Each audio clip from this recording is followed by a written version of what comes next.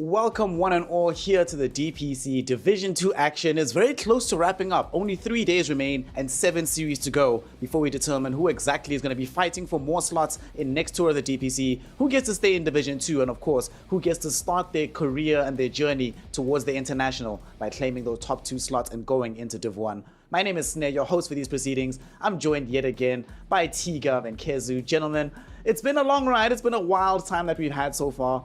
T-Gov, what's been your experience overall of the DPC thus far here in Div 2? Ooh, Div 2. Everyone taking games with each other. Don't really know who's the best. And maybe we find out some more information today. So, yeah, the most competitive Division 2 I think we've had in recent time at least. One thing that I've liked about this, Kezu, is that when the entire tour started, the first couple of days were mostly stomps, 2-0s, only had the 1-2-1 series when Alliance took on Manaspa. But as things have been going on, we had more 2-1s, the bulk of the mid-table was 2-1s, and then these last 2 days have just been 2-0s again. So what do you think? What do you think has been the cause of this, where things started in very stompy fashion, and then afterwards sort of petered down again, and then got very stompy again, as we witnessed WEU Thunders stomping the side of Ivy the last day that we had? I would say so. In the start, it's going to happen a lot because you have a lot of new teams that perhaps don't really know what they want to do, and then like they start figuring themselves out a bit. So it's like, okay, we actually want to play like this, so they can win some games, and then perhaps it swings back into the favor of like other people get to have more info on you. I would say it's just like a transition of the DPC, you know, of like heroes being played, people seeing, okay, yeah, these heroes are good, they work for us, and yeah, just having more info on the enemies always helps with your preparation. Yeah, the more preparation you have, the easier things become. And one of the squads that we've seen they came in the most prepared, I think, and they've only lost one series up until this point, WEU Thunders. Here they were stomping the side of Ivy. It didn't even look close, honestly, across both games. They had like no look in the game here, T. Ivy felt like they could honestly do nothing up against OT. Yeah, I feel like WEU Thunders just said, if you can't play out the lanes, we're just going to crush you. And I think that's especially in Division 2, the teams that understand how to draft well and to be decisive in laning phase, they're the ones that often drift to the top of the division. And Ivy, they crumbled so hard, especially after the last series where they looked pretty promising, like quite aggressive. They just didn't get out of lanes 2 games in a row, and that is just testament to WEU Thunders being so good with how they set up their heroes and how they want to just enter every single game. So if you are to play with WEU Thunders in the upcoming days, make sure that your laning phase is at least, you know, 6 out of 10, you know, it can't be like a 2 out of 10 that Ivy showed us. Yeah, otherwise just going to get rolled over by WEU Thunders. They'll make it look very easy, claim a lot of net worth and gold. One thing that I've been most impressed by this WEU Thunders team here, Kezu, is that of the teams that have been doing well, they're the team that looks most confident when they're in a winning position. Very rarely do you see them start the game very hot in the laning phase and then end up petering off. Compare and contrast with one of their other opponents, Manaspa, who's trying to contest for these Div 1 slots. And we've seen Manaspa get a little bit shaky, even when they get themselves a very good start to the game. It doesn't always end in the most perfect way possible. Yeah, I mean, they're still, we've mentioned this a few times now. Monaspa, they're good. They're actually, I think they're very good, but they're very, I don't know if one-dimensional is the right word to say, but they like to just play one style, and they are shaky in doing so. Like, they throw leads quite a lot, so they are shaky. That is what they need to step up. Whereas OT, they just seem like they seem a bit more mature, more decisive, more structured. I find it really interesting, though, the fact that Manaspa plays a very similar style of Dota, despite the fact that they have an extremely wide range of heroes that Nande plays. But it's always these forward-facing, try to get aggressive. I mean, even in this game here, T, he's playing Nature's Prophet, but going into the fight. He's the only person there on the high ground by himself. Just sort of like tells us everything we need to know about Manaspa's playstyle, especially from the safe lane. Do you think it's something that they can sort of curtail if they want to have ambitions of going deep into a Div 1 tour, should they be able to qualify?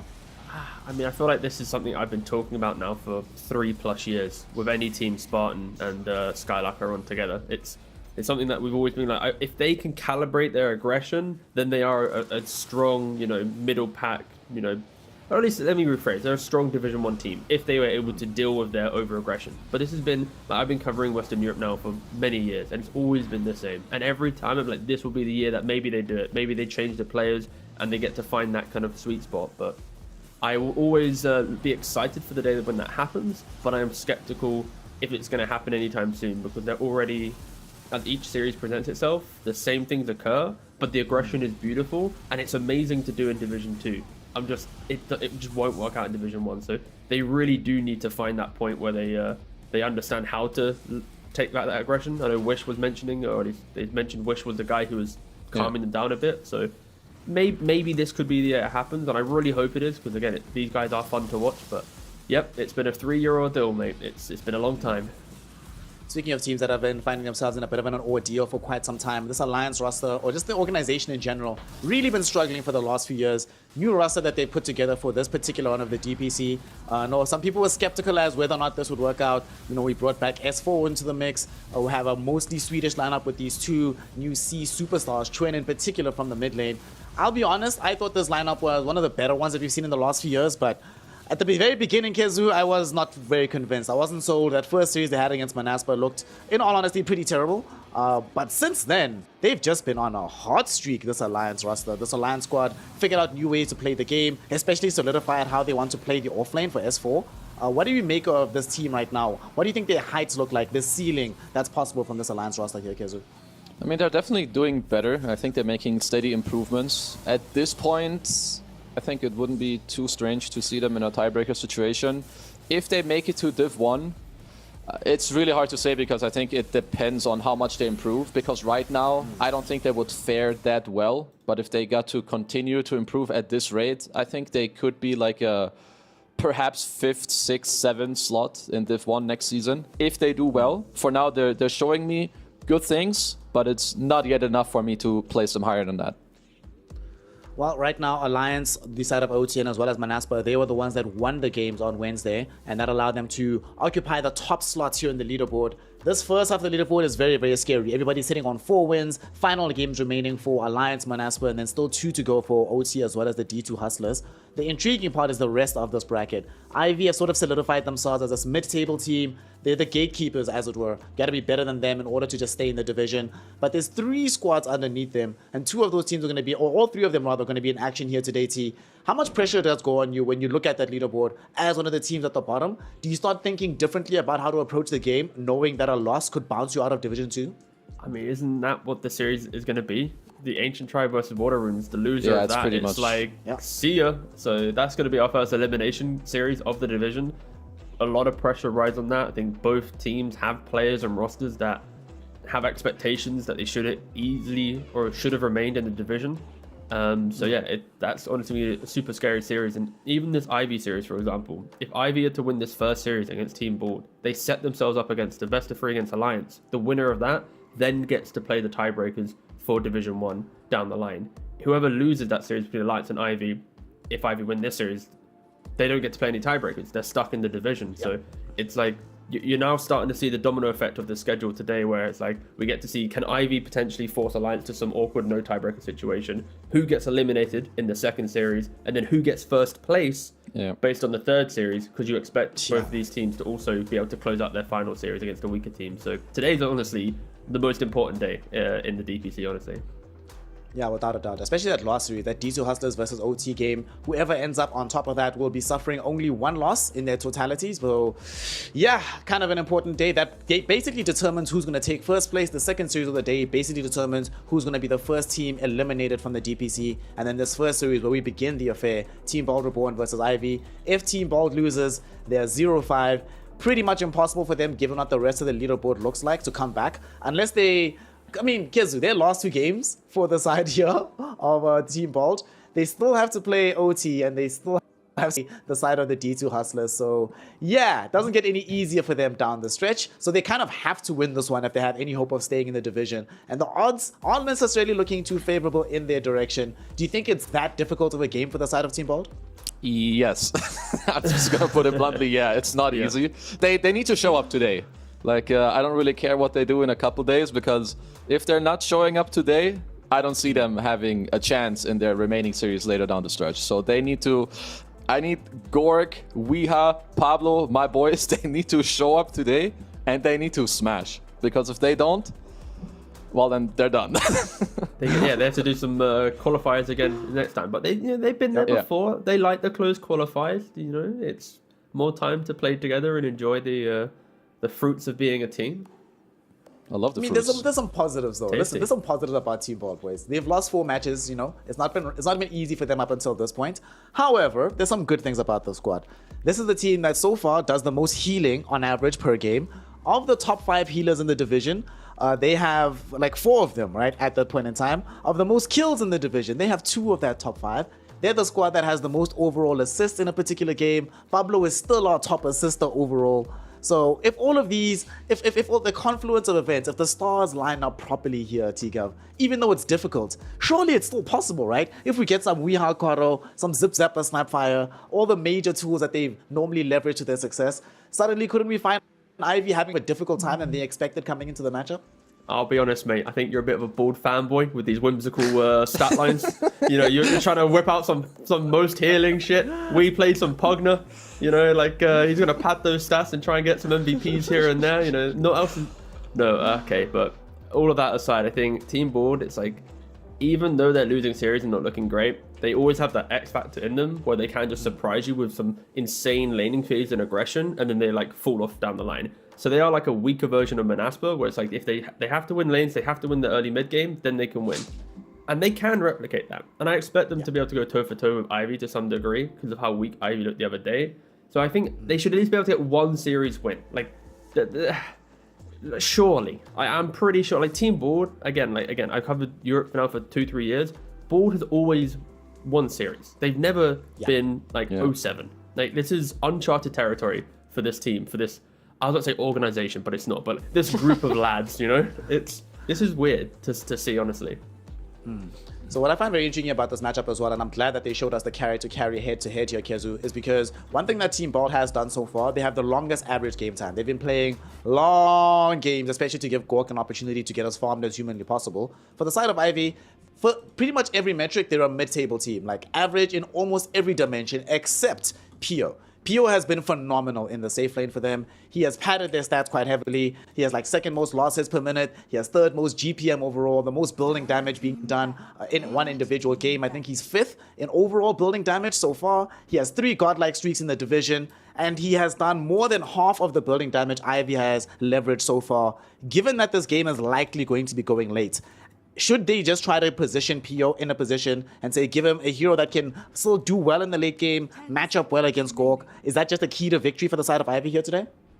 I mean, it's definitely going to help if they keep putting him on the heroes where they've kind of had him. Like, what has it been? His Leshrac, his TV, Litrek, some Nature's Prophets. I mean, Lesh is banned by Team Bald because they have looked at Dota buff and they did see that Team Ivy in every game have a Disco Pony. So, it's homework has been done. Good job by them. Yeah.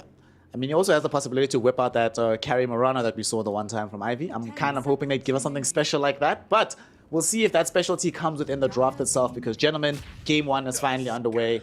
Team Bald Reborn picking up the first pick, Tusk.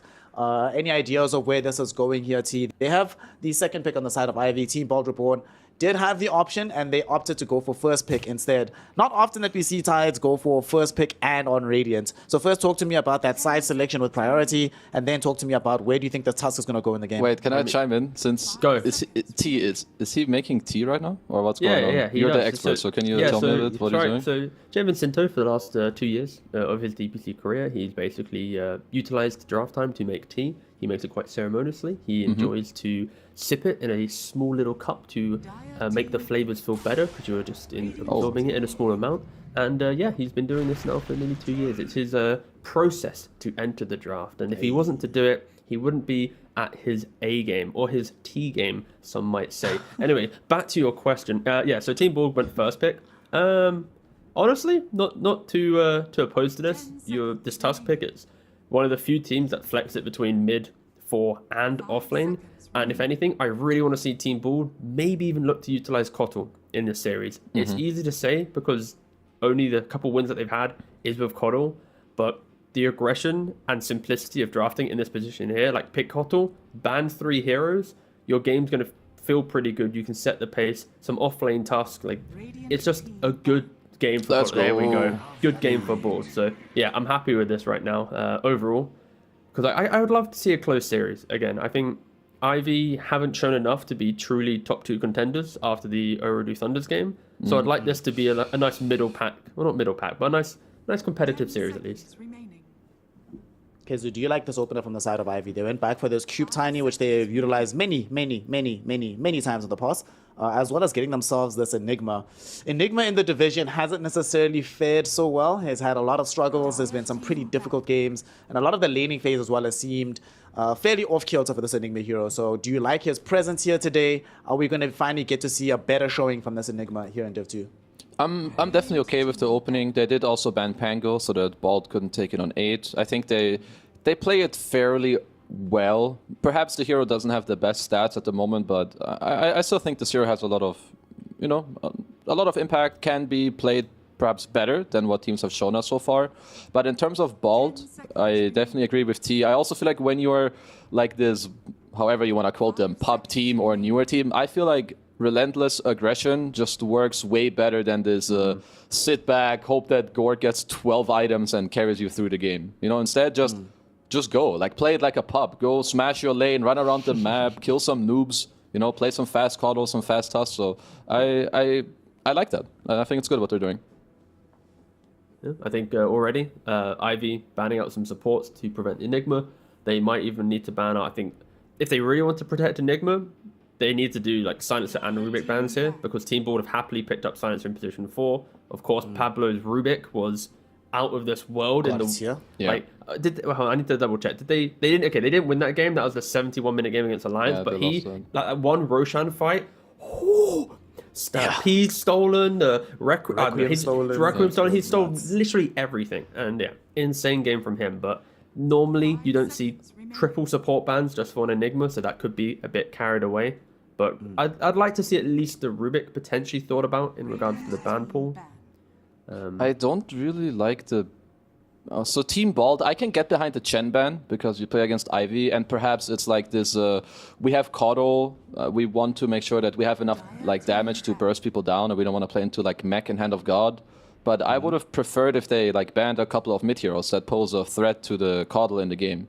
Some Kunkka, Storms, Bad Riders, I don't know, like take at least 1 or 2 of these heroes out. But I mean, we'll see if Ivy punishes down the line, but I'm a bit surprised about at least the later 2 bans here of the Phoenix and Bottom. And the Marauder, yeah. Because normally it's like, when you see Koddle, I always want to scream for Kunkka mid against Koddle. I don't think enough teams have tried to do this, but it's insanely good. Puck as well.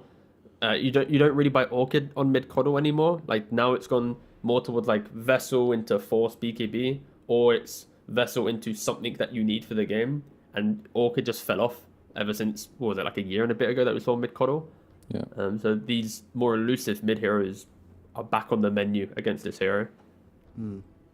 We'll see what option Ivy choose to go for here. Mobe has played a bunch of different heroes, and a lot of the heroes that would fit the bill on dealing with this Koddle, he's played as well. I think right now they're probably going to be picking out a hero for JM Vincento. So he's played what? Chen, Undying. I suppose you want something that's going to be decent in the lane. Chen is gone, Undying is still available, Phoenix is gone. What else have we seen from him? His Enchantress was okay. Snapfire wasn't too terrible. They could block pick Rubik here, because like I'm looking at his hero pool and there's not a lot of like perfect lockdown for him. I think against this opening of Team Board, you kind of want to have some type of lockdown in your supports, and the only ones that have provided that is Rubik and Snapfire. Okay, there you go, Clock.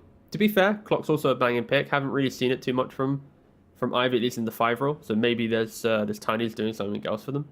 But yeah, it's solid pick. It's going to provide that lockdown for Koddle, that nuisance for Tusk, and I really wish it is just a Clock 5. It's actually a really good game for it. I think so too. I would like it to be the 5. Yeah, I agree. Get them some initiation from the backline, get some protection for the laning phase. We've seen just how well lately, especially this Clock 5 has been doing.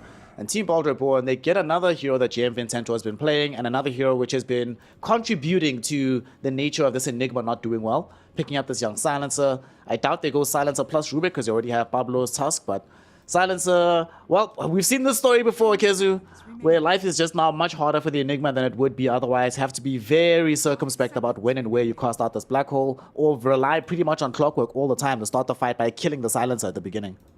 Yeah, like now if you're this Enigma, or if I'm playing the Enigma in this game, I would already look at it that way, that I think auras are going to be very good. You're playing into not the most amount of damage lineup as of now, right? It's like Koddle with some random spells coming out, Silencer kind of low damage hero, same with Tusk. And you're playing into global, so there's no need to play some blink BKB game. So I would definitely want my next 2 cores on Ivy, like without going too much into specific heroes. Just heroes that are going to fight with me around this like 15 to 20 minute mark, where I'm going to have perhaps a completed pipe or like a mech and hood, something like that. Because otherwise, when teams pick this Enigma and then they see a silencer and then they're just like, yeah, sorry, dude, your game's over. I don't like that. Like you can turn that hero into something else. It doesn't just have to be some, oh, I AFK and then use Black Hole at 60 minutes with my refresher. Ooh. All right, this is going to be something else coming out that's new for Gork. He hasn't played this just yet in the DPC, but we've all seen him fiend in his pubs with the sniper. Not the most protection in the world here. They have the Tusk available, and I suppose Quaddle just blasting things out. But normally, I would actually think that sniper would fit a little bit better for what Ivy brought to the table here. So talk to me about the sniper here, T. What do they need to do to protect it, and how does it fit the rest of the draft? Part of me thinks that they were scared of Ivy going for it. I don't know, but of course Sniper's really good against Enigma in lane, so it'll shut him down there. You put Silencer and Sniper in that lane, and Enigma's Eidolons won't survive at all, so you don't get that natural pressure. I think for Ivy, you now just want a jumping carry, so I think Slark or Ursa might honestly feel pretty good here. I think more Slark, just because you can pounce onto the Coddle and have later plays to make. But yeah, I think Bald, if anything, they put themselves in a difficult drafting spot because they entered the second phase needing to pick Silencer, and then they need to go for another hit core. It's like, or they do double support here. It's like, it was just an uncomfortable draft position that they put themselves in. I don't dislike the sniper, but the only thing that I see when you look at a couple of the heroes is that they're very similar in terms of what they want to do. Sniper, Coddle, Silencer, they're all very much like backliney heroes. They don't really want to be jumped, so I think this pick here for Ivy, I feel like the next 2 picks, they shouldn't be that hard. For mid, I would have still, sure, any jumping hero is fine. I would have preferred, but still, this Kunkka type hero over Storm, simply because I think it lowers the amount of counterplays they have, because they have some globals and stuff like this, whereas if you're this tanky hero that goes BKB, it's going to be a bit better. But either way, a hero that can jump with a carry, as T mentioned, that can do something similar. Now you have like 3 to 4 heroes that can go in, that are going to be backed up by auras, and I think Ivy's draft should feel pretty good, because as I've said, the Team Bald Reborn heroes, if you jump them, they really hate that, and Ivy have a lot of that already. This Storm feels very, very good, T. It's in the games. The first Storm pick so far in the DPC here in Division 2 in Western Europe, but there's not. I don't see super hard disable on the side of Team Bald Reborn. He's going to be buying BKB at some point. The amount of burst damage they have, it's like, what? Unless Tusk is putting you in the air, you should never really get bursted by these spells. I'm terrified, if I'm honest. I think Mobe is going to have one of the freest Storm games he's had in quite a while. Yeah, it's at least for Storm. I think if Bald are able to pick up a support that has a bit of kill threat, so like some Hoodwink or something, then potentially some Storm overplays his hand, quick global into Tusk jump and Hoodwink style of play, you can threaten him early on, and then you play on the kind of overall momentum that Kodo can bring to you. So I think there are options for Bald to try and take a fight to Storm pre-BKB and, 30 minutes down the line where your draft feels a lot weaker. But yeah, it's still going to be a pretty good Storm pick overall. Yeah, I think, like I just mentioned, I think Bald just really need to double down on trying to take the fight to them. See, Ivy's already banning out Snapfire, just respecting the fact that Tusk plus any big damage 4 in lane could just be too much, because you have Kodo in the mid. I really hope he buys Orchid in this game. I think it's really good, even though you don't naturally do it. And then on top of that, you have this fight coming from... Alright, so what do we want here for Zip Zapper? He's the only one that's left that we haven't really been able to cotton on to what he's playing. What leaps out to you here? This already had his Pango banned, his Snapfire is not in the pool as well. I doubt he plays another Sand King. They've already got Tusk locked down probably for Pablo. The only other heroes he's played are Brood and Centaur. Brood is already gone. Centaur doesn't... it might be okay. What stands out to you, Kelsey, for the offlane? Mars. Oh, Mars, right? Yeah, I'm a genius. Talk to me about this hero. How do you feel about this Mars here?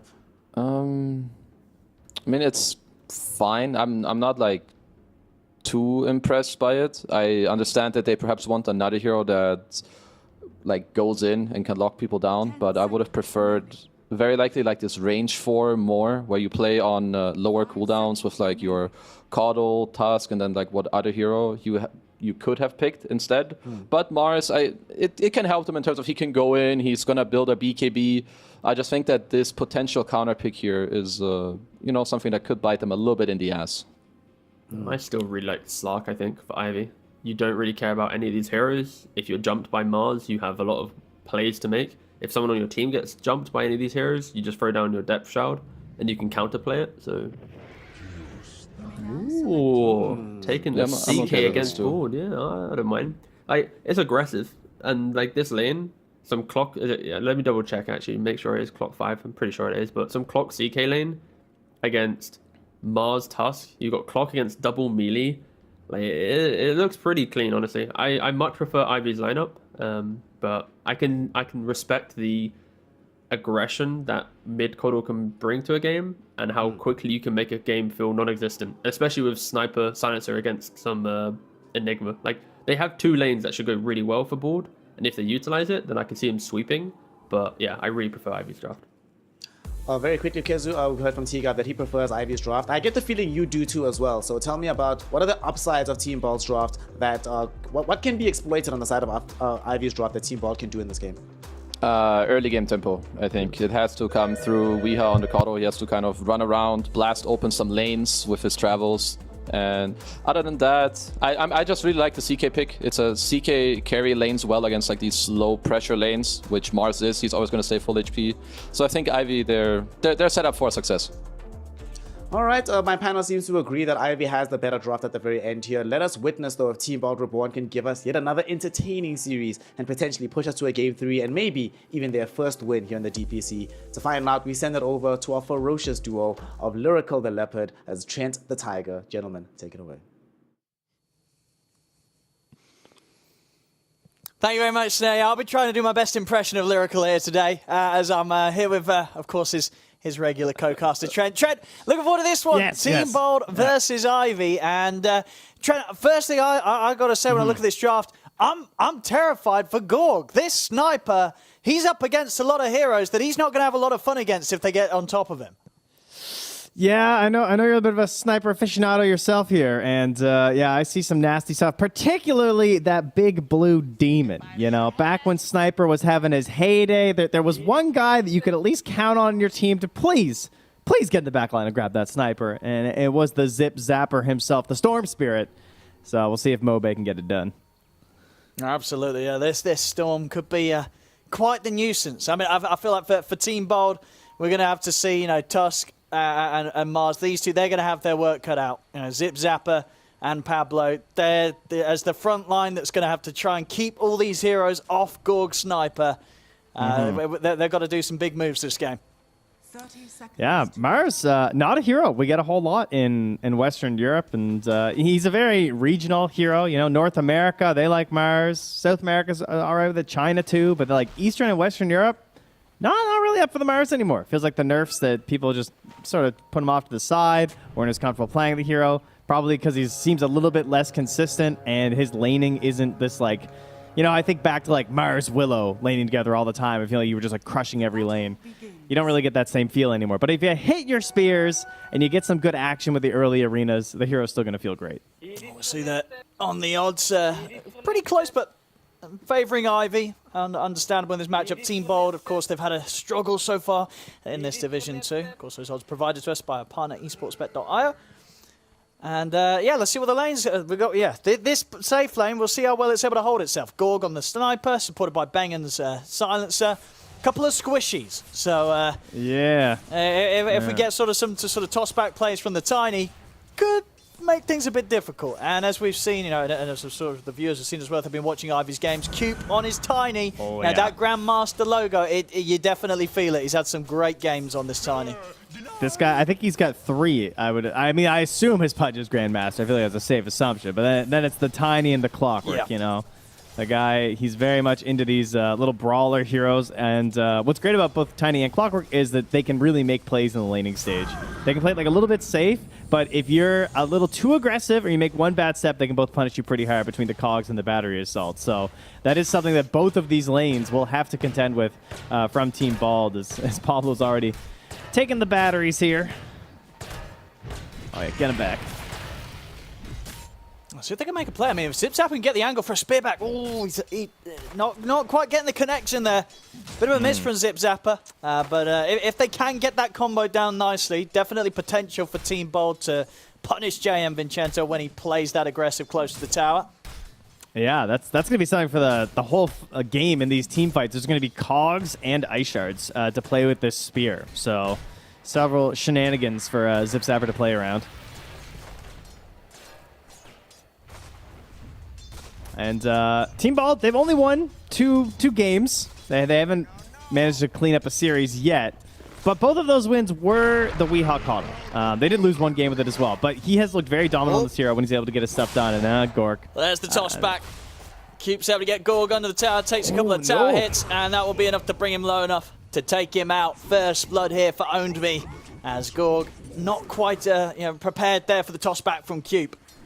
Yeah. At the very least, Bengen, you can see that the creeps are over on the camp, and he's just running in circles here. So... not a total disaster here for Gork, because he'll get back with the wave still intact. Certainly a big deal for him. Jeez, up top, it's just constant battle now. Weehaw. Fairy Fire will save him, but only just. Mobile able to get nice and aggressive here in that mid matchup, keeping the lead at this moment. 15 for 5 against the 11 for 1. Playing the lane very nice, Mobile. And, typical Radiant Coddle. Stacks aren't quite as good. Not as efficient for the jungling. But able to get a nice double stack there. Well done from Weehaw. And he's got that great pairing up top for rotation. So you can either be, moving to the Mars lane while the Tusk is still there. Or Pablo can also just get very active on the map early to try and enable Weehaw. Because, your position 5 silencer, not the best hero for that. Sniper also... it feels like it's that trio of ZipZapper, Pablo, and Weehaw that need to get a lot done. Bottom lane. More action again here for Ivy. They get the toss back on Bengen. And that'll do it. Another kill here for the two of them. Cube and Own Me. They'll turn their attention over towards Gorg, but Gorg should be able to stay at a safe distance. They're still very much seeing the potential already of this duo lane of Ivy. Bengen and Gorg, they've got to be so careful down there. Otherwise, it's easy kill after kill for Ivy. Yeah, it's too much damage and control there. All these right clicks adding up from Cube. You can't really contest him. The Islands are there as well. Yeah, I don't know. He went up so far there. That's a dangerous spot to be. He has got Bengen in to trade some damage back. But he'll end up taking a tower hit. Can he walk this one off? He can't. Avalanche is up. That's Gorg down again. Cube. Bengen, can he at least find a trade kill here? He's going to try Cube. See how good the Dukes are. And indeed, he's going to be able to make his way back. Bengen not able to find him. And Gorg, it's almost as if he's magnetic to this tower. He's got to sort of step back a bit. He's living in dangerous spots down here, Trent. Oh, yeah. ZipZapper too, though? He's okay. Yeah, so I think what happened is he assumed Cube was going for the bounty rune, because he's like, Tiny's kind of low. That's definitely He's probably going to go grab the bounty rune. Yeah. I'm going to go up. But then, of course, they have this ward here as well, so Cube knew, oh, okay, he wants to step out. I'm going to try and punish this. And the ward that they're covering their own bounty rune with is a little bit deep, so he wouldn't know if he was at the rune until he was actually there. The stars were misaligned on that one for Gork. Yeah, you're absolutely right. I bet that's what he was thinking. Oh, he's got to be careful each time as well that Bengen steps away. Gorg, he's going to get caught out again. It's getting pretty rough down here for him. It's not a fun lane to play into, and he's definitely feeling that. Owned Me now on a killing spree with his Enigma. As it's just such a dangerous lane for him, Trent. They have arcane boots now. The punishment won't stop. And Jim Vincento, though, he has been working hard on this clockwork. Just a blue-collar support player up here. Every time I look, he's low HP. He's duking it with the two of them. Still 0-0-0. Oh, not again. I think... I don't know who wants to come down to this bottom lane on Team Bolt, but I don't think it's going to be Bengen or Gorg. This has just become a place of just... Fountain. He's waiting for the CP to come back, and we'll see where he heads. He's going back down there. I admire it, but it seems like it's a pretty deadly place to be. Yeah, times are tough. And now he's actually sending out an Ob Sentry combo, I believe. He handed it over to Beck, and he's like, we got to get some vision here, man. We got to figure this out. I've already died a fair few times down here. They really can't afford to give up any more of their lives against this combo, but Cube won't be able to get the toss back, so Bengen will be able to stay safe this time round. What? It feels like if they just Malefice Gork, he might just be dead. It feels like that's how close it is. It really is that scary for him down there. Yeah, absolutely. They're gonna have backup. Pablo coming in to maybe see if they can punish Ivy. Cube is looking for the step up. We get the avalanche onto the three of them. That's the toss back on Gorg. Gorg, he's going to be surely going down again. See if they can at least punish here as they'll look towards Cube and Omi, but the backup comes in from Mobai. Ivy, they'll bring in the numbers as well as Bengen to fall. Cube does finally die. Pablo at least able to make a trade in some sort of way and finally get Team Bold a kill for themselves on the board. See if he can play his way out of this though. Mobai with the arcane rune. It's enough to set up for another vortex. Drag back onto Pablo. Malefice is back up. Pablo, he'll be going down as well. So Mobai gets the double kill. Ivy continuing to just rule this bottom lane. And yeah, the ward in the trees. Yeah, I think no arcane rune, maybe he gets away, but it was just too much mana. Like, he could just keep it rolling the whole time. Easy cleanup. And the worst part, he's not even left yet. Oh, Gork. Oh, he's no. gone back. Oh, no. Oh, no. This ain't the place to be. This lane, it's just a lane of constant suffering here for Gorg. He goes down again. It's just not a pretty place to be. That's unfortunately for Gorg there. 5 deaths now. It's a rough start. Now, sometimes this happens, though, right? Your carry is just feeding down bottom, but you know, other parts of the game maybe are going better. All right, we got Weehaw. You know, he doesn't have any kills to his name because, well, he doesn't have anyone to bully like they're bullying Gork, but he's in the jungle. He's not going for the Spirit Vessel build. We heard the panel talking about this. This is very much the popular thing right now. We get the Boots of Travel into the Spirit Vessel all the time from these Keeper of the Lights, but there's a storm in this game. Obviously, Weehaw knows that he's going to have to get pretty active in this one as well, so he's going to try and rush that Orchid so that this doesn't happen. You see Gorg, see if he can maybe help out. Level 4. Run, Gorg. I was going to say that storm is indeed double his level. Radiant's middle tower is under attack. But he's making his way back to the bottom lane. You know, he's not to be deterred. He's going to come back and try his best to hold the tower there. See Bengen found in the jungle. Dominating now for Mobai. We'll see what sort of farm Gorg can pick up underneath the tier 1 hit. Some shrapnels to try and keep Pablo covered, and backup comes in from Weehaw. He'll TP over to the bottom tower now and look to help out with the play. And so go for Cube. Cube's got backup. Mobai's here. They've also, of course, got the threat of the black hole, and it's not even needed. Mobai pretty much on his own there, able to burst through Pablo and Weehaw. Gorg will turn his attention back to the creep wave, but they may very well look to dive him here. He's going to get out. He's going to get out. I think I would have thrown down that black hole just for the swag, you know, to really put it into them, even though it was completely unnecessary. Yeah, if we were on land right now, the panel's running from the green room. That's what this game's feeling like. You know, we got to get back up the stage, guys. See JM going on the mid, but Gorg's got plenty of backup here, so JM should be punished for jumping in with a hook shot. So a little bit of action there that Gorg's able to pick up with the help of the team around the mid lane. Radiant's bottom tower is under attack. There's an ancient Canadian proverb, the bigger they are, the harder they fall. We did invent that. And so, you know, that's what we're hoping for here, right? I mean, comeback gold is a thing. If they get some of the big kills, a top lane PO65 will go down. They'll lose Zip Zapper in return. Oh, mid though. He's diving in, Mobai, but Gorg is here to help out.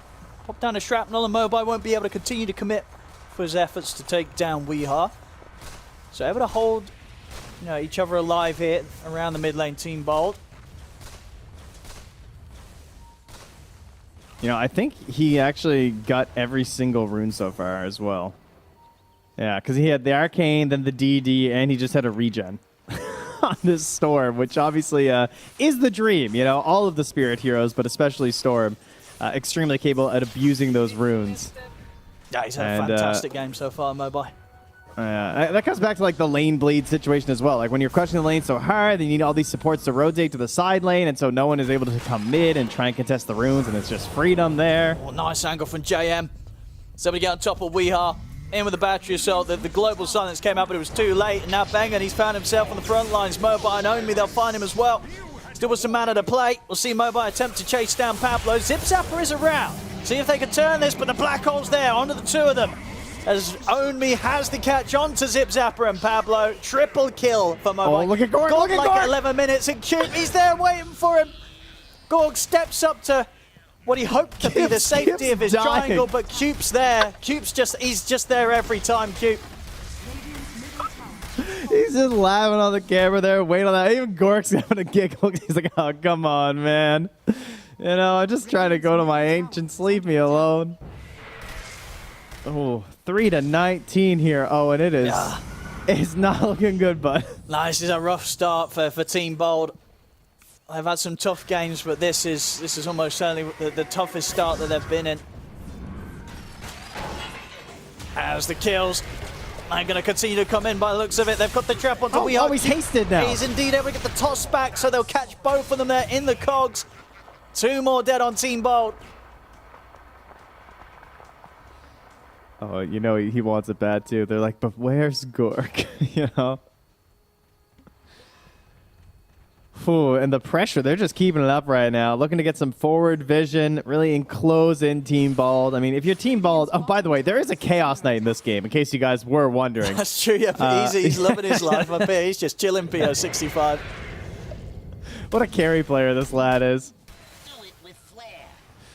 But, yeah, their one goal is to just try and get some farm onto Gork.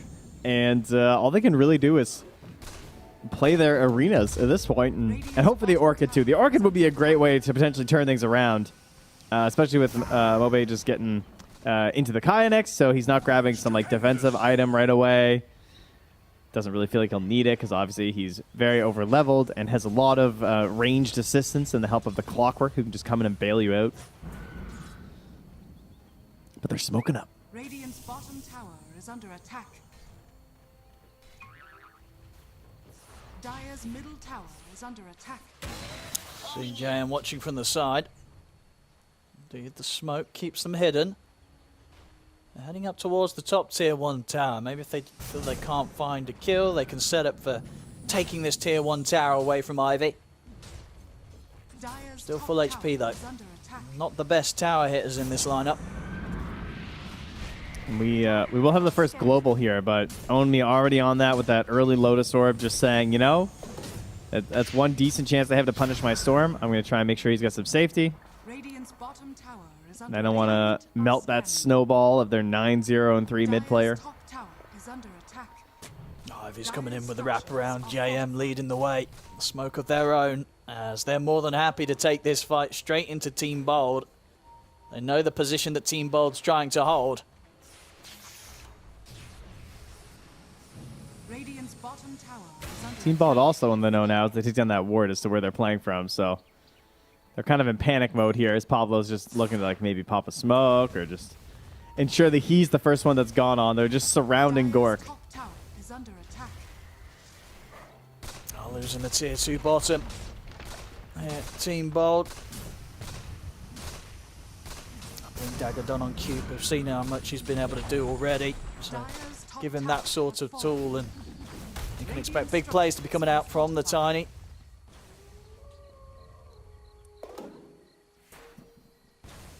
Radiant's bottom That's that tower gone here. Tier 2 tower down, 15 minutes in. has fallen. Yeah, I mean, they traded that top tower for pressure mid, pressure bottom, and a Blink Dagger purchase on Cube because he was just farming waves. Dire's So courier has been killed. things have definitely not gotten easier at this point for Bald in terms of like taking the tower. I guess you could say that they get to move into this jungle and get a little bit of farm, but the fact that Cube is going to be able to jump in first just makes the life of Mobe so much easier, and so Storm's going to have a better time. Is under attack. And he has finished the full cornucopia now. He does have the illusion rune. So he's... Oh, wait, sorry. He needs an invis. So he'll get an invis next, hopefully. And he'll have used every power rune in this victory. Yeah, he's been looking good doing it as well. 9-0-3, flawless play so far. I mean, Tower has of fallen. course, with the score as it is for multiple members, owned me 5-0-11 on his offlane Enigma. Oh, wait. Hold on. Hold. I actually thought he was about to lose that rune, but the illusion scared away Pablo. Thank goodness. He continues to control every rune. Dire's top tower is under attack. No invis, though. Just a regen rune, which, you know, storms don't like that, do they? That would be crazy.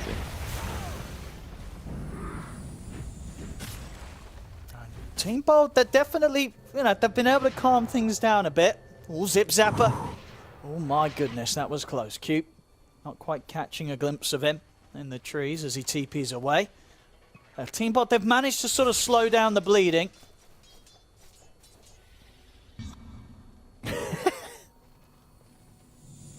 we just make sure the Orchid works there on the trusty shovel creep. Oh yeah, he's having a bit of a giggle himself. He does indeed. Zip Zapper not giggling here. No. No, he's not. No, he's dead. He is very, very dead.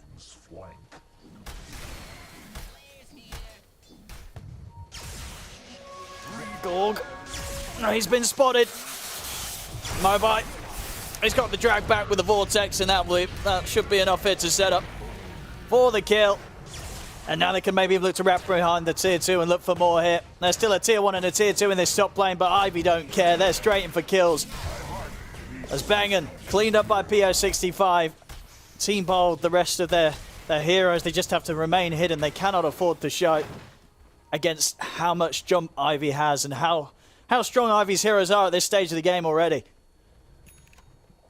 I mean, the level disparity is just brutal. You got that clockwork Jim Vincento here. He's level 9. He's almost level 10, you know? He's about to be... I mean, he is higher XP than everyone but Weehaw on the side of Team Bald. They're moving out as their unit, though. They really want this Storm. I mean, Storm will be a huge kill. Mobi not going to play around or mess around at all there. Make sure he keeps a good distance, so no chance of getting caught by the Orchid.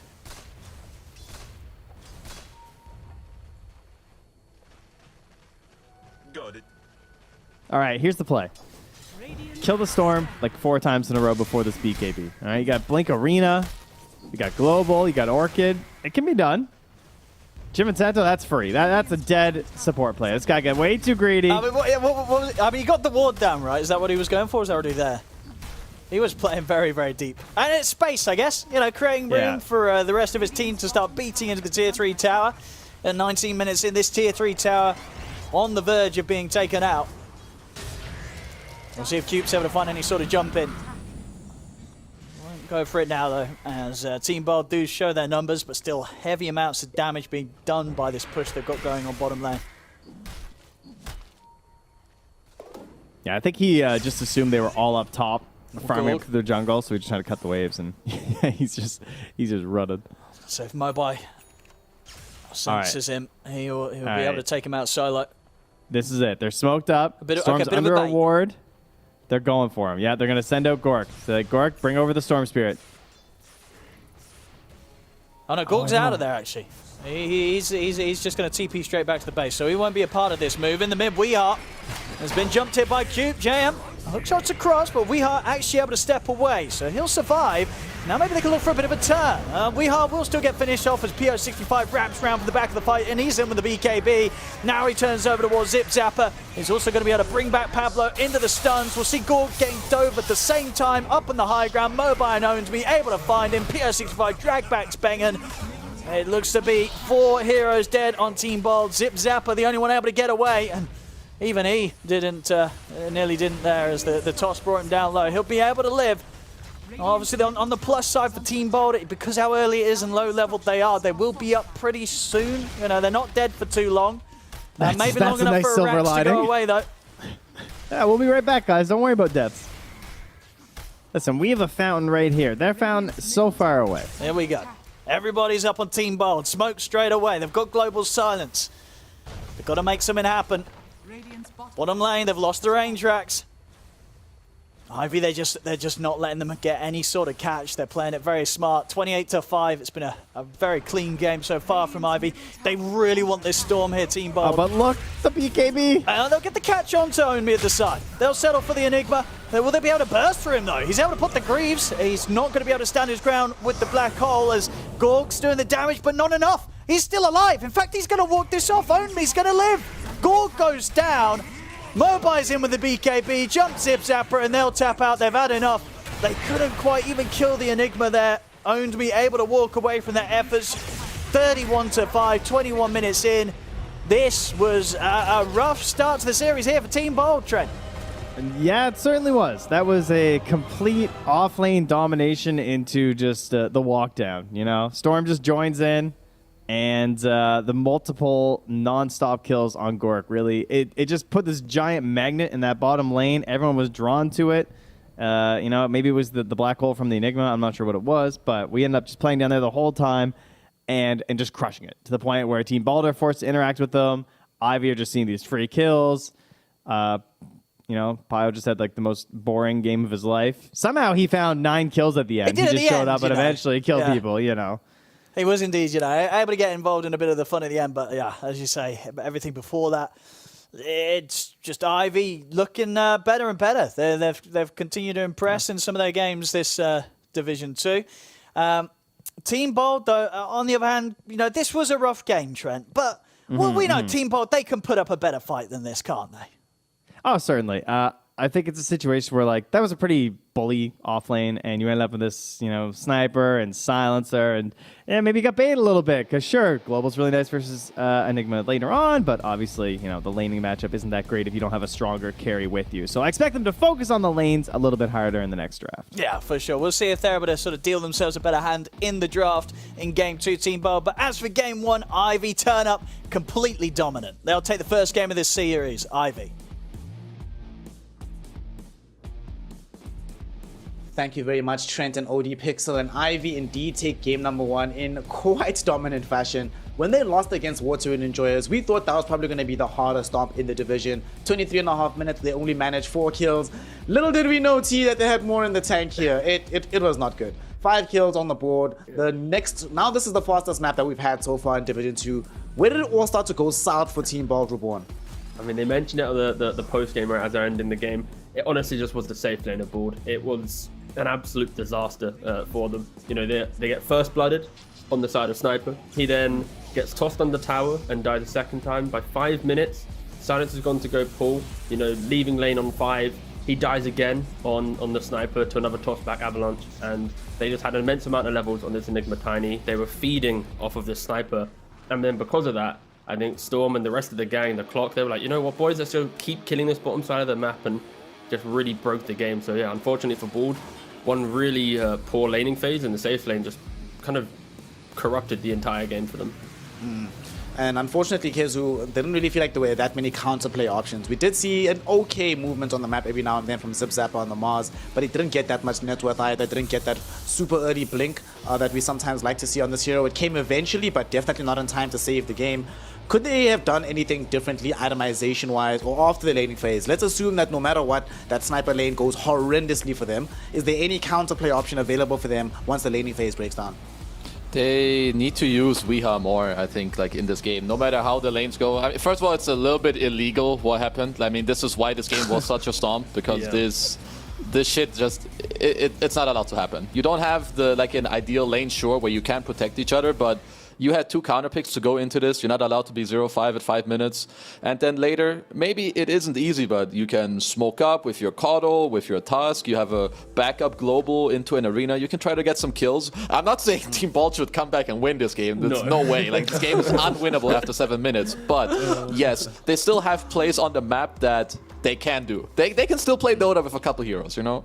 I mean, they did try, in fairness. You know, the Tusk and the Caudal tried to sync up, but it was one of those moments where you're seeing a Storm who's already got plenty of items to be able to disengage from the fight, plenty of mana pool, and like your Tusk is snowballing in really slowly, like it's like yeah, it's not gonna work, is it? Like, and even if you hit the Orchid, I don't know. I don't even know if they have the damage at that point. So yeah, honestly, from Ivy, this was just a banging game from them. Like they get the kills and they sweep across the map, and they just don't even allow Bald to find one. Like even if they got a kill, it wasn't like a kill? It was more like, they got a kill. Yeah, you know, so it was a shame.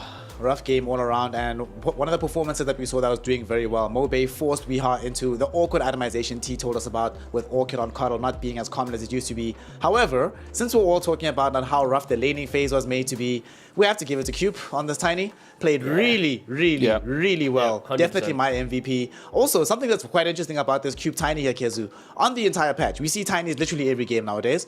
This was the third fastest support Blink Dagger bought across all divisions, across any game style. I'm not surprised, my friend. Bro, he was farming Sniper like it was a range creep. What do you mean? Yeah. He's gonna get the world's quickest blink. It was honestly nuts. Like with Ivy, is there any downsides here that you saw, Kezu, that you think they could improve upon going in game 2, or is it one of those everything did so well, it's not broken, just keep doing what you're doing? I mean, not in this game. For me, there's not much to analyze from their side other than they did well in their lanes and they helped enable their Storm with like runes. I'm pretty sure Storm had like every active rune. They played well, they drafted well. It's yeah, I mean, they were being chilling. I feel like they were playing like some turbo game. That's what it looked like. I think for Ivy though is don't get too confident now because like, for example, this might sound like a meme, but I checked Pro Tracker. This was Gorg's first game, and you know Gorg on his first game of the day, it's often not great. You know, yeah. So it was a warm up. So now this is going to be his second game in the day. He also hasn't streamed yet. So this is now his real game. So I think for Ivy at least, like you slaughtered them in game 1, show them the respect now in game 2, draft the same, play the same, but just understand that maybe they actually might fight back this time and not just concede 21 minutes later down the line.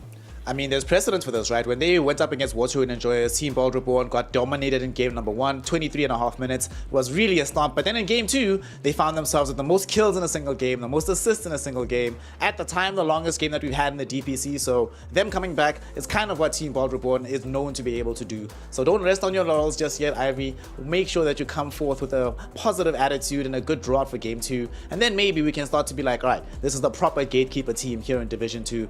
With that though, I'm sure you also at the very beginning of the game, it seems now in retrospect a bit disrespectful towards the side of Ivy because the odds had a Team Bold Reborn at like 3.24 in favor of winning this game. In retrospect, yeah, Ivy should have been a little bit more favored than they were at that point in time. And of course, those odds were brought to you by esportsbet.io, who are our sponsor and one of our partners here for the DPC. And one of the cool things that they are doing going forward and for only the remaining couple of days here in Division 2 is that your first $100 is staked on USDT. So in the event that you lose that bet, in the event that you have a bit more faith in the Gorg Sniper and the bet goes south, you still have something in the account. You still have that $100 worth of USDT that you can use to facilitate betting more often and to cover that initial bet. So the risk is in large measure ameliorated, and that allows you to continue to bet and sponsor and be supportive of all your favorite teams. More information can of course be found in the Discord, and to get more information on the Discord, just look below in the description of the Twitch channel to find out everything you need to know from esportsbet.io. With that though, we're going to be taking a small break and hoping that Team Bold Reborn can give us another spectacular long game with tons of kills going into game 2, or otherwise Ivy. I thought he was going to say long. I was like, what the hell? No, debated. We're going to game 3, please. We're going to game 3. That was Gorg's first game. It's our first game, but it's certainly not going to be the last. So don't go anywhere. Game number 2 will be back with you in just a moment. So stay tuned. We'll be right back. There's a few push them up. I can kill them from top. I come from top left. Oh. Oh, you just killed them before. That's okay too. Maybe here, guys. Sniper. Look at me. I have perfect spot. Comment. It's a level 9 tiny coming. What?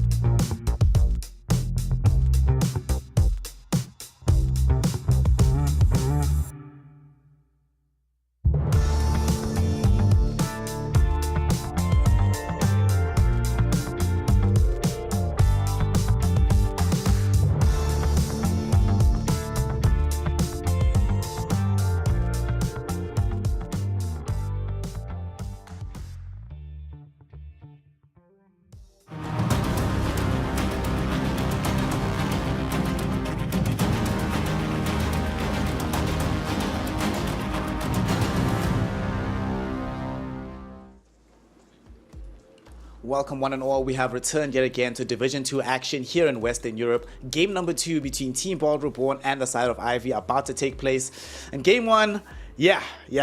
Oh wow, the odds are actually starting to favor Team Bald Reborn a little bit more than they were earlier on today. I feel like the odds should be shifting further away from them, T-Gov. What adjustments do you think they can potentially make in the few minutes in between the games to give themselves a better shot in game number 2? Watch their face. Yeah, wash their faces, get some... No cap.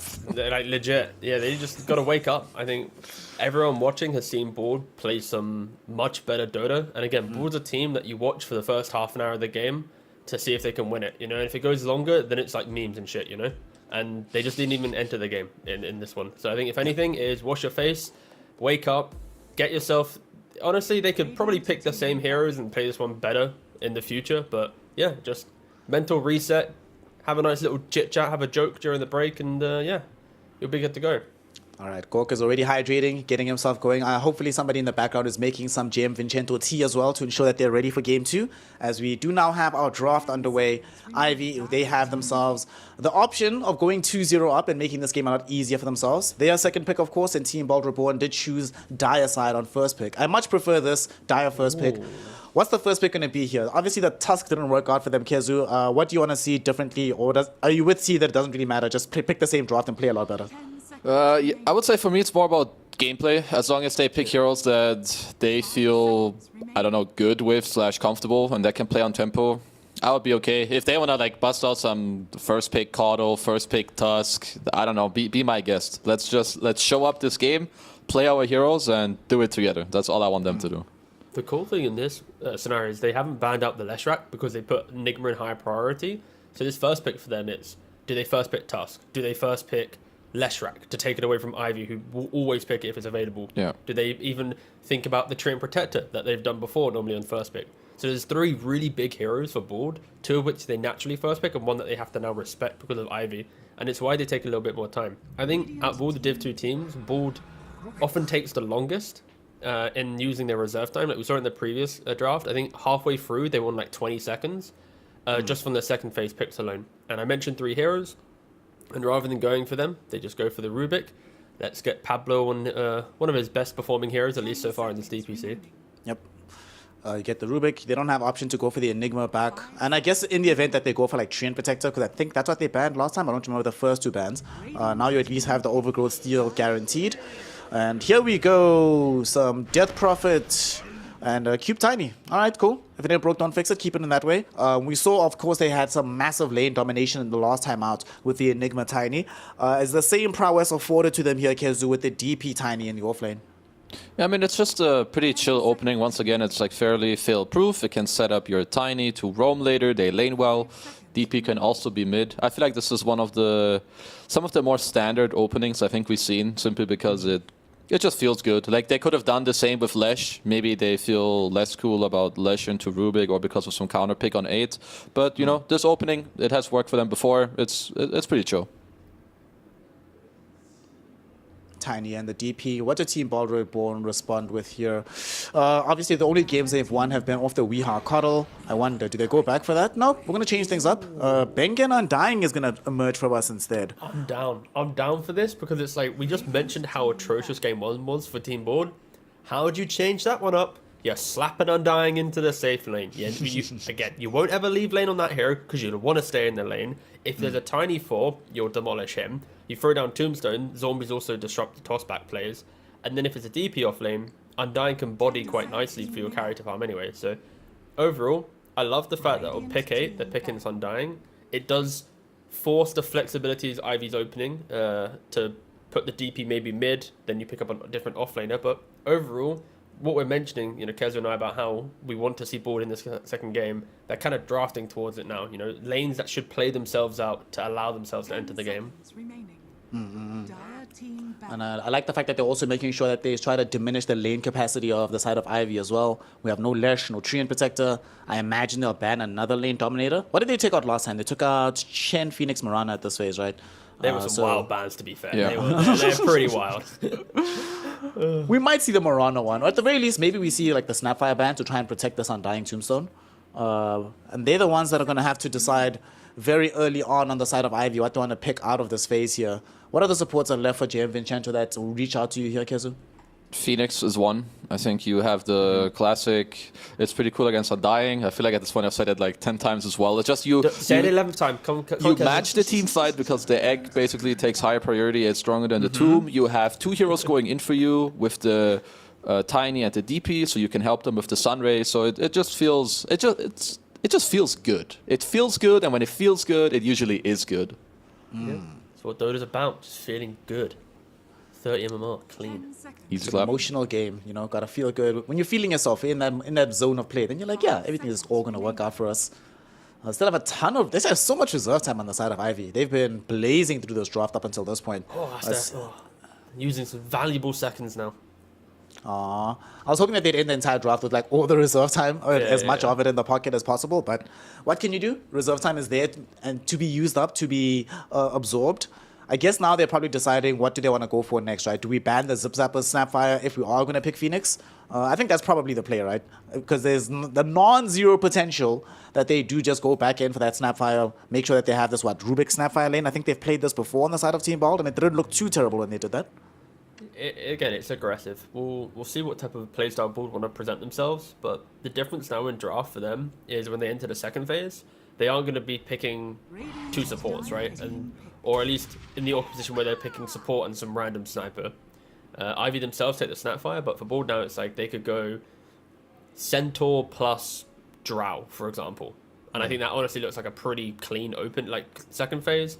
You might care about maybe some Spectre, but I think the Centaur Rubik lane would be strong enough to push out that Spectre to some degree. But yeah, I feel like this is a much better drafting position for Bald at least. There's the Drow. And yeah, we'll see what they go for next. It's worrying actually how many Bald picks I can call. Listen, to be fair,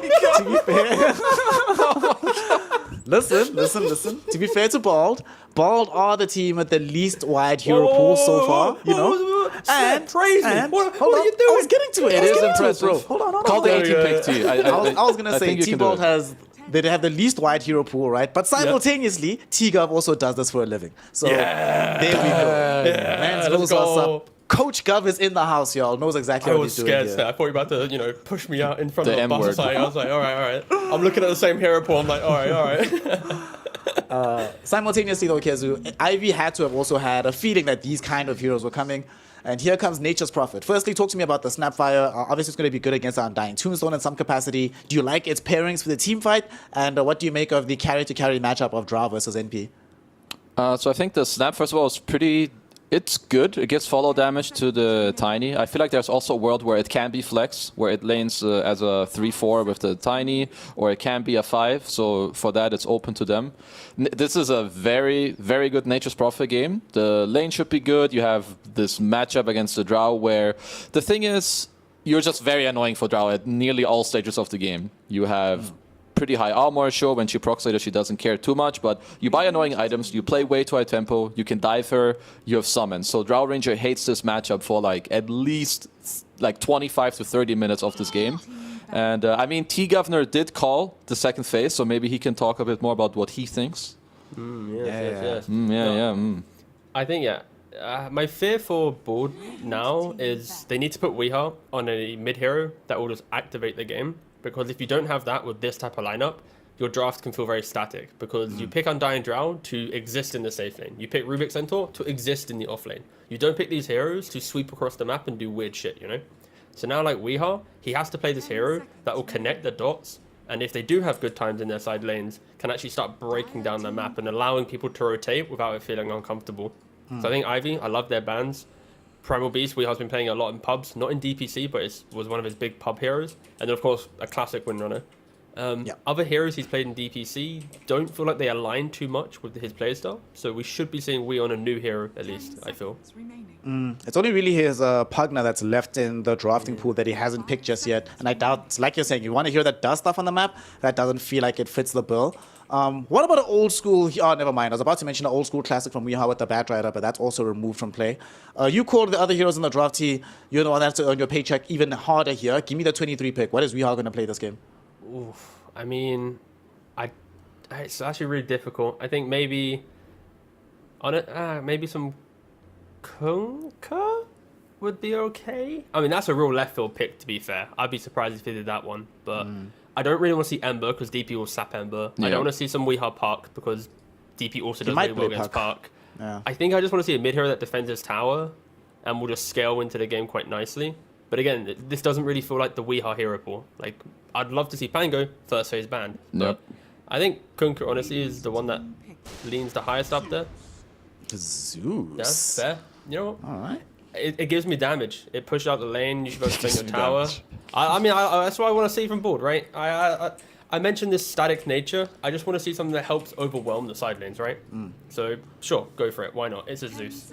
It's punishable. I think some DP Exo plus Nature's Prophet TP to mid lane, you lose your tower.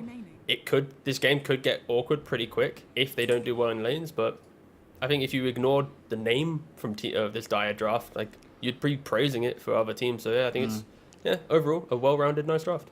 Kezu, what do you make of this? You were mentioning earlier that there's still some flex potential from the Death Prophet. So where do you want to see her go? And depending on where she goes, what's the remaining hero that you want to see for the side of Ivy? They have quite a few options, actually. I could see them put the DP mid with a Snap 5. You could pick, I think, an offlane Lycan. You can play on more tempo. You could put the DP offlane with the Tiny. Let's see what mid hero would I want. I think someone else that you can play through in a slightly more aggressive manner could work. I mean, they could even put the Tiny mid. Honestly, with how many options they have, it's a little hard for me to call a specific hero. But I would like for them to play on the side of tempo, because that's what these heroes kind of want to do. Your Natures wants to do it, your DP wants to do it, and that's also how you can heavily abuse like these Drow and Zeus type heroes, because they don't really protect each other at all in this early game. Like when you get Dove, they're not really gonna respond too well to each other when this move is gonna come in, which, you know, Ivy should be going for at 6-7 minutes in this game. I'd love to see Ember Spirit personally, but let's see. What is Mobe going to be playing here between the Death Prophet or some other hero? And they end with the CK. All right, so they're actually going to be putting this Nature's Prophet into the off lane. Yeah, owned me Nature's Prophet. Mobe plays the DP and Pio on the CK. All right, you did mention, Keju, that this was a very versatile draft and they could go for very various options. Do you like the option that they ended up going for here with the CK at the end? Yeah, I think that should work. The top lane should be good. You have Natures into Drow. Bottom lane, all these like heroes that have stun and a slow or minus armor is pretty annoying for Centaur to deal with. You also have a Snap, which pairs up pretty well there. So yeah, I would say I like the tempo for Ivy. I do think that Ball did a way better job in this game than they did in the last one. So they definitely have playing option. This is not going to be a stomp. And what do you think about the draft here on the side of Team Bald Reborn here, T-Gav? Have they given themselves the tools necessary to push us to a deciding Game 3? It's a very standard-looking draft. The lanes should be pretty decent. They should be able to find a farm, which means they can find opportunities to play out their draft. I just think this Nature's Prophet could be very good for the other side, in the offlane. And I think this offlane could be a bit volatile. Like CK into Centaur and stuff, like we could see a lot of fights going on. So volatility is in the game, but overall Bald have vastly improved their Game 1 draft to this draft. Well, whenever Bald is a bit more volatile, these games tend to be a lot more entertaining, but crucially, they stand to have a much better chance of actually winning out that contest. We'll be seeing whether or not Team Bald Reborn can ride that wave of volatility, or if Ivy will utilize their draft to cruise to a 2-0 victory. To find out, we send it over to our wonderful casting duo. We have the outstanding, the original, and not mistaken OD Pixel being joined by the terrific Trent. Gentlemen, take it away for game number 2. Thank you very much, Snare. Yes, looking forward to this one. We had a bit of a stomp in Game 1, Trent. Now looking at these drafts for Game 2, coming into this second game of Ivy versus Team Bald. Are we going to get a closer game? I mean, are there things this time around that you like about Team Bald's draft? Oh, yeah. 100% closer game, because this game got out of control last time because of the lanes, and we got the never leave lane as 5 hero himself. Well, sort of. The Undying. That's the goal. That's where you want to be, okay? It's not an AA, it's an Undying. Absolutely, I will see. You know, that was a rough lane indeed there from the two of them in that Game 1. You can definitely expect to see better things from Bengen and Gorg here in this Game 2. Already, though, Ivy, they're the ones looking for action, coming in from the high ground. But Team Bold, pretty prepared, holding around their Tier 1 tower. Not going to get caught out by that. I feel like Pio65 was just like, yeah, I think I actually want to like play a game as CK. So he felt like picking that up again. And Cube, I mean, you can't blame Cube wanting to go back on the Tiny. So this will be an excellent showcase of the power of Tiny, or maybe better yet, the power of Undying, just to show, you know, maybe why spamming. Speaking of spamming voice lines, and that's why sometimes you can run into problems spamming one hero all the time. We'll see. We'll see how Cube does in comparison, because this should be significantly worse for him. Let's have a look. I mean, this top lane still, you know, yeah, it's if Bengen can sort of just slam down the decays and sort of keep the lane in a state where Cube's not able to get the toss back threat onto Gorg, then Gorg should definitely have a much more comfortable time hitting the creeps here in the laning stage. Look at some of the other lanes and the picks that we ended up on. I mean, the Zeus coming out from Weehar, did you sort of like that way of Team Bold ending their draft? You feel sort of this Zeus provides something that they were missing from their lineup?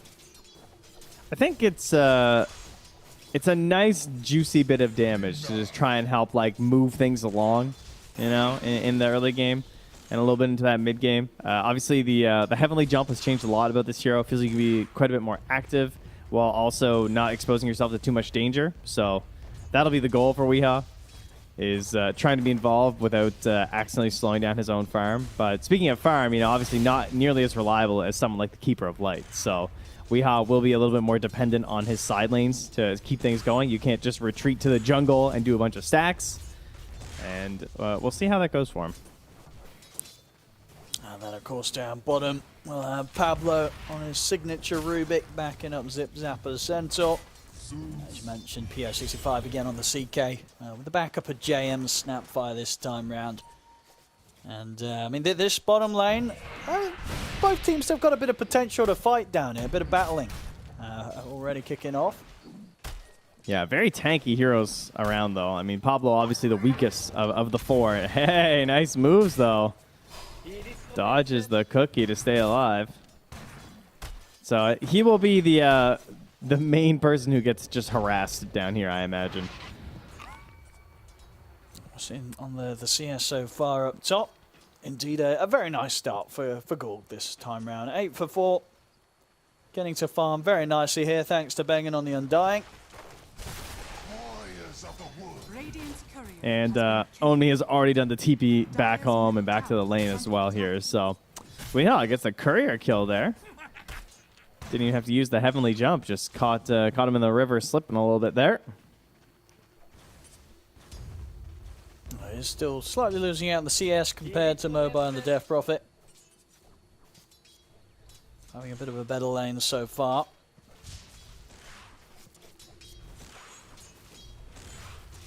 Still feels weird to see just how much damage Zeus has to right-click now. That's massive, isn't it? Yeah, it's such a big difference compared to the way he used to be. He used to be like so reliant on Arc Lightning. Not to say it's not still useful, but at least you have chances now to last sit by yourself. But yeah, Moe's been great. Lots of denies. Really pressuring under that tower, as obviously you're very confident as a Death Prophet, especially when you have level 2 Spirit Siphon. So if we, however, does use that jump, that could be the instant go for him. And Pablo, look at that damage. Oh, yeah, it was a nice cookie setup. But not enough to quite bring down Pablo. Rubik having the salve at the ready. Of course, at this stage, Zip Zapper has managed to get the Ring of Health, so it won't be too easy to harass out of the lane.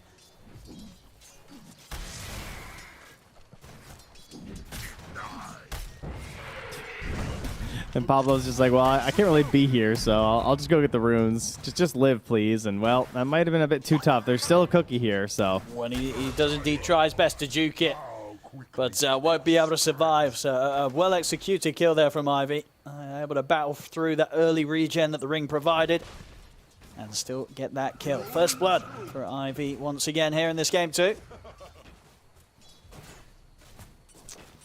Cube here is maybe setting up for something here on the Gork as well. No, he'll just cover some last hits. I thought he was angling for a tree cut play there, but they don't have the most damage this early, of course. So better to just try and secure the farm. Don't do anything too wild. Mid lane, we've seen a little bit of pressure from the siphons into an instant jump. There's another one. They could try and make a play doing that with Cube, Speaking of which, he gets a toss up top, but it's just to send back Fengen. Never mind. Put him right back under that tower.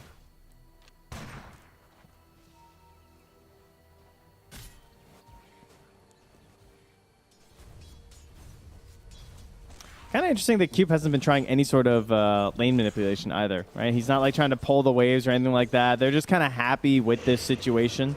They didn't really want to like draw it all the way back. He doesn't want to take the risks. Obviously, Undying is pretty annoying to do that versus he doesn't have boots yet either on the Tiny, so then you have to rely on tossing back the Undying. He's kind of just saying, yeah, I'm fine. I'm just going to de-ward my camp and see if I can work from there. Bottom. Another nice cookie play here for JM. Sets up for the two-man stun and will allow them to take out Zip Zapper again. So really being able to punish this Centaur in the lane.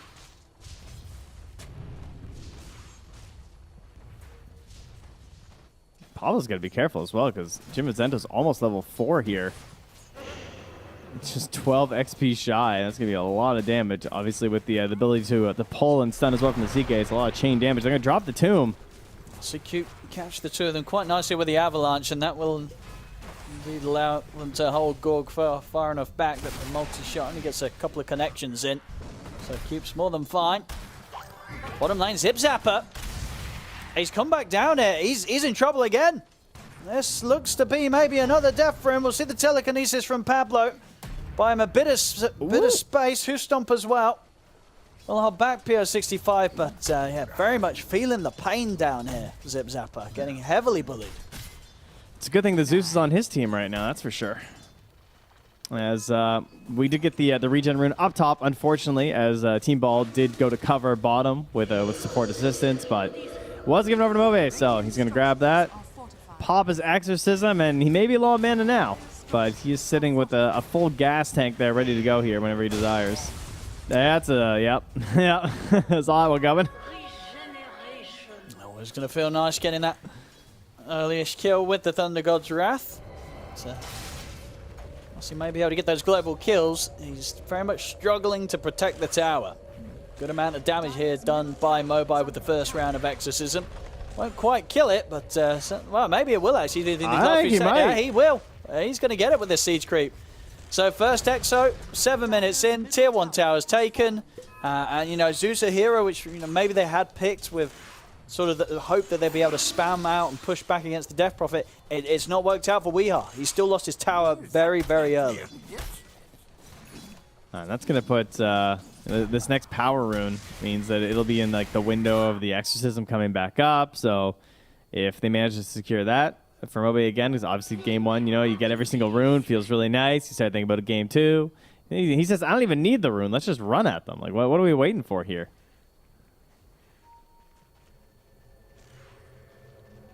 Looks like they're waiting for Gork to come back. There he is. See how well they can prepare to deal with this dive that's going to be coming in from Ivy. There's the toss for Q. Two-man avalanche. The tombstone will get dropped down. Gorg able to push back the two of them with the gust. See if they can continue to chase. Mobi trying to stay on top of Gorg. Gets another siphon off. The crit swarm won't quite clip him. So Gorg's going to be fine. The tower, on the other hand, it may not be. The pressure's coming in here with the treants out. As this looks to be, 8 minutes in. Some real fast and early pressure here from Ivy. They're not necessarily getting the kills as they did in the last game, but they're certainly taking the towers in a similar fashion. Cube has no boots. He's just running in this drought with Windlace, waving Gorg out of his jungle. They do grab kill down bottom, though. Much needed. Agent Vincento here. And now on to Power 65. I want to try and threaten him, but at the same time, they've got to respect the fact that he has the 6. Phantasm is there, and maybe further back up, TPing in. Zip Zapper's still going to try and sweep through the trees, but yeah, Power 65, he's out. Oh, yeah, nothing. They are going to see where he TP'd because of their aggressive ward there. They're also going to see the TP in from Vincento, so they can start hitting this tower with quite a bit of confidence, knowing that they're not rotating over. Vincento does get the read on that, though, and finds the D ward, so 2 rings in a Vanguard here, keeping Zip Zapper a little bit tankier. And Gork, he's just trying to find some place to farm. I see him running back and forth, trying to figure out where to go. And all he's got is a creep wave at the tier 2.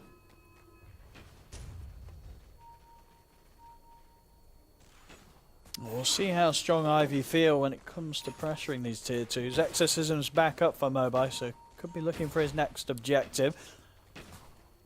See if Cube is able to get some sort of toss back, because yeah, JM's coming over. The 2 supports looking to try and make life hard here for Gorg. And Gorg's out. He'll keep a safe distance. See over in the river. Weehaw quick heavily jumped to the high ground. Just in time before they were able to completely control him. Again, though, the power room control is in Ivy's favor. Mobi will be able to grab up an illusion room. Well, the Tome is coming up for Cube. They're going to have 6 soon as well on Vincento. He's up top grabbing that that wave of XP. Looks like Omi's handing off to him intentionally there. Making sure he'll have that ulti. So they're going to have Kisses as well as Wrath of Nature. So lots of burst damage available for a potential turnaround here. Oh, he doesn't have the Kisses quite yet, actually. And he's going to walk into the 2 of them. He'll get very quickly taken out. Did manage to get the cookie off, though, with his dying breath. Let's see if that's going to be enough to set up for anything. There's TP in to close the gap. Owned me. Trying to see if they can still get something out of this. The Stampede from Zip Zapper won't get Pablo out in time. Mobi still able to clip him with the Crypt Swarm. And in fact, continues to just run down Weehaw all the way back towards his tier 3 tower. Well, there is an Exorcism here if they want to pop it. Might not even be necessary. I mean, he has just nuked the entire wave. I don't really think you have to. You could actually just use this for Roche if you desire. I don't really see them having a good chance of contesting you over there. I mean, it would be a little bit rushed to just like immediately run at Roche. It would be a little bit unnecessary, but options are there if you really want to utilize the full momentum and just like keep cascading these effects here from the DP. I mean, yeah, this is such early towers. Tier 2 gone 11 minutes in. I mean, last game we thought the tier 2 going down was fast. That was at 15. This is 11 minutes this time round. See Team Bold try and hold their ground here for a fight. They're trying to get on top of Mobi. Siphons are off. Can they burst through this Death Prophet? They can. They'll finally put an end to Mobi. Take the Death Prophet off the map. See if they can catch Pablo Cube still as has well. the Stolen Avalanche. I should be able to get him it. Connection from the slow of the arrows of Gorg sets up for the burst of Pablo, and we are to come in. So they'll lose their tier 2, but they are able to at least take some kills here as Ivy's forced to retreat from being on Team Bold's half of the map. That was a nice nice punish. A little overextension here. Ivy kind of playing like game 1, I would say, you know, as if they had an 11k lead. It's not quite that big, you know. Got to relax a little bit here.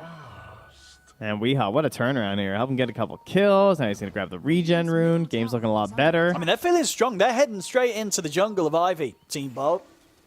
They want to try and get more. They've got to respect the fact that Ivy's going to have heroes pretty much ready to react to this pretty shortly. They're looking towards PS65. They're actually going to pop the Stampede, but that is not going to be a move that they're able to make there. PS65 under the tier 2 and with his armlet, just a bit too much of a target to dive for. So Stampede used to no avail there.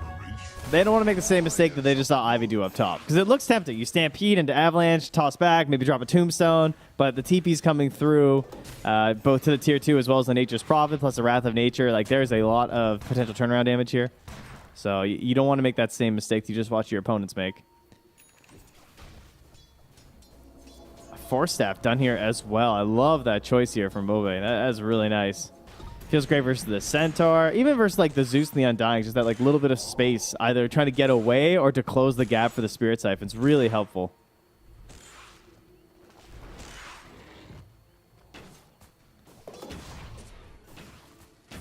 So here the odds provided by our betting partner esportsbet.io. As once again, feeling Ivy have the upper hand this game.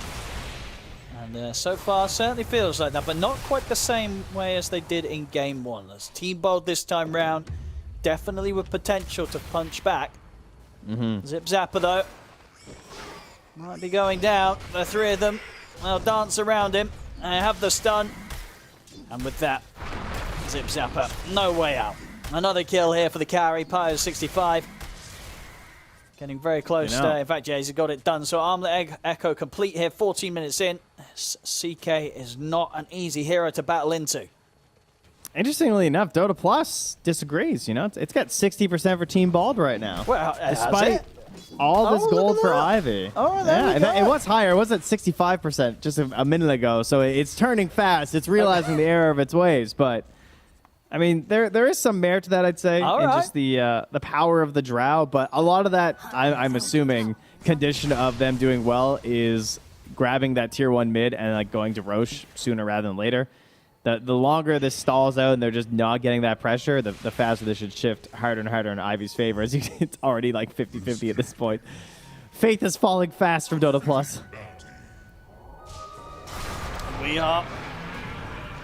Get the Stampede off. Ale up for the TP out, but the damage has been done. As we are gone. JM stepping up to the high ground. They'll see if they can burst through the Snapfire. Hoof Stomp to set up. Should be able to get him. So, Team Bold, they'll get the trade. I think they know about the Tombstone. I mean, I just keep saying go Roche. It just looks like a good time to go Roche, but they're just content.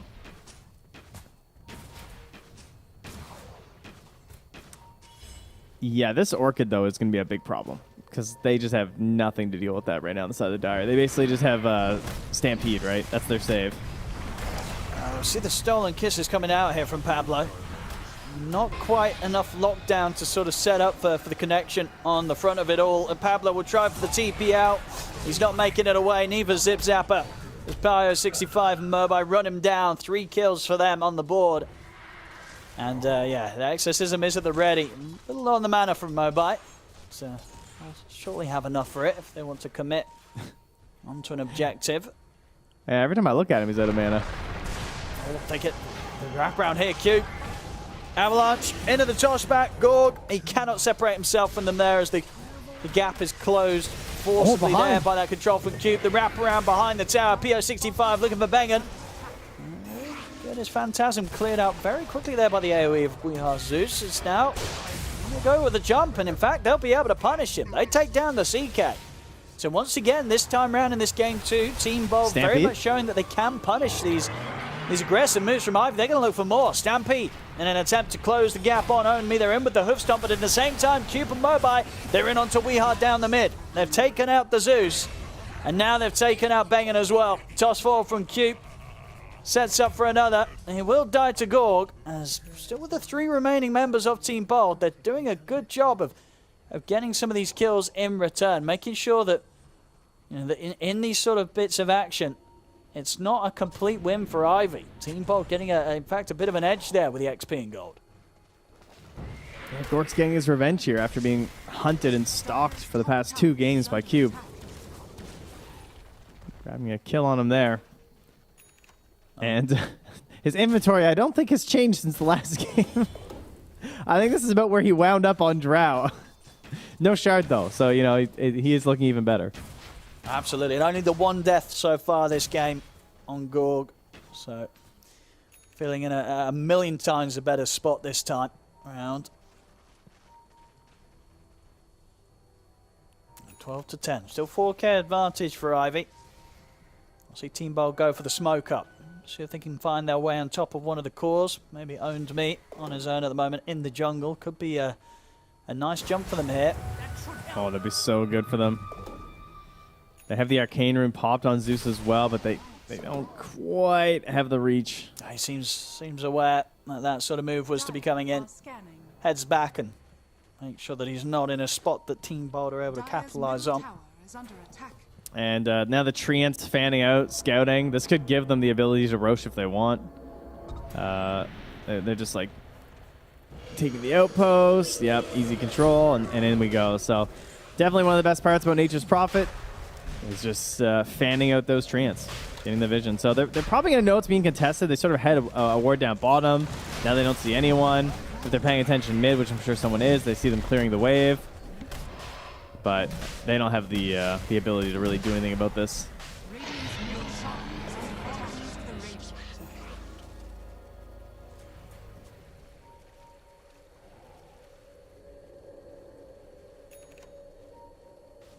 So if they want to try and go for Mobi as his ult comes to an end, they do have a good high ground vision around here, Team Bold, with the cliff ward.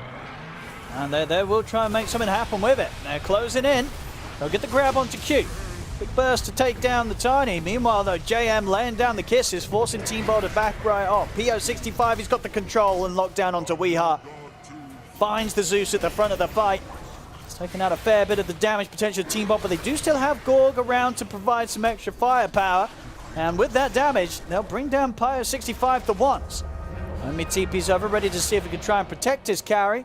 And Zipzapper, he's actually going to find the opportunity to get in and get the jump onto Onmi, as well as PO65 there, allowing them to take down the Prophet.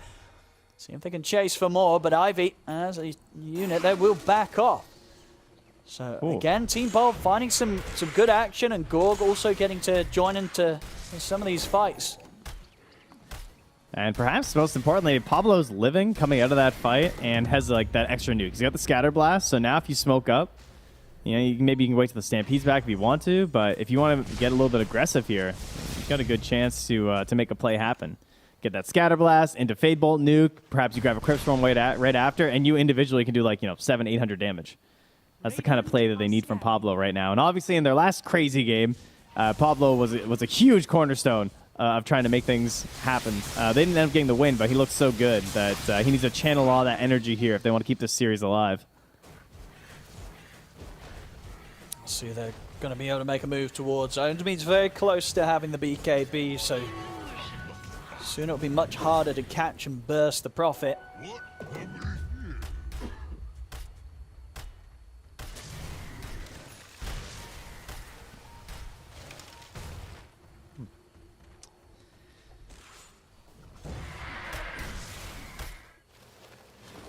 Just focusing on getting the BKBs done pretty much around the team here, Ivy. PO65 also wanting to have his done before the next fight. Doesn't get caught out by this heavy magical burst that we've seen Team Bold be able to threaten kills with. Yep. Just playing a little bit safe here. I'm sure they're well aware they don't have this giant lead in the previous game. Ooh, that Treant, if they're paying attention, it is scouting a lot of stuff right now with this smoke. It might be hard to catch Ivy by surprise with that, as Cube's the only one that's hovering around this area. And even then, he's going to be quick with a blink. He was ready for that one. Immediately out. We'll see JM being looked towards, but he's into the pit, goes for the TP out. Zipzapper, he'll also be able to join him in there. Jumps in, Hoof Stomp puts an end to his escape. Team Bold, they'll get a kill out of this. It's sad when they get a kill, but you still see the net worth has been going up for Ivy, the lead, just because they have so many heroes farming. You're running around as a group. They're very efficient at clearing through these camps right now as well. But they claw a little bit back there with that gank. They establish some territory for themselves. And what kind of items are they going to look for? I mean, we got these BKBs coming on the Radiant. They're trying to get a defensive Lotus Orb here, by the looks of it, on Zipzapper, just to assist versus this Orchid. Ooh, well, it's just Undying. It's fine. That's his job. Zeus lives. PO65 tries to get the grab back in, and does force out the BKB from PO65. That Thunder God's Wrath. PO65 having to pop it to stay alive there is very much living on the edge, trying to threaten Weeha Zeus. That's actually crazy. I can't believe he waited that long to pop that BKB.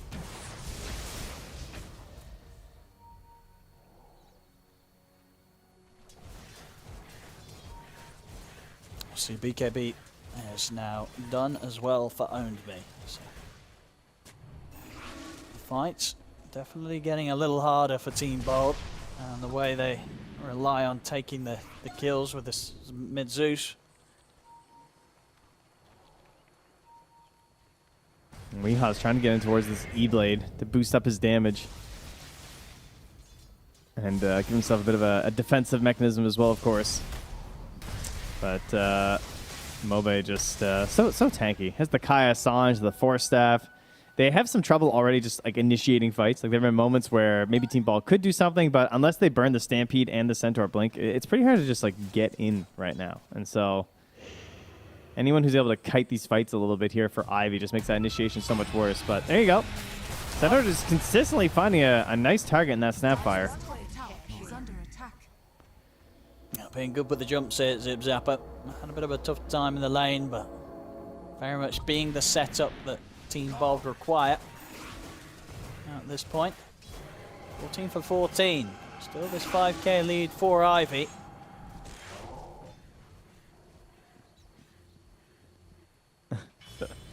Feels like they're just kind of abusing the like lack of burst, like the easy like kill potential that you sometimes think you're gonna have with the Zeus. I mean, again, it's the same situation where they go across the map, they move, they grab this kill and Snapfire, and then nothing really changes. And now we have BKB and Mage Slayer just sitting here with Power 65, and there's a grab. See if he can get out of this. He might just be able to. Quick blink there before any instance of damage came in. I'll get caught by the silent Zip Zapper, but that's no worry to him at all. He's able to walk off the attempts there at the full lineup of Ivy. As the 5 of them came in towards the jungle of Team Bold to try and look for some action. Pyro 65 will show himself in the mid. Team Bold, and you saw there, maybe even thinking if they could try and go for the attempt onto Pyro 65, or at least force out a BKB. The rest of Ivy now swing across behind him. And another smoke up here. Cube looking for that blink jump in combination with the kisses here from Jim Vincento. As the gem picked up now as well, so they're going to look to close in this map on Team Bald. Only level 11 half though, so not the most damage from the kisses yet. Oh. They're going to make the jump on a Weehaw, but Zipzap is ready to help him out. Won't manage to get him out. Even with the Stampede, Weehaw still gets caught by the damage of Bio 65, and now down the mid they go. Only into the high ground here with the TP of the BKB, stands his ground, takes out Pablo with the help of Cube's damage inside the base, and they'll be able to force out the fortification. Double buybacks coming out as well, straight away from Team Bold here. Pablo and Zip Zapper. So quite an economic victory there for Ivy, continuing to pump up their lead. See if they can maybe find more. Cube tries for the toss back. He will get it. But in fact, Zip Zapper, he's got to go and find himself a 3-man hoof stomp. Looks very fancy. But as it is, there was no follow-up. A 3-man hoof stomp that they weren't able to do anything with their Team Bold as a unit. As Ivy, they'll actually make it out with everybody alive. Pablo's trying to find something. They pop the Zeus Soul. But nobody low enough to get taken out by it with how well Ivy was able to retreat from that one. Honestly, a bit of a miracle, really, that Ivy didn't lose anyone there. But they very nicely back away and keep all alive. Pablo is doing his best here with his little floating cubes. He's going to go put his own counter pressure of treants in this bottom lane.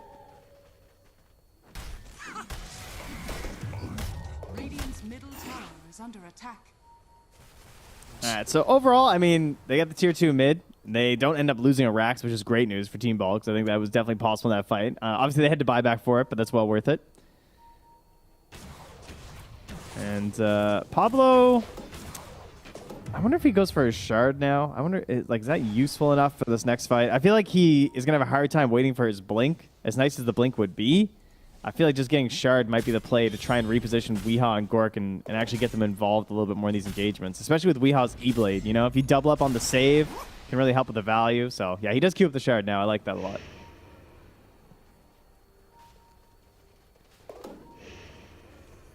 And Team Bold. Also good if you get Cookie. Yeah, there's indeed some nice Shard spells that he can use to his own benefit.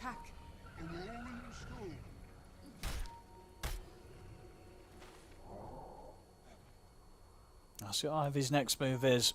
Holding this position, and both teams sort of mirroring one another on the opposite halves of the map. I can tell you what I want them to do, if you want to know. And what's the next move? Oh, you got to get that Roche, baby. All right, so the reason why I talk about Roche a billion times this game is because, number one, Death Prophet, you know, Exorcism, obviously, amazing spell. Kind of annoying versus this lineup, I would say, on Team Bald, because unless Team Bald drop Tombstone, they don't really want to establish a fight. So Exorcism to me is just this like progress the game spell, because you can just go to a tower or Roche and they don't stampede away, you know? Of course, right now you're so strong you don't even use Exorcism, so that's great. But yeah, it looks like they'll just scout it out. Obviously with Nature's Prophet, you always get Roche on the spawn as long as you have some semblance of knowledge about when it's going to be spawning. You just send in some treants, keep an eye on it, and that's going to make it real easy to get the Shard. Oh, who are we handing this to? I like the CK. I like the DP. Nice, yeah. Oh, DP. That's fair. That one's also... CK's kind of like, it's more fun. I like the little illusion, but Fear's good too. We'll see how hard they want to try and push down one of these lanes with the Aegis now. Team Bold, they're able to get this bottom lane pushed all the way back over with the stolen treants. Pablo will start to tickle onto the tier 3, force back at least some sort of reaction from Ivy. It will be owned mate that heads back to deal with a little bit of pressure being applied.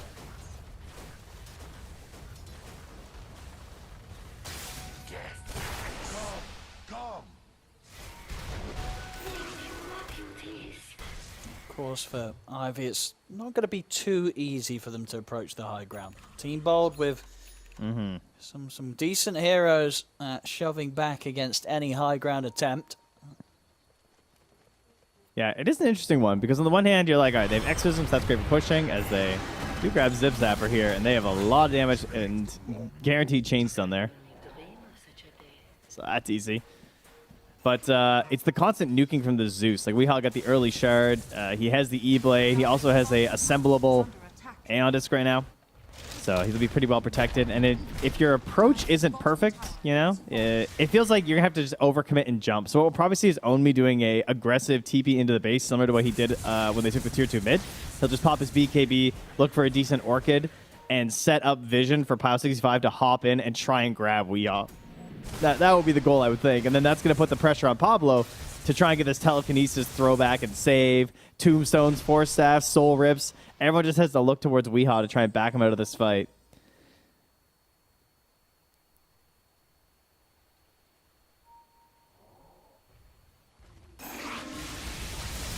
Very much feels that Ivy, they do really respect that there's going to be that potential from Team Bold on the high ground.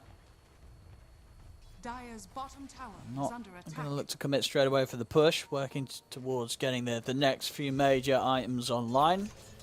Their heroes. And yeah, good old Doa Plus. Look at him, a solid 30% shot. It comes down to essentially just mistakes from Ivy. Maybe it's not so much mistakes as it is, again, the difficulty of like securing that grab onto the Zeus or the Drow with all the disengage that they have offered up to them here. Fighting on the high ground is really just not that advantageous to them. I'd like to see a Scotty from Pyle. Yeah, he's going to buy that next. I think he just gets Scotty. He feels even scarier. That feels really good going high ground. Onmi has the Gleipnir. Yeah, oh, I really like the Blast Rig as well. I think that's a good choice for Onmi here, too. I just don't want to see him get blown up right away if he TP's in the middle.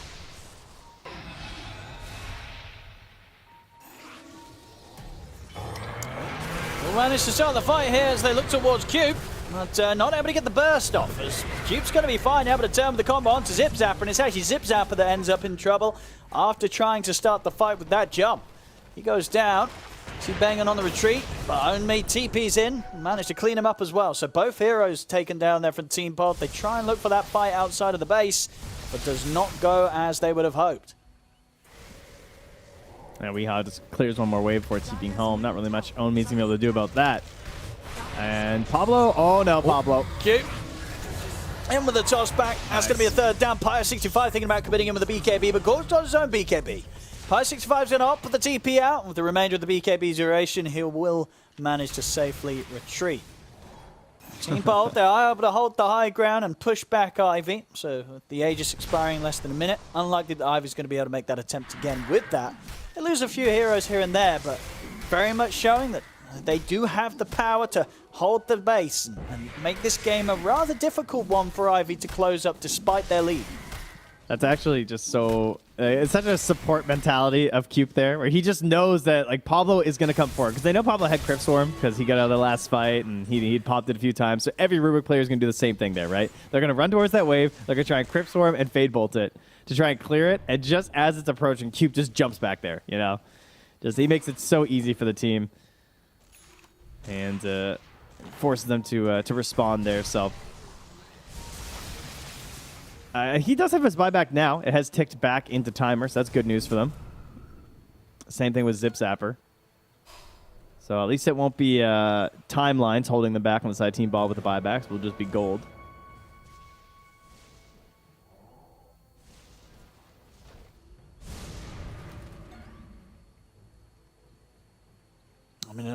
at this point as well. I mean, do you think Ivy will just wait out for the next Roshan? Well, you know, it looks like a pretty good idea. If I'm being honest with you. It's not fun going high ground. The one way you lose is a bad high ground. That is it. Like, them fighting out on the map just does not look good for Team Bald. I think the odds of them being able to burst down more than one of your heroes, even if they get, like, this perfect jump, it feels like they can kill one of your heroes and everyone else just gets away. So, fights outside the map, very unlikely to be economically advantageous for Team Bald. Fights on their high ground, very likely to go poorly for you. They can abuse their buyback. They've got tons of wave clear, which puts you in an awkward position. It forces you to do a bad jump. Why would I want to do that without a second free life, you know? And the next upgrade of items, too, is just massive for what they want to do. Getting a Scythe on the Death Prophet, getting the AC on the Nature's Prophet. It just makes everything easier by a factor. So, no point going in deep. And Cube has an Octarine core. That is gross. With Quickening Charm. Ooh, 7-second toss. Dire's top tower. It's a lot to play with. As long as he can survive in these fights, of course. You know, going all in on the Octarine rush means that he won't have too much protection. Once he's in, he's in. Check out Gork, though. Got the butterfly done. Gotta say, he's doing a great job farming this game. 304 last hits. Only person ahead of him is the Nature's Prophet. And that's some quality evasion right now. Not a lot of choices versus that. Gone for the smoke, Ivy. See if they can get into the triangle. Whoa, Gork, slow down, man. Look at those forearms. Oh, that's a guy he's clicking creeps. Zip is going to try and start things. Him with the stun. We see Pyre65 go straight towards Gorg, but Gorg pots the BKB, tries to keep his distance from him, but Pyre65 continues to stay on top. They will manage to slide Gorg down to the low ground, but that means WEU gets left behind. You see them turn towards Mobai. Gorg doing the damage here, bringing Mobai down low, and they'll be able to burst him. They take down the Death Prophet. Now they can try and look for more. It's 3 dead on Ivy. Pyre65, he's gone as well. They'll take out the 4. As Ivy struggling in the fight, and of course Team Bold, they did use the buyback on Weeha, but even with that taken account for, absolutely a huge win there for Team Bold. And you know, as we very much sense, it's hard for Ivy to take these fights. That was outside of the base though, so Team Bold able to sort of beat Ivy at their own game. And considering the lead that Ivy have, if they're not winning the fights on the high ground attempt and they're now losing the fights as well out on the map, it's going to feel pretty rough for Ivy. They're going to be feeling a bit shaken up by this trend. Yeah, this particular area to fight and had all the same advantages of the high ground. Because the kill was on Zeus, who has Boots of Travel. His buyback is still effective. That high ground to low ground disengage there from Gork was excellent, because Pablo even still had 4 staff at that point. So they had no way for Power 65 to chase there. And great stomp again from Zip Zapper. You know, he's been doing great stomps all game, but this time he's got the backup ready because of Gork's repositioning during the engagement. Tons of damage coming out, and they couldn't clean up Gork right away because of this evasion. You know, obviously Drow, she doesn't want you anywhere nearby anyway because of her marksmanship, but that ability to get a second chance at life because of the evasion was everything that they needed there. And it is going to be a fast roach spawn, but it's not fast enough for Team Ball to get a free one off of this. But hopefully they can get some good vision around the pit. As you can see, they've got some on the south side of the river, a little bit up above on the pillar. They are prepping. The Radiant are scanning as Bengen just runs around in circles in here. They just picked up this DD rune here on Gorg. I mean, Roche is going to be up now. Oh, they do it pretty quickly. Oh, buddy. It's an eggs. Oh, I mean, there you go. If they can get this one, they will be very happy. They're already using the kisses here to try and scare Team Bold away from the pit, but that's the kisses used now. Okay. So there's something less for Team Bold to worry about. They're going to go for the aggressive smoke here, Team Bold. They know if they can take this next fight and take the Roche, they're going to be back in an even game. And if anything, they'll have the advantage. If they can get one more fight underneath them. Oh, this looks scary. Cube's going to jump. You know he's jumping. It's not going to come in time, though. He's not. Team Bold, they get the Roshan. They get everything from it. Ags for Gorg. Cheese, it'll be grabbed by Bengham for now. I'll pass it over to probably one of the cores. We'll see who takes it. But there we go. Aegis on Gorg, a free Aghanims. Things are really starting to look up for Team Bold in this game too. There's only a 1k gold difference within it. And if you consider how much of a lead Ivy had, this is Team Bold in the driving. So, you know, they're the ones in control now, Trent. I would say so. I mean, the one thing that could turn it would be a Blink Scythe from Mobe, but he went a different path. He ended up not going for it. So that is really going to help them. As WEU, of course, was working on the Aghanims, has fully purchased it as well. So we have double Aghs upgrades complete. And Gork is just, oh my god, he is going to do so much damage now if they can consistently save him in these fights and get that spacing. Absolutely. I mean, to the point where, you know, with the amount of farm that Gorg has and the fact that he has this free Aghanims, that it's not even going to be bad if WEU dies at the front line. If WEU dying means Gorg's able to kick out damage from the side at the fight, then it's still very likely to end in a positive fashion for Team Bold. I guess we do have to consider there's still 4.5 minutes of no buyback, though, on WEU. That is certainly the crux of what could throw this game into turmoil for them. Losing WEU, he's such a big part of their defense. It does still have the potential for the assembling of the Aeon Dish. Something that I think he had that early, but I guess just didn't quite manage to do it in that last time where he got jumped and committed with the buyback. Yeah. So he still has that at least for the next fight, if he's able to focus on getting that put together if he gets attempted if they attempt to jump him. And look at Gork, he fully just buys the Silver Edge. Buys out, says, I got Aegis, we're fighting for the one fight. Okay. My Zeus isn't coming back. I mean, I like it, living on the edge a bit, because indeed, if somehow they find Gorg alone and they kill him twice, it could feel kind of bad that there's no buyback available. But you know, we like to see the games put on the edge. Well, we do. Teammates, maybe not so much, but obviously they're down. They know what Gork's about here. And he still has that Grove Bow as well, so very happy Drow player in this game. Absolutely, especially compared to the feelings he must have been having in Game 1. Even though it was, as we saw, I would have a bit of a giggle about it. But it would not have been fun in a Dota sense, playing the sniper in that Game 1. Perhaps the worst part is that somehow this game will actually feel worse if you lose, you know? Because like you've brought it back to this point. Yeah, we're on even footing again. If anything, they will have an edge. It's absolutely, absolutely. If you're losing a stomp, you know, it's kind of. Oh, they're gonna go on Cube. Zip Zapper. They'll get the jump on him first. They jump the Tiny, and of course, Cube with this Octarine brush, he's not really got anything to save himself once they get on top of him and that sort of control. So that's Cube out for 70. Jeez, those mid waves are so terrifying. You know, everyone just tries to get their gank around it. Everyone's just lurking in the tree lines next to it. You're never quite sure how much of the team is there. Tombstone committed here.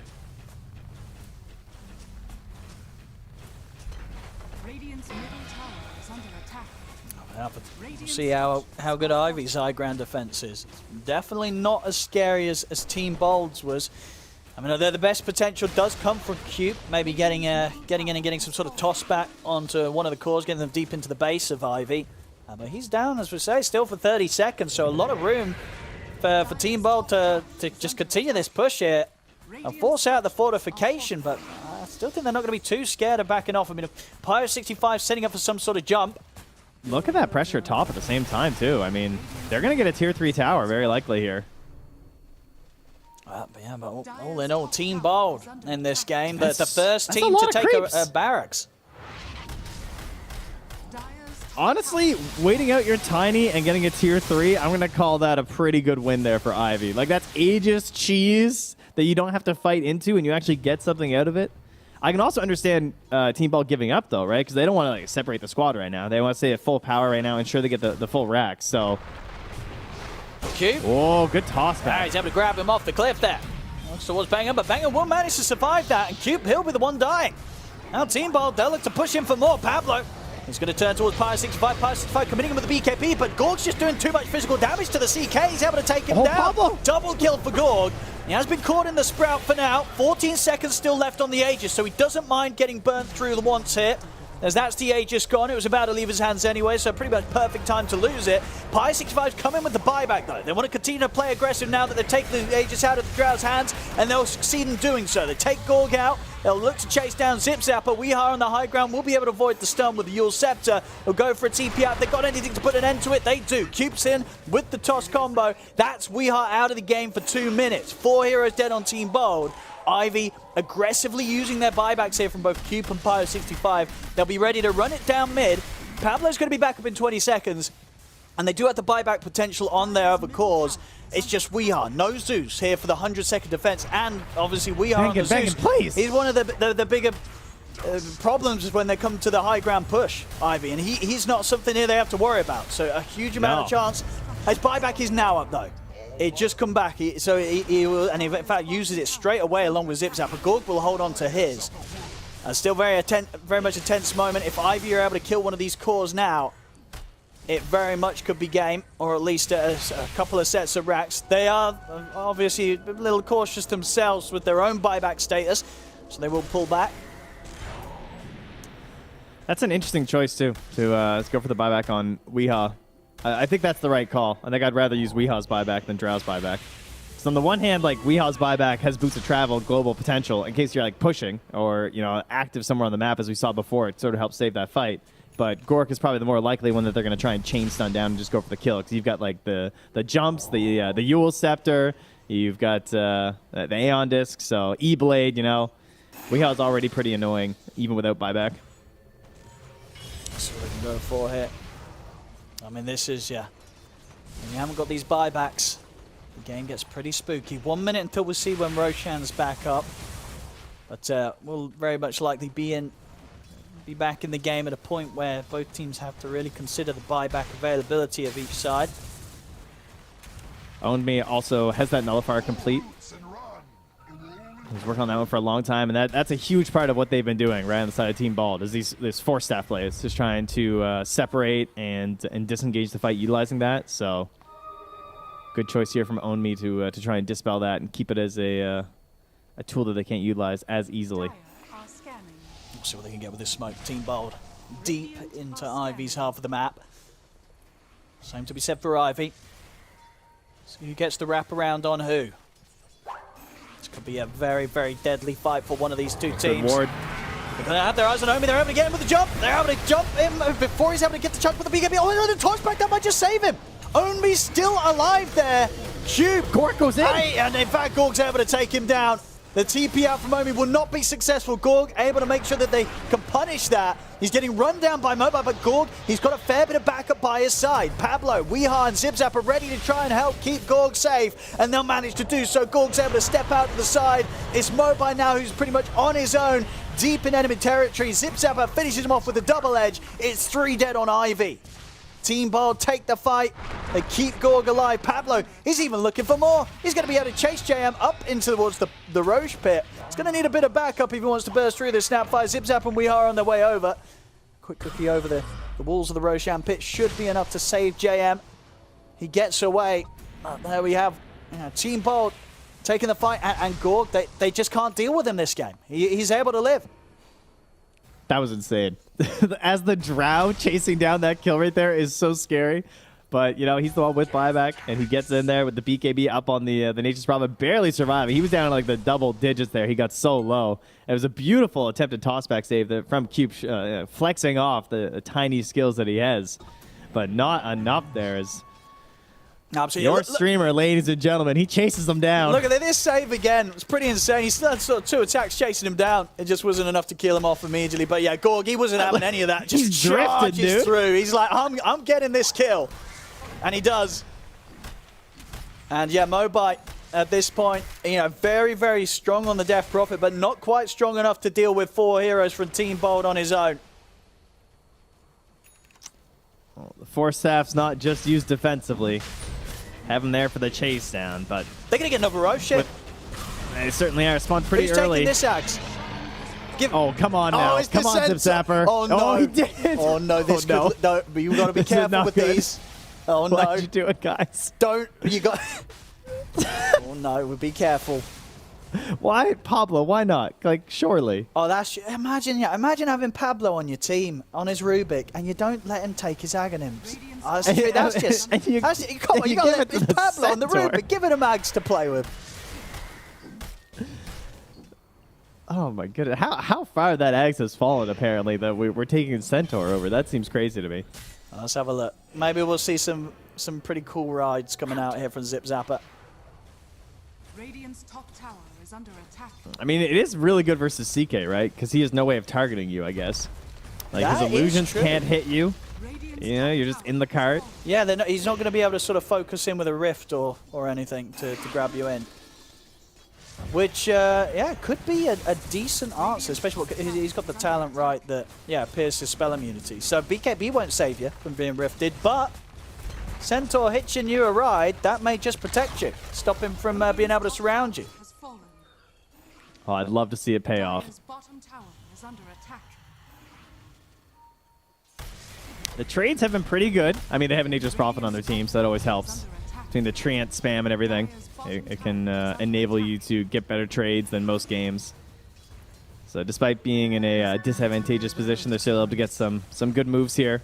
And of course, all these little knockdowns here from Ivy just mean when you get that one chance, you know, if you get the big punish on a buyback or something, you can really turn and burn down these lanes. Look how far back Onmi's playing. He is way out away from his team. I don't want anything to do with what's going on over there. Radiant's top tower. Here comes the high ground push. Team ball 3 minutes on the Aegis for We Are. Cheese DD in the hands Drow. of Gorg. Are fortified. Dire's bottom tower is under attack. I mean, the tombstone's down. It's hard to contest. Radiant's top tower is fallen.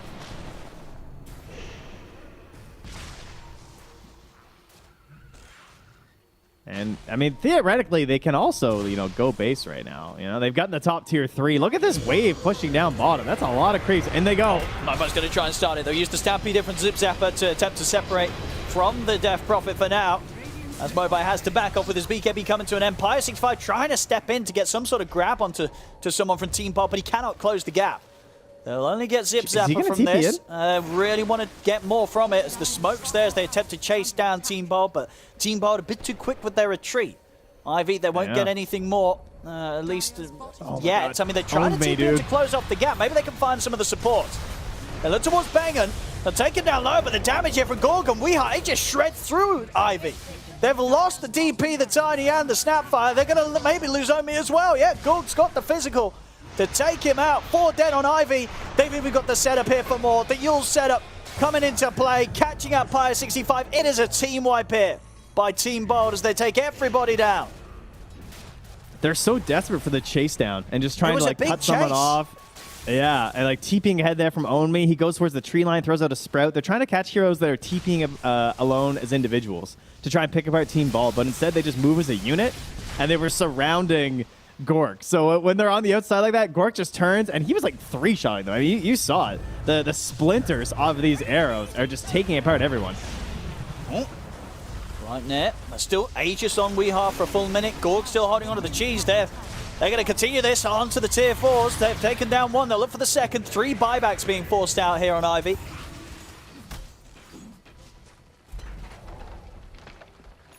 So they'll happily back off Team Bold. Wait for Zip Zapper to get back in play. They know the next fight. They get any of these, 4 members of Ivy now. Just use that buyback. This next 7 minutes for Ivy, it's pretty terrifying. If they step the wrong foot forward and get taken down, it's going to be game over for them. It has been a back and forth game here. That is for sure, as you can see up top there.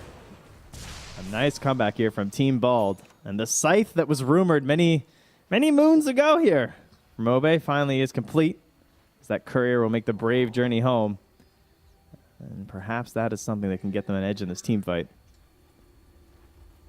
But the age is expiring soon. Everyone's back up. No mistakes allowed. If you're on the Radiant, unless you're Cube, he can buy back. That's it.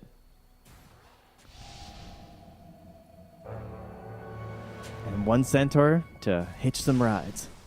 Oh, we didn't get to... He's not managed to use it yet, right? I don't think so, no.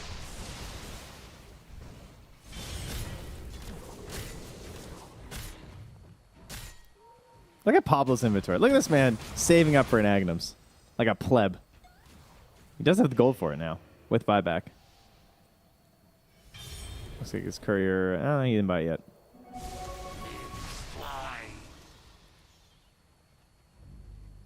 It's definitely seeming just increasingly hard to see any sort of way that Ivy can get the win in this one. This really does feel like it's moments away from Team Bob being able to close this one up. Here we go. Smoke from both sides. Could very much be the final fight. They're going for the fight with no Bengen there. So he gets the jump on who? There's the Stampede, they're in onto Mobile, but Mobile's quick with the Hex, turns with the Hex onto the Centaur. Meanwhile in the river though, Cube's in trouble. He'll fall, he is the one with the buyback. They see Ivy, they're just completely closing in on this Drow. They're doing everything they can to get on top of Gorg. He gets caught in the Sprout. Stun's going to be thrown his way as well. He's caught by the lockdown, but the damage now from Weeha just is too much for Ivy to survive through. 3 dead without buyback. It's going to be game over, and there it is. GG is called Team Bog. After a very, very rough game 1, they're able to step into this game 2, turn this game around after a bit of a tough start once again. And we're going to be going to a game 3, Trent. Woo! Look at Bengen, big stretch there. Oh yeah, easy game, he says. Oh, very well done by Team Bald. That was looking like a dangerous game, and Ivy, you know, they respected the high ground defense of Team Bald. We knew that it was there, and Team Bald, they were very patient. You know, that's a hard game to win. And that one fight where they turned it around by their ancients, they played that masterfully. Just separating Gork there. I do think there was probably some issues in terms of like how Ivy paced this game. I do think they had to be a little bit faster in terms of like some of those earlier objectives. And it feels bad, but sometimes you just got to take that risk of jumping high ground, right? Like you gotta send in Cube, send in Pyro 65, because at a certain point the items were just too much from the Drow and the Zeus. And hey, we got to see the Centaur actually do something with the eggs for once. That was pretty cool right at the end. He did. They managed to get it off, but there we go. Yeah, very impressive from Team Bold, especially to be able to pick yourself up after a real rough beatdown in game 1. And now it's the test for Ivy to see how well they can deal with this sort of loss. As you were saying yourself earlier, sometimes losing the stomps, it doesn't feel as bad as losing these sort of games where you felt that there was a point that you had the grasp on the victory, as Ivy may have done so after their strong start in this game too, but not able to close it up. 1-1 now here between Team Bold Reborn and Ivy. We're going to a game 3. Don't go anywhere though, of course, because we'll send you first straight back to the panel.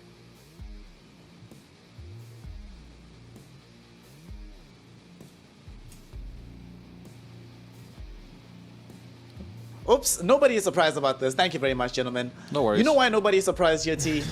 It's Team Bald. It's game 2. You mentioned it earlier. Gork was just warming up on the sniper. Needed that game in the back, you know. Needed to get burnt a little bit. But game 2, damn, did everybody on the side of Team Bald level the hell up to take this victory. I mean, this is kind of what the board that everyone expects to see in the DPC, right? It's the rough around the edges, you might not do the best, but then you always find that one window where bam, you're back in the game, you get a big wipe, you suddenly get an Aegis, that 20-odd K lead or whatever it was, suddenly back down to 0. But I'm happy we're going to a game 3 at least, because yeah, these are the fun games in Division 2 for sure. I think this game also really came down to Kezu, the inability for the side of Ivy to accurately and easily go up the hill. Several times they found themselves on the precipice of being able to push, but what made it so difficult for them to break the high ground and give so many opportunities for Team Bald to keep coming back on these defenses? So I can see why they maybe feel a bit scared, because there is like Zeus and Drow are not the easiest heroes to push into. But I do think with the position they had, like some 18 to 20k gold lead, 2 or 3 of the fights they lost is where they just eventually, I feel like they lost their patience. They ran into a position where Bald had high ground vision, they were ready, then they jumped them. So they just abused kind of Ivy getting impatient. I feel like 3-4 times we're watching like a very similar fight. Bald are just already at a spot with a ward, look at this, and Ivy are like, let's go there and fight. Because it's like, I think they have one of 2 choices. When there are 18,000 gold ahead, you can make a clean smoke, try to jump someone in the base with like your blink, BKB, CK, maybe force a buyback, and then you go back. Or on the other hand, if you're sure that that is too hard to do, then just play the map. Starve them out for 2 hours if you have to, until eventually you have a 1 million gold lead, and then you go. But I feel like they did an in-between, and that's usually when you falter and the enemy team can punish you, and they did. Let's go Bald. Bro, they fell for the Bengen bait, you know, like Undying early game, squishy as fuck, you know, but as soon as he picked up 4-star plus A on disc, and then obviously you go Wraith Pack down the line, like he was able to actually be the frontliner, allow for the reinitiations and the posturing. But yeah, I think a lot of these fights as well, it's like this just Undying. I remember like there was a toss back from Cube where he's like, guys, I got the Undying. It's like, wait a second, what are we doing here? So and then he runs away and then Cube dies instead. Like I feel for Ivy, it's like they built this lead like Kezu's mentioning, but they got a little bit hasty, and it is a high pressure scenario Because against Drow, against Zeus, one bad blink, one bad initiation, you're going to get easily 100 to 0'd from either hero, physical or magic damage. So I can see why Ivy was nervous, but I'm happy to see, at least for Board, that they identified how to actually get their heroes into the game this time around, and we actually got to see them play out their draft. Yeah, we got to see them play it magnificently. I mean, some funny things happened. That very late Wraith Pact, it's the second slowest of all time on the Undying hero. His mech that he got at the end of the game is the third slowest of all time. But, you know, it won the game. That's all they really care about in the end. As we start looking towards the MVP here, Kesu, give me a nomination for the MVP. Gork. But I'm also curious about this. No, it's Gork. Done. It's my streamer, man. Let's go. That's my All call. right, we'll allow it. And, We'll allow does it. T have anything to veto my streamer call here? No love for Wehati? Man, the scorelines don't look healthy enough for me to try and fight for other people. So nah. I mean, to be fair, again, let's not forget the fact that Team Board had lost, nearly 60% of their map within the first 20 minutes in this game, right? Tier 1s, Tier 2s felt like Tier 1s. Their jungle felt like Ivy's jungle. It was a really hard start to the game, but I think this is a big step up at least. I think Gore's getting the MVP only because when you compare his Game 1 performance to his Game 2, it's a night and day difference. It's Of a course, Herald these to pro stats- player difference. Yeah, he did the Herald to Immortal climb within one single game. So that's Impressive. really impressive. Yeah. Like, He also did the 6,000 MMR or something. Yeah. He also did the job of dodging Cube really, really well, right? Game 1, Cube was just chasing him around, killing him all the time. He just kept chasing him in Game 2, but Gork was ready, making better map movements, and ultimately being able to win out the game. Kez, I want to hear from you, right? Two final things before we go into a short break. Number one, this Nature's Prophet in the offlane. The itemization that he went for, right? In this game, why not go for the Aghanim Scepter, given how good it could be with the mobility of the Centaur? And number two, did you like this 4-star from the Death Prophet from Mobe being one of the earlier items that he went for? 9th fastest all time, number one being you, by the way. So did you like what you saw from these two hero item combinations? Honestly, I don't mind the items. I think any item that they buy, if they play on high pace and good execution, they can make it work. And I think they kind of showed. He bought the 4-staff to like kind of abuse the low catch and like drag out a bit of the fight and stay alive, so I don't mind it. Same with the Orchid. It's going to allow them to kill the Zeus. I'm sure Ags can work, but for me, for Ivy, it came more down to how they use the map and how they use the heroes later on. Well, we'll be hoping that in game number 3, Ivy will have tuned up there how they move around the map a little bit better. But we're also hoping that the side of Team Bald Reborn will make this third game yet again another entertaining affair. Tigav said it best earlier. They have yet to find themselves in a Division 2 scenario where they don't at least take one series. And given how hard their subsequent matchups are, today has to be the day where they grab that victory for themselves. Let's find out if Team Bald Reborn can continue that history or if Ivy will come back and solidify themselves in mid-table. We'll find out very shortly in game number 3. Don't go anywhere. The finale of this series is coming right up. Not help buyback. DP, DP, DP. DP almost dead. DP dead. Snap him, Furion, snap him, Furion low, snap Furion him. low. Snap dead, snap dead. Go Furion too. Force me, force me, force me. Ah, he's dead, he's dead. Kill it, kill it, kill it. More, more, more. Sicky right here. Can we push I or push something? base. I Force push me, force the Rubik, base. force the I Rubik. got it, I got it. Nice. There it is. Good. Alright. Illusion. Illusion, don't Let's take it. Gork. I'll take it, I'll take it, I'll take it. There we go.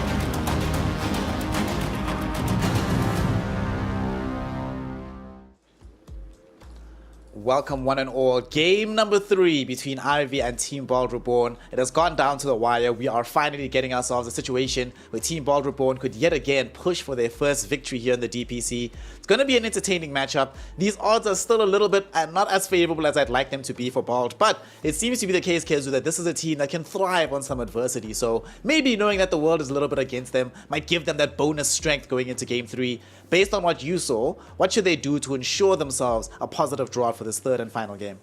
I would say, again, hopefully just pick lineups where they can make plays. I do feel like their early games are definitely falling flat in like the last 2 games. They made a big comeback in the last one. So I would say make sure... I mean, I feel like their draft last game is pretty good. I don't think they should have been that far behind early on. But either way, stick to your comfort. Get this Pablo Rubik if you can. A good laner on Bengen to set up Gork, and then the rest, I don't know, pick what the people feel like. I think don't overthink it too much. You just won, they feel good, go with that. Yeah, I mean, draft-wise, it's a copy-paste, isn't it? We got the same 4 bans, same pick order, so if Bald want to replicate that previous game, then they would go Rubik here. I mean, given what Pablo was able to accomplish on that Rubik, it wouldn't be too far out of pocket, and there we go. The Grand Magus is available. Lots of clutch steals. Maybe not as clutch as his game against the Lions, but nonetheless, still very, very good in the game overall. For Ivy, I mean, it's not like the Death Prophet did badly, right? Still a nice flex pick. Tiny is still really, really good. So, yeah, just let's run it back, boys. Let's go. Same 5 heroes. To be fair, for Ivy, it's like they're the team that destroyed the map. They were the ones with this like 15 to 20k lead. They were the ones who should have won this game if they were like a little bit better executing in the clutch moments. So I feel like for Ivy, like they probably won't change up their draft too much, and I wouldn't be surprised if we kind of saw the same thing occur. And don't forget for Ivy, if they are to actually lose this series to Team Borb, that would put them to 3 losses and out of contention for top 2, because you need to tiebreakers will be with only 2 losses. So for Ivy, it's like their whole Division 1 lifeline is through winning this series. That I think in the morning they're expected to win it a little bit more convincingly than the position they are in now. I mean, they are in a very precarious place. I have one, like, doesn't Weha play like a sick bad rider? I feel like that's one change up you could do here, is where you pick it on the slot, because otherwise they will ban it. You can run it back if you want, but I feel like you just won this game, you probably feel good. I see this DP, I would want to play bad. If I lane against him, I'll smash him. If he's in the offlane, I get Boots of Travel, I TP there, I smash him. I feel good. Yep. Just keep smashing. Yeah, I would honestly love to see Wee's pick here. With the track record of DPC, they could also do the Coddle still in this position. Sure. And the only reason I say it is because you just kill the wave, so DP can never really get to your tower unless there's a catapult wave, and then she can tank around that. But yeah, honestly, I'd like to see maybe a little bit of change up from Bull, because their weakness in the first game, psych! We're going to go for the Undying pick. Let's go. It's a Redux. All We're right, just doing this again. All right, so the bans after this was a Leshrac. Okay. It was Leshrac Tree Mirana. So maybe they're going to ban Mirana Tree Leshrac. Tree Leshrac, yeah. In the second phase. And Ivy banned Batrider, I remember. What else did they ban after that? Coddle. Batrider, Coddle, and what is the other one? And Morphling. Morph, yeah, there we go. So this would probably be the Coddle. Big change up. There we go. All right, so Gork has gotten into their heads with this Drow Ranger. They're like, all right, fine, mate, you don't get to play that anymore. So we're going to have to see a different hero from Gork here. One of the things I do want to see from Weha, either here, basically him being able to do stuff all across the map. He can do it with Zeus by just pressing R. Like you mentioned, Kezu with Batrider, he can move around. Neither of those options are available to him. And I don't think, given what they look like in the previous game, I'm not sure Team Bald Reborn are going to go back for the Coddle here if it is available. But there's still some time for them to think about that. For Ivy, do they just stick with exactly what happened in the last game and look at JM Vincento and be like, hey man, don't you want to play Snapfire again? There's still a Tombstone to deal with in the game? It's probably fine to just go Snap. I still like the Phoenix that I mentioned last game, but if they want to go Snap... Honestly, if both teams want to go for very similar drafts, I could see it. Like, if you're Bald, sure, they ban Drow, but if you feel good about the Centaur, you could just go Centaur Sniper. You basically get the same shenanigans. It's just same thing with a different hero. So I don't know how much there is to analyze within the next couple of picks. But same fucking draft, mate. There's not much to say. Yeah.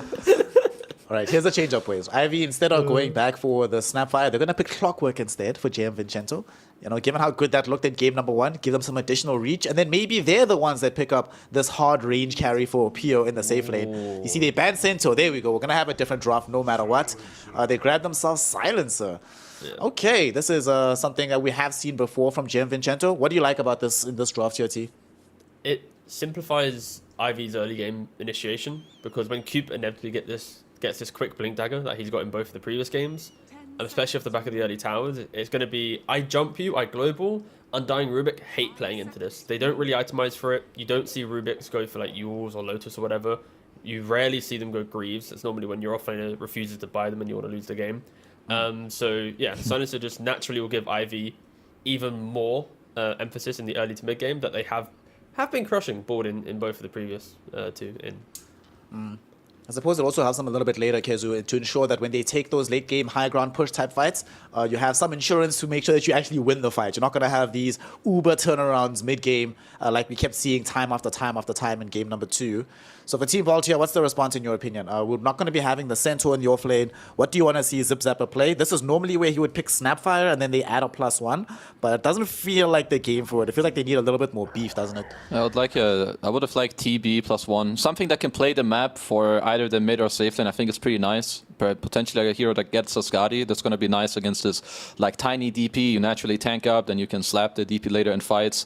Having heroes that can play the map nicely without showing too much is also great against Silencer, because this hero hates like when the map looks weird. It becomes like more chaotic to use global. I guess Primal Beast is kind of chill, like another hero to go in. I don't know if they can flex it with mid as well. Otherwise, Zip Zapper just seems like a good lane. Primal Rubik, and then here. I don't know if they're going to take the Wii hero, but yeah, I would like more if they take the Mr. Gork hero. I don't know if this is the one I would have liked the most, but it's alright. It looked like Gork just got back to his PC. Now he's like, what the So, well, why do I have oh, guys, no, it's fine. Yeah, but So what do you think? You were speaking about Primal Beast earlier and saying that we plays this hero a lot in his PUBG. Zip Zapper has never played this hero in a professional setting, so is it more likely that it's just going to be the mid hero under those conditions? Honestly, I think I'd like to see the Primal in the mid lane. Maybe Zip Zapper's got some like out of pocket pick to go for, but just the idea of pushing out mid with DP, it's like she siphons you can just trample away. You push the wave out quick enough. There might be some scenario where double support comes mid plus DP. Primal can't really defend his tower that successfully. But I think there's going to be a nice window in the game where he can just rotate away. But it puts more emphasis on this offlane pick. Actually needs to be a hero that can punish and can pressure. Because if the offlaner can't actually play forwards on the map, then this Primal will be lost in the game. And even more reason now to put Primal into mid lane. I don't think you ever want to put Primal Rubik into a Weaver safe lane. Alright, so first Weaver in Div 2. I think this hero is disgusting, honestly. I think it's very weak. It doesn't feel it's not the same disgust I have when I see a Ricky and I'm like, oh my gosh, this is too good. When I see Weaver, I'm just like, how are you going to make this work, boys? I'm looking at this draft here, Kezu. I see, firstly for this Morphling, not that much burst, right, for the Morphling Primal Beast. I'm looking at the types of damage that's being outputted by Ivy. It's going to be slow and ponderous, and I'm not really seeing how Weaver fixes that problem. Talk me into it. What do you like about this, particularly Pyro Weaver, if that's going to be played in the safe lane? And do you think the hero itself is good overall? I think the hero isn't amazing overall, but this is not a bad game for it. Like when you look at these Primal Beast, Undying Rubik heroes, you have a very easy time kiting them. Like they hate these elusive heroes running in. Like Primal Beast just wants to go in, charge a guy. Same, you can hit the Tombstone. Sure, this Rubik Weaver matchup, he can steal your Shikuchi, but other than that, you're also very annoying because you can aggressively kill him. You build the Skadi against Morph, and it can play on high tempo. I wouldn't say it's the hero I would have thought about, but it's one of the better Weaver games I've seen lately. Yeah, it also feels nice because Ivy naturally has been winning the early games. So if you have this Weaver going, let's say like Maelstrom, BKB, Skadi, that Kezu's already mentioned, you're going to be naturally fighting into Morphling. You're a carry that wants to join the fight. Every time you buy one item, you're normally poking your head into the engagement anyways. And it's like, you have this Silencer. So for team board, if you want to kill this Weaver early on, you have to rely on, Primal's ultimate. There's a global. There's one Rubik lift. Is that enough CC? Like, in theory, if Ivy can replicate the first game, then they should be able to sweep across the map again, close out the map for Morphling not to farm, but they have put themselves in a position that if they do blunder some 30-minute fight with some 15k lead, their draft will fall apart like it did in the second game, where this Morphling just becomes like the killer of all. Yeah, it does feel like one of those games where Gork could go like 1v9, become the strongest hero on the map by quite some distance. But they still need to completely round out this draft. We're still not sure where this Primal Beast is going. Personally, I would hope that this is going to be the off-lane duo and that we get something else for WE at the very end of the drafts. Feel like in game number 2, that's where the strength really lay, giving WE a very good game. So what do you want to see here? His Coddle is banned. Where's the Primal Beast going, Kezu? And what's WE playing? Is he playing Primal Beast or something else? I mean, I guess from the stats of what we talked about, it's more likely he's playing it. I was thinking of some... Yeah, there you go. It's just a Zeus. Psych, back to Zeus, yeah. Psych? It's a good Zeus game. It's a good Zeus game. I mean, this Primal Beast, he doesn't have to be some like god tier Primal Beast player. He just needs to press trample, buy a BKB, not feed, and eventually Morph Zeus will just outscale this Ivy lineup. So I honestly feel like Ball's drafted the identical draft of game 2 in its concept, where it will probably concede a lot of map early on. They'll probably get outplayed a little bit in the lanes, but there will be this eventual time where Ball are like, guys, we're ready to play Dota. And it's when they're down 15k gold and, you know, internal comps aren't too great. But that's when they'll find their rhythm, because they scale beautifully in this game if they can just survive long enough. Team Bald Reborn at the training weights. All right, let's see here for the side of Ivy. What do they need to drown out the draft with? Mobe played DP last time around, so it's either he's going to reprise that hero or he gets to play something else and Owned Me plays the DP. He's going to be playing the Ember Spirit. All right, I was asking for this in the last game when we got the Nature's Prophet at the end of the draft instead. Oh, we got the CK lost. Yeah. So personally, I do prefer this. I like the Ember Spirit, can close distance, a little bit of earlier tempo as well. At some point in the game, last time around, Kezud also felt like they ran out of reach. Ember Spirit never runs out of reach in a situation like this. So talk to me about this. Mobe Ember Spirit, what does it do for the rest of the draft on the side of Ivy, and how do they utilize it to win game number 3? It's a very Pog Ember game. He sets up for, like, think about the other heroes. You have a second guy that reaches, so it's not just your Tiny. You chain people for your Weaver. You have minus armor from Weaver. Weaver Ember is a very cool dual core as well. And you chain people for your DP, so you have lots of people that are going to follow you, that use these chains very well. So I think he's going to do well mid. I mean, I feel like we're going to see a very similar game to last game. And if Ivy execute, they will win this time. If they screw up again, they will probably throw. But I think this game might have a similar, what's it called? The way it plays out will be very similar as last game, I think. But Ivy will win. But Alright, think about it. Imagine you're playing Board's lineup right now, and you see a Weaver run at you. You stun him with your 1.5 stuns that you have, and then from the Fog and Ember appears. You're like, oh god damn it! Like that alone, that pain of elusiveness on those two cores and the lack of control should give Ivy all the map play that they need to win this game, with the DP supporting it. But they blundered game 2, so I'm down for them to blunder again and us to get a spicy game. Ivy still trying to keep their Division 1 hopes alive. They've lost 2 maps. They lose 3. That's it. Done and dusted. They can no longer go to Div 1. On the other side, though, Team Ball trying to keep their Div 2 hopes alive and avoid relegation. Also play for the future of these rosters is at stake. Let us see exactly what's going to happen in this third and decisive game. And on the mic, we have OD Pixel and we have Trent. Gentlemen, give us a banger. Thank you very much, Snare. Yes, the deciding game 3, as Snare said, very important for both of these teams, of course. Ivy versus Team Bold Reborn. Trent, what do you make of the lineup, sir, that we've got coming into this one? Some different heroes coming in, some different carries. Hearing from the panel, the Weaver, the Ember Spirit, they're a bit concerned that these heroes might be a bit too slippery for Bold. Do you agree that this is going to be a problem, or do you think Bold's got them sorted? Yeah, that part is definitely frustrating. It will be... I think they framed it pretty nicely in terms of how it's going to be fairly similar to last game. And just this idea of, like, you can definitely see Ivy getting the map, getting control, but then the eventuality of, you know, securing the high ground push and staying consistent throughout the game. That'll be the one issue. But, yeah, that ability to just take over the map, because how do you kill Weaver and Ember while also having to worry about the global silence? It can be pretty frustrating. At the same time, they can also be like slightly squishier heroes if you catch them without the flame guard or before the ulti. So maybe their burst damage from Team Ball will be enough to get through. I'll see indeed if it will be. But had a quite back and forth game 2. Ivy very much would have felt at a point that game was going to be theirs, but Team Ball able to turn it around very, very nicely. See how things set up here in this game 3. Because, of course, one thing that we have had in both games is Ivy getting the lead at the start. Their early game has been very, very solid both times. See if that's going to be the case again here, or if Team Bold can have a bit of a better grasp on the laning stage. It'd be interesting to see how Zipzapper's game goes as well. He's played some pretty different matches throughout this. Like, he started on the Mars, then moved to the Centaur, and now he's on the Primal Beast. So he kind of had the same job in all 3 games, but all 3 of those heroes sort of have like a different tempo in a lot of ways. You know, Mars kind of has these like early arenas maybe, but then he really wants the Blink Dagger to get things going. Primal Beast can just be a complete maniac with the Onslaught into plays, trying to farm into that BKB. So I'm really curious to see what sort of tempo he sort of tries to set here, as with the additional damage from a Zeus, that's some pretty high success rate ganks, I would say, early on.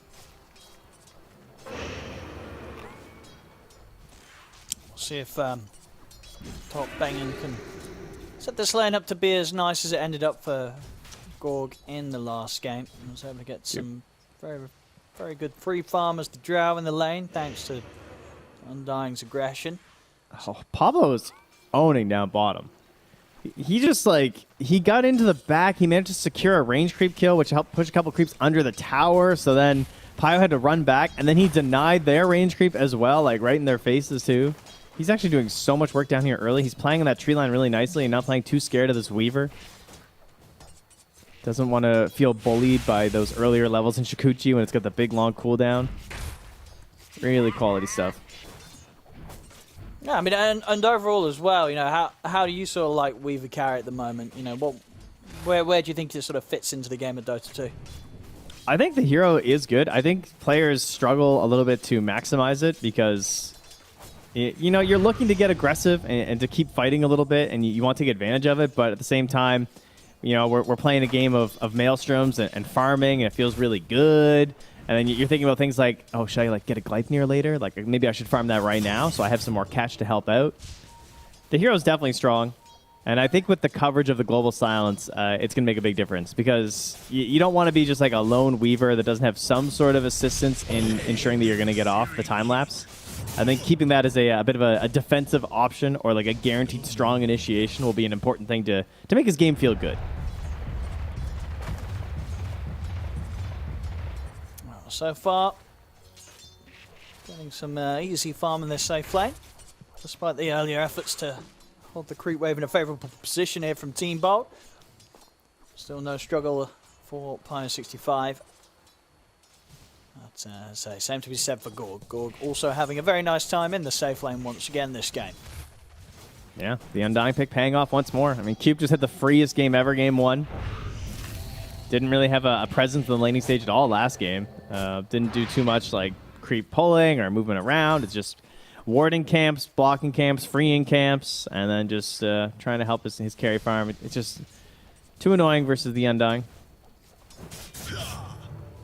In terms of the mid matchup, dead even pretty much. 19 for 2, 18 for 1. Very, very close here in CS. I mean, we are going to be a bit careful. As low as he is, the sleight of fist spam will seems to keep him very, very low. They'll try for a toss back on Gorg, but these two heroes not really posing a kill potential against the Morphling at this point. That should help. Man, Weeha's playing on the edge there. Yeah, slight change will kill him. Yeah. He might just be able to get Pablo. He will lose his courier. But he will live. He's up to the high ground, south of the ready.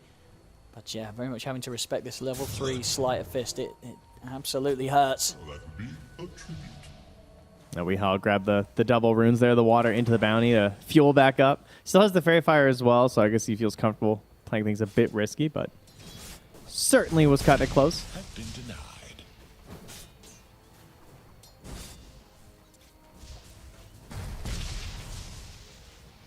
Mobile at least wanting to get this 6 so that he can reset, go back to base, get the refuel. That is also a point where Pablo's got his eyes on the mid. They want to try and punish Mobile. That looks good.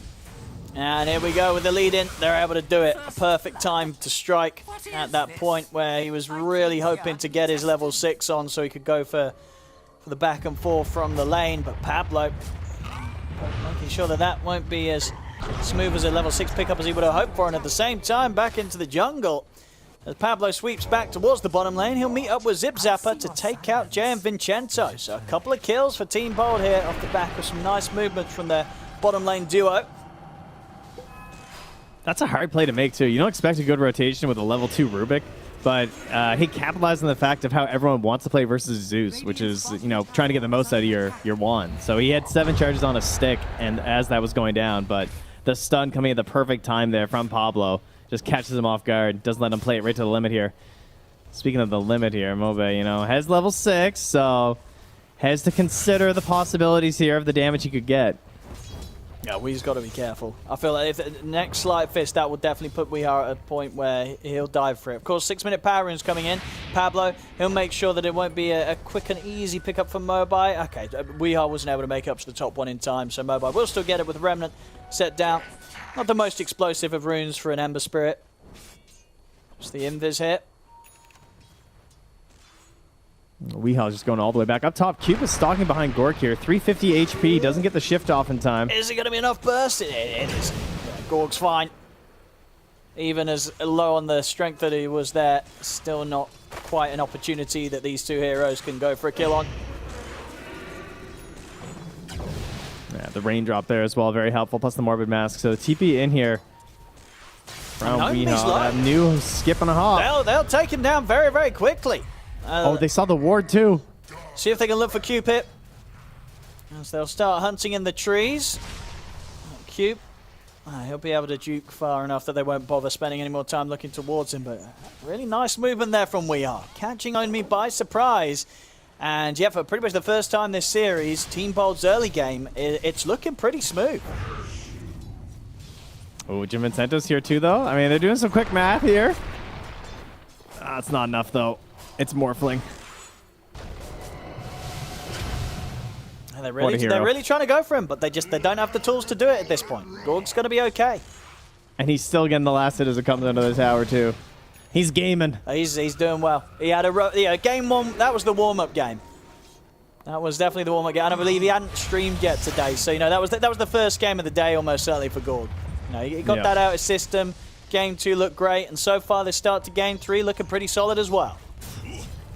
Yeah, Zipzapper puts some pressure down bottom on Pyo and forces out the ulti as well. Mid. So chance for the level 6. I see Moba is trying to play aggressively with the Remnants, but he gets caught by that heavily jump slow. So the follow-up Remnant to continue the dive isn't going to be there for him.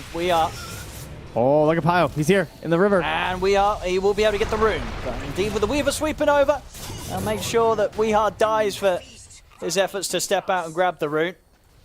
Well, at least grab it means that they won't worry about an Ember Spirit having a DD rune to play with, but still, we are dying there. Pyo being able to come in and get the kill, or get involved with the kill, is going to be feeling pretty good. See, top Gorg will be chased out of lane by Owned Me. The Siphon's not going to be quite enough damage, and he still has some 1 charges left, so Gorg, he'll be fine. Does get bullied away from the tower, though, so he'll leave Ivy with an opportunity to do a fair bit to on the tier 1 push. Cube even. Yeah, keep trying his luck there. You never know. Might turn back around. He might also wrap around onto Pablo here if they get an eye on him. But TB coming up here as well from the Primal Beast onto Own Me. So exorcism over. In we go. Raindrop to help. And he's got another Siphon ready in a second. There goes the 1 charges. See if these two do enough damage to take down this Death Prophet. They don't. Not even with the Thunder God's Wrath coming in. They won't be able to quite kill him. Same time in the mid. A bit of a fight kicking off here between Beng and Weehar, Cube and Mobai, and one that Team Bold, they'll be the victors off here as they take down Mobai. They're looking to dive pretty aggressively in for Cube. And they'll get him. Weehar does dive for that, but he'll say worth. He gets in, gets a double kill. Pyro65 will, in return, get a little bit of a cleanup. Unless Bang can go for the deny, and he can. Straight to the camp he goes. Neutral creeps will take him out, so at least stopping Pyro65 from getting both of them. Top lane, Zip Zapper will be able to distance himself in time from Own Me and Jam Vincenzo. But yeah, some really good early aggression from Team Bold. Even with We Are dying there, he gets the kills. He's still second highest on the net worth. Pyro65 still holding that top spot as the carry Weaver. But 5 for 2. You know, they're definitely ready to game here in game 3, Team Bold. I think this is exactly how you have to play Weaver if you're picking this hero. Like, I want to see you move around the map. Like, I want to see you abuse these early levels of the Shikuchi, because it's not like there's necessarily a better farming build anyway where you can just like AFK and farm the whole time. Like, you've got Shikuchi. It is crazy powerful at this point in the game. I want to see it flexed on the other enemy heroes. And that's the best way to do it. It's to do it like defensively under towers like that. Someone's diving, you come in, get the punish, immediately return back to farming. Because you can just move so quickly across the map anyway.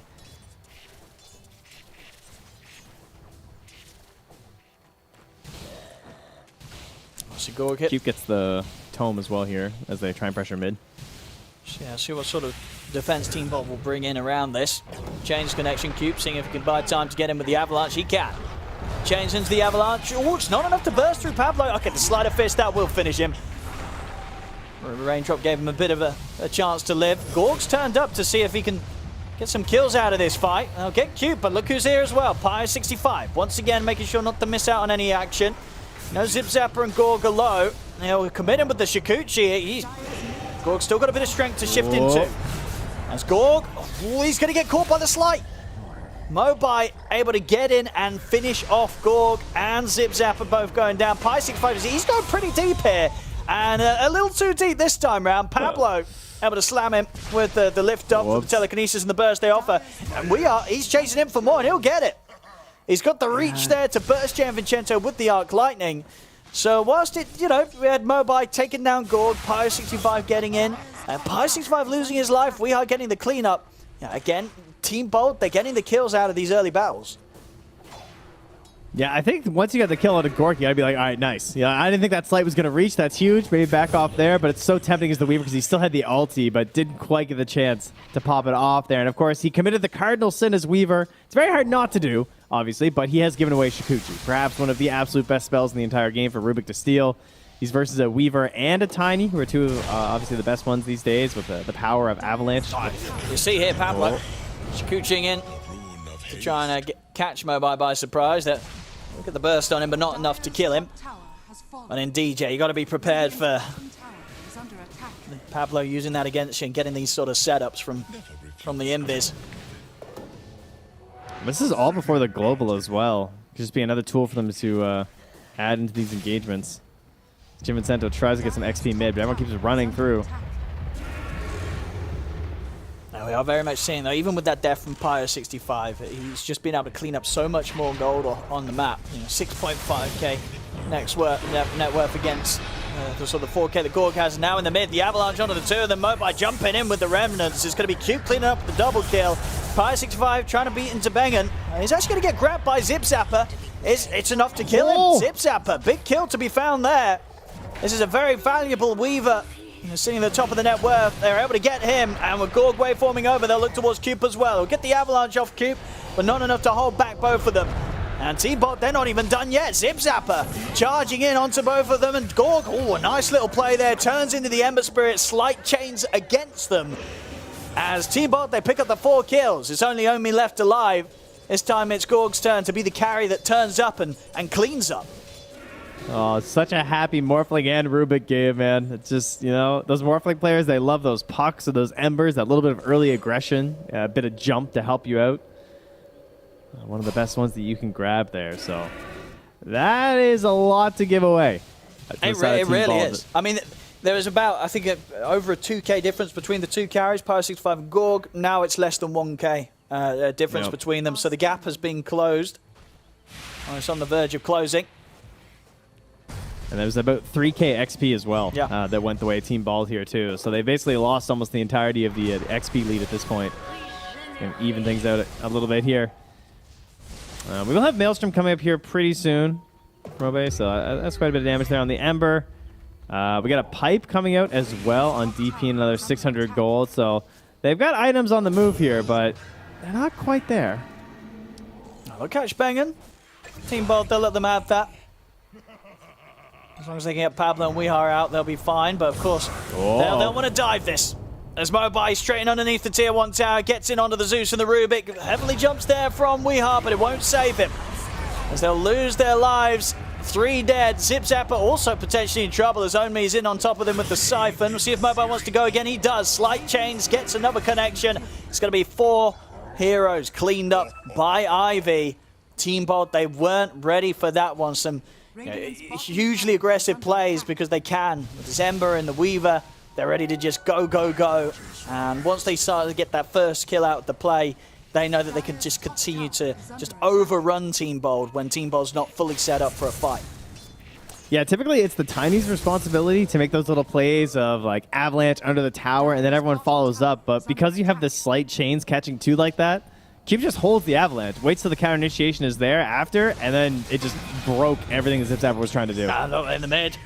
I'm thinking about going for more. This time they'll be a bit more hesitant. They know Team Bold's likely to be able to deal with this as they have split up. Cube gets a Blink Dagger as well here too, so slight chains, blinking Tiny, the mobility of the Weaver. Looking like a pretty frightful team here on the Radiant right now, as Team Bald will try and keep Gork farming. Get him towards that Manta, give him some semblance of safety here in these engagements. And the Gleipnir also almost done. Yeah. That is scary. That really is, yeah. Pyro 65 is going to have a fantastic time on this one. Pablo scouting things out here with the stolen Shikuchi. Cube's he's going to be able to punish him for this one. He'll get into the invis of the Shikuchi again, but the curse is already upon him.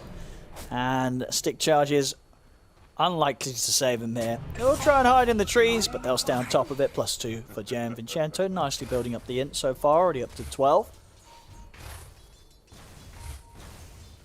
You know, the item upgrades aren't going to be quite as substantial here for Team Bald in a while either. ZipZapper just feels pressured to go in here with the Tombstone. I mean, instant TPs are coming in. They will manage to kill Enemy before the backup is in play, but the Ivy, Pyro 65 and Mobite should have a chance of getting kills in return as they take out both Bang and ZipZapper. Pyro 65, he's ready to leap forward for more. They're going to be able to close the gap on Weehar. Double kill for Mobite. Only Gorg and Pablo left here on the bottom lane as they have got to retreat. They have no sort of further say in this fight as Ivy, these two cores, yeah, Pyro 65 and Mobai, they just have so much cleanup potential. They're jumping around the fight, sort of as the panel said. You know, if you don't get the catch on these heroes, they are just going to be a nightmare to deal with in these mid-game skirmishes. I think it's ZipZapper too who's really struggling. Like he feels like he's just throw his body in because without the BKB, there's silence from the DP, there's bolas. Just like mini stuns from Tiny.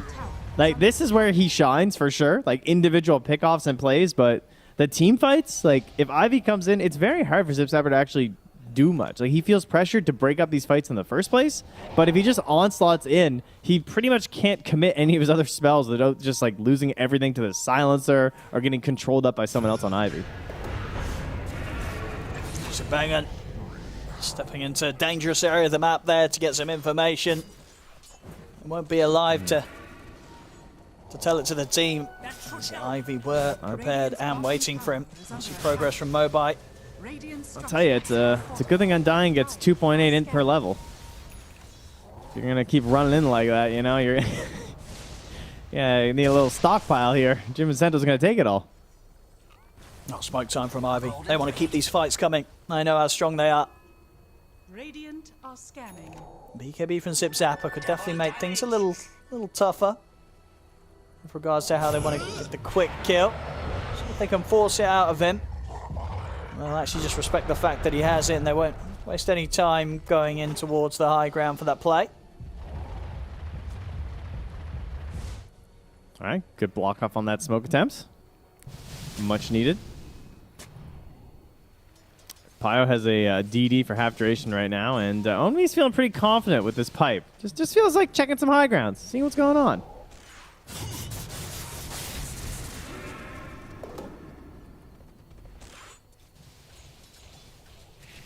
Yeah, Gould backing out completely from this lane now. And he knows that Ivy's likely to be looking to use this part of the map for their next move. Creep wave shoved up towards the tier 2 tower here by Pyro 65 and Mobile 1600 off the Aghanims. Whoa. Popping the global here. Not too sure what they were sort of seeing as a move with that one. Might have just been the old accidental press of the Archie there. I think it might have been. Yeah. I actually have no idea. I'm looking. I mean, they were kind of looking at mid, but it didn't look like anyone else was on board with the dive. So a bit of fortune there for Team Bold, I think. A bit of a window where, without the global silence from JM, they know it's less likely that Ivy's going to look to try and make these sort of aggressive moves that they have been upon them. And they're also going to see Mobile down bottom there on the Ember, so Oh, they're where he's pushing out. If they want to go for a smoke play, now would be a pretty good time here for Team Bald. See if they want to move in towards those Ancients. And Pio going for the Lincoln Sphere next on this Weaver. Had a couple choices. I like the idea of getting something a little bit more defensive. You could go with like the hybrid, like Scotty sort of deal, but getting the Lincoln Sphere just for a solid bit of safety. Yeah, I mean, with that, the only threat really is if he gets caught by any of these, his own team's abilities used against him, either the Morph or the Rubik. Yeah. The main thing that's been, caused a little bit of issue for him has been the grab from Primal Beast, and no longer be able to happen unless they can pop through that. Lincoln's in the mid. Pablo. Quick catch here from Ivy. They've got the Exorcism up again, so could look for Roche if they want to commit here, and they do. They'll step into the pit. Oh, buddy. They're doubling down on this mobility as well. As our Ember's going for a very early Agnum's. Almost done here. And, like, how are you going to control him? He's just going to be jumping all around the back lines of this fight, dodging some of your control spells. He's even taking the Aegis here as well, just so he can really go all in. And since his Weaver will be finishing up a Lincoln Sphere soon enough anyway, doesn't feel like he necessarily needs it at this point in the game.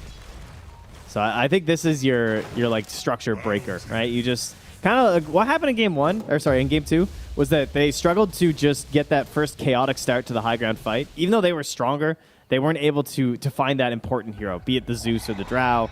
And Ember with the Agnum Scepter, it is one of the best base-breaking Ags, I think. It's like a little underrated in that regard because you can just jump all over the place and provide excellent vision for people like Cube who want to find that perfect snag.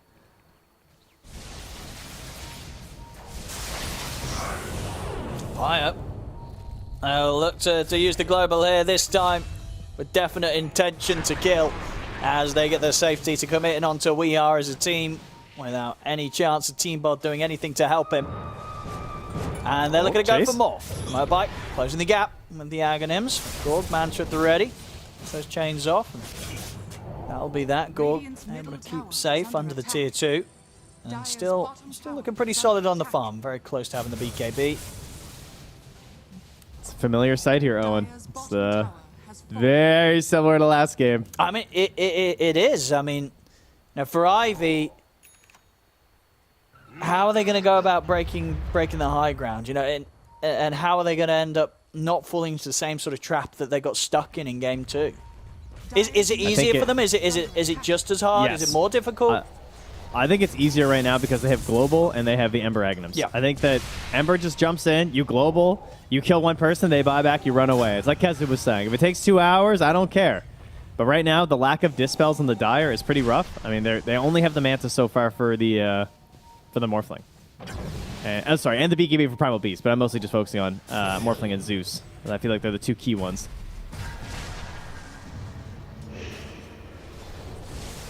Poking and prodding here, looking for their jump in. No global right now, though, so this is not the best time to necessarily jump in. And they know that on Team Bald. They are going to smoke into this Aegis. Oh, it's Ember, though. Oh, no grab. I'm trying to catch him by surprise with that blink, but Mobile very, very quick with the fingers. They have a slight telekinesis as well, too. So like they have a couple good ways to get that instant lift up.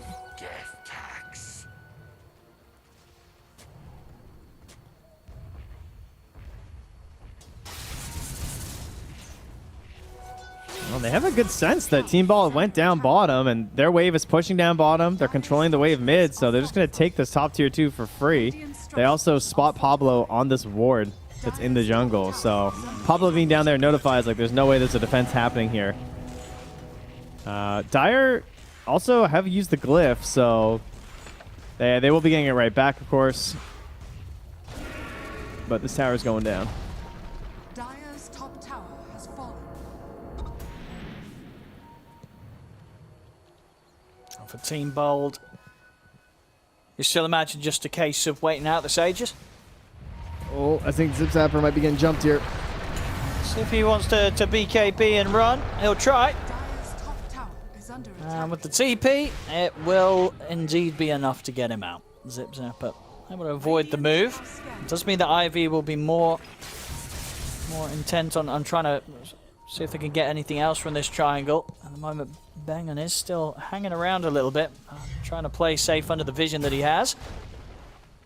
See if Mobile wants to commit for the chase here onto either of these two. He's going to look into the trees. He finds Gorg. As I think he may have also caught him with the chains in the was that during the TP, because he's now out of a TP, Gorg. He's got a BKB, but no TP to play with. Global comes out after the BKB to still hit him with that silence. He's got a fair bit of strength, and the best he can do is just run here. Just try and run, but there's only so much running he can do. They'll kill him off. Mobile with a great catch there, finding him in the trees. Man, that is actually massive for them too. Losing that BKB, that was painful. That's going to be a free tower mid if they want. I guess the wave was a little bit pushed out. It's not that free necessarily. Especially with the global. Oh, jeez. Okay, Jim and Zento. He's going in. Let him go. I mean, Pyre 65 at the side's going to get caught by the grab. Will manage to time lapse. And in fact, Zip Zapper is going to look towards Jan Vincento. Of course, his BKB so is still on cooldown for a couple of seconds here, Zip Zapper. Will get caught by the sun. His BKB's at the ready now, but he won't even bother popping it. Knows that the physical will still kill him off. That's going to be him taking out JM. Not punished there for running in aggressively. The rest of the team able to back him up. As this tier 2 in the mid should be going down as well here. Ivy continuing to push the lead now. He looked like he disconnected. Just silencer just walking up there. Bottom. Bengen nearly getting out with the TP, but Pyre 65's Gleipnir puts a stop to that one as well.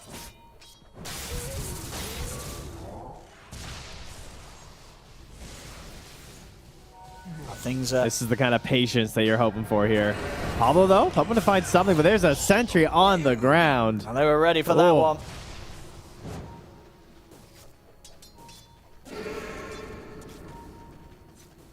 It really is going to be a case of seeing if Ivy this time round, they struggled in game 2 with using their advantage to take things to the next step, get to that high ground, take some of these structures from Team Bold. See if they can do it here in game 3, or somehow Team Bold can push them back once more. Zip Zapper's in. But we are on the side. He has to be careful. Pyre 65 is going to go straight towards the cause on the back line. Same to be said for Mobile. Mobile's in with the remnants. He's looking towards the Zeus. Straining with the slight chains, locking down Weeheart. Protecting himself now with the Ghost form. Pyre 65 is going to continue to try and commit on towards the Zeus, but Team Bold, they're doing a decent job of allowing Weeheart to get back to safety. Bengen will still go down. Zip Zapper, onslaught over towards the Ember. They're bringing the Ember low. They've actually managed to kill him off. As they're taking out Mobile. Team Bold there was some very fancy footwork. Weeheart being able to survive through that whole attempt there. We saw a lot of time of Pyre 65 being used on trying to kill this Zeus, but he couldn't quite finish the job. Weeheart lives. And Team Bold, they get out of that trade with smiles on their faces. They take down Mobile. Incredibly impressive. I mean, that is the one downside to his build, right? He's going to go in for the Kai and Sarge too, so he's kind of doubling down on this Ember of the, no BKB. It just says, I'll be tanky enough. My idea is I just want to provide for my Weaver and my DP. I want to keep chaining and stunning and giving that vision for them to succeed in these fights. But when the damage lacks a little bit there, you can't quite finish it off. That's what's going to happen. Yeah. Yeah. Now, they have another minute, too, without the global silence here. So, it's, again, a little bit harder for them to win these fights. And Gork, he has himself the Specialist Array. He's thinking about what to do next. And it's a bit of a tough one. I think, yeah, you just Scotty. I mean, that's the safest option. I'm trying to think of, is there anything better than a Scotty that could, uplift you this game? And I think for a Morphling, there's probably not. Yeah, I think Scotty's always going to be solid. For sure.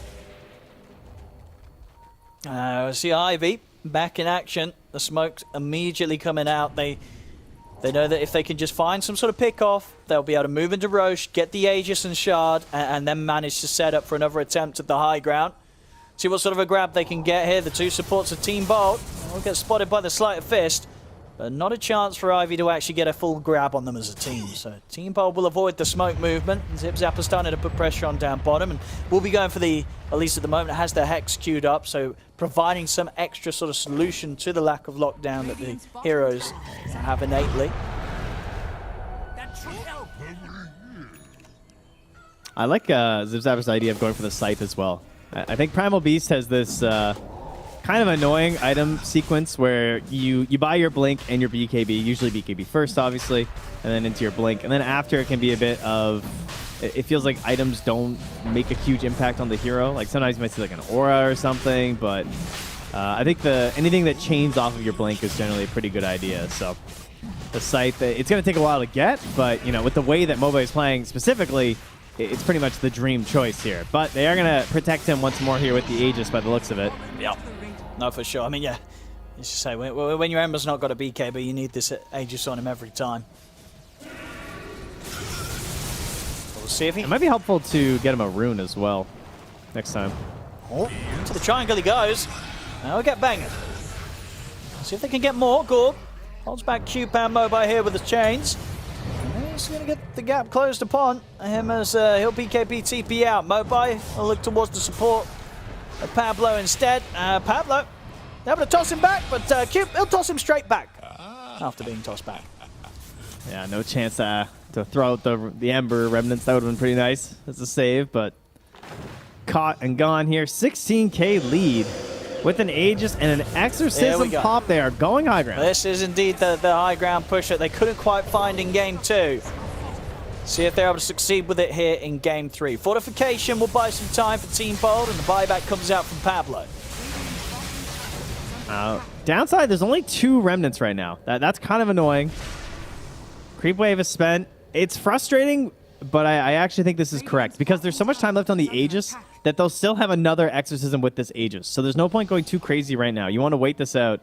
What would be ideal would be getting that tier 3 knockdown at the very least. Because they're going to, if they come back and win the next Exorcism, they're still going to have the double glyph. We have smoke. Well, I guess they'll only get the 1 glyph. Look at the reset, that is. Team Bolt, they want to try and strike whilst the Aegis is still in the hands of Mobai, but in a fashion that causes them to be able to force a fight outside of their base. And maybe get the jump on Ivy and break them apart so that they won't actually be able to use the remainder of the Aegis to try and approach the high ground again. See them lose Bengen very, very quickly. Mobai, he's looking for Weeha. He's gone for the TP on the high ground. They're not going to be able to find him. So Weeha will manage to live. Both supports, though, Team Bold will fall. I see the attention turned towards Gorg. Still got a BKB at the ready.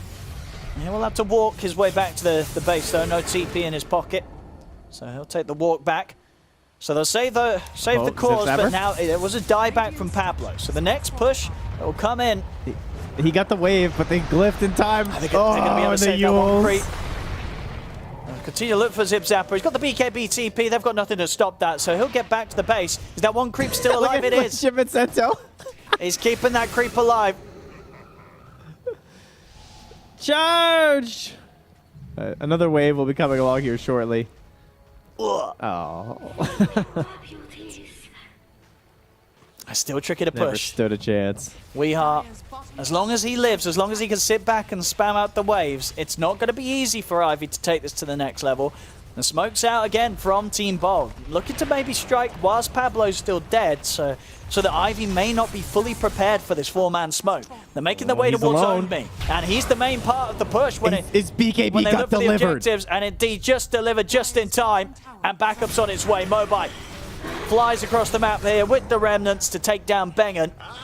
Next big item finish here for Pyro65 has got the full MKB. Put an assist in the column for the courier on that one. And Lincoln's pop into Shikuchi steal from Pablo. Very nice. So has something to work with in this next engagement. I see 1 minute left on the Aegis. Can they go for the high ground? Pablo. He pushes his luck a bit too far there, trying to clear out the wave with the Shikuchi. They'll catch him. So both supports out of the game.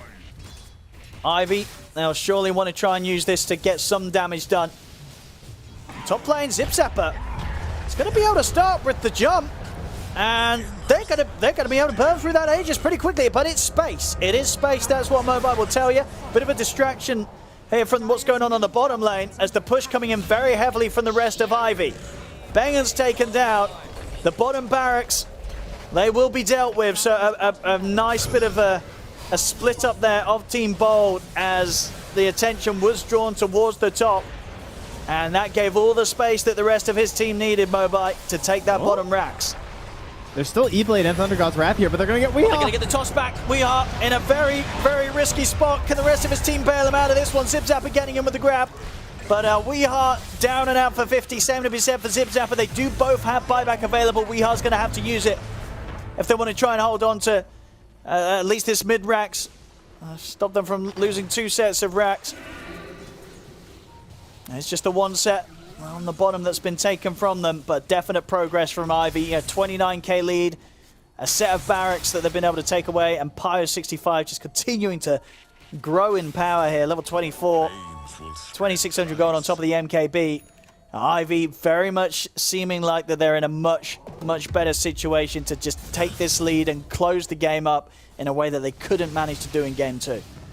Yeah, I think they've taken lessons from that game. They've just, probably talked about it, what went wrong, and where they had to just be a little bit more decisive, and you can see that here. See that Dota Plus here. It's only giving it a 1% here for Gorg and the lads. Well, we always knew he was the 1%, so it's all right. Well, he'll get there. We'll see if he can use that to his advantage. It's going to be very, very difficult. So much farm here on the Ember and the Weaver. And Gorg, he's nearly, he can clean up the Skadi if he wants to play without the buyback. We'll see how he decides to deal with this sort of tough stage of the game that it's fallen into for Team Bold. Gotta say, this is some real alpha behavior here from the Ember. Moba here, he's just the recipe in his inventory of the refresher. He's been running around on the map with it. Like, I'll get the rest of it later, but I want you guys to know that it's coming. And now fully delivered here. So that is one skipping and a hopping and hard to deal with Ember Spirit right now.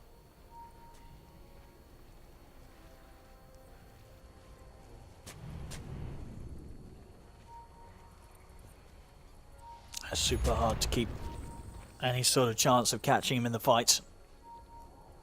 I mean, they were able to do it when he's on his own, but that was in an intentional move.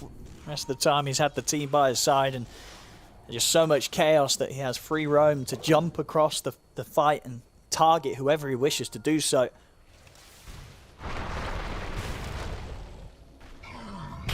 Oh, Relic as well. Perfect.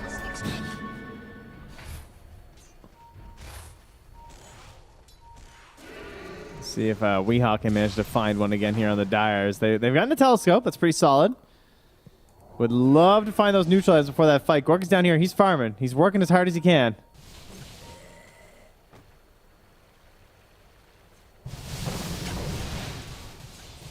They're on their way over. Mobite. I mean, Gork, he's going to have to BKB TP, you'd imagine. Yep, there it is. He's out. Look at Zipzapper, though. Oh, he wants to try and cut another wave, but it could... I guess he's BKB. He does indeed as well. Yep. BKB and TP out will keep him fine.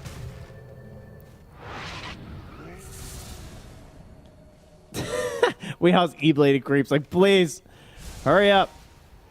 Just give us the items. All right, Flicker, not bad. I think they're getting very unlucky with these creep camps. They go for Mobile. See if they can catch him by surprise. He's into the trees and quite have clear vision to make the jump upon him now. I know that the rest of Ivy's heading over, so the chance of getting away with this play becomes slimmer and slimmer. They have a good vision here, though. This is a good place to fight, I think. A full hex on Cube now. As Ivy, happy to sort of just stall around this area, wait for the Roche, get this next one. He's going to have that refresher shard on. It's back up now. Highly likely if they go for the Roshan attempt, Team Bold won't be able to put a stop to them from getting it. And they're not going to check out the pit. They're going to approach the base here. See maybe JM check it out here on the way back. Yeah, he's going to go back and get the intel. They know it's there now, so they can look to head back and claim this before they go for the next push. I mean, they still have their neutral items to grab here as well, so I don't think they're in too much of a rush either.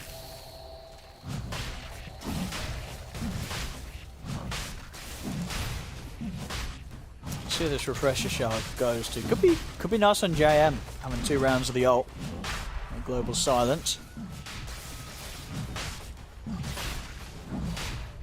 think Pio as well, just like total freedom on the high ground would be pretty nice as well.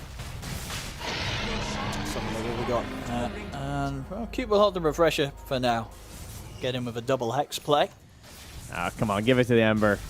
Just let him go hog wild. I guess he wouldn't have the mana for it. We've got Spell Present picked up. Yes, still. Did Weehaw get any of these sort of tier 4s that he would have hoped for? Still just having to hold on to the Psychic. They've actually cleared quite a few camps. They're just not getting them. There's still 3 tier 4 items to find on to be found on Team Bolt. The mid racks. I think Team Bolt's going to want to make a jump here. They're just going to have to let those go. Ivy. Now clean that up quickly with the Exorcism. See if they can keep this going as they'll go straight towards the top with Own Me leading the way. I reckon that Shard's going to come out here pretty soon as well. I don't think they want to stop. Get the grab onto Weehaw. They'll look to jump him. Mobite. The BKB. Global Silence comes into play. Gorg will remove it with the BKB. There's no saving Weehaw though. Out for 90 seconds. Mobile on the Ember Spirit, just too much for them to deal with as he's just jumping around the fight. Takes out Bengen as well. Now Gorg, he could be in trouble. As the push forward from Mobile continues, Sleight of Fist onto both of them. Gorg's up in the air. He's got a fair bit of strength with the tossbacks there. Waveform to try and get back towards the fountain. And 4-Staff will manage to get him back to the safety at the fountain. Mobile with the triple, and they'll actually call it here. They know there's no stopping Ivy now. They've got the Megas, and they've got the game. GG is called. Ivy will take this game 3, and with that, this series is theirs. 2-1 for Ivy. As you said it perfectly yourself earlier, Trent, very much felt like they learned from their mistakes in game 2, and they made sure they did not fall foul to them again here in game 3, Trent. Yeah, and you know, you can say the same thing for Bald from game 1 to game 2 because they got crushed in the lanes, they adjusted, they picked up this Undying, really helped them in game 2. They had to work on some more stuff and still make a bit of a comeback in that game, but it was still improvements nonetheless. And then Ivy, of course, doing the same thing, just reflecting on those past games. And that's what the DPC and this whole league format is all about. You know, it's seeing all these different matchups and helping these teams grow. Specifically Division 2. That's kind of what we're hoping to see, right? And for Ivy, they're hoping to stay in Division 2. Yeah. Or, you know, or perhaps advance past that someday. But Team Bald, unfortunately, another series where they're taking that game but not getting the win. Yeah, not quite able to turn around this game 3. The Ember, Mobile Ember and the Pyro 65 Weaver that looked to have potential from the draft certainly did as the game went on. They could not deal with them whatsoever. Ivy close up this game. They close up this series. They'll be taking this one against Team Bold 2-1. Thank you very much, OD Pixel and Trent. And indeed, Team Bald Reborn find themselves yet again pushing the game to the very end, taking a third game, looking hot, and then it just all crumbles to dust in their mouths as they find a loss 0-5 right now. But for the side of Ivy here, Kezu, they still remain in contention to go all the way into Division 1 and not just stay in Div 2. Talk to me about this game here. What did you like about what they were doing? You said it was going to be very similar to game number 2, but then they have a better time closing it out. They certainly demonstrated that this time around, didn't they?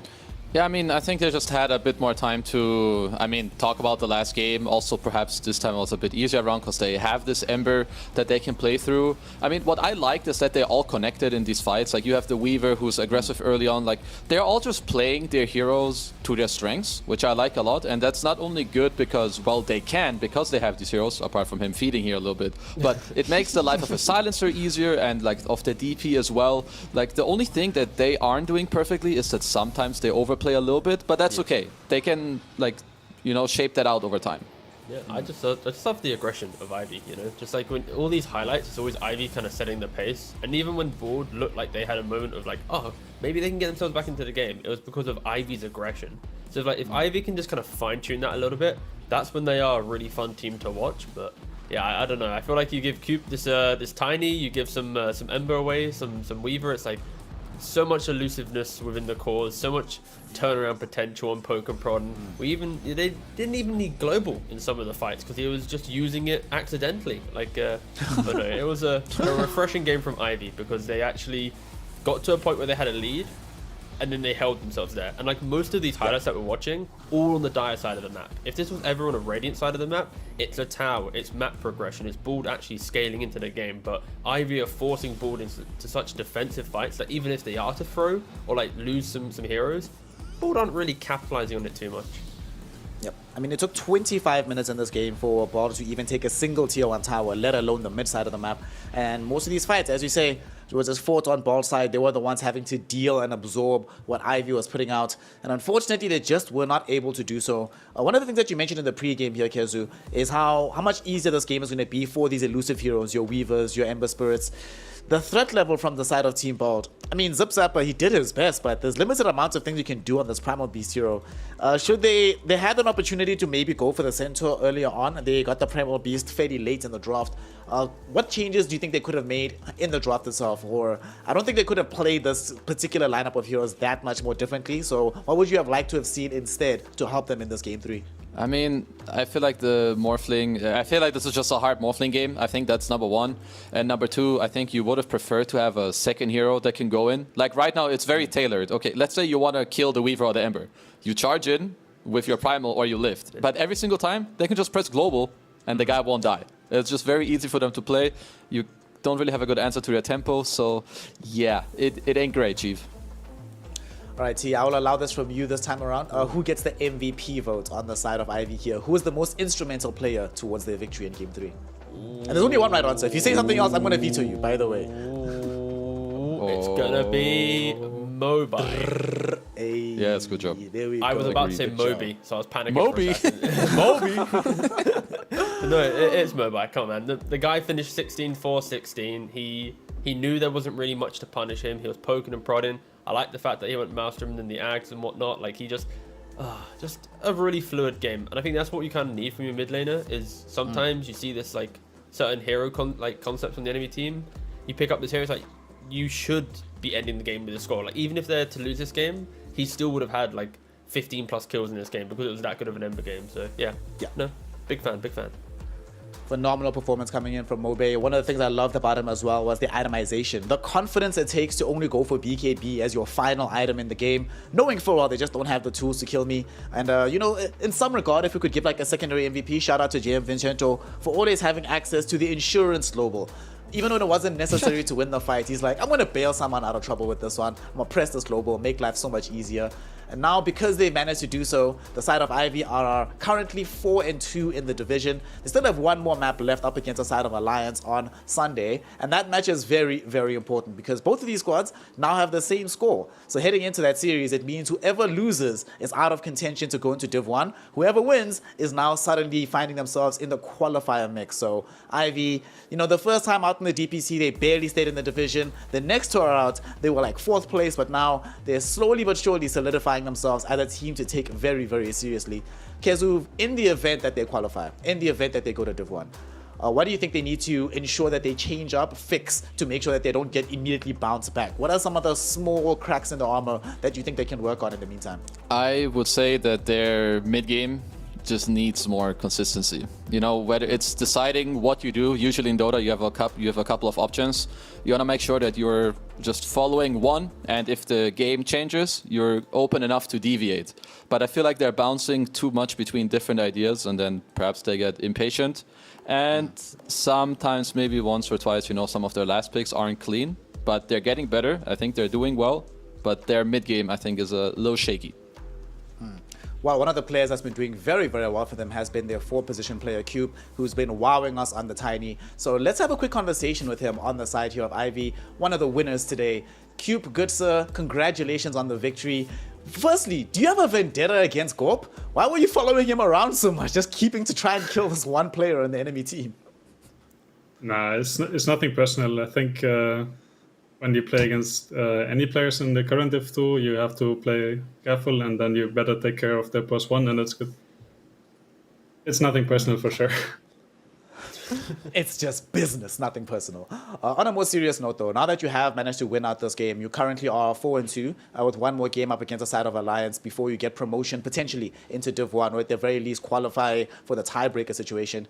Can you talk to us about what your team is going to be specifically preparing for? Obviously, you can't give away too much, but what do you make of your squad's odds against a side like Alliance, and what's the specific preparation you're taking up against them?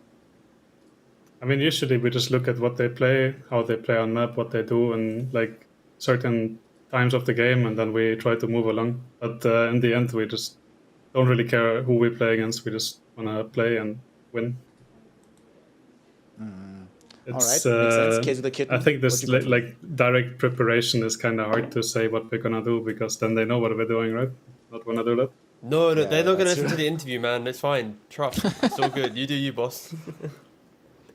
Okay, I have one question. What do you... So I feel like... I'll ask it more directly. I think sometimes you guys screw up your mid-game a little bit.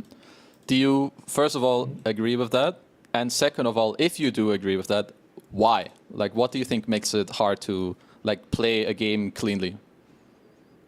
I think we're still kind of new stack. Like, we have this core of me, Mobai, and Human. We play forever, kind of, together, but we still have, like, these two new core players, and then we have different ideas on what we should be doing, then random shit happens, and sometimes it doesn't end up well. And I think the longer we play together, the easier it's gonna get. So we still need to work on that to make it clean.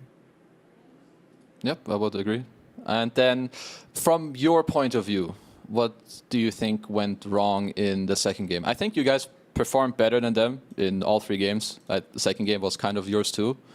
Do you think the second game is more, is it like about communication? Did they catch you off guard? Or was it like a specific moment where something went wrong? I feel like the first game went too good, and then we were like over motivated and took too many stupid fights, and then they were just ready, and we kept trying because we felt like we're good, and then apparently we're not good, and it kind of went downhill from that. And then everyone took a break after the game, and third game it was like reset, and then it was fine again. All right, good job on that. Thank you. All right, keep. Yeah, so obviously you played with Mobai and Gem for like it's like 13 months now or something. It's been, or at least on Ivy, it's been some time. Yeah. In DPC. What makes you want to continue playing with these lads? Like, what's the cool thing that brings you together as a core 3? I think the main point is that when you know people for a long time and you know how they behave and you get along with them and there's like no big troubles. Like, I played Dota for a long time, right? I know that people can behave giga bad. And when you have players that never behave like this, then you know you can play with them and improve with them. And personally, when people talk shit to me, I'm like done with the game. I don't want to play anymore. So it's a good thing to not have teammates talk shit to you. And that's one of the qualities, I guess. Sure, no, that's nice. And following from that, are you ever going to get bored playing Tiny, mate? You know, you're a pretty versatile 4 player. That was my backup question. Yeah. I was like, I'm looking at it like Tiny is a bro. He's a bro. But I think the hero is really nice to play. It has like all my skill sets. It's like kind of my hero. Kesu 100% win rate, by the way, and do like in solo queue. I remember. No, it's a nice hero, and I think when you love a hero, you can play it a lot. I mean, I have like 3.5k patch games. Don't tell me I can't play 3 Tiny games in a row.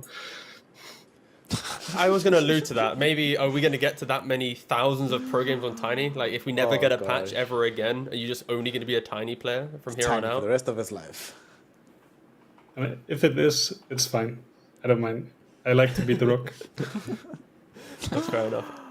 I guess I have one other follow-up question real quick. It's just, what is your opinion on Ivy's Division 2? Like, you've been here for kind of a long time. What's the biggest thing that's held you back from progressing to Division 1, or at least being a contender for those top 2 spots, do you think, in the last year or so of DPC? I think it comes down to very small things, because Div 2 gets stronger and stronger. Like, last season was kind of hard, but it was like okay hard. But this season, it's like every team can kind of make it to first 2 places, I feel. And the competition just gets stronger. I mean, we get stronger as well, but you need to get stronger faster than the other guys, right? And if you're like have some swaps on teams, or you have bad. Like sometimes you just have a down phase on your like personal skill, right?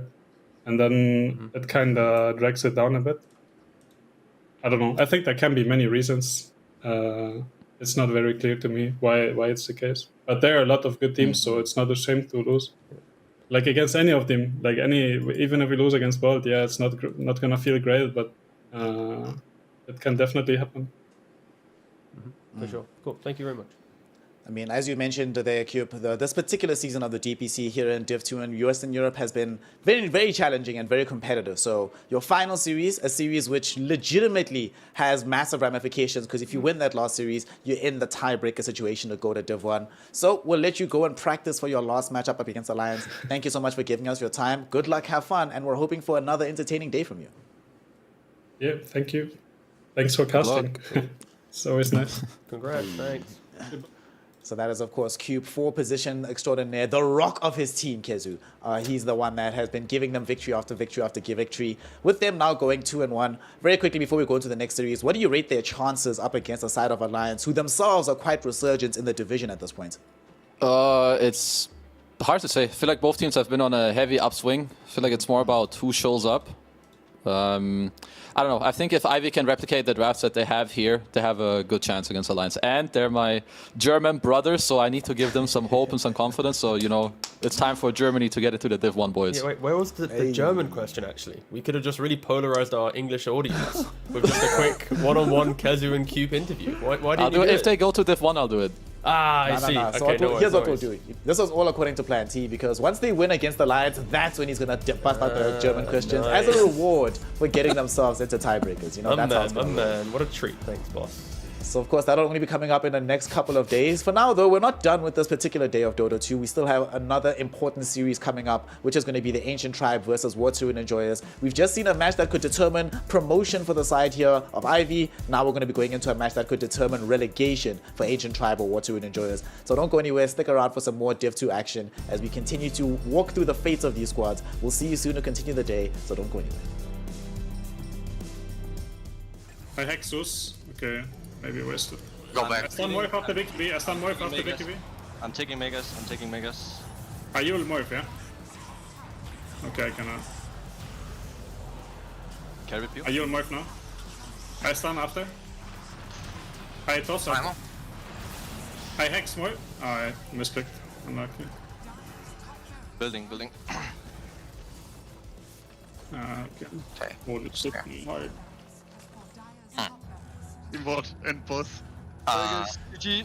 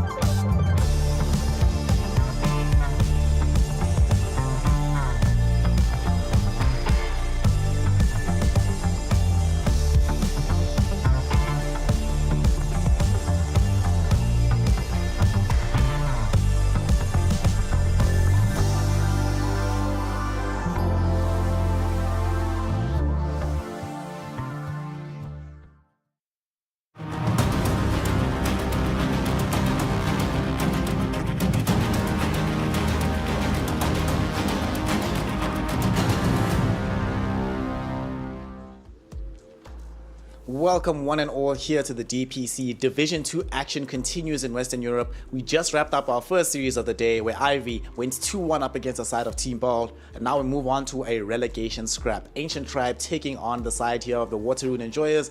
The loser of which finds themselves almost guaranteed to be eliminated from the tournament. However, there's still some weird things that can happen if Waterrune Enjoyers end up winning this series and subsequently go on to perform an upset on Sunday night. We're going to be finding out together if that's going to happen. And of course, we've replaced our intrepid German with our Finnish aficionado, a man who's going to be cheering for the Ancient Tribe. T-Panda, good sir, what do you make of the series that we have on our hands here? Is this the time that your faith in MTD is finally rewarded? Oh, I wish. I mean, hopefully, in a sense, if looking at it from the perspective of MTD, but like you said, it's an elimination matchup in a sense. So if Waterrune Enjoyers, they take a win, they will knock out Ancient Tribe from the division, and that should be 100% guaranteed. But Waterrune Enjoyers, they have two opportunities here.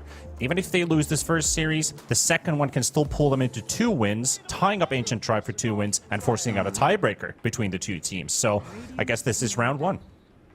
This is indeed round 1. It's going to be very exciting to see how this actually all goes and pans out. I am curious to see what's going to happen here because Waterrune Enjoyers have certainly been the team outside of Team Ball that's had the least diversity in their hero pool. While the Ancient Tribe has been the team before a couple of days ago, they had the most diversity in their hero pool. So let's see how these two particular things will match up. Game number 1, Waterrune Enjoyers, they start off the draft with a Grand Magus pick here. Seems to be the theme of the day, T-Gov, that you pick the Rubik first phase and you worry about anything else later. Like, the game gets a lot easier once you just have this hero in your back pocket. Yeah, especially for teams who are favoring Leshrac, Tiny, Enigma in their first phase. Just opening your draft with just a casual Rubik, being able to split 4 or 5. If it's 4 in a good game, you're going to feel pretty good. So, yeah, I'm honestly not opposed to it. And we're seeing the drafts quickly progress where Ancient Tribe, they're taking away the Enigma because they don't want to give it to Water Runes. And in turn, we can see Naga Siren, which most likely, I'd assume, is going to be the carry just because of the laning phase that you get presented. Yeah, possibilities. I mean, I like the Waterrune Enjoyers. They're doing something different here because they've picked Blink's hero 10 out of the 12 games so far in the first phase, and they saved Palantimos for last 8 out of 12. But if that ends up being a carry Naga, they're doing something a bit different here versus Ancient Tribe. So they've definitely shuffled up priorities with their heroes here. I mean, there's some potential that this Naga Siren can be flexed. We've seen this, of course, in Division 1 especially, that you can end up putting this hero in the 4 role, and we have seen this Rubik played as a 5, but, you know, the odds are very, very high that Palantimos is going to be the one that plays this Naga. If that is going to be the case, what bans do you want to see to protect the Naga Siren here, T, and what hero should Ancient Tribe go for to make sure that they give him as hard a time as humanly possible?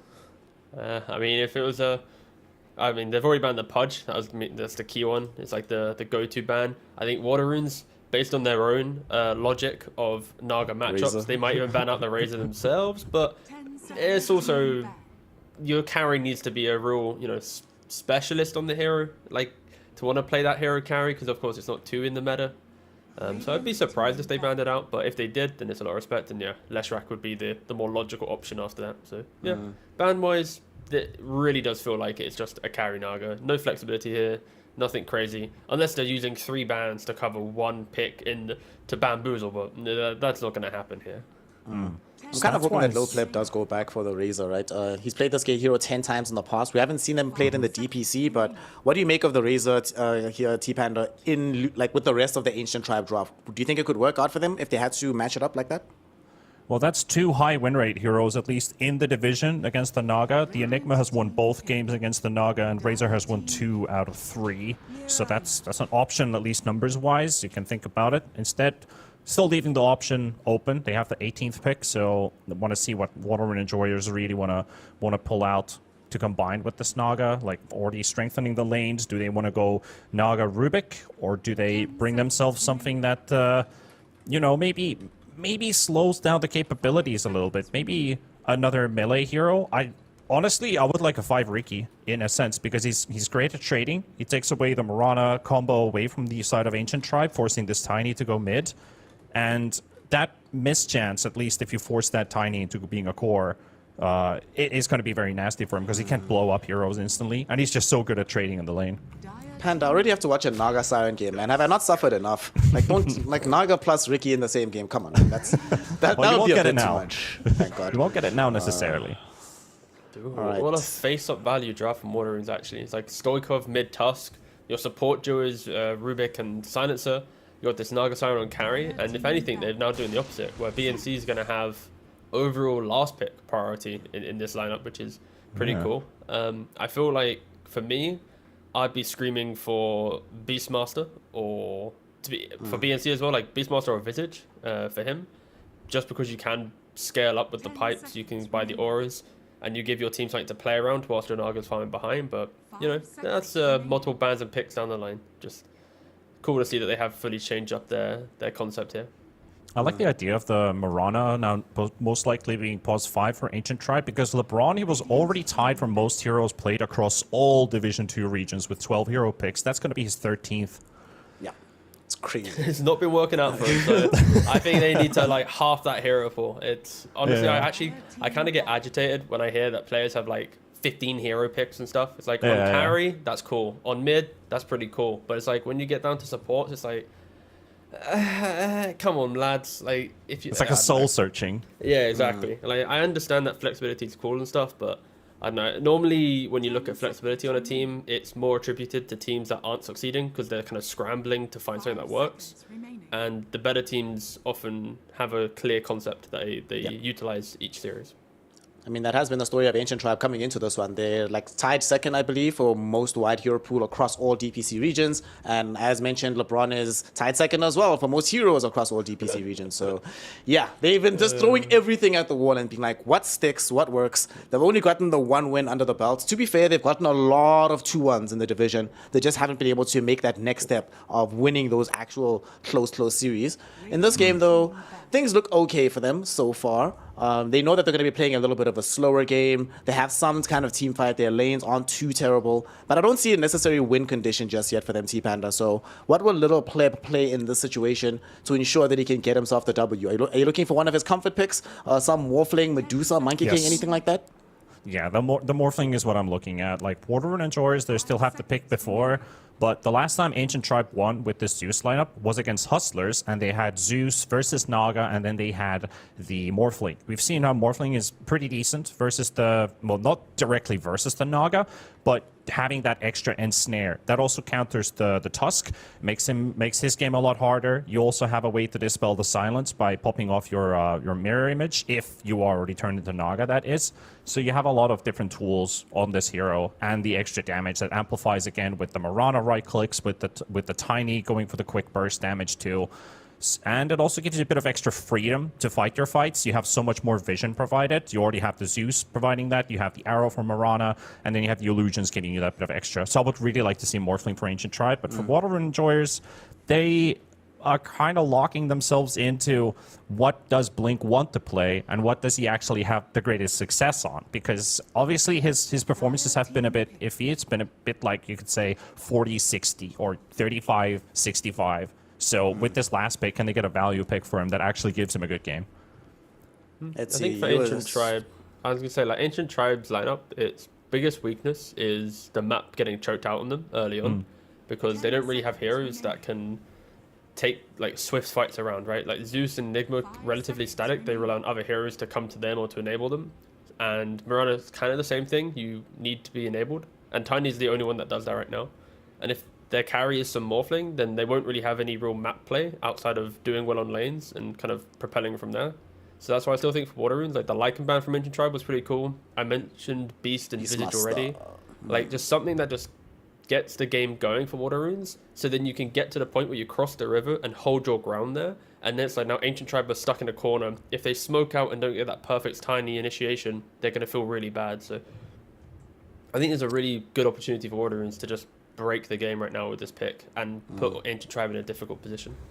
Do you want something like early game or something that stretches better into mid? Because if they go Visage, they just get locked into lanes and they have so much to worry about in the laning stage.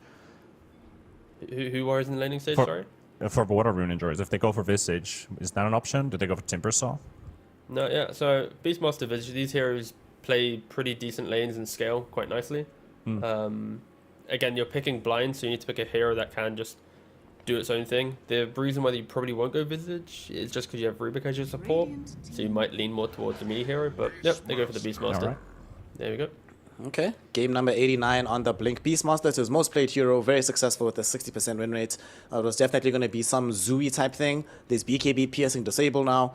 This feels like it's also kind of rough to fight them as well, because they have Global Silence, the Naga Song, as well as this Beastmaster Primal Roar. So whatever hero that they get here for the side of Ancient Tribe has to be able to somehow deal with all of it by himself. So let's see, the Morphling was spoken about earlier. They go for the Bloodseeker instead, so we're not going for a more late game timing. We're trying to push the tempo a little bit faster here, T-Panda. Bloodseeker though is, how do we describe this hero? Volatile at best in general in a lot of these games. Is this the kind of game that you think the Bloodseeker will end up doing very, very well? I think only very few Bloodseeker players in the world of Dota are actually very, very good and stellar on this Bloodseeker hero. I feel like we see more of these mediocre performances come out from time to time.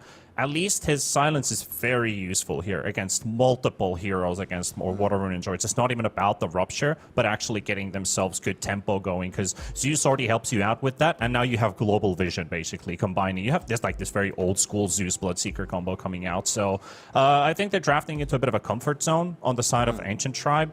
And they just need to come out strong with that laning stage. I just don't want to see this Bloodseeker getting stomped right away. We've seen this Bloodseeker Zeus combination before, T-Gov. It hasn't necessarily worked out. So far, it's also 0-3 in our division. But looking at the draft from Water Rune Enjoyers, you called out the Beastmaster pick before it arrived. Tell us, what is it like? How do they utilize this entire draft for WRE to take game number 1? They need to play around this hero with confidence and try and just close out the map. And then once that, or at least take the safe lane tower and pressure mid tower, and then go from there. But I think the Bloodseeker pick is a decent response because you can keep the lane pushed out and you can actually pressure the Beastmaster.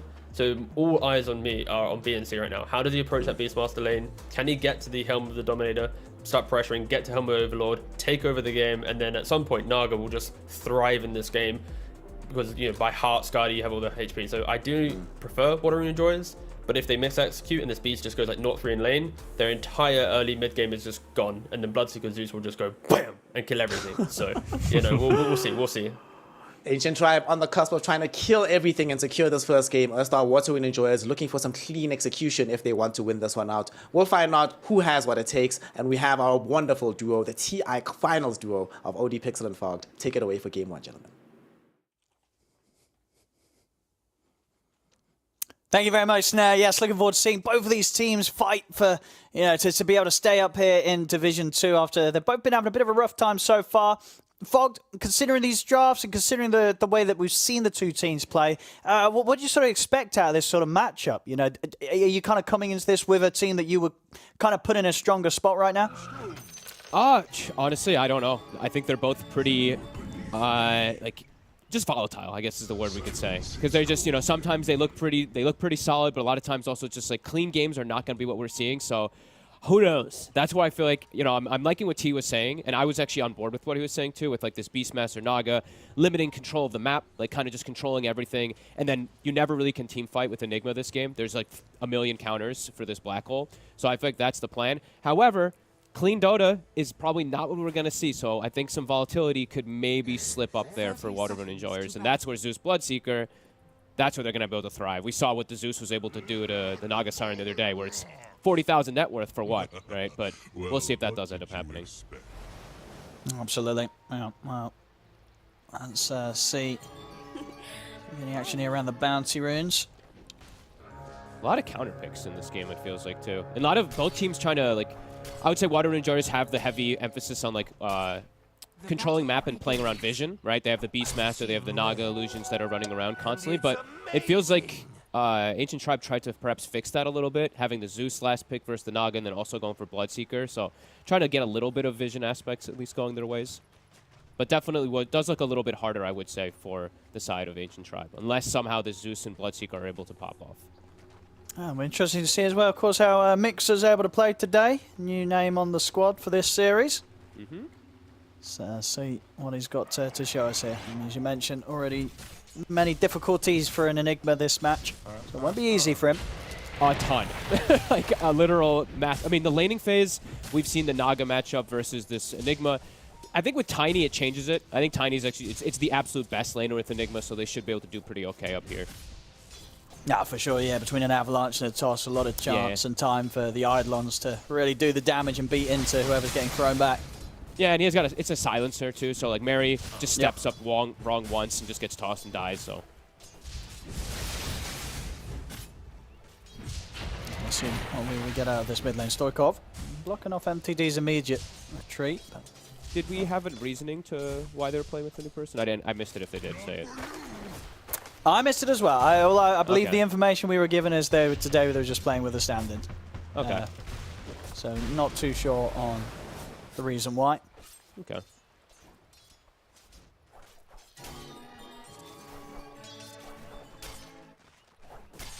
Pretty calm lanes, I'd say, though. It's of course, when levels start kicking out, I think that's when we'll start seeing both those side lanes have some type of kill threat. But positioning is everything. It's like all up to Mary. If Mary steps up too far, the tossbacks constantly. Bottom, I think, is probably the one that I'm looking at for where the kill's going to happen.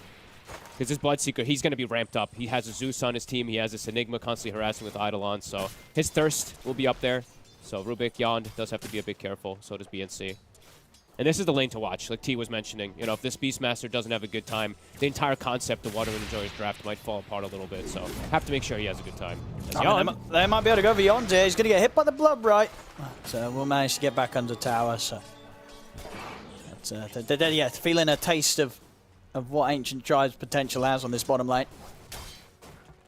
Yeah, really good lane. But BNC, he's comfortable, right? They said, I think, 89th game or something like that on his Beastmaster, Master tier. Very good game for it versus that Enigma, that hard lockdown for Bloodseeker as Yond. They're going for him again. This time around, he's got the Fairy Fire and the stick charges. So will again survive. Thank you. Love Rubik right now. Feels so good they're able to just go for these kind of stats and out-trade most heroes. And not doing so bad. You know, 10-2 on the Beastmaster and 11-1. They're making sure that they kind of make sure that there's no pull happening here. So stopping LeBron for a second. Blocking that stack.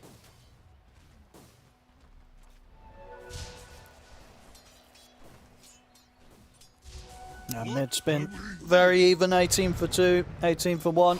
Bottom lane. Ajon going to be able to get, this time round, I don't think he's getting out. He's out of stick charges. He's out of everything. First blood finally going to be claimed on this bottom lane. In the lane we expected to see it here. Goes the way of Little Pleb. Yeah, not an easy lane. Even though Rubik is such a good hero now for laning and everything like that. Yeah, like the thirst stacks, they build up. Bloodright is so low mana, and you're constantly getting mana back because they're spamming Fade Bolts and Axes on you, so he just has like infinite wand charges to spam on them. And yeah, Mirana, as we've seen, especially from Tundra, this hero has 5 position. It's also one of those best harassers, kind of like Rubik. You just Starstorm is insane now. Yeah, Little Pleb just able to trade super well with BNC. He's going to get caught by the Bloodright. He's in trouble. He's straight up dead. That's a solo kill. All right. Yeah, he was not prepared there, BNC, for Little Pleb to just kill him solo. Yeah. And they were doing pretty decent up to that point, right? Top. Oh, that'll do it. I'll be able to get a kill up there as well. Getting kills in both the side lanes here, Ancient Tribe. This is a big deal, though, for this bottom. It's going to start getting harder and harder for this beast, the lane down here. They're level 3 and level... It's only level 5 on Bloodseeker. I mean, they might not even be able to lane down here anymore. Yond. Oh, he's going for it, LeBron. He's going for it, and nicely done there as well with LeBron. So, a Little Plebs swinging in, tanking some of the tower hits, so LeBron could safely go for that. This is huge problems. This Beastmaster start is going to be unbelievably slow now, and he's crucial when we look at the whole draft, how it's going to work around for him to get, like, Helm of Overlord pipe timing to protect the Naga Siren versus that Zeus, of course. So yeah, this could compound very quickly.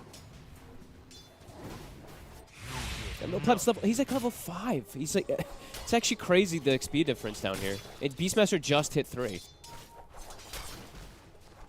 Yeah, that's pretty wild. I mean, LeBron's did a good job of giving him space as well for the fair bit of solo XP.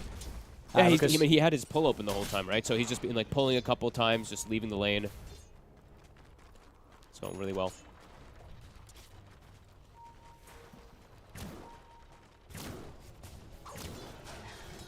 We'll see where Stoikov makes the early moves. If he's able to sort of turn up on that bottom lane where a Little Pleb might be getting up and close to the tower, maybe they can punish the Bloodseeker. Yeah, it feels now that BNC's game has gotten pretty miserable, that most of this early game is going to be dictated from Stoikov as top. And that's the toss back. Mary goes down. 2K lead. A really impressive start on the side lanes for Ancient Tribe at this point. Mid lane still remains very even, so yeah, a lot of pressure on Stoikov to see what he can do from the mid. They definitely, you can tell that Ancient Tribe came in with a serious plan to go versus this draft. Bottom. Dead again. More XP, more gold here for Ancient Tribe's duo lane, and they'll be onto the tower. Things are getting out of control real quick here. So I was mentioning, the planning that they've done. This LeBron has done excellent of not just being able to give this XP for pleb, but secure the lane. He also was blocking Ancients. It got unblocked, but you can see he had all the ideas of how he wanted to play these first 10 minutes on this Mirana. Yeah, so far looking incredible for them, and a lot of the game relying probably around the Tusk now at this point because Beastmaster's game is so shut down. And Palantimos, the reason I'm not mentioning the Naga much is because it's a hard game for Naga. When he's playing versus Zeus, it's always going to be difficult. So they're going to try and go for it. They won't quite have enough damage dealing with that high armor, and the TP's coming from Stoikov. Going to make his way straight over towards the Enigma, look for Mixer, and in the shards, trapped. Mixer's got no way out, so Stoikov able to make the gank happen. Nicely done. Has a regen as well too, so can go right back to laning. MTD, not hesitating whatsoever, hitting the tower nicely there as Zeus. And bottom, they may just go for another kill. I think they will. Uh-oh. Well, this is, you pointed out to the level difference earlier. It's getting close to the point. No, next creeps or so. Lil Pleb's going to be level 7. BNC, he's still going to be stuck down on level 4. Might be time. Yeah, he's still. You need level 3 axes. He might have to just start clearing the hard camp in order to be able to open up the potential for level 3 axes to start doing some Ancients. He can't go back bottom. I think he'll just chain die. This is really problematic. Lil Pleb is a monster at this point. Beastmaster has little to no net worth and no levels. Yeah, he's the space controller. He's the one to kind of, like we were saying, the panel was mentioning, control map so that your Naga Siren can play. That does not seem like it's going to be the case with this type of start. I see Mary struggling to deal with the Eidolons alone. That getting very low. Yeah, they have got the old Zeus ult soon. Not quite low enough to kill, but if they get any sort of connection from the Tiny, that's going to be a dead silencer, and they might find it here. Heaven. He's walking up. Zeus ult now. Oh, what a good Zeus. He doesn't kill stuff. He was low on mana himself. He was spamming out in the jungle. Good man, good man. Yeah, good lad there. He's like, well, you know what? I'm going to use my mana to kill this creep camp and not to steal the kill. There's got to be more. There's got to be more here for Little Pleb. And Stoikov's in, but not before Little Pleb's already picked up the kill on Yond. 4-0-1. BNC just has to do his Ancients. He's actually working on them, but with level 2 axes, it is quite slow. He's been here for about a minute already. He has got 2 mangoes, so he'll have enough mana to eventually do it. But he has hit 5, and now he's hit 6. So there you go, got Shuffle as well. He can dig up some mangoes. Okay, no, send it back. He sent it away. I was going to say, son, yeah, dig yourself up a nice stock of mangoes to keep doing the jungling. It's good recovery outlet for him, but the fact that you're not able, now you're not pressuring at all. Bloodseeker has full free game, level 8. Now Mirana's able to roam around too because nobody's in the bottom lane. So yeah, Ancient Tribe 9-1, 3K lead. Everything looking pretty amazing for them. Even though, Enigma, this is going to be a really hard game, as we mentioned, for Mixa to ever get a Black Hole off, but might not have to use it if they have this type of lead. I'm trying to go for Stoikov in the mid, and they'll have him. There's the Zeus ult ready from MTD. Final bit of burst takes him out the lane, 10-1. And they want to head over to, most of the stack has been taken, but there's still a bit left. But they'll be able to stop BNC from getting his hands on. And in fact, Little Pleb was thinking about going for the Rupture, but a bit too much of a distance, and doesn't quite know what may be resting behind BNC in terms of teammates. They took, 4 creeps, and now LeBron is even body blocking the Ancients. They body block the hard camp as well. They're like, all right, BNC, don't want to play the lane? Well, now you can't play your jungle either. These item timings are going to come way too fast. Ancient Tribe, 4K lead, 10-1, 10 minutes. Bloodseeker on his way to Maelstrom, so he's already going to have the itemization to also counter the Naga Siren. They have Zeus, who's the natural counter. This is an incredible early game. It's going to be really hard for Water Rune Enjoyers to kind of reestablish this one. It feels like they have to just blindly pressure with BNC down bottom, and it's all on Stoikov. Yeah, the whole game, all up to these Tusk rotations. We've seen some of these Tusks absolutely pop off in some of these games. This one could be pretty difficult, though. Some tanky heroes he has to rotate to, especially that Bloodseeker. They're seeing if they can get the catch hit. I mean, Water Pleb Rune is just enjoys. walking in. He's just breaking the smoke. And he'll see what sort of reaction he can poke out here with the Rupture onto Mary. Won't be able to commit him for the kill. They'll go with the snowball towards LeBron. He's able to get away with the leaps, and in fact, that sort of just pulled them apart enough that Lil Pleb was able to step in and actually kill off Mary. They do lose LeBron, but gives the opportunity for Lil Pleb to pick up yet another kill. They could still get caught. Stoikov, there's a Tumbler's toy. Oh, so close. Might not have had range for the toss back, and now he's looking at going back in, but that's going to just allow for the toss back. He's got the snowball to break his way back down to the low ground, so it will be fine. Radiant's bottom tower is under attack. And constantly seeing Little Pleb waiting for the moments that he can actually throw the Blood Rage onto the Zeus. So as you know, Panel talked about that too. Super good combo, really, this game. Everyone going to be pretty fragile after this type of start. Some pressure now. BNC is able to hit the bottom tower. Finally able to play the lane again, going 0-3.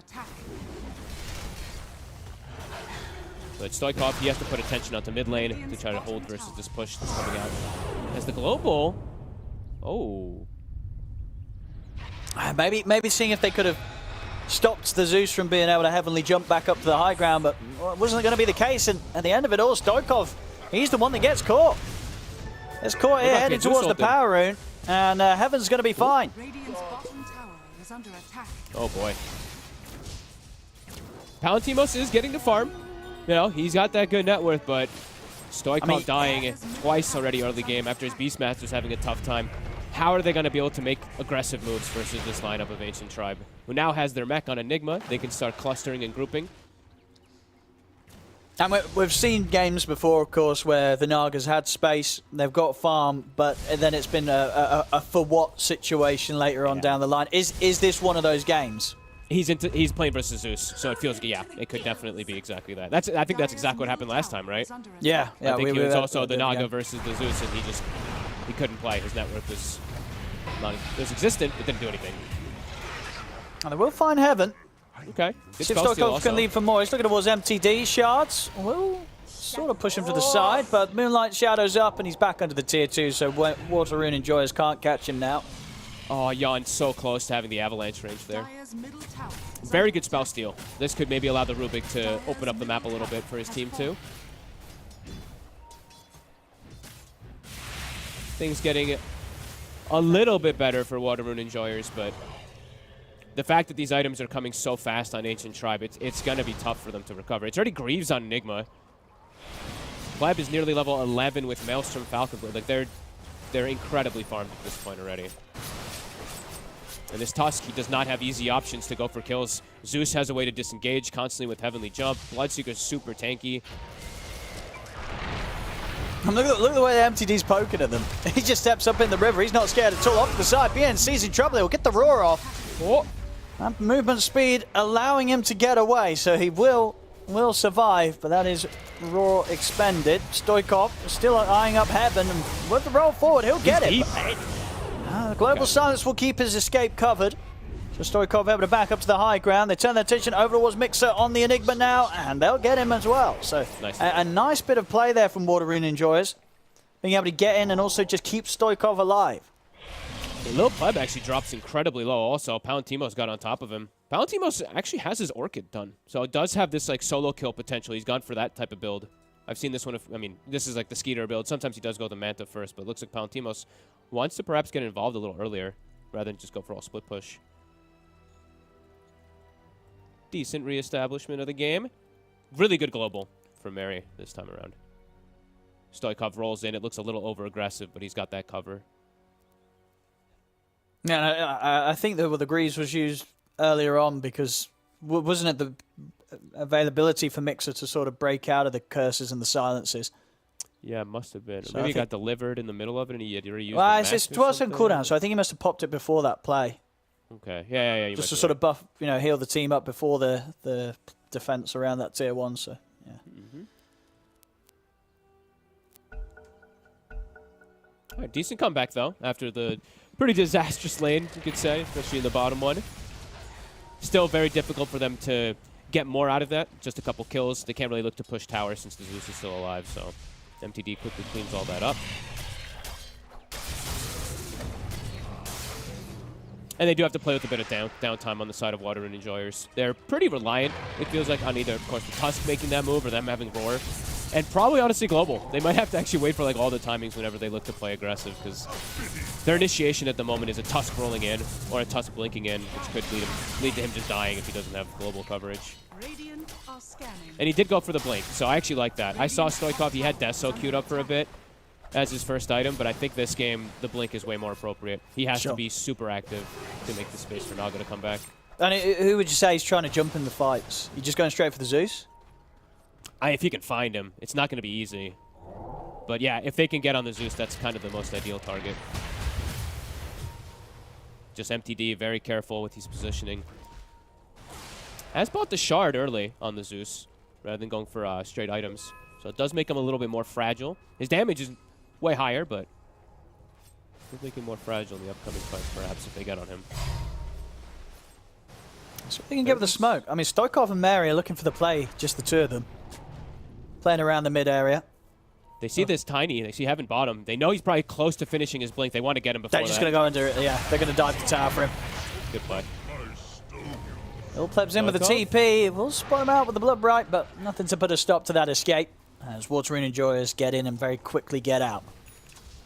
I mean, pretty damn good moves so far. Like this blink reveal. That was the blink reveal from the Tusk. Get in, get out. Take out the Tiny before blink. Palantimos is starting to be able to do this Naga things where he's just chilling. The rest of the team is putting pressure on the opposing side of the map, so it's forcing reaction.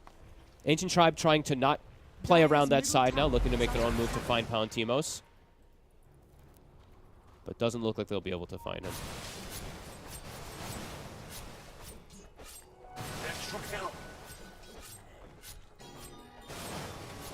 And immediately, yeah, they start cutting the mid wave. BNC, some good micro. Got to get some damage onto the tower here. Zeus ult to scout. They're unlikely to be able to do anything now with this. Yeah, Heaven very, very close to the blink dagger bottom. They're still farming fine, so it's not like they need this blink right now, but they obviously want this to be able to make more aggressive plays, because right now their lineup doesn't really make plays at the moment. They kind of just react to what Water Rune Enjoyers is until Tiny blink. So about to have that done, and then we're probably going to look to see Ancient Tribe play a bit more aggressive rather than just sit back. I think the Bloodseeker BKB is about to be done too, so pretty big timings coming together for them. Could definitely look to fight as a unit now at this point versus Water Rune Enjoyers. Dire's top tower is under attack. Is that the Manta done? Yes, it is. Palantimos. Pretty good item timings. Staying ahead of Lil Pleb. And not exactly keeping up with levels, but doing really good on levels. You know, sometimes you do see these like Naga Sirens, Terrorblades, they lack levels because their illusions are farming a lot. He's level 13 and Bloodseeker's like 14 and change, so pretty good.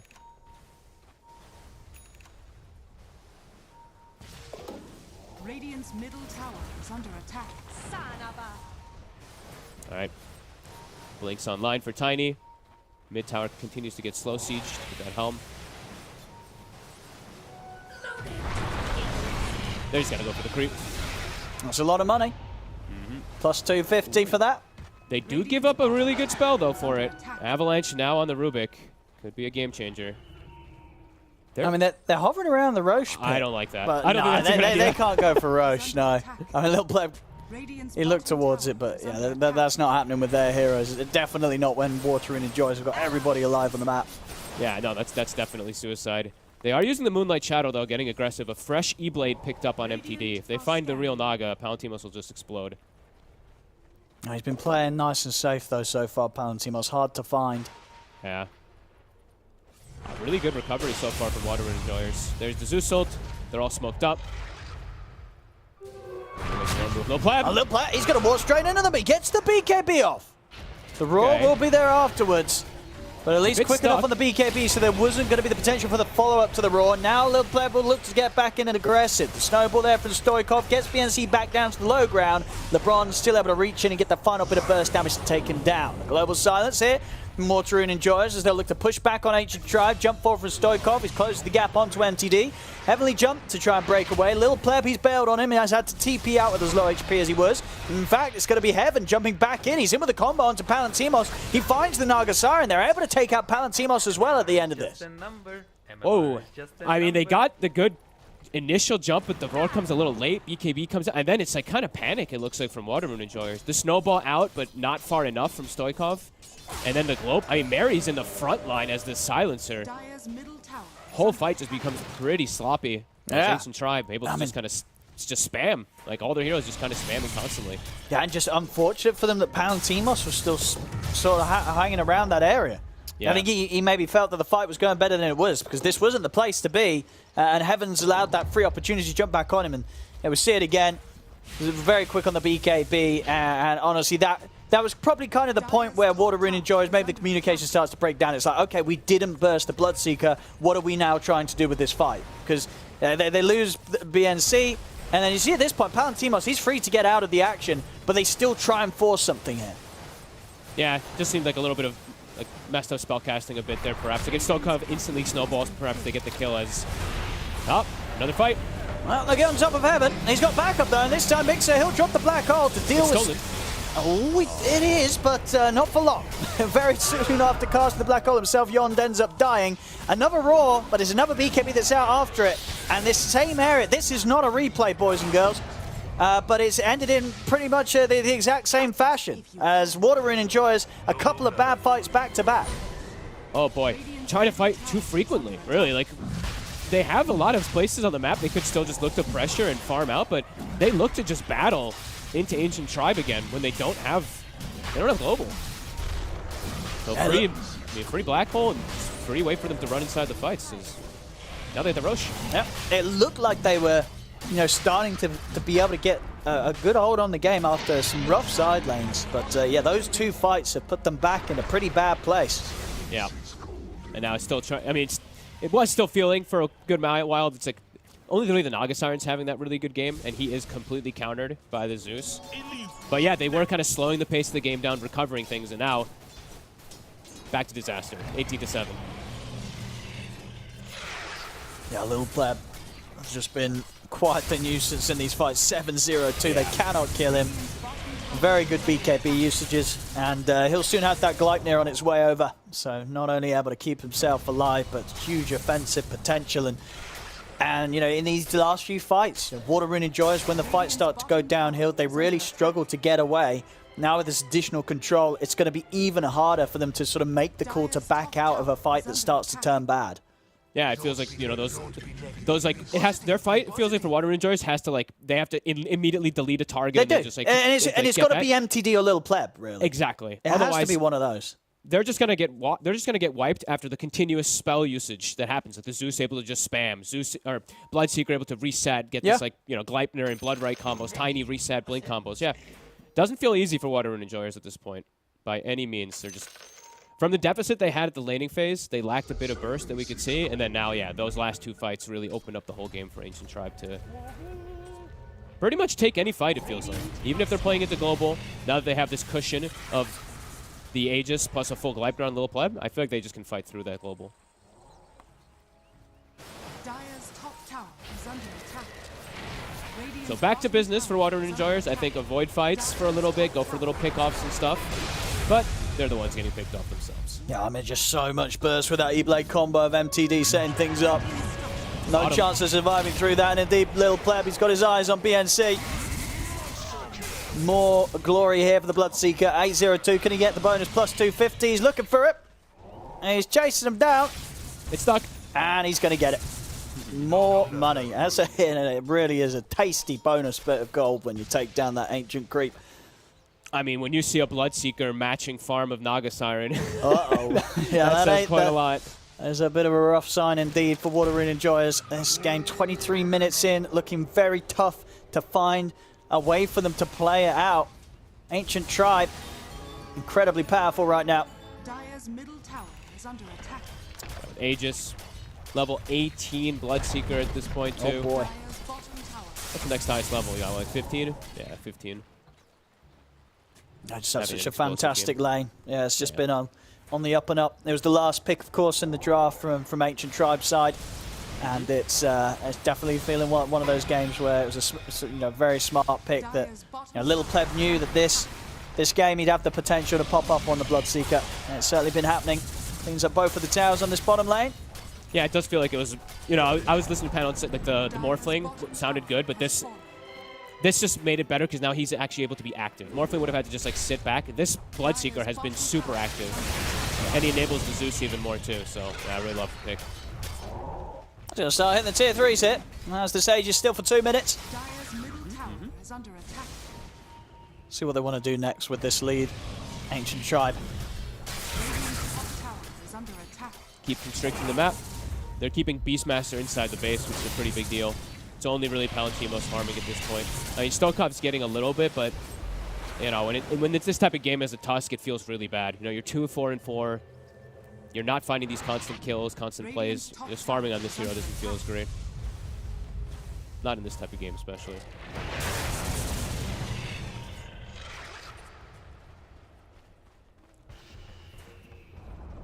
Radiant's top tower has fallen.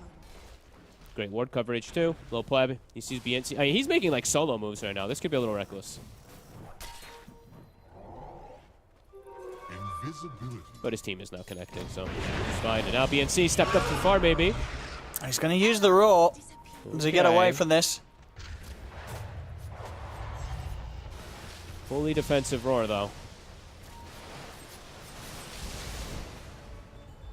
When is the next moment it feels like Waterrune Enjoyers can fight? I don't know. I really don't. Palantimos almost has heart, but as we mentioned, there's just so many answers at this point for him as Heaven. He's going to get him with the setup. Arrow won't quite have the follow-up connection, so Waterrune Enjoyers will be lucky not to lose anyone there. Tower is under attack.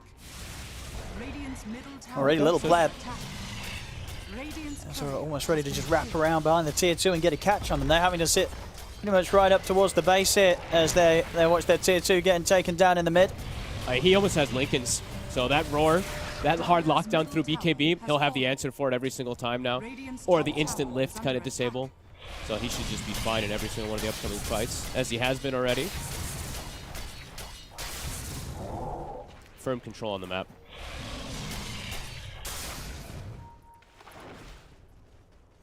BNC getting some split push going. Palantimos is under vision. They could look to set up for him pretty soon. Yeah, they're going to do it right now. Rainbow TP's coming in. Palantimos. You can go for the Song TP. But Lil Pleb gets the BKB off. He did! And that means no chance of a TP because that Gleipnir will be ready and waiting for him. And there it is. Beautiful. I mean, a little Pleb, he really has just been playing it perfectly this game. Excuse me, MTD, did you just E-Blade your Bloodseeker to take the kill? I think that was a misclick, but whatever. There you go, that's my kill stealing Zeus that I like to see. Either way, if he blades the enemy, he gets the kill anyway, so. Either way, he was getting that kill. He was taking it. As Palantimos off the map, now there's no pressure whatsoever. It's Waterrune Enjoyers. What do they do? There's some stolen 5-man black hole. That's what they've got to hope for here, I think. Some sort of crazy play from Yond on the Rubik. Yeah, maybe he goes blink and you go for toss-back plays because he has toss. Yeah, that could be it. it. You might have to go indeed for something like that at this stage as the Rubik. He's very, and honestly, he may just be doing that. He's not buying up the Glimmer Cape, and he's nearly got the goal for the Blink Dagger. So I think you're onto something. I think Yond, he's realised he's got to make some insane play to get this game back in a decent spot. I get the jump on LeBron. Did you say Yon to something? Like his name? Or you said you're on to something? I thought I heard you say Yon to something. No, but then, yes. Oh, yes, I said he could be Yond to something. Yes, I absolutely said that. He did. God damn it, Lacoste. Find themselves a kill, but it's just a LeBron. Dragon. No. Free money. Oh, MTD. Still goes for BKB. Interesting. I mean, it's the very safe, very like over safe it feels like at this point, but. Well, I mean, okay. You know, there you go, BKB. He's going to be fine. Stoikov and Yond on the other hand. He's out with the TP. Stoikov, of course, cannot escape. And Merrick also will not have any chance of a retreat. Radiant's middle tower. All right, the BKB immediately kind of, I mean, doesn't block any kind of spell. Maybe No, I blocks think a it little didn't bit end or up something, blocking anything, right? He would have been But able either to way, jump it was anyway. the health that it gives. That 10 It strength, was. that was actually enough to make sure. That is true. The 10 strength might have saved him from the BKB there. But he could have also had another item that gives him HP. But either way, True. but But he he safe. you know, he didn't know. Maybe Rubik was around and was going to steal like Zeus ult or something and use it against him. It could have happened. Could happen. Talk about Blink. We've got Blink Dagger on Little Pleb now as well. Okay. He's going to what's the plan with this? Just jump in, throw himself at who? Or is it more sort of for just evasive maneuvers if they try and close it on him? I mean both, right? It's Yeah, for just- aggression or defense. He can just get in there, right? A Zeus ult pops, he just blinks and BKBs, and he just probably kills the 2 supports instantly. Yep. He is that farmed that I think he has got quite a bit of luxury in his build that he can do right now. And a DD bottom. Speaking of luxury, Oh boy. give him the bottom. All right, here we go. Very nice. Good luck in the next fight, Wolverine enjoys. This Bloodseeker is going to be a right terror to deal with. Let's see the HP pools on these supports. 1,000 on Silencer and 1,000 on Rubik. Yeah, they're going to get Zeus. Blood Rage Zeus ulted down to half HP, and then, what, 2 attacks? 1 or 2 attacks? Yeah, how close are we getting a refresher come next on the build for MTD, or what's the plan here from him? It's not showing. I thought he was going to go more. I thought he was going to go like Aghanims and be more aggressive with his build before BKB, but not sure. That's true, actually. Yeah, he's probably not going to get refresher if he hasn't got the Ags yet. Yeah, if he goes anything of 2, he'll get the Ags. But I mean, the refresher does have. I mean, they have options. They have so many options at this point with the lead that they do have. Now it's Palantimos as I'm doing. Still, of course, keeping bad. well farmed. He's got the Bloodthorn heart. If But, they we'll could get on Zeus and stuff like that, then maybe it's gonna feel more effective. It just if this Zeus isn't dead, this net worth is just useless. So it feels like it's so massively uphill battle for them to even find the Zeus.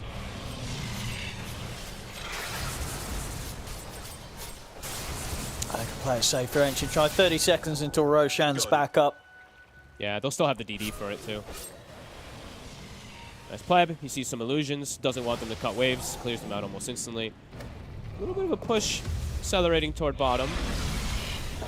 They have the bots on MTD. Maybe he just goes down and answers it. I mean, do you yeah, okay, yeah, Palantimos is queuing at the BKB next. I was going to say, if he wants to get in on top of someone, he's going to need that. Honestly, feels like he needs BKB and Blink. Yeah. And then that'll be like... Then there's a chance. Eventually Swift Blink, and he maybe has an answer, yeah. But, I mean, maybe. Because maybe that's still... It might not be enough even if they kill... Like, even if they kill MTD, at this point, everyone's pretty farmed. You know, this Enigma and Bloodseeker might just be able to just clear out the Naga pretty easily. That's Roche. It is spotted. And they are in the neighborhood. You know, they can head over. They're, you know, around the middle of the moment, smoked up. Do they even have damage? Like, without Naga Siren, no way. They need Palantimos in That's true, the yeah, entirety of the Palantimos fight. isn't a part of this. Radiant's middle tower is under attack. I mean, maybe they can burst through a support, but even then... Oh, man. And look at this move. They're going for Palantimos. They're expecting him to show. They see the illusions top. He's being very careful with this as well, Palantimos. Oh. They're pinging like almost exactly. They know he's up here because they've seen the illusion come out. They've seen it's fresh. They know he's standing up there.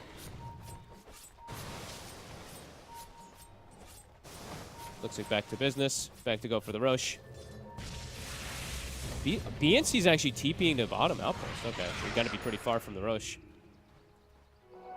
And this is at a point where Palantimos has managed to farm up the BKB, so okay. Maybe would have been a chance for them to close in and try and take the fight around Roche now. But it doesn't seem to be the call that they're making. So this is going to be a Roshan that the space is given for Ancient Tribe to finish, by the looks of it. Yeah. Okay, they're heading over now. Do they want to come towards the pit again? They're close. Palantimos is at the front. Song? He's going to go in with the song. Zeus TP'd right in the front line, but can they actually commit? I feel that's just how unscared MTD is. He's like, okay. He's like, I got BKB, come at you're me. setting up for something with the song? I'll TP in. What are you going to do about it? As now Ancient Tribe, they're ready to go. They'll look towards Palantimos. He's able to put the BKB. Pleb. They have burst Little Pleb. He got the BKB up, but this time the physical damage was there. That's a huge kill there. Palantimos the one to get it as well. They get Heaven also on the high ground. Pleb has no buyout. Wait, he spent the gold. They can probably go for Roche themselves now. That's a massive kill. The Bloodseeker dying for the first time this game. And you're dying no less to Palantimos. Palantimos got the kill. He gets the gold for that. Level 19 now. All right. They still have the BKB also on the Beastmaster. Roshan's fairly low. Can they finish it? Oh boy. They're hesitant. They don't feel strong enough to go for the finish on Roche. The waiting Midnight Pulse is going to tick out in a second. Okay. Then they can probably look to commit into it. 40 seconds, no little pleb. I mean, you got to force something. Yeah, I think Palantimos will just hit finish this rush. Yeah, I think they he should can just finish hit it. Just go for the rush. Oh my god. They're gonna get it. Okay, now they have a free shard and an Aegis. Who are they gonna give that shard? I think you might want to just give it to the Naga, right? Yeah. Oh. No, Okay. he passed He it doesn't back to want Stoikov. Okay. I mean, the song heal is very nice, especially if like people aren't like caught inside a black hole or something. I mean, the black holes are very unlikely either way, so I guess. Wait, Yeah, he I already guess. has it. I mean, well. He already has it. I'm stupid. I guess he had it coming on the courier. Oh, okay. There you are. There's your answer. I guess that's why. All right. I was like, what the? This is a pretty good game for it, but okay. Things are at least back to even on net worth, as we can look at that beautiful graph and look at the drop right when they pretty much get that kill. It's a enormous swing over. Yeah, absolutely. I mean, yeah, killing Little Pleb for the first time is going to do that. That's a lot of golden XP from that Bloodseeker kill. I didn't see what broke the Lincolns. Must have been like a spell steal or something, so they could get the roar during BKB. Did not quite get to see it.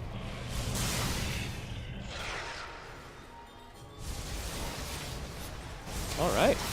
Got a game on our hands, it looks like. This Nagasiren's net worth might not be ineffective like last time. No, I mean, in this sort of situation where they've been able to bump up that much of a difference between them and the Bloodseeker, I mean, this is sort of the difference you want to see as a Naga Siren, right? Yes. You know, the Bloodseeker should not be on the same level as Farmers U. No. And So now it's like, Palantimos. Yeah. now they can actually start getting pretty aggressive themselves. Stoikov, he's got Blink, BKB, Deso, finds himself Ogre Seal Totem a little bit ago. BKB, so he can actually commit without having global coverage every time. Alrighty. I'll see what Palantimos goes next. I mean, as you mentioned, but the Blink Dagger, you'd still kind of like to see that as his next time. I mean, maybe he doesn't feel like he needs it after that type of fight if they're just jumping into him. Maybe he can just go for something like like Scotty Butterfly or something. They get the jump on MTD. BKB. He has got the BKB. He'll get up to the high ground. They'll use the song here to try and allow Stoikov and the rest to get out. Stoikov is indeed allowed to TP away. They're trying with the chase. Song does now come to an end. If they've got any further way of closing the gap, they haven't. Waterrune and Joyce are able to step back. Ancient Tribe not able to catch them. Radiant's bottom tower is under attack. There's a global used. Is anything big? I guess Lil Pleb did use BKB, so probably can't actually look to fight with this Bloodseeker for a moment now. I'm really curious what Palantimos is going to build toward. Because it's just like, do you want to itemize versus the Bloodseeker at this point, or do you want to itemize a little bit more for the Zeus? I think he probably has the answers for the Zeus already, so maybe he does just go for this like really aggressive item. Yeah, I feel you're either going Blink or Hex or Scar. Yeah, I can agree with that. I think the most likely is probably just Scardy. But we will see. We shall find out. Or I mean, they're getting a lot. They're getting so much farm on the map because of this Aegis. BNC's getting close to a Hex. Or what were you going to say? Sorry. Nah, no, I was thinking maybe if he would maybe want Abyssal, so they had some other sort of BKB piercing Lincoln's dealer. You know, something to deal with the Lincolns, but probably not wanting to get that on the Naga Siren, I imagine. It's probably just going to Scotty. Probably, I mean, Scotty just fits a little better, but yeah, we'll see. Hey, they're getting aggressive. Radiant's middle tower is under attack. Getting good vision. Hawk is inside the base. It sees MTD's positioning.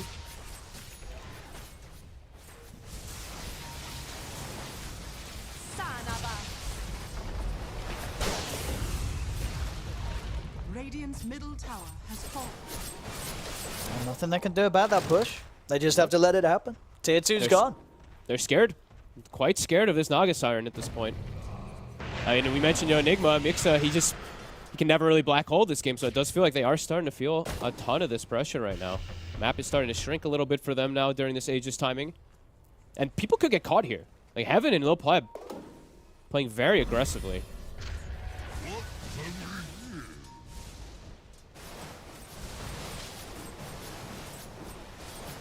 Oh, VNC now has a Hex. By the way, this was the Beastmaster who was, I mean, struggling isn't even the right word for it, I would say. He has completely recovered. Oh, he really has. Yeah, and absolutely can have the impact now once that Hex is out. Between that and the Raw, potential lockdown is huge coming out from him. All right, Palantimos is actually going to go for Ags. So a kind of this, not the Abyssal, but a similar concept. Actually, yeah, that's true. Right? Yeah, that's when I was, yeah. Why would you ever buy something like Abyssal when you of course got the Ags? Yeah. Yep. No, it does. Yeah, it does indeed give you that. Exactly what you're looking for to just try and make life harder for this BKB Lincoln's Bloodseeker. Yeah, I mean, maybe Lil Pleb's game is just going to be pretty damn difficult now, right? Like, if they actually just break the Lincolns, he can just get netted or roared the full duration of his BKB. No, and sort of the potential of kind of this, you know, this Blink, Gleipnir, 2 defensive item build, it does feel like it falls off, you know, against the Naga Siren that's now, you know, completely just exploding the difference in farm between you. Yep. Yeah, you're going to have a tough time. You've just not got the same scalability. And Palantimos finds the best neutral item. I feel like he could get this game. He gets a Trickster Cloak on the Naga. Yond. A little bit of healing coming out. I mean, they're still going to see if they can try and get this kill on the Rubik. You can see Ancient Tribe stepping up towards the river. Good net. But, yeah, they won't be able to get over there. So, Palantimos with the save. Like I was mentioning, though, Palantimos, he found Trickster Cloak, so yeah. That's going to be super nice versus the Zeus. Everything that much tankier, you and your illusions. All right, Ancient Tribe. MTD switching his item builds a bunch now. He had Ags queued now. He's like, all right, we need Refresher, actually. We need more damage ourselves, too. They've got to open the fights with that huge amount of bursts. Yeah. Just to have a chance of, you know, killing one of these supports. It's also just enables Lil Pleb, right? You throw 2 Thunder God's Wrath, he's moving 700 move speed, minimum. Yeah. So... But it won't matter if he has all those thirst if he just gets netted in place, so roared. Seeing the mid-boards Arena Enjoyers. There we go. Punch. They put the Lincolns. They run with the jump. Lotus is there, but that may cause some difficulties because it's going to mean that he ends up snowballing all the way over towards Stoikov. Will manage to blink, but he didn't manage to get the blink up the high ground. Has to put the Global. BKB. Global comes out. Okay. Both teams very hesitant to be able to go over aggressive because now Global's down. That's where Enigma's like, okay, maybe I have a chance. Of course, there's still the Rubik and the Beastmaster and all these other answers, but you have to be a little cautious. We see the Spell Stealer there. Blood Rage, not the most useful with his allies, unfortunately, but a little something. And whoa, Heaven. Okay, he's like, we need more damage. We need to scale better, guys. I'm going Aghanims. I mean, the Ag's day. It does feel like got the Daedalus, yeah, dealing with the Naga Siren is definitely going to be something that he can contribute to. Yeah, does he take a damage item though? I'm looking around. He's got a Penta available if he wants to go for it. I guess wants to Stormcraft at least for a Dispel, but Heaven leading the charge. Finds Stoikov. They're cleanly done, and they also are able to get the chase down onto Mary. So, Ancient Tribe, after a few fair few minutes of struggling, they've got themselves the 2 quick kills. Not really huge amounts they can do with this approach. Oh, is it actually a short respawn? Instant. It was literal instant. It was the shortest. It was not even 1 second. It actually was like 0.5 seconds. I mean, that really couldn't have got any better for them then, because, yeah, with 2 heroes off the map and Water and Enjoyers, Ancient Tribe, they could head in and take this. Yeah, the Roshan RNG on their side today there. I was literally looking at the clock, and I'm like, 5, 4, 3, 2, 0, instant, just good to go. I mean, they needed that Ancient Tribe. Yep. And what's it got? It's got a Refresher, so... Ooh. Probably get that little pleb, right? I think you give it a pleb, yeah. Yeah, double BKB, double Rupture, double Lincolns. It's going to feel nice. Yeah. Whoa, 4 Ruptures you mean. Soon, 4 Ruptures. That's true. Almost 25. And yeah, no point to give it to Enigma because he can't cast Black Hole anyway. Zeus already has his, so yeah. No. I mean, maybe give it Enigma if he had like a BKB or something. Yeah, maybe. You know, like BKB Lincolns or something. Then maybe there'd be a chance of him, you know, going in, whiffing one and then being able to get away with the second. A lot of money on Palantimos as well, still, of course. Yeah. He can get that Ags eaten and look towards his next slot. Blink. Yeah, I think All right. I think he still needs Blink the in. mobility item. So I like that. They just need something that's going to detonate a hero instantly. So if you're looking at the way that their heroes now have, it's like Tusk Blink, right? Blink on Beastmaster with a Hex, and then if they get the Naga Blink with Swift Blink, then they can like blink and just delete a target almost immediately. So it looks like that's what they want to kind of go for. Long duration fights, not what they want. No, he's just, perfectly farmed now on this Naga Siren. To the point where, you know, sort of imagining the damage coming out from Ancient Tribe to kill this Naga Siren, it's kind of tough, right? I mean, they've got to sort of catch him in like some Midnight Pulse to have a chance. Because outside of that, this is a really hard hero to kill right now. Yeah, Like, they just sure, need, they like, can long- deal with the illusions, but the hero itself, it's very strong. Yeah. They need long fights. Like, they need to be able to whittle him down, constantly spam him, wait for the other heroes to just kind of disappear to be able to get on top of Palantimos. Level 25 now, Bloodseeker. So still, even though that gold lead is there for the Palantimos, like what, 9,000 ahead of the Bloodseeker, only level 22. So, you know, that's the illusion thing that comes into play Yeah, that's always. the Naga Siren situation, yeah. Yeah. You got the money, but you ain't got the XP. Mary.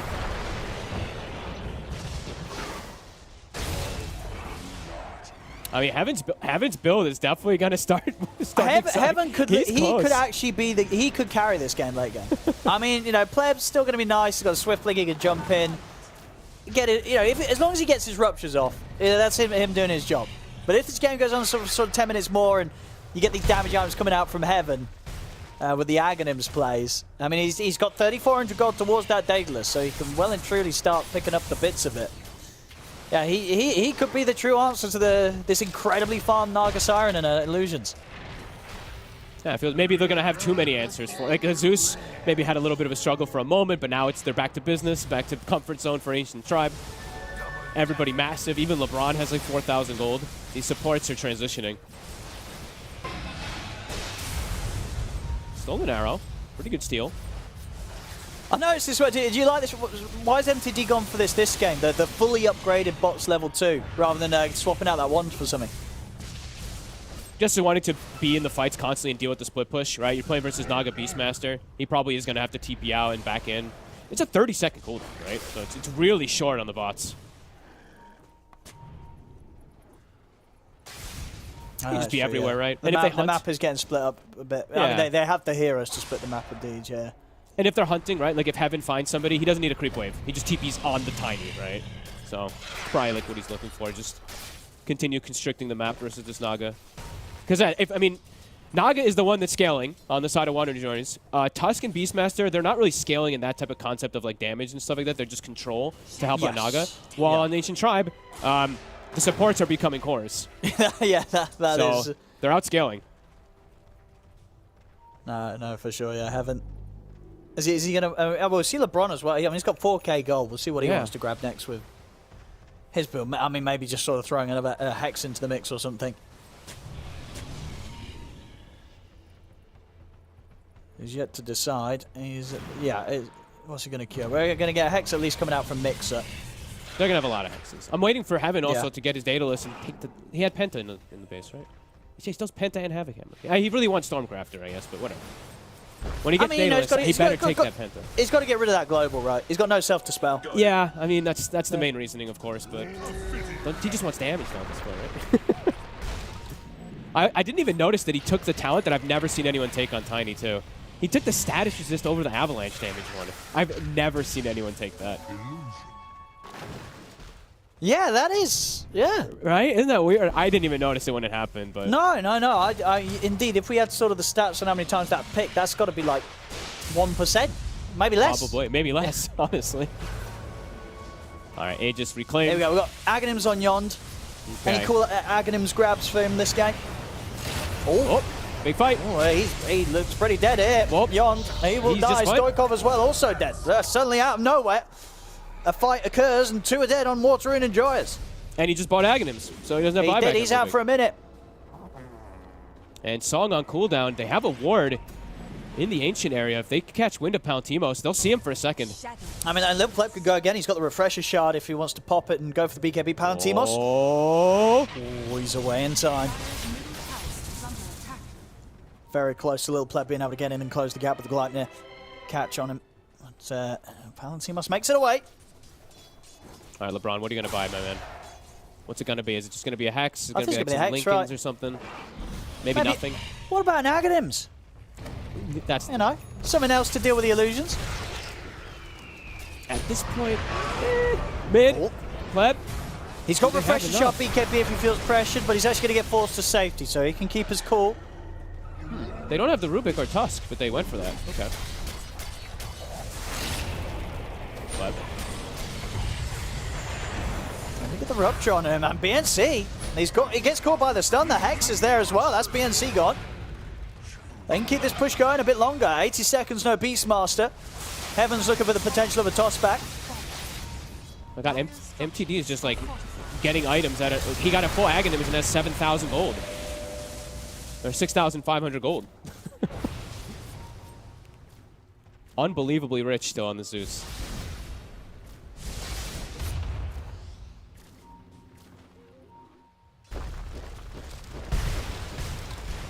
Everyone's a core.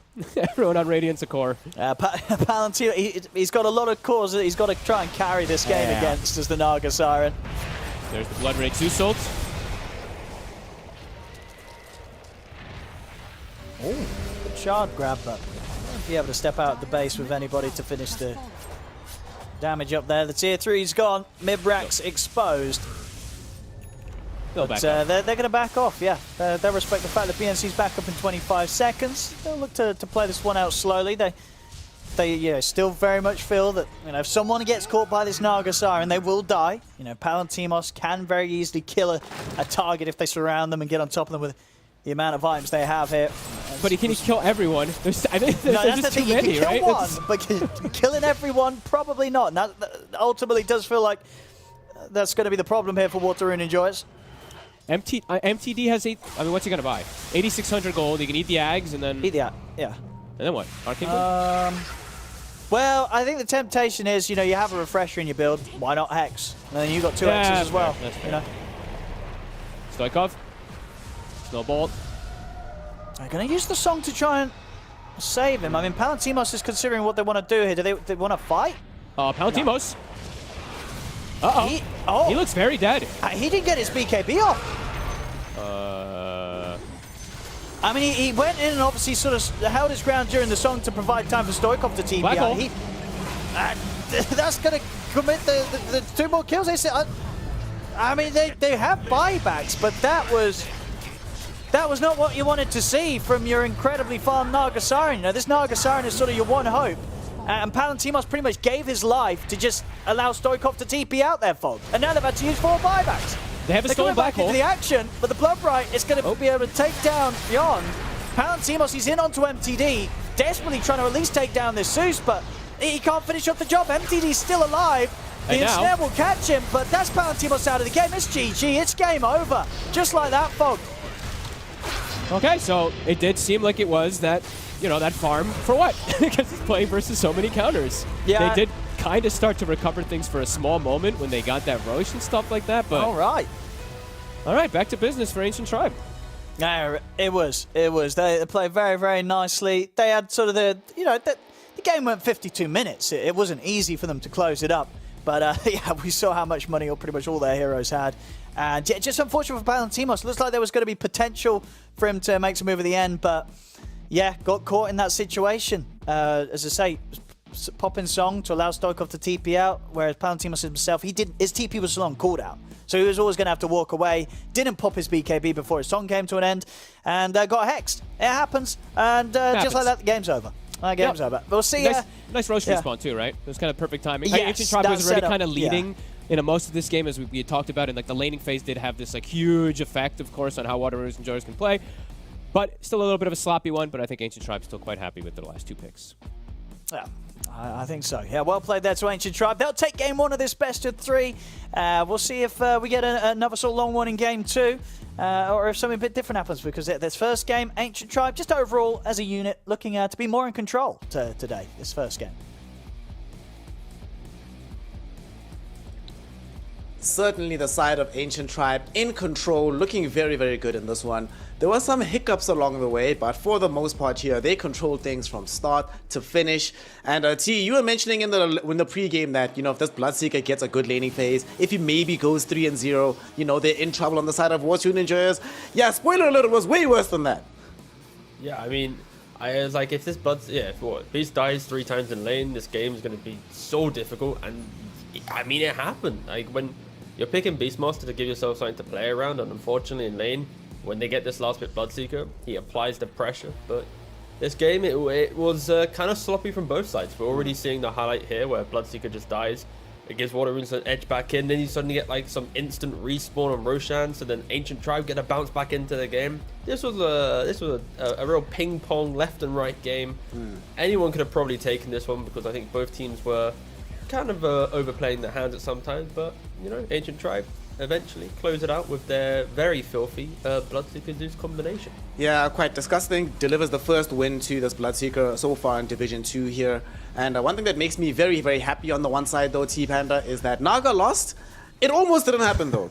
After a couple of turnarounds in the mid game, I legitimately thought that War2 Enjoyers were going to be able to clutch it out. I thought we were going to have yet another day of Palantimos carrying his team to victory, but if not for this last fight that we just saw here, it maybe could have happened. But this has happened before with War2 Enjoyers, right? Where at the clutch moment, where one play could determine everything, that's the play that they find themselves struggling to make. Yeah, like T said, it was a sloppy game. It was a symphony of mistakes on both sides where you could say that Water Enjoyers, I'm really struggling to say that team name, they had some indecisive decision-making in one of the most important fights where they ended up losing Palantimos in the end when they've already disengaged and then they re-engaged. Then we saw the Roche fight where Ancient Tribe actually lost 4 things. Roshan, the Bloodseeker, map control, and initiative. So it felt like, oh wait, Ancient Tribe, they don't have anything right now when they gave away that Roshan. It felt like you could just do that many things from one singular pickoff. And it happened for Ancient Tribe later. They found 2 pickoffs into a bit of RNG with that second Roshan, less than a second Roshan that spawned, and hey, another pickoff into an objective, into getting control again. It felt like this Aegis control was just absolutely massive on both teams when they held it. They were able to get the map in control, and they were able to dictate what do they want to do. But Ancient Tribe actually were able to hold, well, not say hold high ground, but avoid unnecessary bad fights with some good disengaging, with some good item usage. And itemization-wise, I think this was a game where you could really see the Zeus going for multiple options, being MTD also considering what is the item that actually is going to win me this game. Do I need to go for full-on damage? And there was just a lot of cool things in the end, even if it was a bit of a sloppy game. And I think we saw a bit of everything on both sides. Yeah. We did get to see a bit of everything. I was very interested to see the itemization from the Zeus. The latest, or not the latest this patch, but third latest all time on the Aghanim Scepter being picked up by the Zeus. But he just realized there's better items for me in this particular situation. Let's see, for MVP for this one, T, unfortunately, it has to be one of the core heroes. Either Lil Player for the sheer dominance that he put on in the laning phase. Not often that you get to leave a Bloodseeker alone, go do whatever the hell you want as the Mirana, and he's still winning the lane. Or from MTD with genius decision making throughout the entirety of the game. Who are you pegging for this one, given that I know that T-Panda is going to talk about his Finn brother on MTD? I can't give it to Lil Pleb, just because his one death he did have in the game was actually the death that could have lost him the game. So just because of that, you've lost your MVP status, and I'm going to give it to MTD. It was his first game, I think, in over 10 months that he hasn't died in a game. He's a very aggressive mid laner, and I think at least in this game, he was able to show a little bit more discipline and maturity in his Zeus play that allowed him to always kind of scale within the game. He didn't give away any cheap deaths. And yeah, that was the pressure needed, especially against this Naga. Zeus is an insane matchup. You always cut off the illusions. You prevent her from splitting that easily, but you can easily feed it away if you do have an aggressive mentality that MTD does have. So I think props to him from playing a little bit different than he has done for this run in the DPC thus far. Yeah. I mean, unlike his prior outing on the Zeus, we didn't necessarily see too many occasions where he's heavily jumping into 3-4 heroes all by his lonesome. Played a very composed affair. I mean, even the BKB that he got it extremely early, right?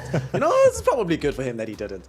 With this though, we do find ourselves in a situation where War Touring Enjoyers, they still have one more series after this, but it's unlikely they win that one, so they need to try and pick themselves up very, very quickly. Right now, both of these squads are playing just to stay in the division. They are 1-5 and 1-4 respectively from Ancient Tribe and War Touring Enjoyers. So if you can't make this particular series work, you're looking down the barrel of qualifiers, which nobody really wants to be in. So before we go into the second game though, we need to remind you of exactly how all of this is being, how all of it has to happen, how all of it actually is allowed to exist. And of course, one of the reasons that can happen is because of our partners and our sponsors, esportbet.io, who, if you aren't aware, if you didn't know at this point in time, if you go onto their platform and you make a bet there, not only is your first bet worth 50% off, but here for Western Europe as well as for North America in the DPC, your first $100 bet will be backed up and floated by 100 worth of USDT. So in the event that you end up losing that bet, you're not completely out of money. You find yourself still having some way to claw back some winnings through esportsbet.io and still be able to participate in the betting, and of course be able to continue supporting and sponsoring the DPC division. And if you want to find out more, get involved in the Discord, the information of which is available in the Twitch description down below. Game 1 in the books, Game 2 coming soon. You do not want to miss it here in this relegation tie between Ancient Tribe and War Touring Enjoyers. We'll be right back to continue the action, so don't go anywhere, and we'll see you in a couple minutes. It's this. Guys, I got a real Naga. Okay, they global. Wait. I need to TP out. Guys. Totally. I need to TP out. Run Here. Naga solo HP, guys. Naga 1 HP. Hi guys. Nice. Keep farming now. It's good shit. We.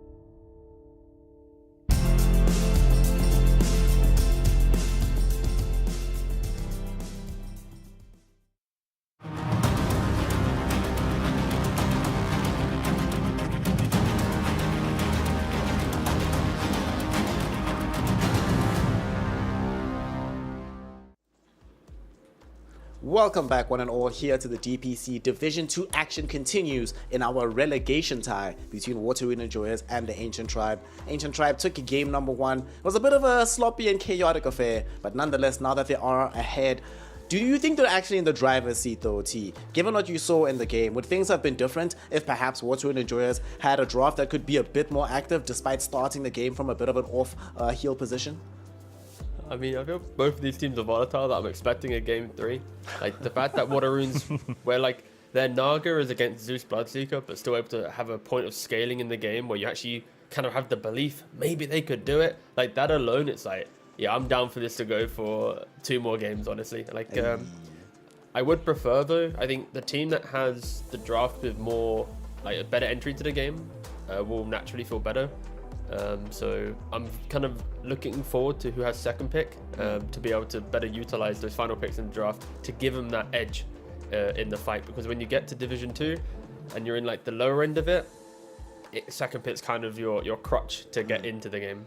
I can tell you that Ancient Tribe have second pick and Water and Enjoyers are on dire yet again, so Ancient Tribe should have a slight advantage in that direction.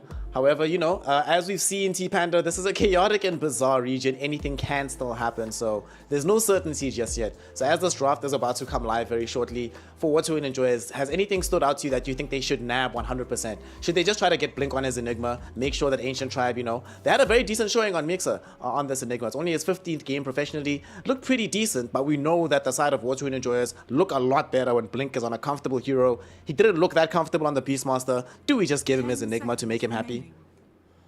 I think that's an option for sure. I think one of the heroes we haven't really talked about at all during this series was the second phase ban Drow, because the Drow is like very heavily contested by both of these two teams. So I want to see if either lineup is stretching towards that direction, or are we just going to see the hero getting banned in the second phase. But for beginners, I think if we divert away from not necessarily first pick Rubik, but at least having like playmaker heroes early on, try to kind of close out Ancient Tribe from getting that aggressive early start, which they're kind of known for. Like, they're very good in their early minutes if they're capable of connecting together, and that might actually push them a bit over the edge, and then Water Rune Enjoyers could potentially find a weakness in the armor. They banned out the Rubik as well, so maybe they could go for something like the Clockwork or the Trina to start things off with.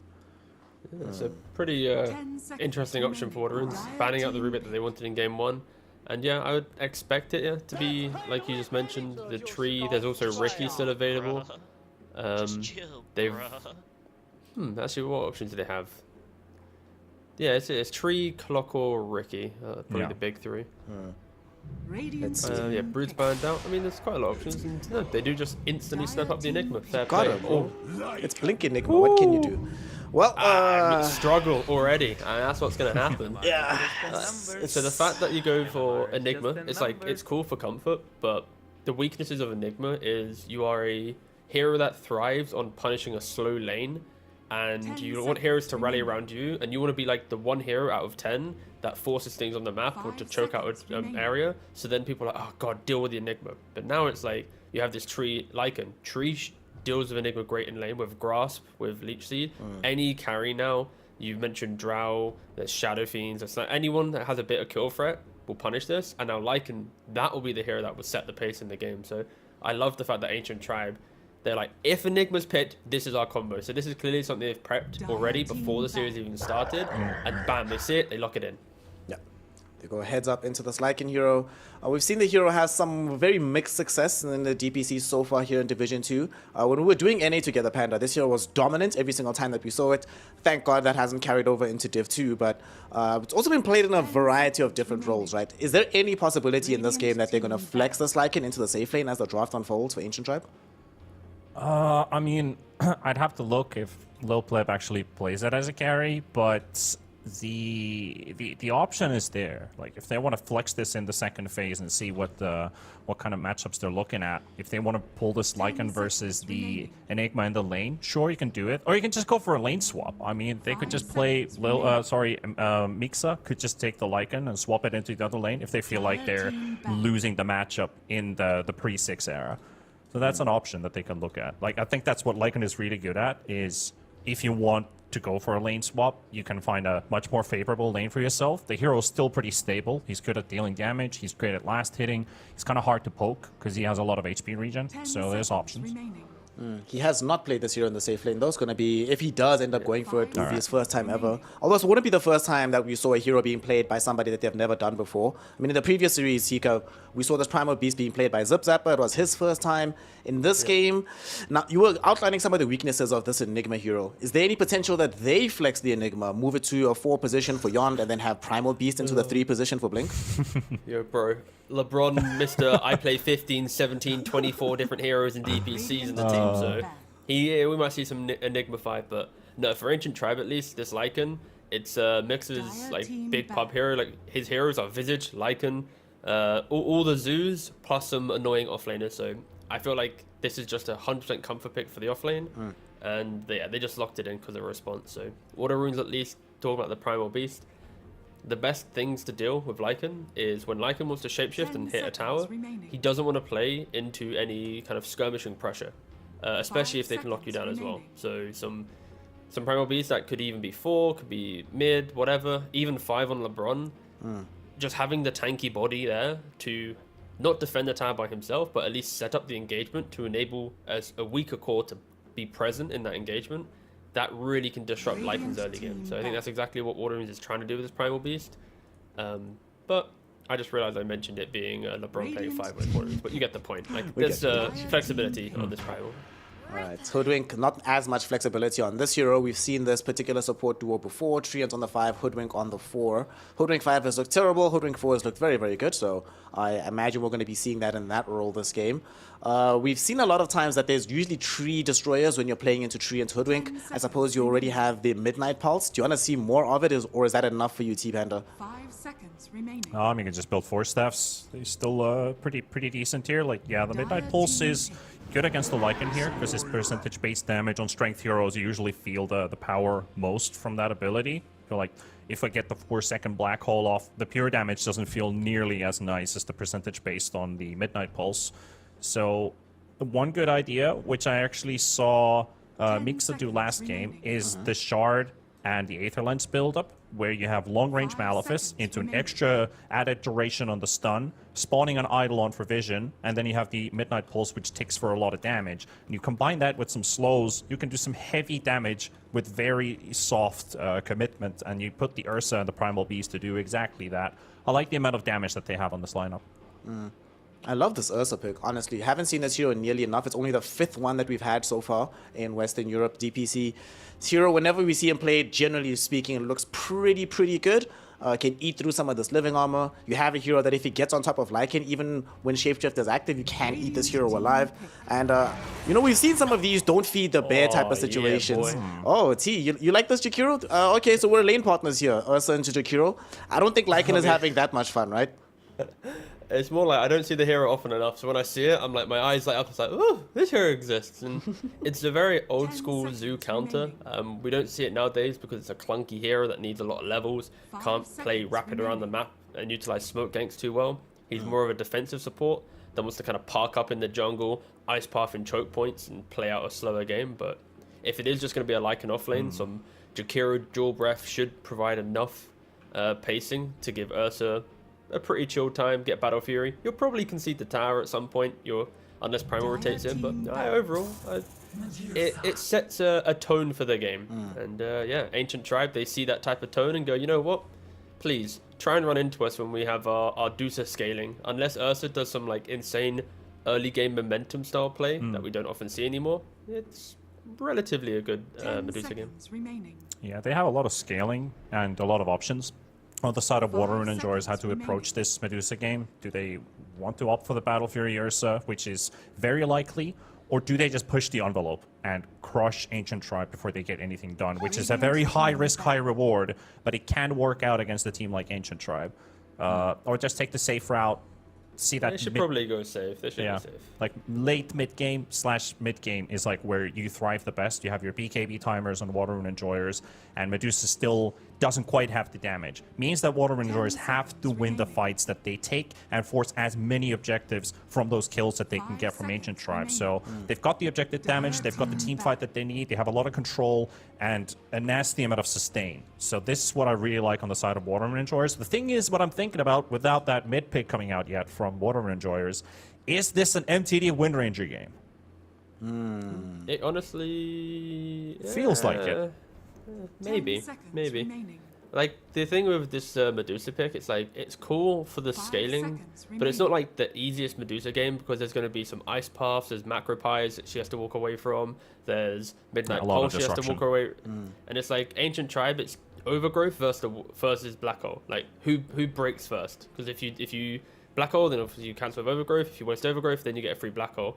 And Enigma is always the hero that you want to play into Dusa, because it normally leads into a 4 protect 1 strategy. And this Lycan isn't going to feel great down the line because of, once again, the Jakiro, the Ursa, the Battle Fury and stuff. So I think Ancient Tribe just needs to make sure that their mid pick is another damage dealer that can scale.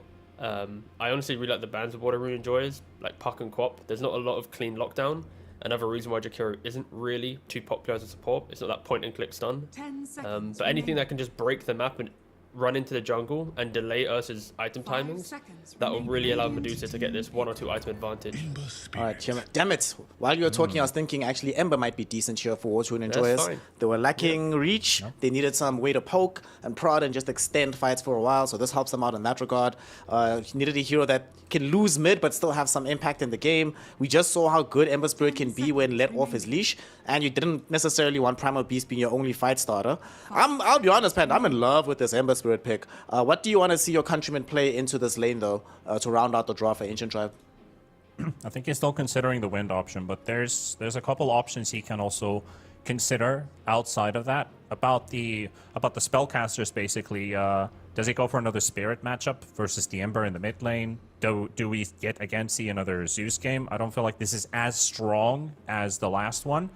They need a hero that's able to match up the aggression this Ember is going to be doing all around the map, because if you lose map control early, Medusa is going to get harmed a lot by that. So it's MTD and the supports and fighting around the shapeshift, which is Ancient Tribe's strength, to buy themselves time and keep the game in check. So out of his hero pool, I would have loved to see the Ember on him, but it's taken away by WRE.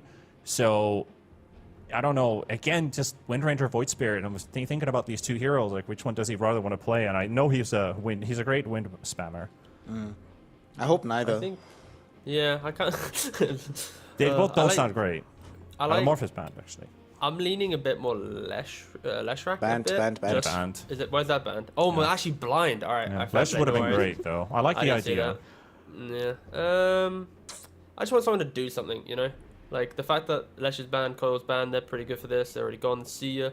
I think Void Spirit's okay. I think Tiny is banned. Just gotta double check. Tiny's I'm here. not wearing my glasses. Tiny's available. All right, yeah. Yeah, I just want a hero that can like mirror his play. Hey. Sure, there's Tiny. For heroes. Cool, nice. All right. Gotta have a game without Tiny. Can't have a game that. without Tiny, you know. That's just what it is in 7.3. Just had to put my glasses on and see what was banned before I could actually get the prediction. Get me out. Alright, so God. he called Still the Tiny at the nailed it. very end there, T-Panda. Way MTD, make that dough because of how rich he got in game number 1. He is playing this Tiny this game. Do you like what it does for the draft overall? And tell me, how do they utilize this hero to win game 2? All right, he's going to get more farm than Heaven did on Tiny last game. He's going to hit his item timings faster, meaning he's going to hit like an absolute truck. But this Tiny has to make his side lane rotations work out, because the Ember is going to be doing pretty much the same. Those early fights are going to dictate quite a lot. Does Ancient Tribe lose control of their map very early on? Are their towers going to fall? And can they pressure for the side of that Lycan? Can they get that their top tier 1 tower as fast as possible? And there's a lot of routes to this one, but I feel like Ancient Tribe's got this one. T, very quickly, what do you make of this draft on the side of Water Rune Enjoyers? I feel like it's all go. Do they have enough execution to make this all go high tempo lineup work for themselves? I mean, they're bottom 3 in the DPC, so execution isn't their best friend. But these heroes are some of the better ones that they've played throughout this DPC, and they do have the ability to break the game early enough to prevent Medusa being that super duper core. So yeah, all eyes once again on Enigma in lane, Palantimos' farm, and how does Ember enter the jungle? So yeah, it's better. It's one of the better drafts for sure. Well, better draw from Water Rune Enjoyers. I'm hoping it turns into a better result from them so that we can all enjoy a third and decisive game number 3. For now, though, let us enjoy this game too with an incredible casting duo. We have the legendary OD Pixel, the storied Fogged, and a game 2. So, gentlemen, take it away and bring us the hype.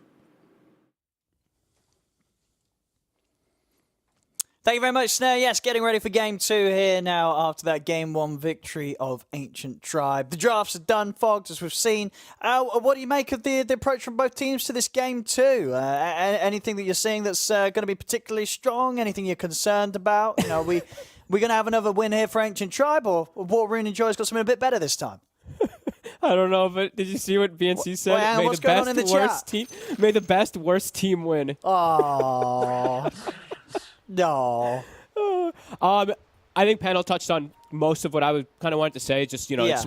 it's speed versus greed, I guess would be the easiest way I could say it. It's Water Rune Enjoyers have to play fast and play with pretty limited mistakes.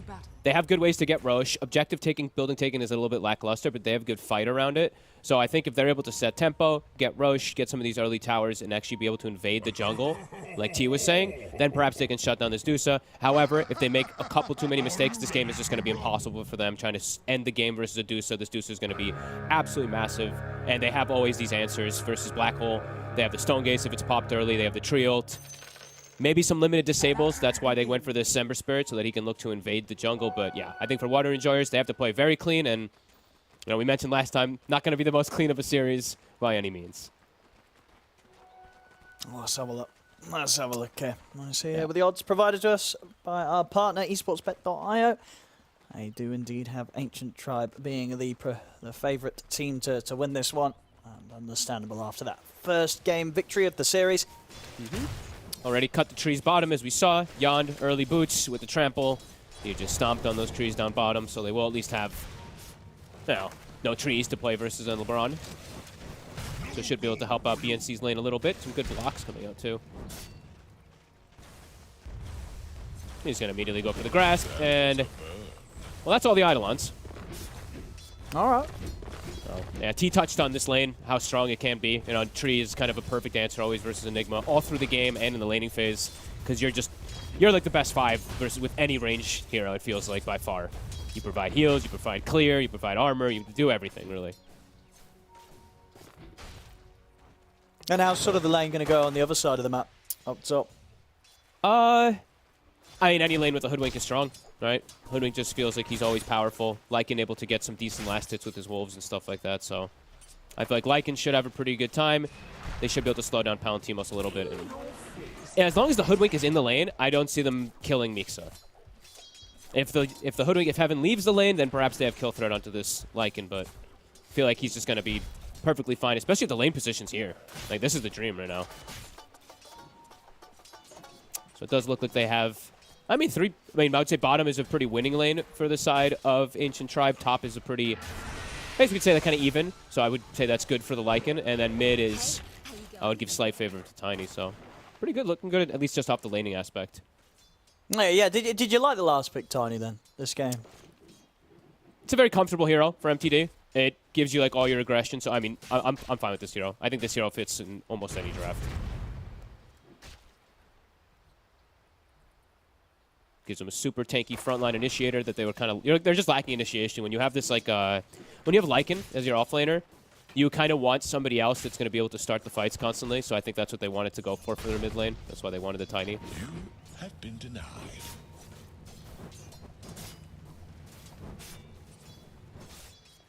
Back to business, Jan. Cut some trees bottom again. But, I mean, look, the Eidolons are just in constant jeopardy. Yeah, it's just super difficult for him to get them even in range to start attacking the creeps, getting the hits off. Knows that Ancient Tribe, you know, LeBron and Little Pleb will be eyeing those Eidolons up. Top Heaven doing a very good job of just keeping Mary very low, so Mary can't actually get like aggressive to put the pressure onto Mixa. And Mixa already gonna have a Helm of Iron Will finished up, so the likelihood of him getting pressured by any means from spells is not really the case. He's getting a lot of denies. I'm constantly seeing he's at 6 denies already on this Lycan.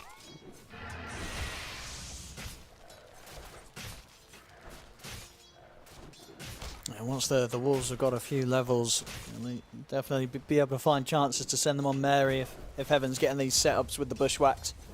Yeah, they have that Blightstone, of course, on the Hoodwink, so those Wolves are going to do that much more damage versus the Jakiro. It's a difficult lane for the Jakiro. Yeah. On bottom, Leon trying to trample down LeBron. Not enough damage yet. Leech Seed, it's only level 1, so right now they're feeling a little bit powerful with those split level 2 Eidolons, getting some decent damage onto Pleb. LeBron, okay. I guess he wants to try to stop the pull with that grass, but using a ton of his mana. And they get the pull off anyway, so stacked pull. Water Enjoyers have fixed the bottom lane a little bit here. Full wave's going to get denied.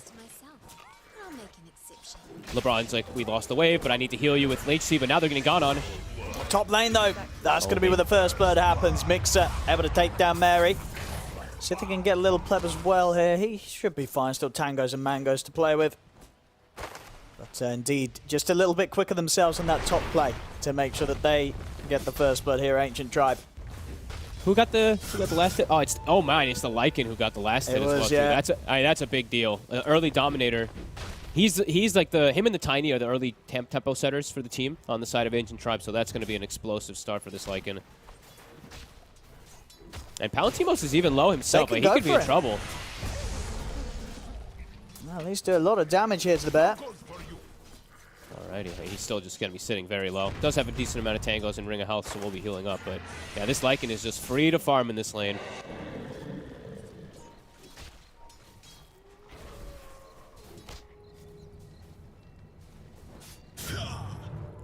And even though LeBron died, Lil Pleb still doing just fine down bottom. A lot of denies, though, of course, on BNC.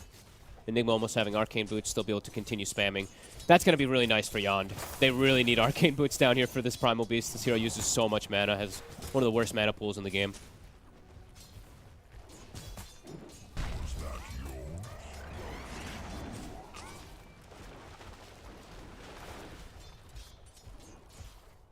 All right. Stoikov doing very well in the mid matchup right now. Sometimes I've seen the Tinies do a little bit better than the Embers, but this time around, not the case. So Power Rune, 15 seconds. He even gets, gets the Catapult deny. MPD. Got a bottle refilled, and they're going to look to secure Rune with this movement too. They could go for the kill. They might. Ooh. Toss off the mark. But they still have the... They still have Bushwhack. They're still going to get it. Very nicely done there. I have him with some nice plays.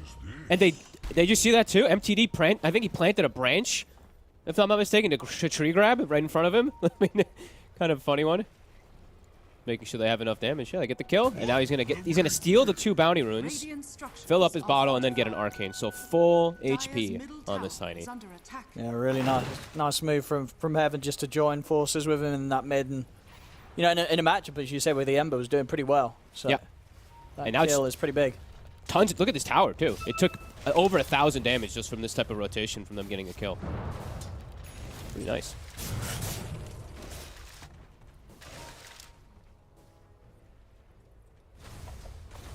Arcane Rune gonna be pretty damn strong also too. If they do look to make any type of extra rotation, they could still look to kill mid. He could look to make a move down bottom. It's LeBron. Could be in some trouble.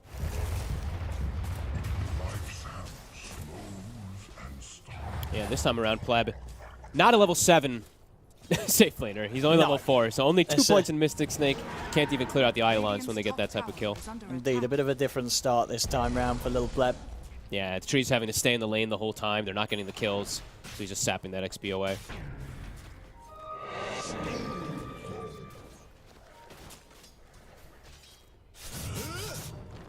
Stoikov pushing his limits here. There's an avalanche in 2 seconds. Okay.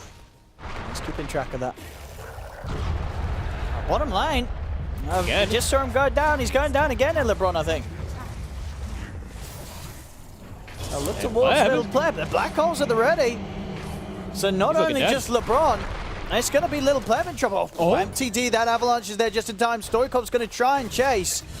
But a good toss back there from MTD. Make sure that Stoikov's not able to close the gap and get in range for a slight combo to take down the Medusa. So good reaction there from MTD to make sure that bottom play didn't get even rougher for Ancient Tribe as a team. Oh, I thought he was dead for sure. Yeah. Great move from MTD. Even that toss, right? He throws the Ember when he's about to get a slight. That was really well played. Salvaging things completely. And LeBron has to be a bit more careful. You can't really play inside the tree lines when you're playing versus this Primal Beast. He just chops him down, does an insane amount of damage on you. Guys, just crushing him. Infinitely better start this game for Waterrune enjoyers. Ursa getting the space to free farm, even though they did die on Mary up top the once. Palantimos has been free farming. He's already got 2 components and treads. Not going to be that early paced item build. I don't think anyone does it anymore, of course. Even if you're playing versus Dusa, you know, you may have that little inkling in the back of your head telling you to go Diffusal, but you just can't on Ursa. That's LeBron. Bottom, this time they won't. Mid. Let's see if they can combo Stoikov. And they can't. Even though he didn't preemptively have a Remnant out, still able to throw one out and jump back to it.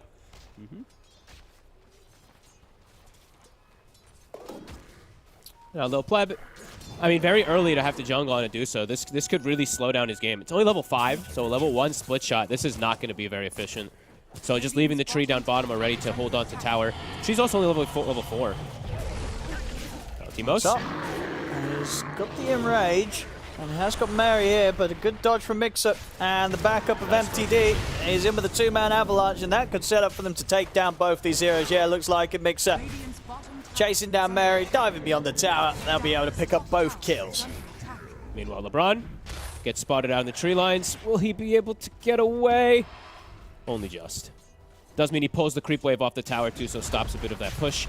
As amazing rotations from MTD twice now. Yeah, he's crushing Makes it. the move bottom, saves his core, goes top, gets a double kill. Really well played. Gonna be an early blink dagger. Dire's middle tower is under attack. Oh, that's nice for low pleb. Able to walk in and steal away a DD from the Ember. Well, MTD nearly able to get the toss back on Palantimos there as well. Tons of aggression between this Hoodwink and Tiny. They can both just stay paired together and constantly look for any kill setups. Low pleb now, mid lane. They're going to go in for the dive on him. TPs are coming in though, so they won't get away with the kill. MTD, seeing if he can get in range for the avalanche. He can. Can't quite get the toss though. Backup comes in from Merrick. Nope. DD rune too strong. Stoikov scared. Yeah, definitely able to get quite a bit more done, it feels here, MTD, than Stoikov is right now. He had such an explosive last game, right? He's riding on that momentum right now. Every single one of his rotations has looked really... Even this one, even though it didn't pick up like a kill or anything, you know, just protecting his Dusa. And now maybe even able to finish up the mid tower. It's super low, but Water Rune enjoys. They're bringing in the numbers to make sure this tower doesn't fall quite yet. Yon gets in there. See Heaven able to get the ult off, gets him down to the low ground, but the Sleight of Fist still finishes it. MTD able to walk in and take down Yond in return. See if he can walk out. Avalanche up in a second. Will get caught by the chains. Turns with a three-man avalanche, but the ice path into the damage from the Eidolons will mean that MTD this time round will not make it out. But he spent his gold. Oh, As he soon got as the he was blink dying, dagger pickup. he did get the blink. He had 2,300, so was able to finish it at the least. And they do get a trade kill onto Yond. Water and Enjoyers do get that big kill. But now, they might not know this blink is coming out, so MTD might have a bit of an opportunity where he can look for some type of plays here. Oh my god, BNC almost died. He nearly did. A lot of damage from Mixer on the Lycan Wolves. And not enough to really push down the tower either at this point. And, you know, playing versus Tree, we don't even need to say it. It's going to start getting healed back up. Palantimos nearly has the Battle Fury. Well, they're after him. Yeah, this is that blink reveal. Palantimos, he's being safe though. He seems to know something's up.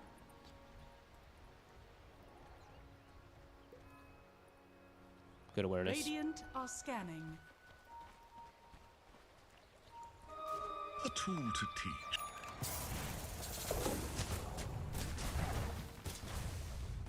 And now they'll see the Hoodwink. So probably expecting that there's going to be a ward up top in the jungle, and probably being like, we don't really want to play in this area now at this point. They clearly went to try to make some move and didn't find it. So a nice defensive ward coming out from Water and Enjoyers. At least to read that kind of move and what it means. As now they themselves, they're going to smoke. Arcane Rune still on Stoikov. Radiant's bottom tower is There under we have it. attack. Water and Enjoyers. Top tower is under attack. Can they catch maybe MTD by surprise here in the mid? Or at least flush out whoever's in the jungle. Anytime MTD shows, you kind of are dictated when you're Water and Enjoyers, you know that not much is happening on the map. This Tiny is the only active hero at the moment. There's a Lycan on one side and a Deuce on the other, so... Now look out for Heaven. Not a massive kill, but at least I'm going to push him back out of the jungle.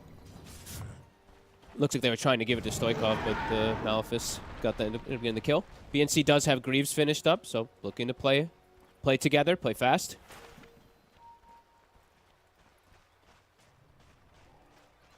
As yeah, for the side of Ancient Tribe, I mean, it's a very farm-oriented game. No, for sure, yeah. Little Pleb wants to hit the creeps, and Palantimos with his Battle Fury also wants to take the time. Get his farmers next time before he really looks to get involved. Yond. They're trying to make the play. Do they have the Avalanche? So no, but I think they have enough damage anyway. Big hit. Huge props for this back. Guess it's my show. Yeah, I think he just wasn't prepared to be caught like that by Heaven. Nope. Having another very good game here. This time on this Hoodwink. I love when I see Hoodwink and Tree on the same team. It's just like the two heroes that play in the tree lines. They both play well off each other too. You plant Acorn and you leave a tree so that Nature's Grasp is more effective and stuff too. It's just such a good synergy of these two heroes.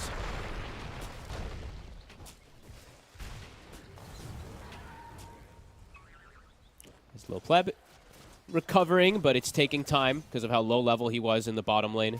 Still only level 9 at the moment. Now does have, of course, max split shot, so we'll be able to farm a bit faster, but he is the bottom of the cores.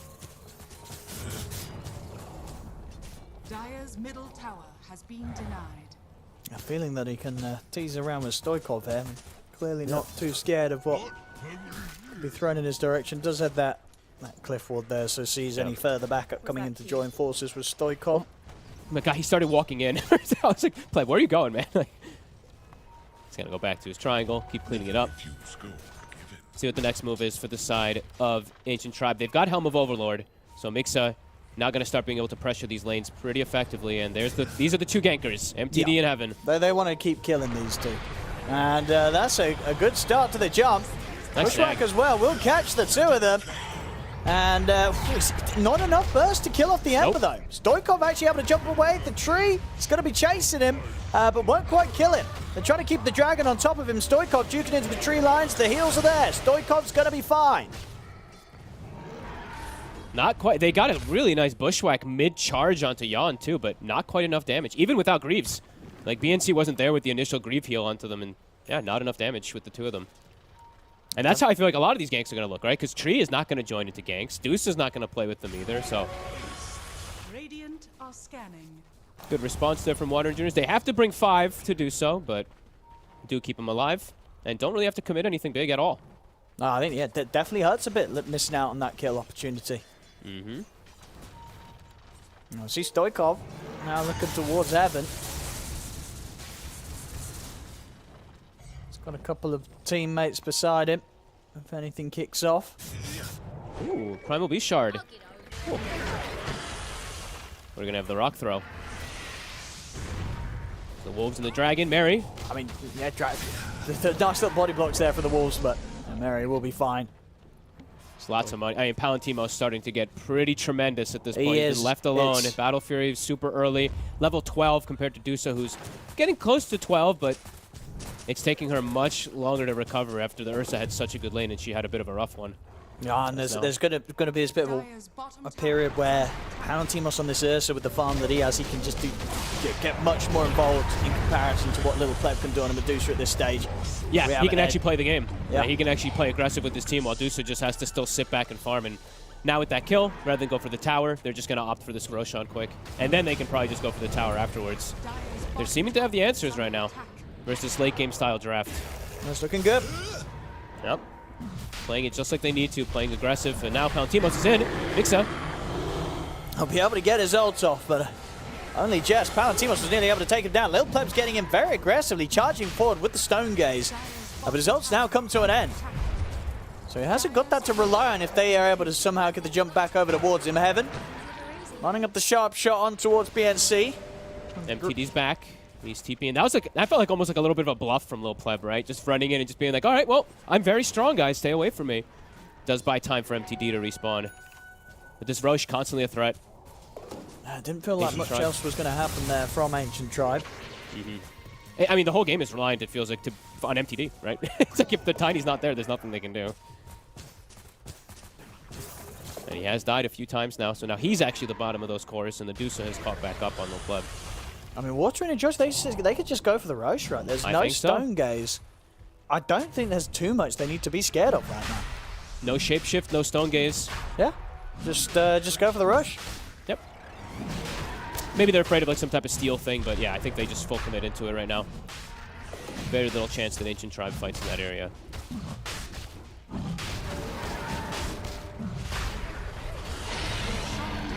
There we go. Keep playing aggressive, Modern Enjoyers. They have this great momentum going for them right now, and Ancient Tribe needs a lot more time for this Dusa to feel like she can actually get involved. And even, you know, I think even MTD is probably feeling like, I don't really want to like go in too much more, because Because if he dies like once or twice more on this tiny early, his game he could just completely stop scaling. So looking to probably just play around these towers. His mid lane. Do get a nice toss back. BNC in no man's land. Well, they do have to use the Stone Gaze there to make sure that he doesn't feel that he can stand his ground and drop a black hole. He was, this is a spot that we always call, like, that's the death spot. You know, you're playing in the mid lane, your tower's dead. You're trying to be aggressive, but you get caught. Stoikov, top. Maybe they can set up for him, too. They're going to attempt it. Good try. Quite the follow-up after the toss combo. Did he cut the tree when he landed or something? I didn't see. I think maybe. I think he was trying to get the acorn, bushwhack, and the toss lands and cuts it or something.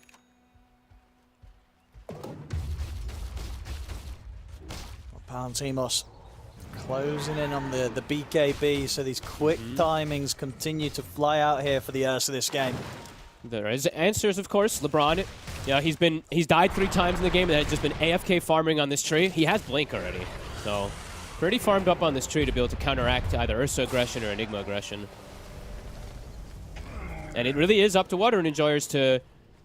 They have to press the tempo eventually, right? Like, they have to start getting a bit more towers at some point. This Ursa is very farmed, but there's always going to be this concern of, you know, that Dusa just outscaling you. Let's go find LeBron. That's a freebie. LeBron is, I mean, showing in the lane, so... Guess he didn't expect Palantimos in the area. Yeah, I mean, that's going to give him the full BKB. So BKB Blink Battle Fury done here, 21 minutes in for Palantimos. Still 3 minutes as well with the Aegis. He's super strong. Pretty damn good, and Stoikov's hunting. 1 more second on Scurry. Not enough time. Yeah, Palantimos is feeling his like how confident. Look, yeah, I mean, he's he now can starting just to charge run in. across the map wherever he wants. Yeah. They can't kill this Ursa right now unless he massively overextends. He's got the Stone Gaze off just in time, and I mean, and really just in time. Nearly able to do enough damage to cause him to not have the mana for that. Yeah, Pleb needs so much more time. And now Pleb, he actually goes in. No mana for the grab. Yawned. Just a few short. And it looks like they'll try to at least clean up that Thunderhide. And they will. And now perhaps can finally get that mid-tier 1. So starting to kick up that tempo. Palantimos with his aggression. I mean, Pleb's for sure. actually TPing in. He's got no Stone Gaze to rely on. He's got no Stone Gaze. I mean, straight away, Yon goes towards him. Palantimos in with the BKB. Lil Pleb. He's up to the high ground. MTD toss him back to save him. And that's going to work out there for them. They take out Yon. They take the Aegis out of the hands of Palantimos. See if they can deal with the Ursa a second time round. Be a huge kill if they can get it, but the backup's in from Stoikov. Gets caught by the 2-man avalanche here, MTD. Palantimos down to half HP. The Greaves healing him back up. Lil Pleb trying to step forward. Get the damage in. As it is at this stage, not enough from this Medusa to really scare Water Rune Enjoyers. Nobody's going to die beyond the Aegis and John, so the rest of them back off. Okay, looked a little scary there for a moment for Water Enjoyers for the Ursa, but able to get out. Looked scary also for Little Pleb for a second there. Yeah. He really toss. trusted in MTD to bail him out if he needed to. Yeah, that was quite a lot of trust in your friends there and your teammates. Decent little recovery there from Ancient Tribe. Pleb now 15, so now he's got the split shot talent as well. All about just farm still for them. BKB Ursa down. Still always the threat of Black Hole, but looks like they want to try to perhaps get aggressive again themselves on the side of Ancient Tribe. That's a bit surprising. Because again and again, it's always just the Dusa can't really get too involved, but... Where have these little wolves been? So I saw the shard purchased up from Mixa earlier. I've been seeing this more and more on Lycans. Just an excellent... It's like a mini Midas almost in a way. Gets you all this little extra farm that comes up from your wolf, and then also continuous pressure. And that's kind of... They always want to be pulling them to opposite sides of the map to be able to buy time, install the game, install. So it feels pretty appropriate this game when you have Dusa.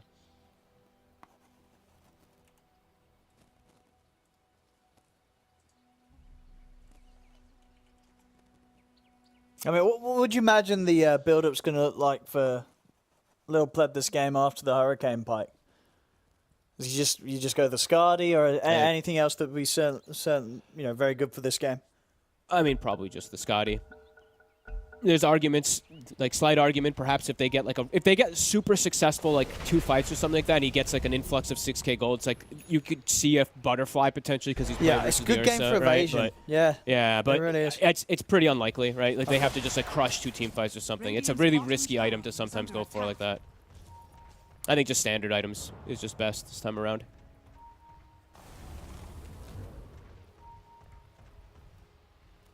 Oh, coming right out on the top lane here. Ancient Tribe, they're going to try for the tier 2. Smoked up as well behind the push of the summons, just in case somebody from Water Rune Enjoys turns up in an attempt to defend. Heaven already scouring the tree line. And BNC, he's looking at the enemy lineup, looking at Ancient Tribe, and he's like, all right, they got a Lycan, they got a Dusa, they got a Tiny, who's now already kind of popped off with his spell damage. They're going to be all physical. He's going Wraith Pact. So if the Dusa's not, if people are able to like focus fire, this Wraith Pact could actually be pretty impactful versus Dusa, Tiny, Lycan, of course. As game progresses, of course.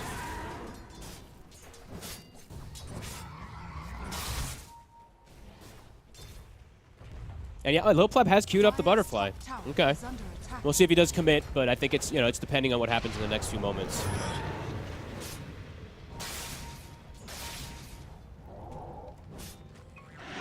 Water Rune, very ready for a fight. Stoikov even scouting the trees. MTD's going to start it. And with a quick jump combo, they're looking to burst him, they're able to do it. They take him down, but in return, Palantimos commits him with his BKB onto MTD and gets the trade. Both mid laners losing their lives. Palantimos looking for more in the trees, but LeBron's able to get away across the tree line. They want Pleb. Let's see if they can close the gap on him. Yond trying to get the grab and will manage to do so. They grab the Medusa. Lil Pleb continuing to get chased out of this lane. And he's back under the tier 1 tower, and that's back far enough to keep him safe. Whoa, indeed, Mixer with the micro there. And that's going to allow them to take down BNC. All righty. Well, they weren't prepared for that one, their Water Rune Enjoyers. They're like, where the hell did that come from? Oh, that was pretty ideal. That was really close to, like, LeBron actually gets the blink cancel onto the Ursa with the Nature's Grasp, as I think they were going to blink and gap close on top of Little Pleb, and then they get the 3-man stomp too. So nice little comeback there from Ancient Tribe. Water Rune Enjoyers, I mean, they're looking to play aggressive. That's the big thing, right? They are looking to keep trying to crush this Dusa. Just a couple of the fights not able to get on top of Pleb. Both teams have vision up here, though.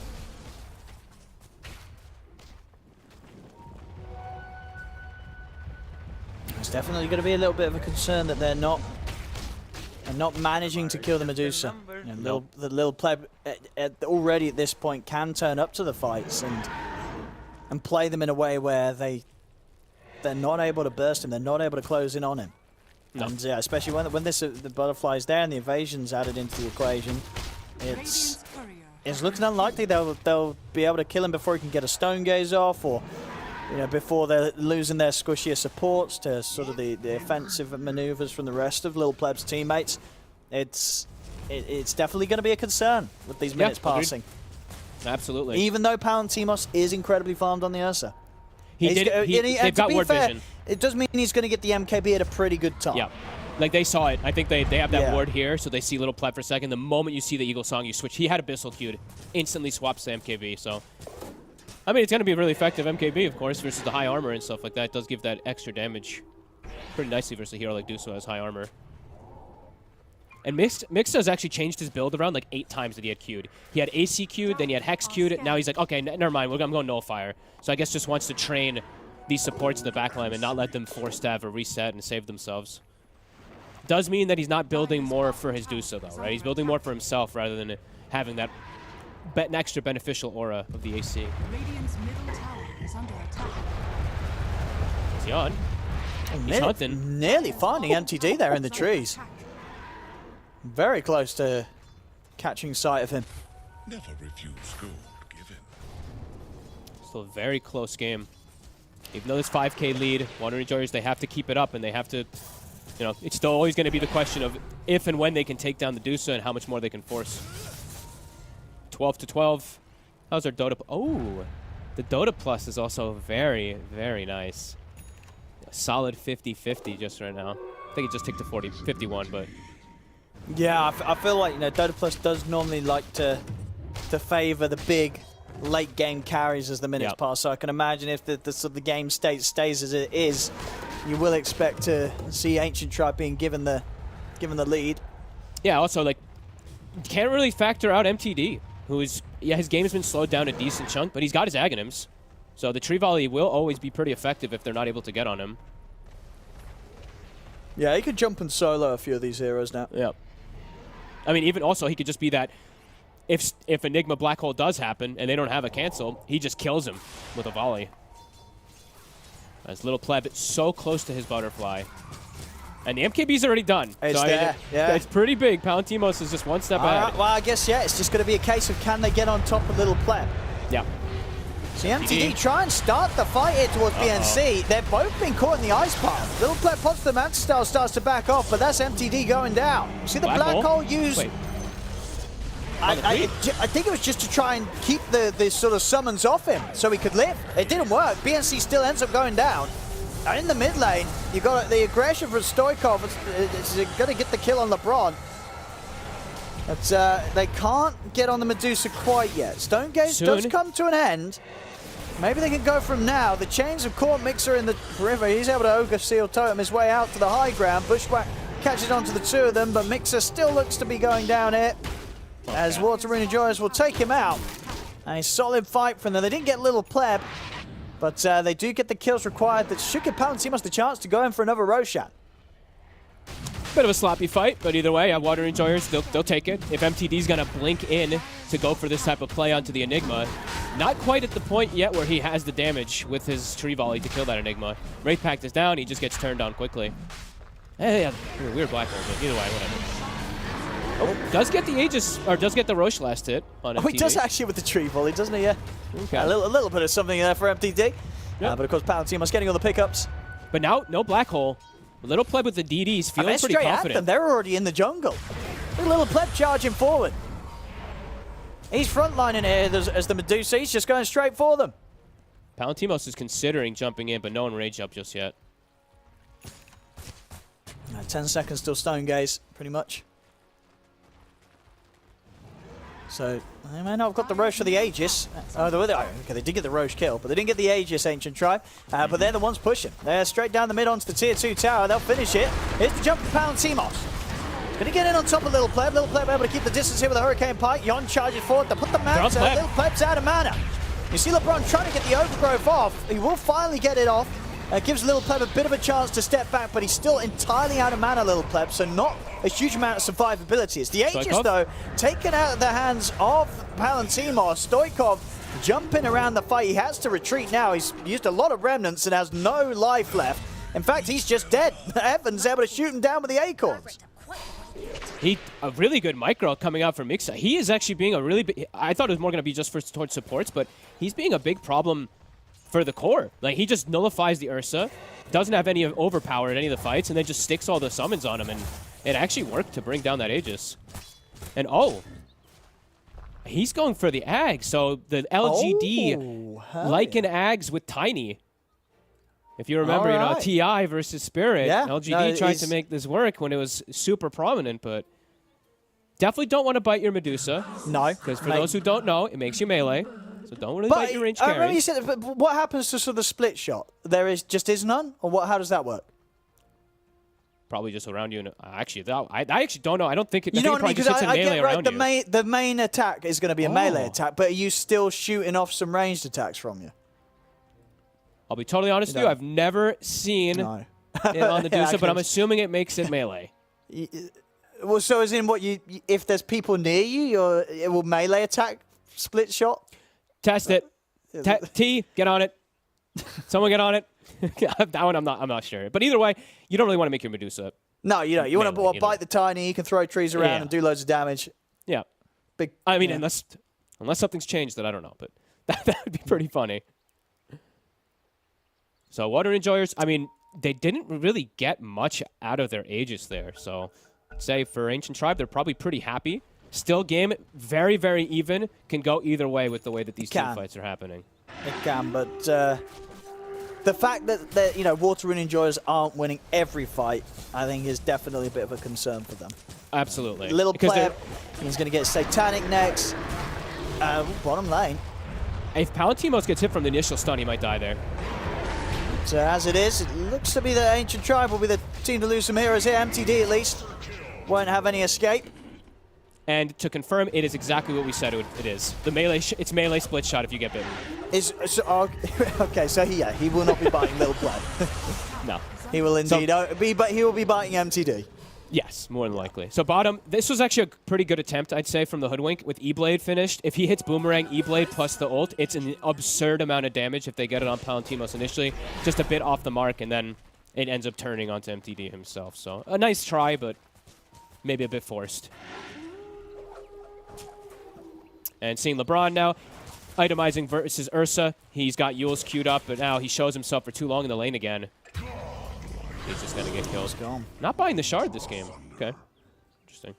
I mean, don't you feel a little bit sad if you're this Medusa and you see one of your supports going this E-Blade build, one of your supports going your Blink build? There's no Lotus, no Force for you. Is that? But that works out this game for the team. Oh, I mean, I would prefer, honestly, Yules I'm fine with. E-Blade is a bit greedy, and especially if he's going for lens afterwards. Perhaps he's got E-Blade lens. Yeah, I mean, Heaven's ready to carry. You know. I mean, they're just he was carrying. Last game what was on the Tiny buying his Ags later on. This game is like, get the E-Blade, the Ether lens. He's just ready to make the active plays.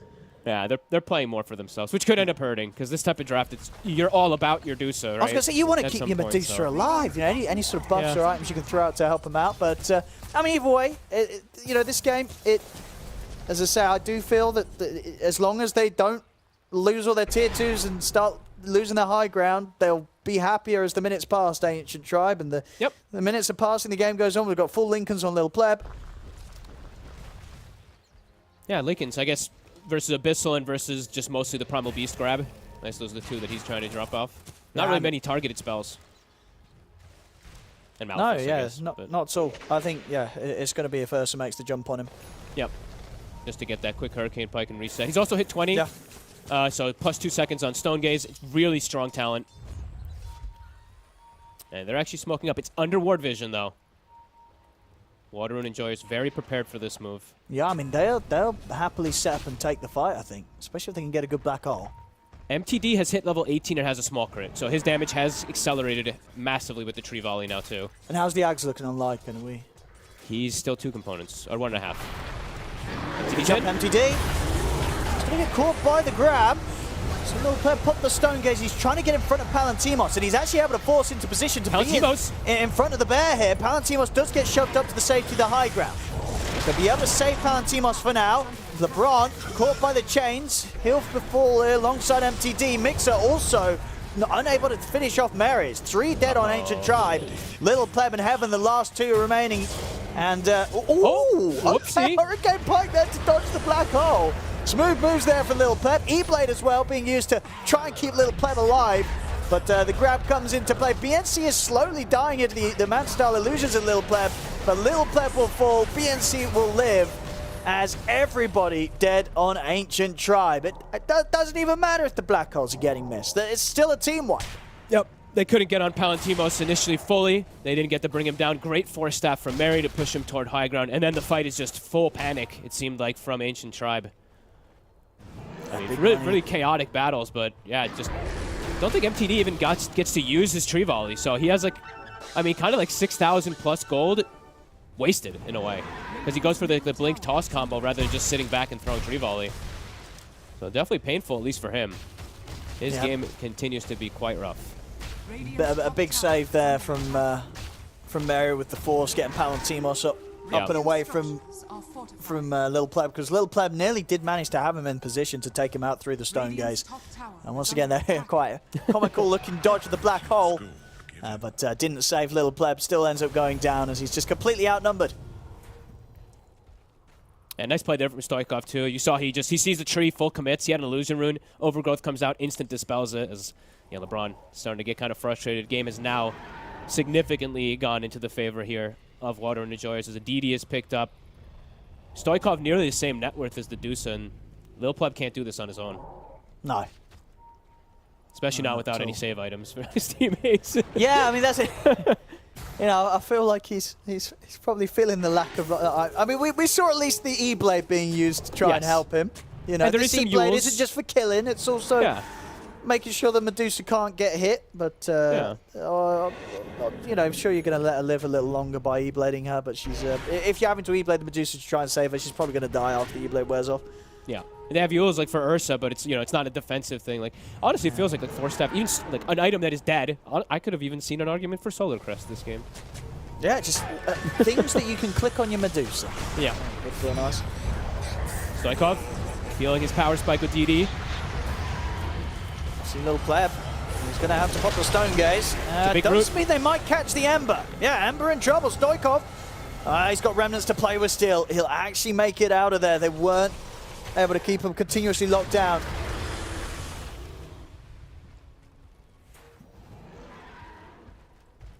That little bit of status resist comes into play this time as Kaya Sanj ends up saving him. And we've got the Ags online now from Mixer. Okay. Well, MTD just has to utilize it though, right? Like he didn't even use his Aghanims the last fight, the big one that we had, right? So. Oh, MTD! Oh, okay. Oh, Stoikov is not going to be happy about getting caught there. Now they can fight. They could smoke across and look for the battle without the Ember. This could have a bit of a snowball effect if Ancient Tribe are quick enough. And they're looking towards Palantimos. See if they've got any way to continue to close the gap on him. He's just picked up a Swift Blink, Palantimos, so he should be pretty safe and far away from them all, and indeed he's out of there. They still have 60 seconds, though, where they could perhaps look to try to punish. They don't have Stone Gaze for 20, but... Yeah, fortunately for Stoikov, Roshan won't be back up until he's back in the game. Okay. Not an instant spawn. Dire's bottom tower is under 10 seconds till Stone Gaze, so Ancient Tribe's very much ready to go again. Here goes the Tiny. He's bitten. All right. Let's He's see also the 20 now. potential. He's also 20, so he's got his talent. The tree grab talent, of course. Dire's bottom tower has fallen. I mean, yeah, they're going to want to get in here. 30 seconds, no Ember Spirit to worry about. It is a lot of damage. Oh. Ursa's in. He is. Palantimos is going to be the first to make the jump. He looks towards He's the dead. bomb. What? What? Oh, that was not the move there that Water Rune and Joyous needed. Palantimos, he just fed a whole lot of money towards that Tiny. That was thousands of gold. Oh, and they're going to get Roche now. It's spawning in 2 seconds. It's no buyback on Palantimos either. Oh, that's got to hurt. He was having a good game. I mean, last game he sort of made a bit of a misplay with the Naga Siren towards the end that caused the end for the team. This play is also not going to feel pretty good. It's going to feel pretty rough here for Palantimos jumping in and dying like that. I don't think he expects to get burst like that, but he did. I mean, MTD, if he's able to actually hit, and we saw how much Hoodwink does, 1,100 damage. And now we've got this is the Ags Roshan as well. Oh my god, it's a free Ags. All right, well, game just got a lot harder. Yeah, I mean, we're straight back to level on the net worth. And if this game's even on the gold, the team with the Medusa is going to be the one smiling. Yep.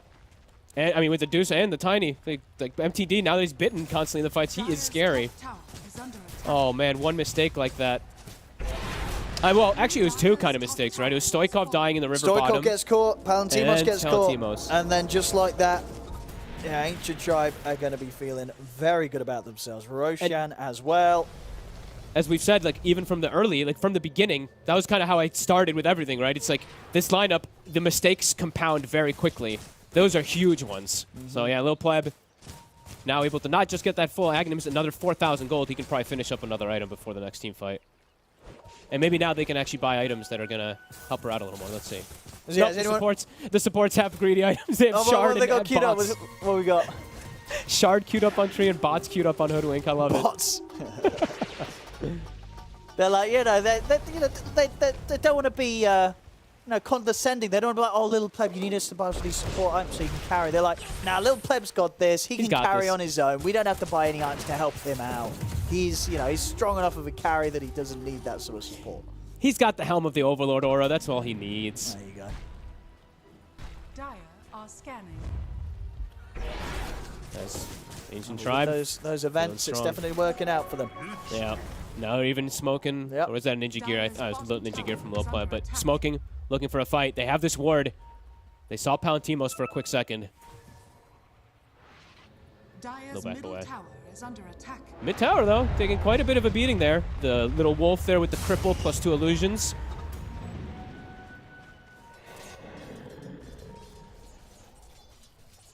And they've picked up a gem for themselves now, too. So Vision on the side of Water Rune Enjoyers is not going to be there for the next few moments.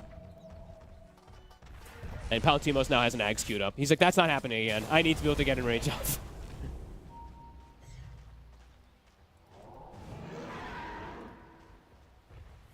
Radiant's top tower is under attack.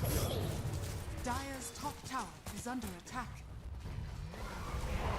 See what they can do about this Medusa knocking at the door. Dire's middle tower. Crazy how quick things turn. 1 or 2 pickoffs like that, just the entire game is blown open. And now you're trapped in the base. Whole map is constricted. As Deuce is about to hit 25. So, about to hit a huge power spike.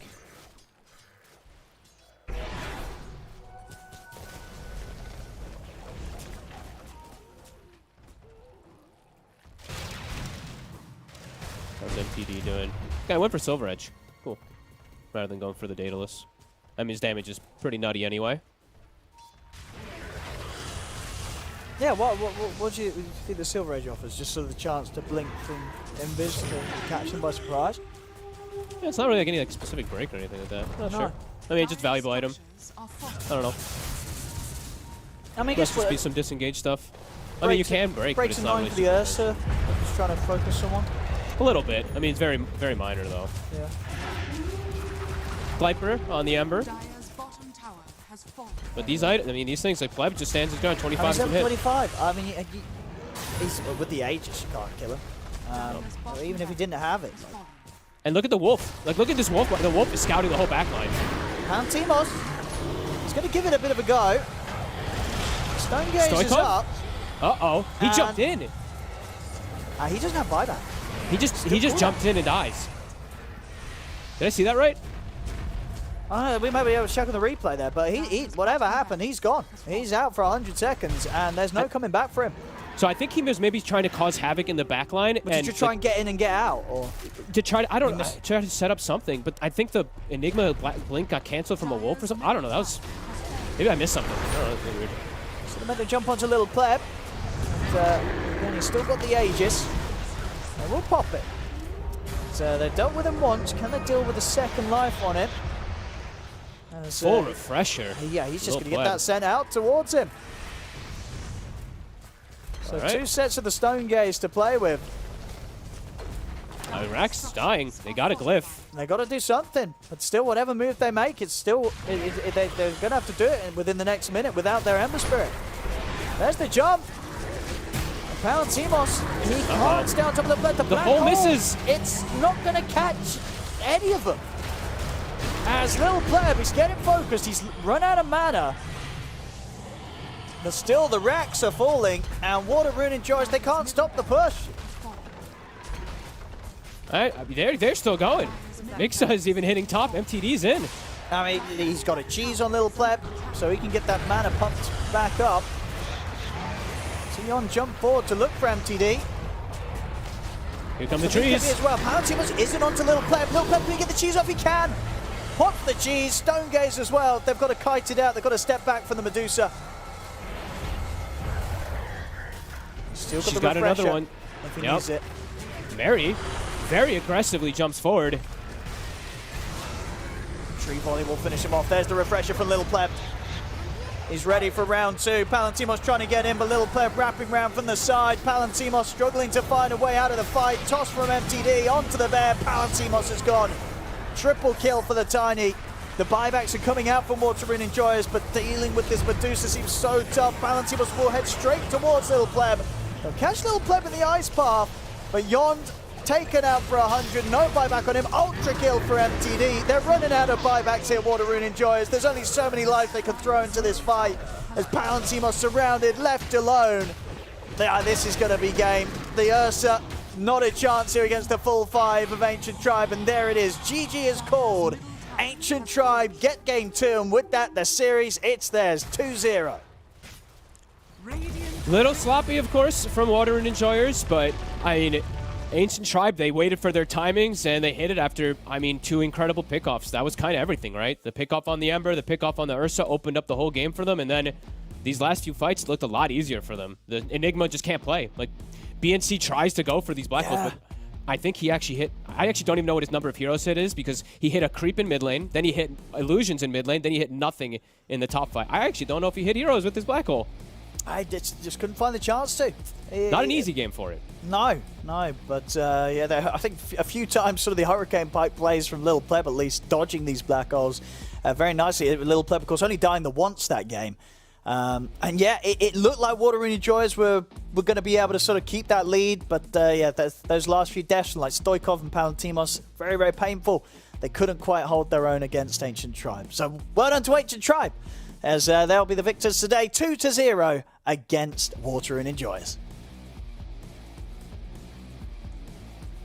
2-0, 2-0, 2-0. That has been the name of the game in a lot of the series that they've won for the Ancient Tribe. And this is the most important 2-0 because this pretty much guarantees that they'll be in the division next season. Difficult game though, at the end of the day, T-Gov. It was sloppier than it needed to be, and let's be honest, they were kind of gifted this victory. There were some crucial deaths that ended up happening that just simply cannot be allowed to happen from Water Rune Enjoyers. And if those deaths don't happen, I'm not sure that they get the W on this one for the side here of the Ancient Tribe. Oh, it's so upsetting, man. Like, I watch Water Runes and I'm like, all right, this is it. This is their moment, you know. We're entering the highlights now. We got some Palantimos, top net worth Ursa, absolutely vibing, ripping through these tinies and trees. And then it all gets thrown away with that one death that you mentioned. But, you know, I don't know. It's rough. And poor BNC, he missed about 8 black holes. I don't know. There's a lot of black holes missed. Yeah, overall, execution wasn't Water Rune's best friend, and it clearly shows that Ancient Tribe, out of these 2 bottom 3 teams, were just a more coherent team in understanding how they needed to win the game, just through playing together and sticking it out. But God, I feel so bad for Water Rune, man. Yeah, that's one of those difficult losses, T-Panda, and you know, you and I have caused a lot of low-level Dota over the years. This is the kind of loss that normally precipitates a deep disband, unfortunately, because this is emotional damage inflicted atop everything else. It's really, really painful, and I think that the thing that makes this loss worse is what Tiga was saying now, the fact that Ancient Tribe clearly understood exactly what they needed to do to beat you. They didn't necessarily play standard cookie-cutter Dota. They itemized very differently on all of their heroes than what everyone else is doing across divisions, and it works, and it works so well. If you're Water Rune Enjoyers, what do you think is going through their minds right now? What's the team comms looking like for the squad? Especially considering that unless a miracle happens against D2 Hustlers, this was the game that relegates them out of the division. Potentially, yeah. I mean, there's a second chance, basically, if they can win one of the most difficult teams in the division. We'll get to that later. But I agree. Emotional damage is probably what describes this the most. Like almost half or over half of those black holes were missed by Lil Pleb's perfect Hurricane Pike timings. And he would literally 0.1, 0.2 seconds. Like even when the black hole is there, there's like 0.1 or 0.2 seconds when he can still move out of it or cast an ability or be able to move and just walk out from the black hole. And just this Medusa was never caught. It just feels really harsh on the side of BNC. And me as an Enigma player, I know that only hurts you, but it also hurts your whole team when you feel like these things are just kind of sliding out of your hands because of a very small, almost impossible dodge in a sense, but it just keeps happening over and over and over again. And then Stoikov getting caught once or twice for his over-aggression plays. I feel like they were dropping the ball really hard out towards the later parts of the game. Just couldn't keep the package together anymore. Unfortunately, they could not, and because of that, Water Rune Enjoyers will suffer the 0-2 loss in this situation. Let's see, though. In terms of the outstanding performance that we saw from Ancient Tribe, there were a lot of good things coming out of this lineup. You know, LeBron did fairly well on his Treant Protector. You know, Lil Pleb just did Lil Pleb Medusa things. I love the itemization on this Dusa as well, going for the very last item on the refresher, being like, well, actually, this is going to work out. Also, the 8th fastest all-time on that hero. Sample size isn't the biggest, but still a very good perforence. But it's got to be First item NCT. refresher, Dusa, do it. I dare you. Go on. Some pro Alright, let's player go. out there, if you want to go to Division 3, you... No, it's pretty Somebody cool. has to do it eventually. But I think we Yeah, can agree, boys. next patch. that MVP for this one, it's got to be MTD. This last pick, Tiny, it worked magnificently, not just because of its spot in the draft tier T, but because of his understanding of where to be on the map at which particular timing, and even his itemization that he went for. He realized very early on that, wait a second, now that I've got this blink, we're not actually shy on initiation anymore, we just need damage, mate. So I'm just going to build damage, and that's going to help us win every single fight. Yeah, I mean, you're going for a double back-to-back MTD MVP. What can we do? I mean, what year is it, boys? Exactly. It feels weird to say that. I would have said MTD, but I would have said Mixa, to be completely honest. Like, the guy did a lot of small things in those team fights, which didn't necessarily get highlighted a lot because of like the way he's microing his units and the way that he was forcing, like, for example, the Ursa to have a really difficult time in a lot of those engagements. I feel like Mixa did so much work this game, especially like how those team fights actually contributed towards their direction. But MTDP also played a really good game. You know what? I'm actually remembering that one play where he got a 3-hero war stomp with his centaur, which saves the Medusa's life and allows him to kill Enigma. All right, I'm sold. We'll put the like in there as well. Mixer did really well today. But there we go. Overall, things just started panning out quite well for the side of the Ancient Tribe. And it needed to, given that this was their last matchup in the DPC, and it saves their DPC tour and keeps them in Division 2. Of course, because they won, we have an opportunity to talk to their captain yet again. LeBron is going to be joining us for a quick interview. Good sir, LeBron, congratulations on the game. Hello, guys. Congratulations for staying in Div 2. Hey. How relieved you. is the team camp right now, knowing that you're not going to be having to suffer through qualifiers again next tour? We still didn't stay. They have last game to play. If they win, we're gonna play ties, but they are playing against some strong team, I believe. Hustlers, right?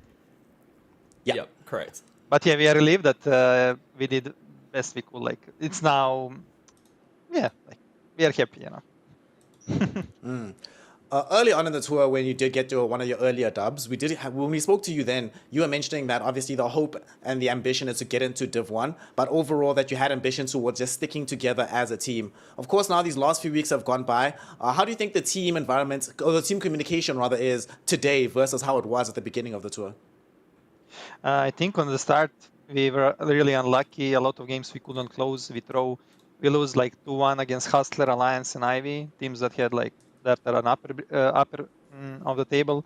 Against Monaspa and Oredo, we also give them good fight. I think we could won that games, but we just lack something. And like in last two games, we bring Mixa. He is my Serbian friend, and he have like really cheesy hero pool with Broodmother, like and Beast, Enigma. Like he can play anything, so that's why we bring him in for last two games. We lack some synergy with Melesh. He's a really good guy and good player, but we couldn't get be on same page. And I think with Mixa it worked really well. So yeah, thanks to him, we beat them 2-0. Like we were struggling even like to win 2-0 in scrims, you know, 2 in a row. So 2-0, you know, it's like good. That sort of actually answers the question I was going to ask next. I was going to ask if Mixa is a permanent addition to the team and not just standing in, but you've already answered that one for me. Thank you, good sir.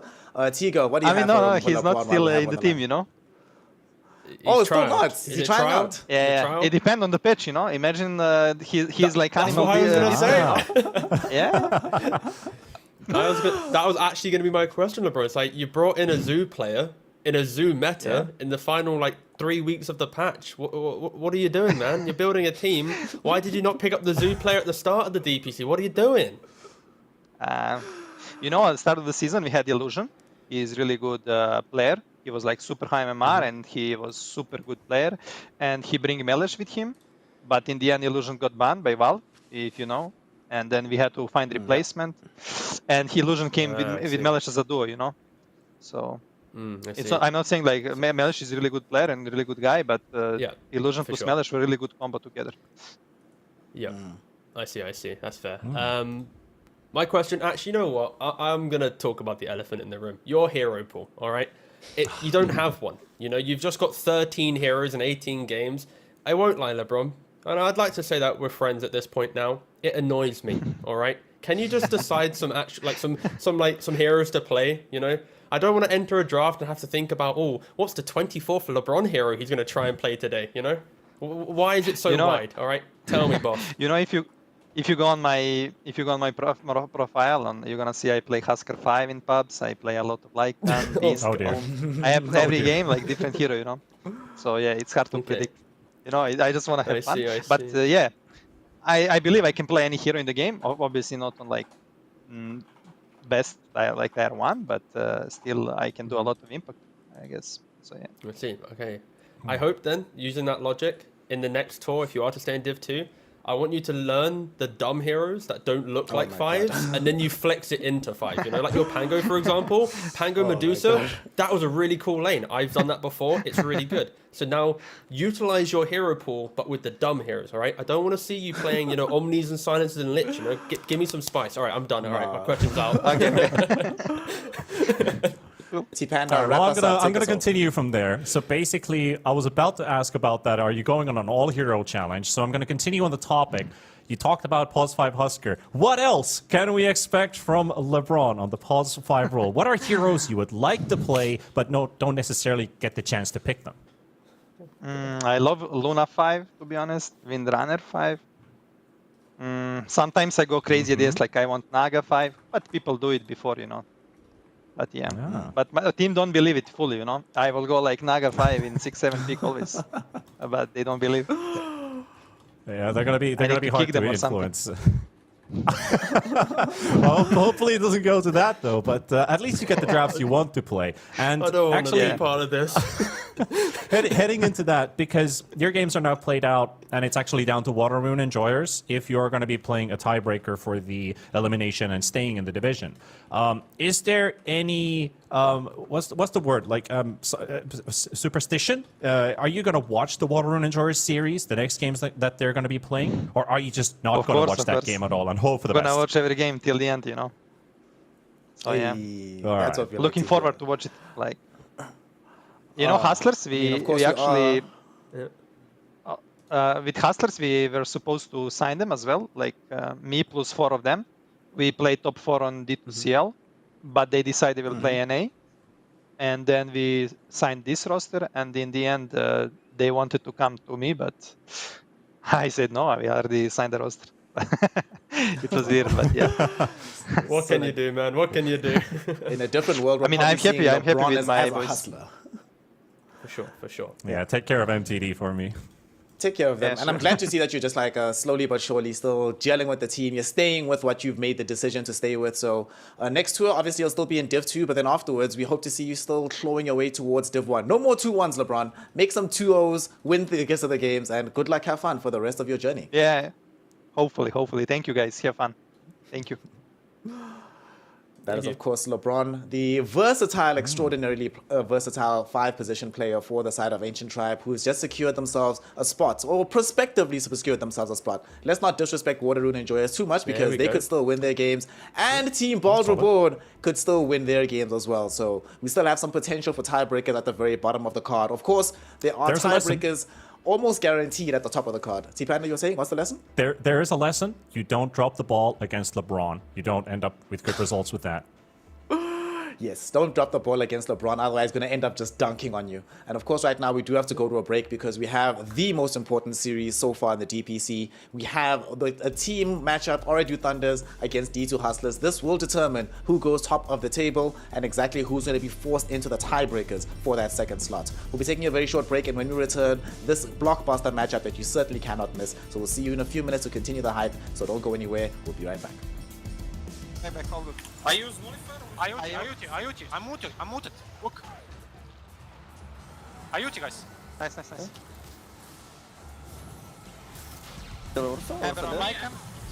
Ursa blijven. I stun Ember.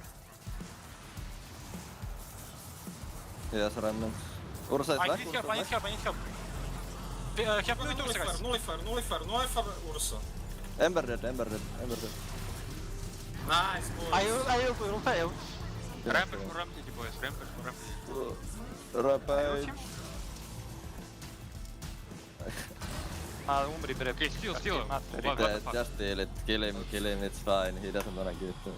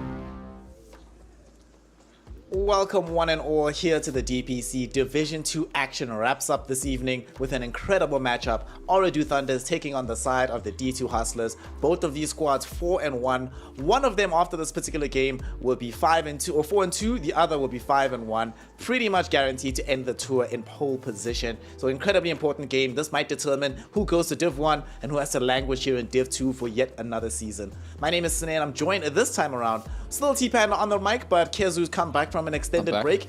He was busy celebrating his Germans winning earlier. So what did you do to celebrate, Kezu? How do you feel about this upcoming matchup? We went outside, had some beer, then I watched a bit of the last game, which, you know, there was some back and forth, some questionable things that happened, but anyway, I guess that's not important now. I'm just looking forward to seeing Ooredoo Thunders play. Both these teams are very good, but I still have OTs as my favorites going into this game.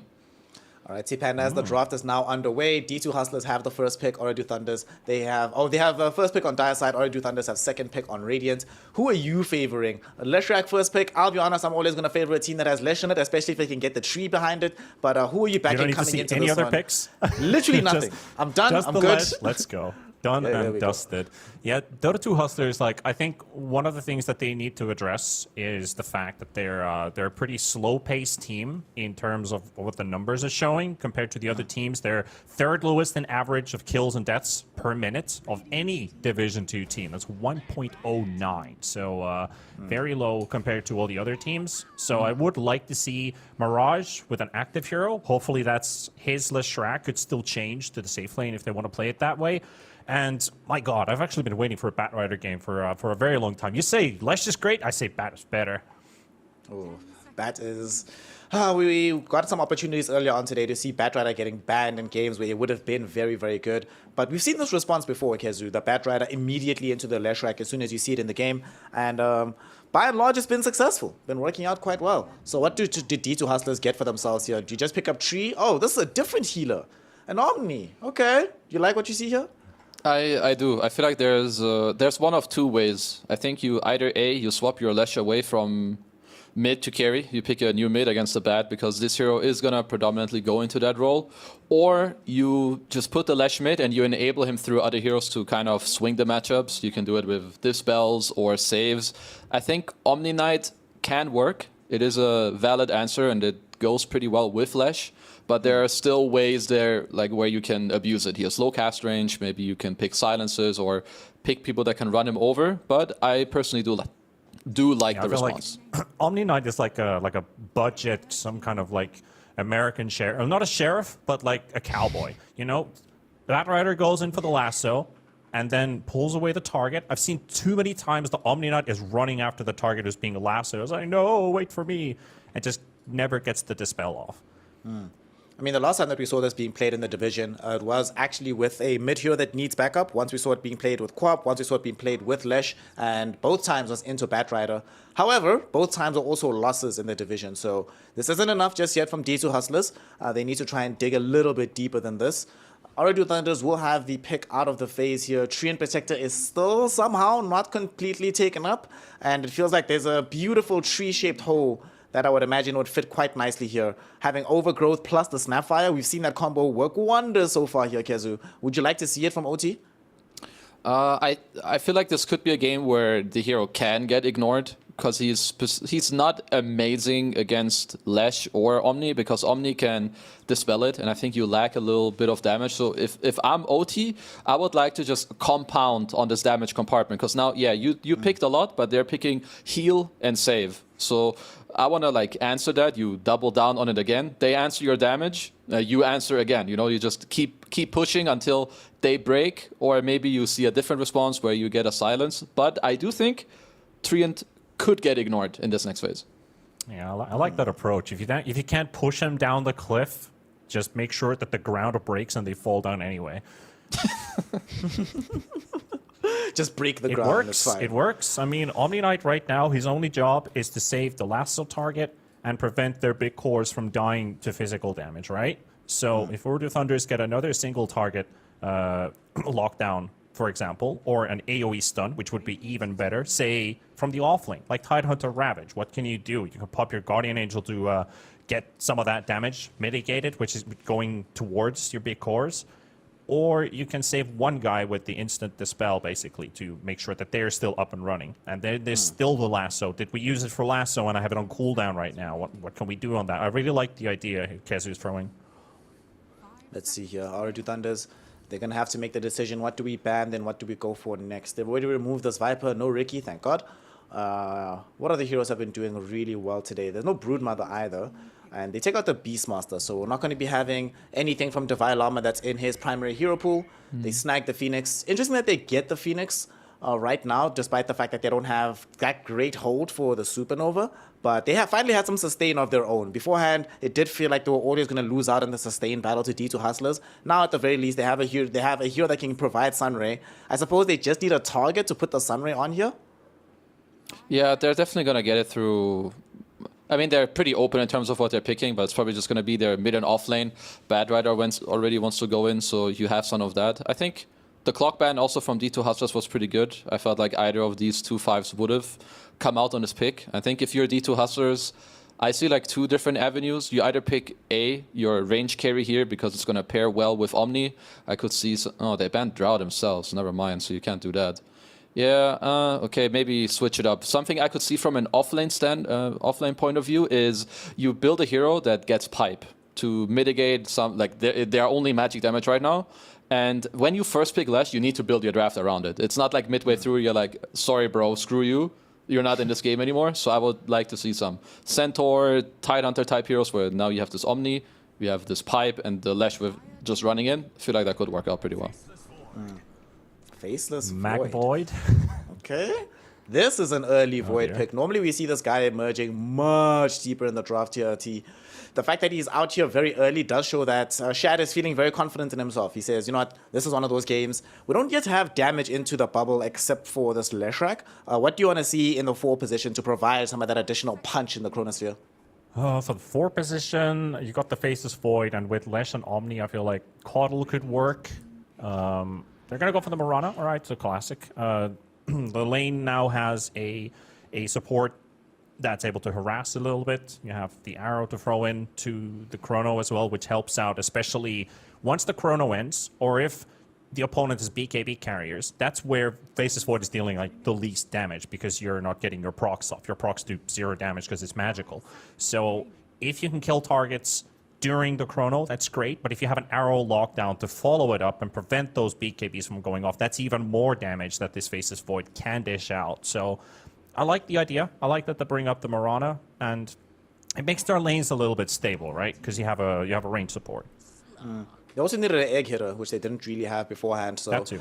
It used to be an old school answer. We don't see it as much nowadays, but they have that. This slot game, though, whoo! This is what do we call it? A free slot game, Kezu. I don't really see that much to deal with him. If he's not inside Chronosphere, what do you even do to the Fishman this game?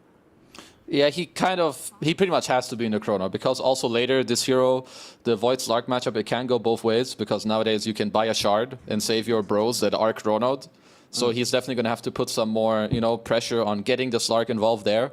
It's, I mean, they do have Lesh and one more counter pick, but I feel like R2 Thunders, they really value like this.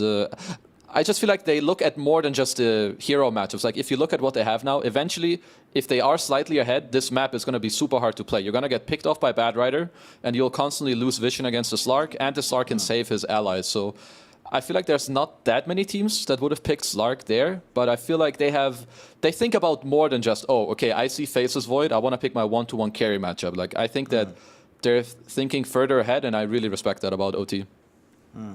That makes sense to me. We also have some leash mechanics against both Faceless Void and Mirana, so mobility is suddenly not really an option for the D2 Hustlers. I really like the slog. D2 Hustlers, though, here, T-Panda, they have the pick out of phase, 23 overall. Feels like they still need a hero that's going to occupy that off lane, something that's going to also help them start fights and be a body in front on the front lines. What do you see here that Divine Llama could potentially play to really draw the entire draft together? If he wants to beat the lane, you could go Visage. Then I'm also thinking about the Mars option because the Tidehunter now ends up being banned. So Yeah, Hey. that's an idea. You will have a primary initiator in a sense. You don't need to always rely on the Faceless Void to make the big fights. And we have seen as Dota has progressed, your carry does not want to be the first guy going in unless you have perfect vision on top of them. So Mars is going to help you out a lot with that issue. He's also pretty decent in the lane. He's able to dish out damage on the Slark, punish him before he hits level 6, and stand his ground. So I like the idea that they have going on for the D2 Hustlers, but now I think, is this Darkseer time? Is this Furion time? How do they get the best matchup against this Void? Okay, so you're a European offlaner. What do you want to play? Yeah, if you're I think Darkseer can work. Another hero that I was thinking of is who was it? Yeah, Mr. Enigma. I would kind of enjoy playing that hero. It could be a little slow. I think Darkseer is something that they have played before multiple times. Seems like, it seems to me it would be okay. It's just some dual melee lane. You'll be fine there. Can build some auras. You have Slark, you have Bad. I feel like either of those that can help you push the tempo a bit and give you like this mid-game team fight is exactly what they should be looking for. Yeah, Enigma could feel a bit slow, but I can see it work. Like the synergy is really good with the team. And you can actually do a lot of damage in the lane. So, yeah, they will take that route. So I feel like they're relying a lot with this Snap Bat Phoenix Axel, right? Like, how early does TA2000 get to participate in fighting? Because he actually has the highest kills and the 4th fewest deaths in all of DPC. So with a hero like Slark, I feel like he could also participate early, but does he have to? He might not necessarily have to. His team can make that space for him. Kezu, we saw this last pick on the Mars on the side of the D2 Hustlers, and the rest of their lineup, it feels very timing based in the sense that you have to wait for a particular timing, then makes things happen on the map. What do you think they need to do in order to succeed in game number 1 with their draft? I think D2 Hustlers, they need to make sure that their Lash gets rolling with this Omni Knight behind them, because some of the OT heroes, they aren't the fastest, but if they fall behind at any point, which I think they will, I think it will be just too hard for D2 Hustlers to like maintain the game, because their map will bleed. Eventually Enigma will have Guild Black Holes because he's not answered that well, and yeah, I think for Hustlers, they need to play up-tempo. All right, well, what about you, T-Panda? It's pretty much your birthday still because we've got 3 back-to-back Enigma games. Do you like this last pick Enigma? And what do you think they need to do on OT to succeed in this first opening game? I mean, I think those pre-BKB fights are going to be pretty crucial. Seeing the first Chronospheres comes out, are they able to stretch those fights for long enough? And do they run into a damage issue on the side of Hustlers? I think that's the primary thing that they're looking at. Can they actually burst any heroes down with those 14 to 17 minutes fights that they're looking for? So I feel pretty comfortable with OT here. Well, OT on the one side, D2 Hustlers on the other, game 1 on hand, and a spot in Division 1 in contention. Let us find out which team makes the first step towards Div 1 and of course the first steps towards TI. And as we do so, we send it over to our incredible duo. We have Lyrical and Fog. Gentlemen, take it away. Oh my God, thank you so much, Snare and Fogged. We're here. I'm super excited. We get some giant, big team fight ultis. How you doing? You ready? I'm good. Yeah, definitely.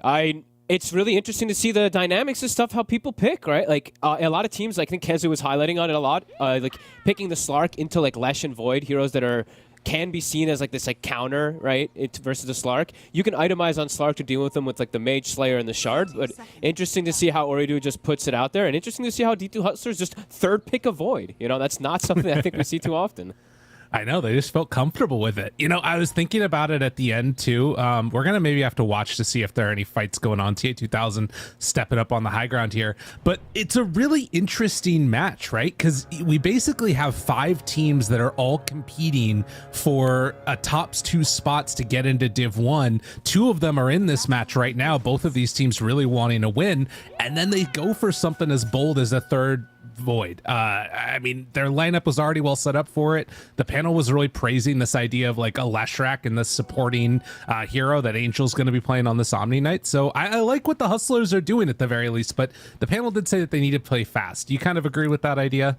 Absolutely. I prefer Oridu's quite a bit, even though they have like this, Slark into maybe some type of counters. I think this team has proved multiple times that when they have Noob on something that's tempo setting, like a Bat, he's able to just control and dictate pace of the game incredibly. So I'm going to be looking at Noob on the side of Oridu to kind of make sure that the game is good for TA2000. And on the side of Hustlers, for me at least, I feel like a lot of pressure is going to be on Devi because he's the only real setup for his team to land these type of like arrows and all these type of plays. So if the Mars' game maybe gets slows down, I could see them run into some issues. Well, we'll see if the Llama Man can get it done. You know, I will say he has one of the more interesting play styles that I feel like I've ever seen, where there's moments where he's just like, all right, I'm going in, and he just dives. Like, yeah. I've seen him blink high ground into no vision, and sometimes it wins him the game. I haven't seen him lose at the game yet, but that could be something to watch for with these Mars. If he gets an early blink dagger, trying to make some big plays, finding these heroes out. Yeah, no, I'm glad you brought that up, actually, because we literally had the game the other day where he was playing Centaur, and he was, like, blind blinking into 3 and getting 3-man stomps, and we're like, wait, what the hell? He had no vision. So, I mean, yeah, Devi, very interesting, the type of player like that. Looking at mid, Lesh has 7 denies. Oh. That's almost every creep, at least in the first, almost every single one in the first 2 waves. So, Noob, going to be a bit of a slower start. Living up to his name right now. Just kidding. No flame. I'm sorry. Please don't roast me, everybody. But yeah, he's having a good time on Mirage there and has the stick charges ready to go too. I think his bottle's coming on out. Oh wait, no, he didn't go bottle. Right, of course. He's versus Bat. Yeah, he just does the boot stick thing. Yeah, he's doing a great job. Like he gets a couple connection stuns. He's preventing Noob from getting. I mean, that's a lot of denies. He's gonna have almost like a full level, and if he's able to keep it up like this, pretty huge. So lanes right now looking really good for the side of Hustlers. Yeah, getting everything that they want and trying to find himself another deny here. Does manage to get it. Back mid, we were watching that one, but TA2000 getting somewhat low down bottom. So yeah, all of these lanes very much going right now into the favor of the Hustlers. Yeah, really nice stuff. Alex is just literally just trading. You know, this is like the best thing you can do as a Mirano. You're versus Phoenix. You out-trade really effectively versus Slark. They can't actually do much to Alex or to Devi Llama at the moment. So yeah, Devi was mentioning how he needs to have this kind of good start. Right now, looking like it. Getting off to a hot start, and the other hero that you mentioned is not really getting there. Is up top. Maybe some more action onto Angel. Get some good damage onto him, but will be able to just reset afterwards. So no real issue there. But does have the danger, obviously, of Omar playing on the Snapfire. A bunch of big newts. Maybe when they hit level 3, they can try and make something happen on that Snap. Yeah. Constantly going to be able to pose some type of kill threat, but it's a slower start than expected. I've seen this matchup quite a bit of times. It's like sometimes it takes a little bit for the Bat to get on his way, but 17 and 10. On Mirage to 6 and 1. Alrighty. I don't know what happened. Yeah, and he just got some like just really good denies. I guess the thing to me is, you talked about Batrider needing to be the one that sets the tempo. When he gets levels, he's obviously going to be able to do that, as Shad is being brought somewhat low up top. Will look to be perfectly okay, but they don't have any regen right now. No tangos between either of them. Uh-oh. And yeah, look, for Noob, like you were mentioning, like his slow start, he is also playing versus Omni Knight, right? Okay. So the lasso can be problematic. Time dilation as well can be problematic. So yeah, Noob, maybe he'll have a tougher time than I didn't expect it to go this way in the mid lane, so maybe it will actually compound something, because it is pretty significant. It's actually, what, like 400 gold difference between the two of them almost. And levels, those, level 6 for Bat, obviously the bigger one, trying to either get kills on Mirage if these heroes that rotate or go sideline, but definitely, well, down bottom, he talked about the trading potential from Alex. He gets the kill on Akori, so the bring down all 3 lanes being won right now. And mid lane, trying to go for the all-in. Mirage is going to drop. Noob will go down. Alex, don't think he quite got in time for the XP. I think he was right at the end of it. I think he missed it. I have to check. I don't think his level went up. Doesn't look like it, no. Very close. A great play. So the Bat, not only that, he bought a sentry ward for himself because he knew where the mid ward was from when they placed the initial one. So he's actually completely fixed the lane. Just kind of off of that. He's still 400 behind, but he will hit 6 first now. So he has constant kill threat onto this Lesh. Well, much needed, much appreciated, I'm sure, being able to find that solo kill there. Very well done. And Alex now also needs to use that leap to get away. Is up top, Angel in trouble. Malefice out. Oh, the Heavenly Grace, not enough to keep him alive. So a little bit of counterplay coming out now from the OT lineup. And Mirage, it looks like he's actually just going to go to jungle for a moment here while he finishes up 6. And Noob now has 6, so has to be careful of the constant kill threat onto him too on this Lesh. If he does get a couple stacks and knocked back. Power Rune, 15 seconds. As bottom. That leash ended up connecting somehow. Divine Llama going to get slowed, in some trouble. No save for him. And Alex can't really do anything to hurt. He could maybe go for a Starstorm play. Going to try and go for the snipe. Oh, Raindrop. But the raindrops keeping him alive. Nice play there from TA2000. Gets him kind of caught back up inside of this lane. Even forcing Alex to use the last of his leap charges. So yeah, we're already pairing together with TA2000 to make the lane recovery happen a little bit. And for everybody out there, again, the key thing with this, if you want to see like a 5-way tiebreaker or some crazy iteration, D2 Hustlers would be the team that would probably winning make the most craziness happen. But certainly right now, OT making a solid showing of themselves. Yeah. They don't get a kill rune on Noob here on that 6 minutes. It's just going to be a regen, so just kind of like maybe a farming one, but he's going to make the move anyway. Devi stepped up a bit far. And we'll get caught by that flame break pushback. No way to save this one on Alex. Tried to go for an arrow, but they're just going to use the lasso. Oh, that's a huge kill, though. Devi just TP'd back bottom not too long ago, so even when he respawns, it's like a 15-second cooldown for him. Big kill, and now Slark's going to be able to just finish up the level 6 and be just fine in the bottom lane. So big moves there from Noob. Even though the lane, last hits didn't go his favor, this man's a killer. True. Made that move in mid and then makes the rotation off the back of that level 6 to find himself another one. Mirage mid, not easy to go onto him without the lasso, but need to be careful because Omar could make a move with the cookie, and that's an easy setup onto the Lesh. Mm-hmm. Back to farming. How's the Enigma doing with the denies at the least? I mean, 19, it's always going to add up versus Shad. Yeah, it looks like Shad's actually going to hit level 6 after the Slark. So, just because of those Enigma denies, even though he's had a free lane, TA2000 is going to be left alone bottom, get Shadow Dance available, and be able to sustain himself bottom. So now Kaori maybe has the map opened up a little bit where he can start rotating around, maybe securing some runes. And it's an Arcane Rune bottom. Alex might have to give his life for it. Yeah, that one hurts. But does at least deny that away from Noob. Still at a free full bottle on the Batrider. But he's going to take that to go right into stacks. And my eyes didn't deceive me. I think I saw some over in the Radiant Triangle as well. So they're building up a lot of stacks for these heroes to sort of return back to eventually. Yeah, massive one. It's spotted by Angel. He might make the call, just tell Mirage to come there immediately. Yeah, he's going to do it right now. I think they have to. If they're going to try to contest this and do it, they have to do it right now or it's going to get taken. Noob's going to spot it. Are they going to make rotations over? It's going to die quick. Yeah, he's trying to make a move, and no, it doesn't look like anybody's going to get there to soak up any XP. So Mirage comes in, steals away the stack. That is really nice, and gives them a couple of those neutral items as well. Really nicely done. Good scout there from Angel. Scout comes out. I mean, scan comes out, but they see them with the ward anyway, so a bit of a wasted scan as it's fully cleared.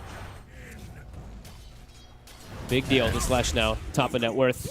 But we've seen the Bat completely recover. Noob, as we mentioned. Slark having a free time bottom, and Enigma now starting to actually kind of force Shad away from the lane a little bit too. So Ordu looking good after this laning phase. That took him a moment. Well, you can see, use the spear down bottom. TA2000 going to be fine. Does have Chrono when he comes out of it. Might not even need it as the arrow is out in the rotation. Mirage finds the kill, so no Chrono needed there. And the spear, it connects to Vi. Just throws it off into the trees. Knew that he was going to find his target. Oh, beautiful. Okay, Alex will be okay too. Nicely done. Yeah, great play from Devi. Just immediately catches the Slark inside the ult and he can't get away. And now Mirage, not going to be able to get the tower with the Edict because of the glyph, but we'll be able to continue pressuring. Good move, but on the other side, OT's doing the same thing. Yeah. Knew that that was going to be the avenue that they looked for there. You can see the spam out of the Eidolons. And Hustlers will stick around to ensure that the tower goes down. Not sure if they're going to come and try and rotate to defend top. Wader's still up here. But it looks like that one might just be given away for free. So yeah, they're going to opt to farm. Yeah, I mean, what, how many people, like 2 or 3 TPs bottom, right? So yeah, if they can't put the Lesh top, not going to be able to go for it. So tower trade. They're going to arrow the catapult in mid lane too to stop any type of pressure. Nicely done from Alex. Well, so far, so good. Things looking very even amongst the top net worth heroes right now. Only 1,000 gold separating the Mars from the Lesh. And if he can get to that Blink Dagger pretty quickly, that will be a nice timing for Devi to play around. Does have Arena ready. Just going to drop it. Kaori right on top of him. And they're going to find and kill off the bird. That's going to be, looks like it should be good timing. I mean, they need this Blink on the Mars to have this, to kind of make plays. He is the only real playmaker as, whoa. Okay. Whoa. Interesting. Feels like a lot of teams have some beef with Oridu. We saw the other day what Manaspa said, like, get humbled or whatever it was or something like that. Like, what the heck's going on? Alrighty. Oh, I mean, you know, Dota's a passionate game full of passionate people. And I think passionate is the right word there. We'll go with that one. That's a nice word. Yeah. Tier 1 tower took some damage from Mirage. 3 points in the Edict, just hiding off in the trees. He's going to finish it off. He's going to just sneak into the tree line and do it again. Yep, down it goes. Good plays there. And that's pretty much the Bloodstone going to be done. Really good item timing this Lesh. I mean, Mirage. Really impressing this game. So we said that the two heroes that kind of needed to get themselves right and be in a good position were Noob, who's top of the net worth, and then the Mars, who's about to finish the Blink Dagger. So it feels like both teams, after a little bit of a rough start, have kind of recovered and are now in like a decent way towards fulfilling their objectives. Where do you see this next couple of minutes going for this game? I think Oridu just still can like sit back and farm. I think they're pretty happy, even though the lanes weren't like perfect or anything like that. Like they've got this, you know, the Slark being able to farm. They always have this Enigma that's going to be tough to deal with as the game goes on too. Like eventually, there's only going to be a Chrono to stop like a BKB black hole. So I feel like for them, they're still kind of fine and content with the way that the game state's going. But I also don't think that Hustler's too fussed about anything because Shad is still farming very well. And he's always got that Chrono lockdown versus Slark. Does he decide to go for it? They're going to pop the egg. That was never going to work. Okay. There. Yeah, you're right. I mean, on that one, for sure. Yeah, there's definitely going to be a couple tips after that guy. Yeah. So, still, I mean, that's a Phoenix getting some pretty good farm and pushing out that bottom lane. Gets level 6, but the kill, obviously, you hate to see it, and of course, using the egg. We'll see what Hustlers want to do with this, if maybe there's some more emphasis on trying to pressure down bottom, but they haven't had to use Chrono this entire game. No, I think right now they ideally want to start to use Devi's Blink Dagger, start getting these arena arrow combos going, start getting these catches if people are split up. But they have to be careful that it's not like this full committed team fight into Enigma, into Snap and everything too. TA2000. They got him right away, but able to get it off after. The arrow comes out, connects onto the Bat Rider. Devi Llama's in pretty far, and Shad nowhere to be found. So they're actually in way too deep. Mass rotations come out, and they kill off Devi Llama. Have to be careful of the overcommitment. Noob still has Lasso available too, and he's going to get a really nice rune in Arcane. Even opting now, Leader, he's just deciding to itemize versus mostly like the Lash, and just, I mean, most of the damage really on Hustlers early is going to be magical, so this pipe will be very effective early game if they're grouped around him. Yeah, that's so nice for them to get this early on. And I could imagine a world where that play that they make even could go better if, like, Faceless Void's right next to him for a Chrono or something, but the damage into Chrono is sort of a little bit awkward right now unless they're right on the edge for the Lesh to be on top of them. Yeah, or unless you Chrono your Lash, right? And you just have him in the midst of everything. It might be something Shad's going to have to do at some points, but we'll see if he ends up finding opportunities. As rotation's bottom, they have a good deep ward, so they see this Phoenix and they see the Bat. All right, they just go for it again. Why not? Arrow in to finish it off with Shad, and yeah, they commit the Chrono, get the kill. Gonna kick that Phoenix out of there. They don't tip him, though. Not this time. Oh, he didn't out run of it this tips. time. They might be.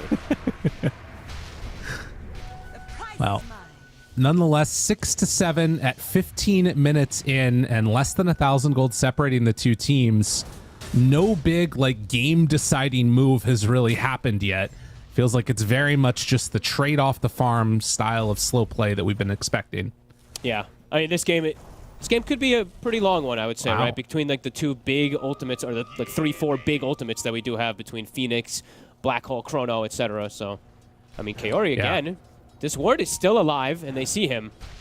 It's interesting. Esports Bet.io odds changed as he showed up on the tree line right there. But very, very even between these two teams. And now a Moonlight Shadow, a chase down, and a kill onto Angel. So support's dying on both sides of the map. Obviously, Kaori able to get away that time. As Shad has popped the Mask of Madness, and now goes for the jump in. Now Pops there's an egg, the Supernova again. Okay, Shad's out of there. But some pretty good harassment damage done. Yeah, now he gives the tip back.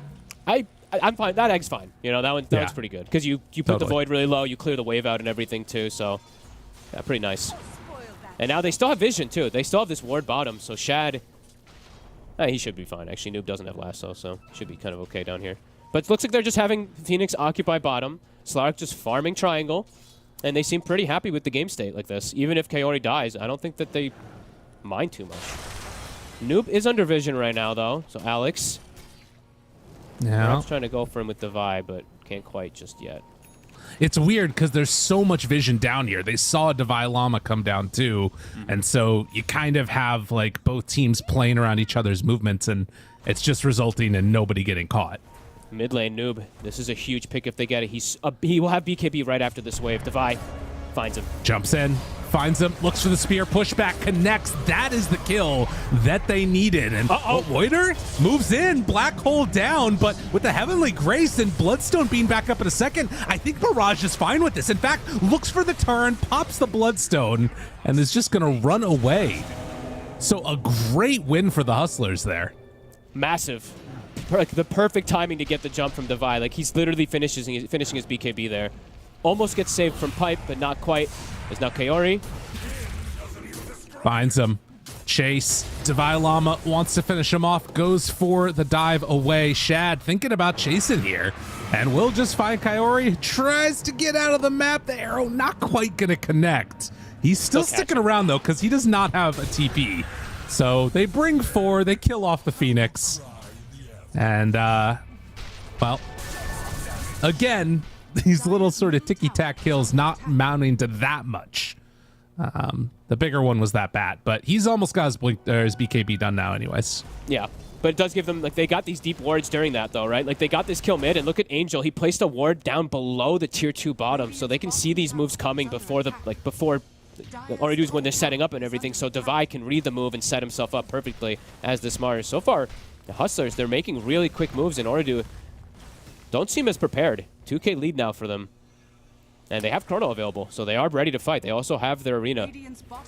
And that deep ward, look at this. Kaori already spotted. And they're going to use it just to find that spear. The arrow comes in after. And they find and bring down that Phoenix. And now, with everybody nearby, this could be a pretty easy push onto the tier 2 tower. The Glyph is down. Edict is back up in 2. Yeah, it's dead. Huge. Hustlers. Really nicely played these last 5 minutes or so. As, I mean, Urdu, it just feels like they're just looking to play more of a farm game, try to maybe get some pickoffs with the new bat now that he has BKB, but yeah, it looks like they're fine. They're content with just taking it to later stages. Mage Slayer plus Ags when TA 2000, that's when he probably feels like he can fight. And for Weeder, Blink BKB. You know, there's only a Chrono to cancel BKB Black Holes at some point, so they're looking to just farm a lot more, but they're getting punished. True. Yeah. Well, and you could see there with sort of the win probability very much into the favor of the D2 Hustlers right now. But I think that's dependent upon them continuing to keep up this aggression. Kaori will get that D ward there. And maybe Ordu are going to take that moment around the inevitable Roche fight, and that's going to be where they try and turn things around. But they might have their items and be incredibly strong at that point. You know, you can see the BKB being completed by Shad, trying to finish that one off for the Lesh too. He's one component away from Raj. If they get into those items, it's going to be incredibly hard to bring them down, with an Omni Knight behind them particularly. Yeah, how the hell will you kill Mirage? With BKB and an Omni, like they don't have the damage unless they somehow isolate him completely. Probably going to just have to wait, I guess, for like the bat blink so that he can get jump, pull, and Lash completely out of position so his team can all isolate and focus him. But yeah, like you said, Hustlers, they looks like they're probably going to get all 3 of these items at the same time, triple BKBs, and then play around Roche. So yeah, for Ordu, even though they're getting the farm and they seem content with getting the farm, I think Hustlers is a lot happier. Right. Well, down bottom, the Phoenix has continued to try and annoy Shad. And has done a pretty good job of it, trying to get into the Spirit Vessel next. You can see, though, that Ordu, they have an idea in their head of where they know this fight is going to be taken eventually. They have great vision around that Roche pit, as Phoenix will continue to harass Shad here. But yeah, they're trying to set up for it so that way they don't give it away for free. And yeah, Shad, every time you pause Max of Madness, look at the damage. Just jumps in, forces out the die. This has got to be so frustrating to play against. They have killed him 7 times, though. That's fair. He has given a lot of gold, but yeah, I mean, he's definitely being annoying as hell to Shad, that's for sure. And yeah, what do you do? I mean, up top, they finally find an opening. On to Divine Llama. Alex makes the move. Noob there too, but he's Moonlight Shadowed, and they don't have dust. Chrono down bottom and just decides to kill him. Yeah, I mean, that's the thing, right? I guess that it is 400 gold for killing that Phoenix. That's pretty significant. It's like a half a level or more as well, too, every single time. Like I think Shad will take that every day. Wow. As like usually, like sometimes, like now, if you were on Ordu and you had a better lineup to do so, this would be like, hey, Chrono's down, let's try for Roche. But they don't have the lineup to do Roche. D2 Hustlers is ready to battle. They might even be able to catch Noob if he's not quick with his BKB. Needs to be careful. Spear, it connects. The arrow needs to get into position, finds it. And play. The follow-up is there. Noob goes down. That was even a BKB charge used. Oh, beautifully done from Hustlers. Alex with the little jump and arrow gets the chain stun, and now they're the ones who actually can get the Roche even without Chrono, because Ordu, Noob shows his face. This game is starting to get pretty out of control, it feels like. Ordu.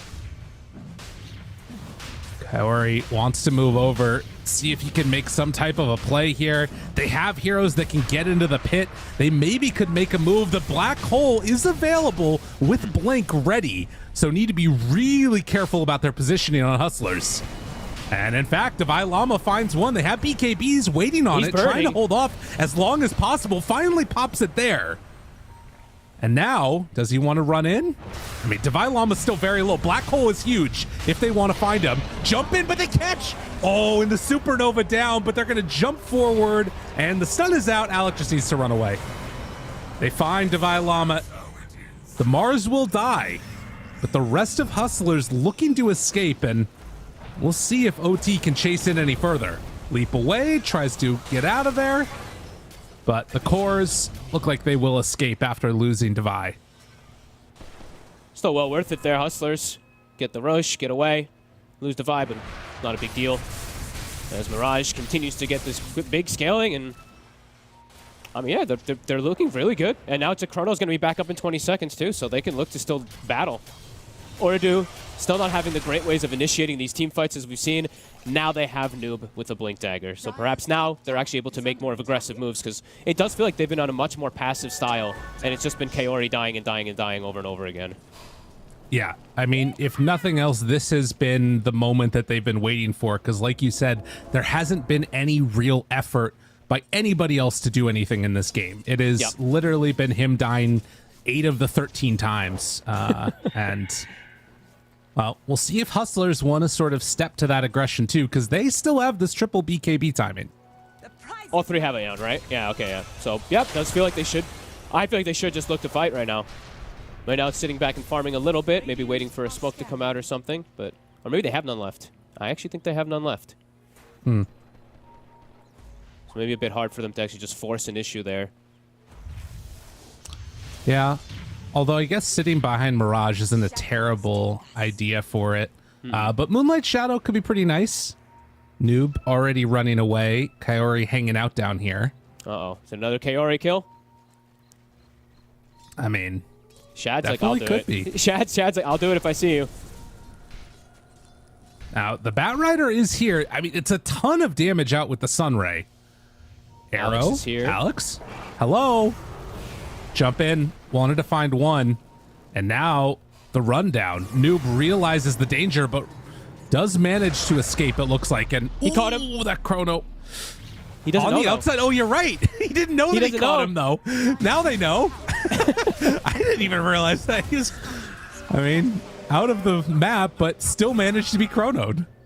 Alrighty. Nicely done. I mean, again and again and again. How many chronos for Phoenixes has it been? I mean, what, like 4 or something? 5? I don't even know. Either way. Something like that. Shad will take it. Wow. They are going to continue to get further and further ahead. Ordu at least is getting some pretty good farm out on the map. Yep. It does feel like.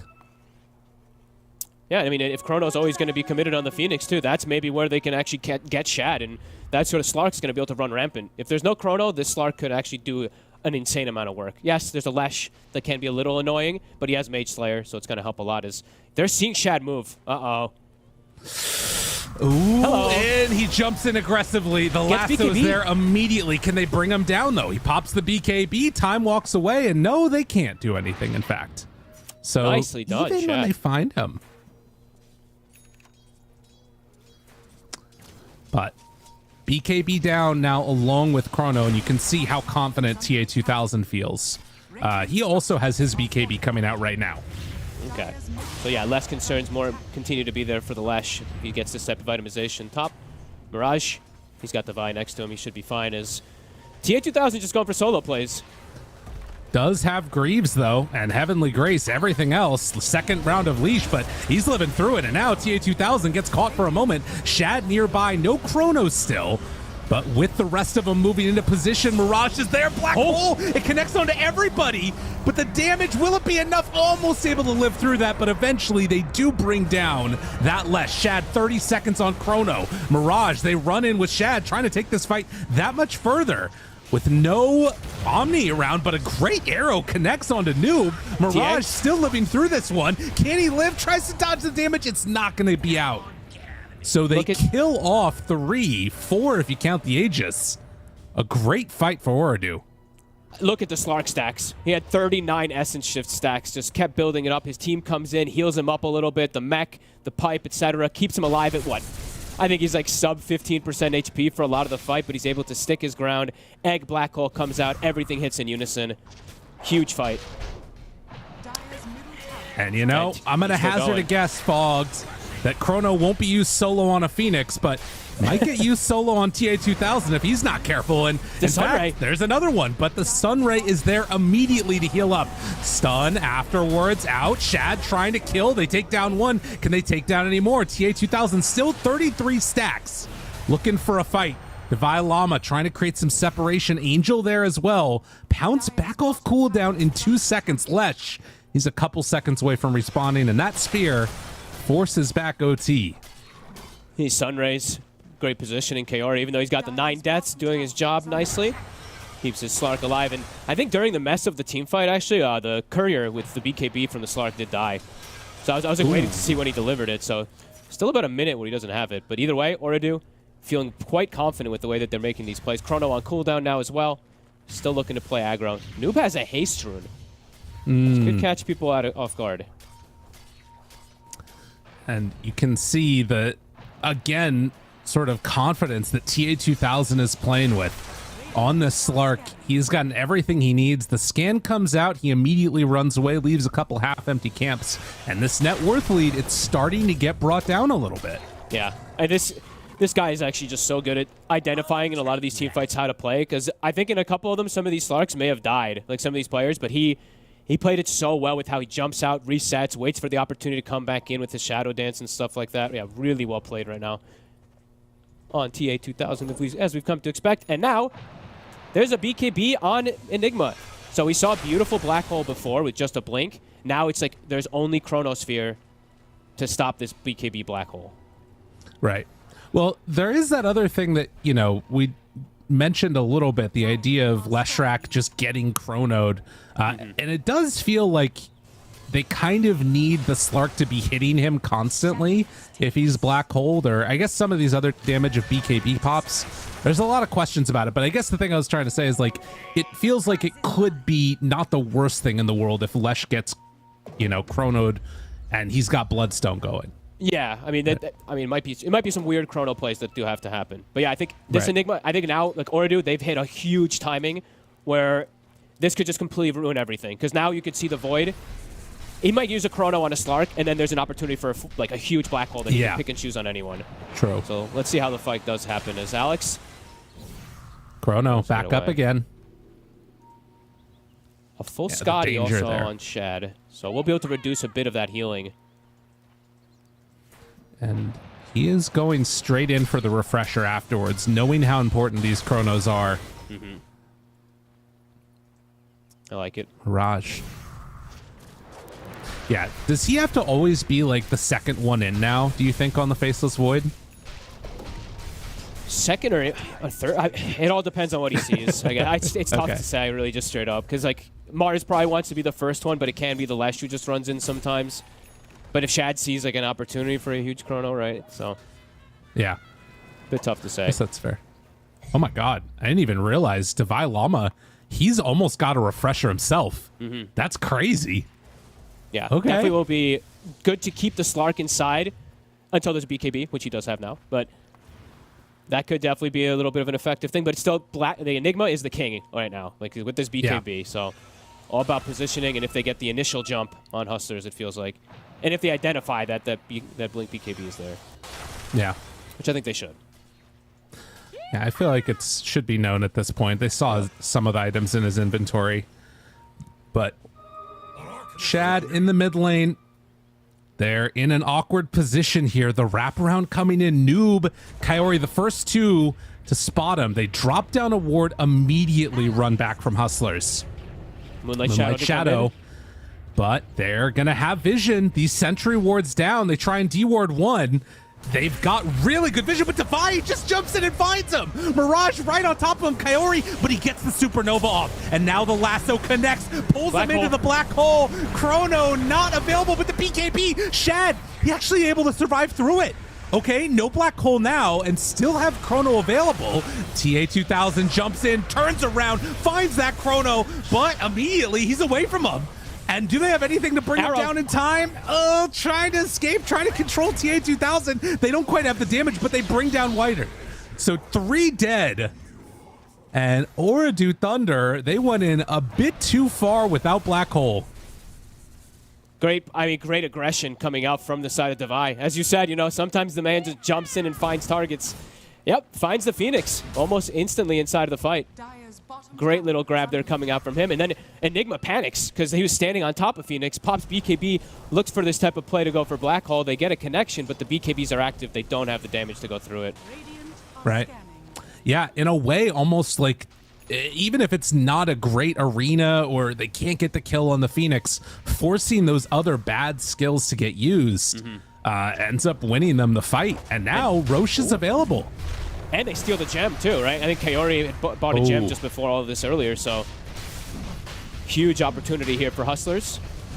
Can they do anything though?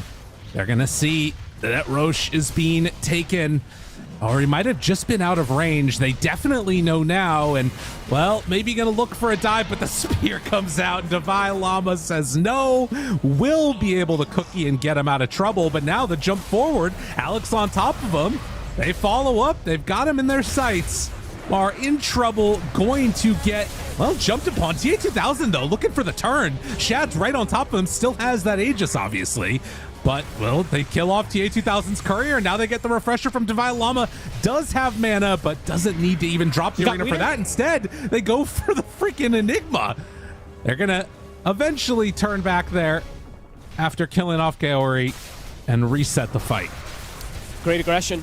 I mean, Cookie ends up dodging the initial arrow combo, but ends up hitting Omar, and then Hustlers just full out run in there.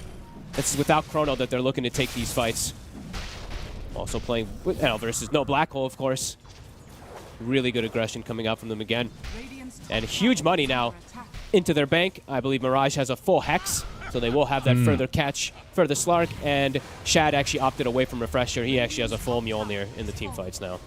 Okay. Yeah, more damage seems pretty good to me. Now, there is still a window. I guess not, because Chrono's back up again. So, yeah, they can hit this kind of perfectly. Yep. Black Hole's back up, but Chrono's back up as well. Scotty really- completed, but an 11,000 gold lead now. And also, I just noticed this TA2000 doesn't have a shard yet. No, I thought I saw it on the courier when it was coming up, but he didn't actually opt for it just yet. Just wants to be more playing around himself because it feels like he just needs more and more items to actually be able to do the damage. Because these heroes just keep getting BKBs off. It's like the black hole is there, but where's the physical damage? You know, it's only the Slark who's really dishing out the majority of it. And then there's a Guardian Angel sometimes too. So yeah, not easy for him to itemize. No, it's definitely tough. And well, without able to punish these big ultis, the Chronosphere, the Mars Arena, and Refresher cooldown, they're gonna need to find something else here and trying to set up on where they anticipate Mirage is going to be. He is coming back this direction, but smoked up. Smoke does not break. It does now. Might realize that there are heroes in the area, but no, he's just going to TP back to the team. They're playing so well as a unit. Like the team movements right now from Hustlers are just so fast, the way that they're swinging across the map. Using Moonlight Shadow really effectively also from Alex. A great game so far from them. Now, Alex 4-1 and 14. Like 18 of those kills have been involved from him. Really nice arrows. That's been crazy. He's gotten a ton of gold for it too. Yep. Top of the supports, almost caught up to the Enigma in terms of farm. Yeah, perfect itemization really. Like not really needing to deviate too far from anything. Lotus to dispel either the Varus Vessel or whatever little type of things, Malphus, etc. If they do decide to sort of all-out push, you can even throw it on Mirage when he's trying to just edict down towers. Yep. Refresher back up in 5 seconds. Hustlers ready to keep it going. Well, Fogged, it is a significant lead for the Hustlers who have kept the aggression going, but at the end of the day, you're playing against Batrider, you're playing against Enigma. It feels like if there's an overextension, that could be punished still. Just don't overextend. Play. There it is. There you go. Play it careful. Don't need to force too much. You've got a really good window. You've got a great lead. You do have that Void versus Slark matchup that they did pick the Slark into. So Shad, he's feeling good. Ooh. And everybody trying to coalesce around TA2000 and see if they could catch him out, but it does not look like they're going to be able to run into him here. Although, ooh. All right, he saw there for a second the Stormcrafter lightning bolt and had to run away. Not able to farm, though. This is downtime. The TA2000 cannot really sit back on. He has to go down and farm. He needs this next item. Like, honestly, there's just not enough damage. And without... Oh, did FG have the glyph? They didn't actually Didn't pop even it. need to. Okay. TA2000 jumps pretty far out of there. But, I mean, he didn't even get to finish the creep wave. No. He's not getting any opportunity to farm as Shad. 15 seconds on the Aegis. Tries to get a bit of damage. Man, that's crazy. They didn't even glyph the creep wave there for that. I know, right? I thought he was just going to turn and hit the creep, but I guess he's probably thinking to himself, they're definitely going to glyph this if I go for the creep. So, And they might the have. mind games. Who knows? The mind games.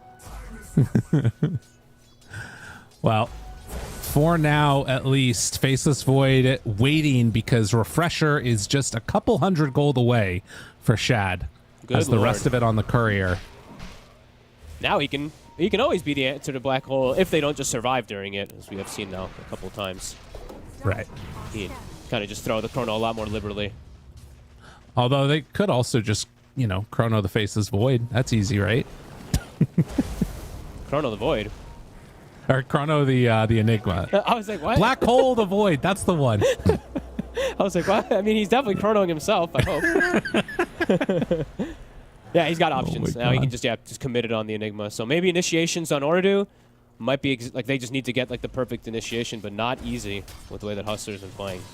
Just all together, always. I feel like they literally are just hugging each other, but still playing very effectively around the map.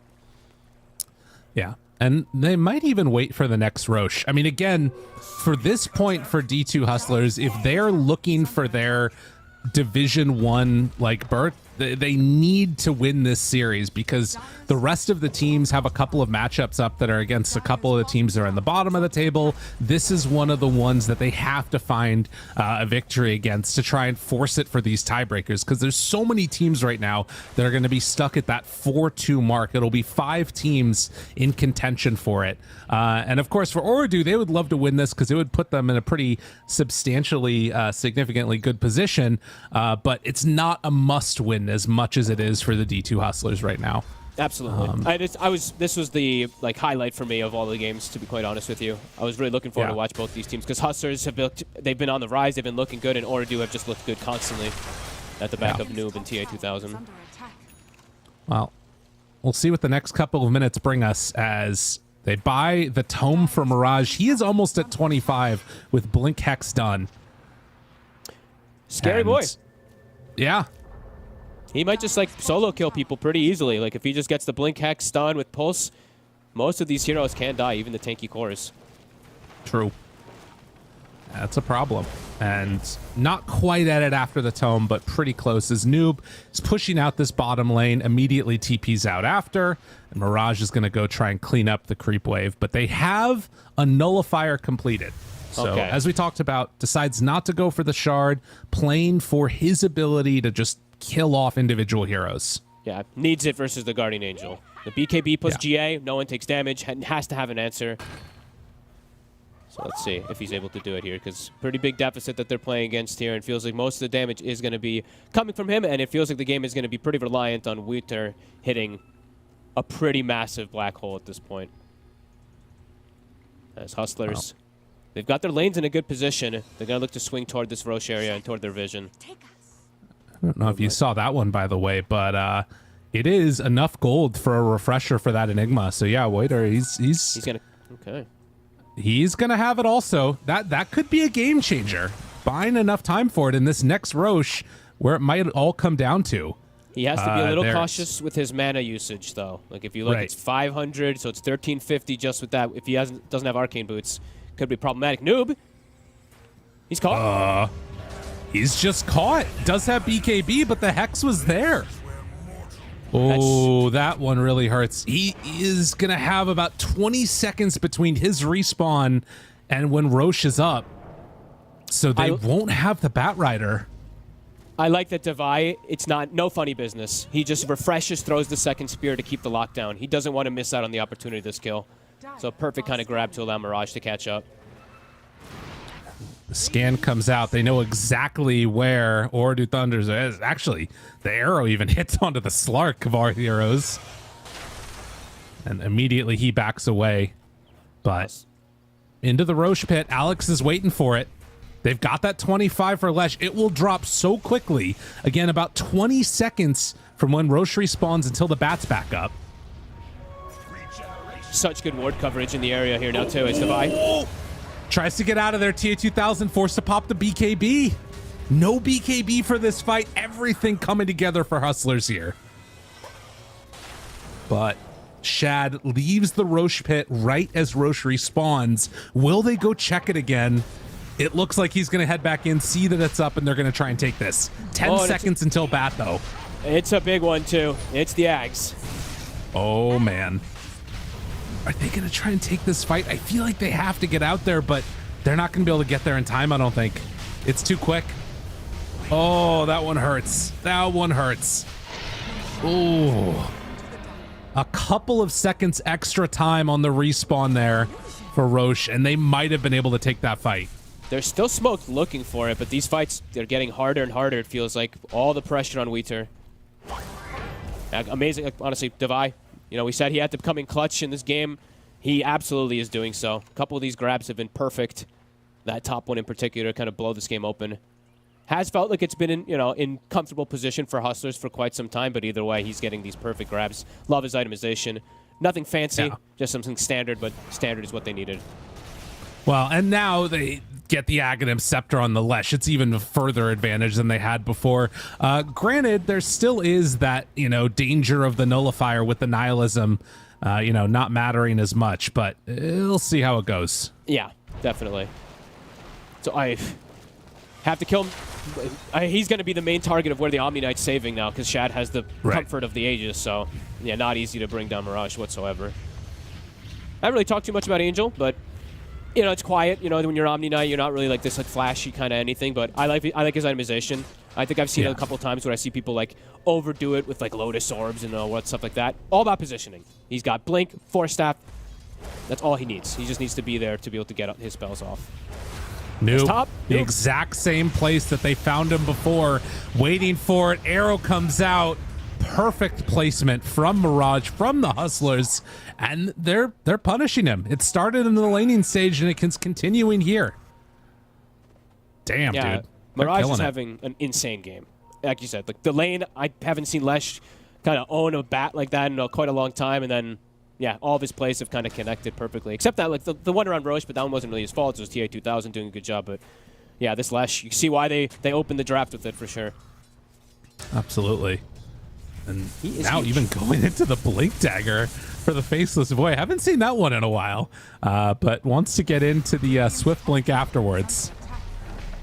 So Shad dodges some of those spirits, heads in towards mid to keep those catapults alive, and well, they will force out the glyph. Walks in, Black Hole already used. Does have Refresher though, so might just drop it for a second round here. And in fact, oh, they can't quite catch him with the spear. Try to bring him down. TA2000 right on top of him, but can they kill him off in time? The Lotus, everything, trying to keep Shad alive. It doesn't happen though.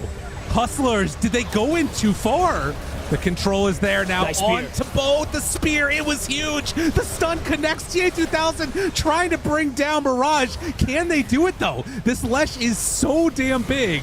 And TA2000 manages to get out. Mirage barely able to escape from that one, but does barely get out. And that's the answer for an Aegis. And it costed them everything, though. Noob even buying back toward the end. That's double Black Hole and a lasso to kill this Void. That was pretty crazy how they just commit onto him there.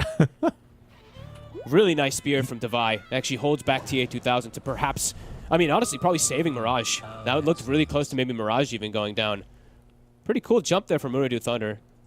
Literally everything, like absolutely everything. And if you saw the Enigma, he's carrying mangoes. So his answer to not having enough mana is just popping triple mangoes when he gets the jump off after Refresher. Yeah, and it was a good try from Devi Lama to see if maybe he could catch him in between the Refresher BKB, but absolutely playing it as safe as they could. Although TA2000 now in some trouble. Devi, can they chase him down? Blink off cooldown, 2 seconds. I think he gets out. He's toying with them a little bit with Arcane, as we do see that win probability, 96%, but either way, Oradu are able to at least slow that down a bit. They're taking out Shad. Yeah, I mean, that's the thing that I kind of wonder about now. I mean, obviously, you try and find a window like when Roche, or when they don't have, you know, Refresher or what have you, but the fact that they could still take down Shad there, a little concerning maybe. Yep, oop, tries to go for Courier, doesn't quite connect. The Aeon Disc will make its way away. I'm like wondering if someone buys like just some random basher. Yeah, like a Rebuke, a basher. Like, I mean, he's not going to get in range, but not going to be the case. Obviously, I mean, it's a pipe dream for them to ever get that kind of opportunity out to Weeder. I want to see Alex get an Abyssal Blade. I'm ready. If only it was the old Abyssal. True. That was the best. That was not the best. That was the worst as a support. Okay. All the core players just Abyssaling leave from 5,000 range. Do you know what my favorite build was? It was the SF Abyssal Blade in the off lane. Oh, that was so nice. Arcane Blink Abyssal. Yeah, oh god. Never bring it back, please. No range Abyssals. So sick. So now, other thing is, they were able to kill him when they full committed on him last time, right? Okay. He wasn't yet 25. Now he's 25. He's got backtrack. They almost didn't even kill him at that last time. So I think this maybe could make the difference to just allow him to survive in the fight. Yeah, I mean, it's a good point. And the other thing is, even though they brought him down, with Mirage just standing there, you know, hitting the Diabolic Edict onto buildings, it eventually did take down that tier 3 tower. Tier 3 tower very low up top. If they take another extended fight with like 1 or maybe even 2 Diabolic Edicts, the buildings will probably just crumble. Yeah, and Noob used buyback, right? That's the other big one. If Noob gets caught initially, which he has gotten caught a couple of times this game, it's they could just lose the game immediately. So, looking at 25s next, Tome is queued up. Noob takes it instantly. TA2000 very close to his 25 also. And Kaori about to have a refresher as well on the Phoenix. I mean, tons of different massive team fights, as we said, was the likely case this game. Look at this smoke out. They wanted to find somebody, waiting for any hero to show. Alex is the one that's on the way, but you don't want to jump a Mirana like that. Was even playing it safe with the Lotus Orb at the ready, and of course does have those 4 staffs. But yeah, it just feels like, you know, this gold advantage does really matter, right? Like the fact that you've got this like double blink hex that's going to be coming out soon with Alex almost having it, or rather leap hex for him, that lockdown potential is just devastating. Yeah, I mean, they're all the cores are massive. The 4 cores, I want to say, because Alex is pretty much a core. I mean, Divai Lama also, he has a Linken's now. So they're starting to get more and more answers to deal with the lassos and stuff like that to protect their void.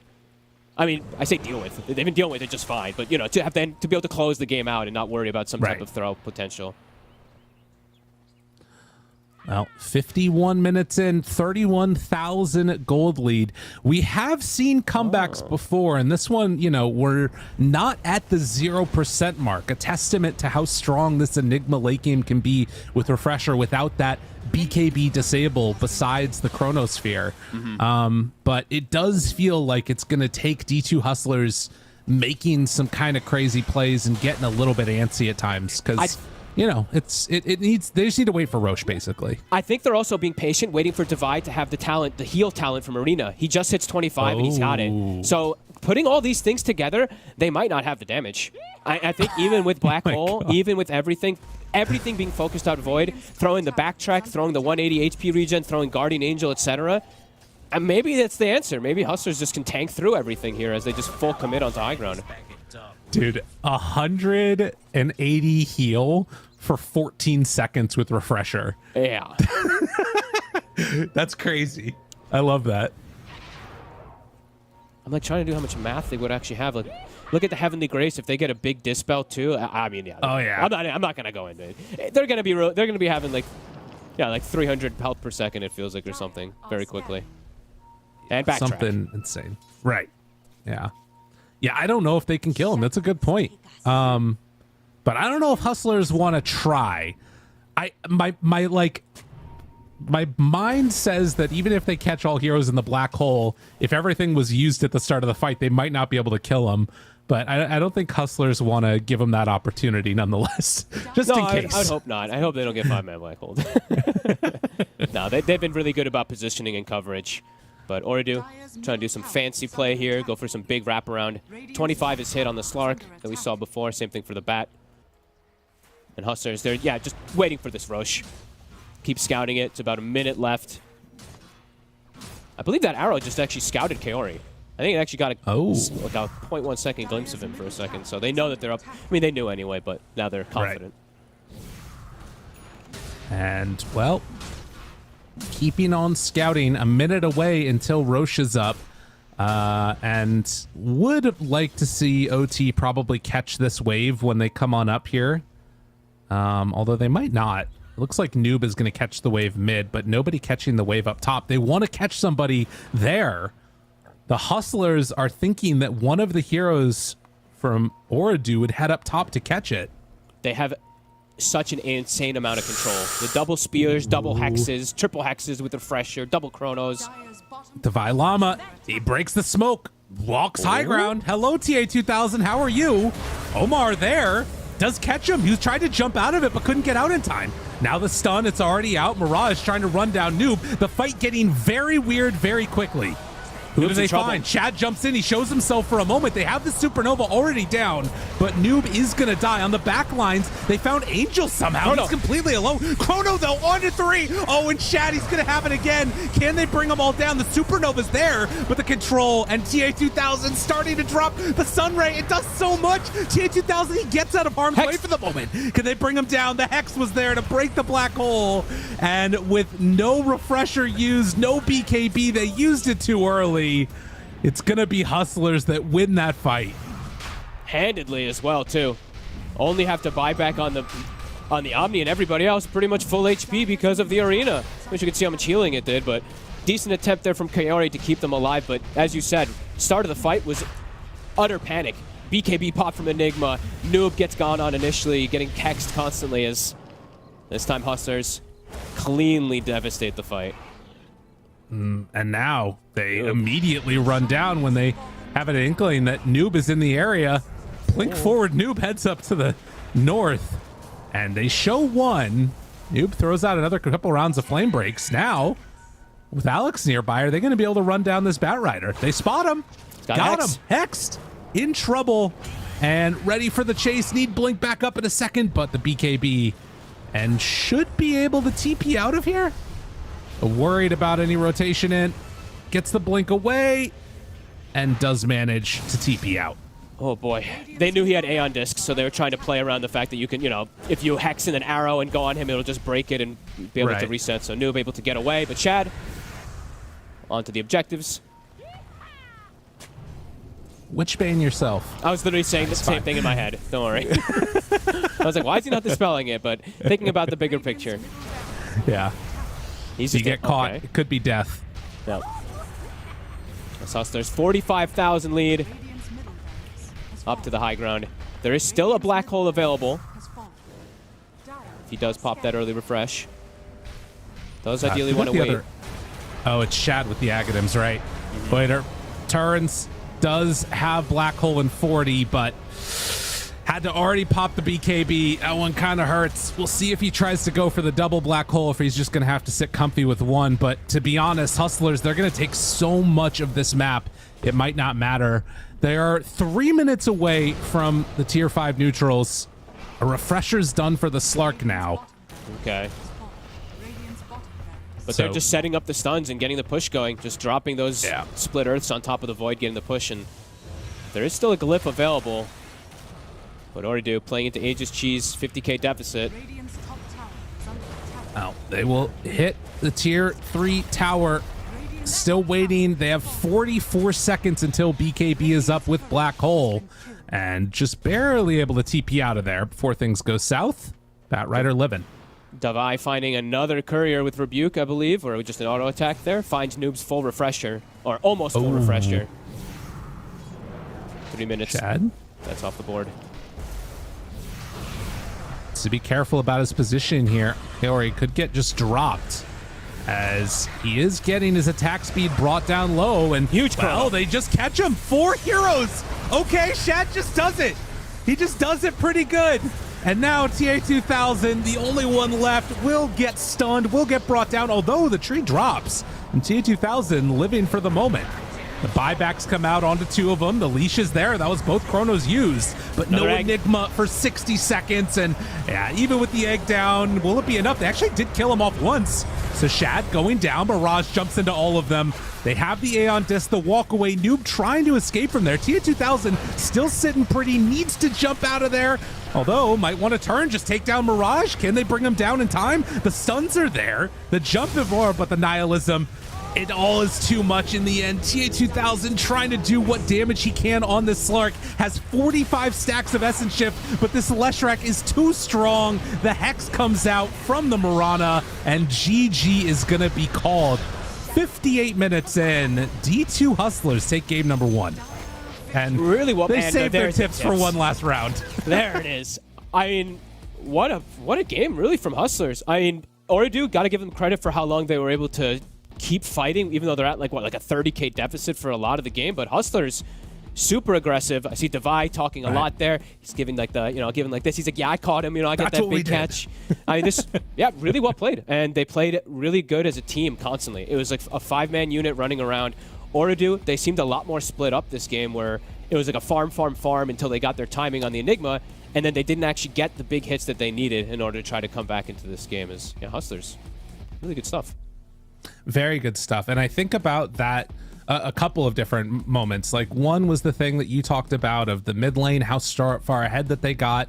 And then, while they did have like a comeback mechanic for Noob in terms of getting those couple of kills, they eventually stole his stacks too.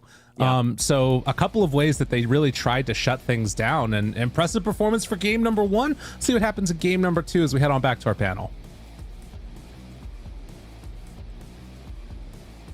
Thank you very much, gentlemen. And indeed, game number 1 goes the way after a very long affair, but the D2 Hustlers do manage to eke out that victory in game 1. T-Panda, you told me Batrider was going to be a much better hero in this situation. I told you, believe in the Leshrac. But on a more serious note, what did they do on the side of the D2 Hustlers to ensure that Noob, who has been dominating the division on this Batrider, pretty much wasn't allowed to have a game? Oh man, I mean, I think one of those big things was actually contesting the stacks. Angel did a really good job with being active on this Omni Knight. You don't usually get to see this hero roam around the map as freely as he normally would do, but he decided to really take initiative on this hero, look around, finding those stacks, and from there, just really good positioning and overall a solid game. Just put this whole team together. This was a super hard game for the Enigma though, where the Batrider, you could still see that Noom could have some impact. We saw one good black hole, and it was in the Roche fight where he got 3. The other ones was basically just everyone else seems to be getting the better ultis off than he does. I think one of the reasons why his black holes were so difficult, Kezu, is that his counterpart, T-Panda called the last pick on this Mars for Divine Llama, and by God, did Mars perform in this game. Divine Llama his initiations just almost felt like it was forcing Oridu Thunder to take a fight. It never really felt like they had any kind of initiative in this game just because of how quickly he was playing. I feel like D2 Hustlers they just overall played way better. I like how they played the map. I liked how they played team fights. I have to talk about the Enigma item build a little bit. I can see perhaps why you want to build a pipe against a dire lineup, but when you think about it, even when he rushed the pipe, they didn't feel like fighting because they're like, well, now my other cores still aren't ready. I think he would have been better off just going for a Blink BKB, like play the map very split, because that's what they did anyway. But, they tried, didn't really work out. I feel like this is not the OT I expected, but Hustlers, they just played too good. I feel like all of them played really well. We have Lesh, who owned Noob in the mid lane until he gave away a kill, whatever. But overall, they all played very well. Their team fighting was good. The way they played with each other, they're looking strong.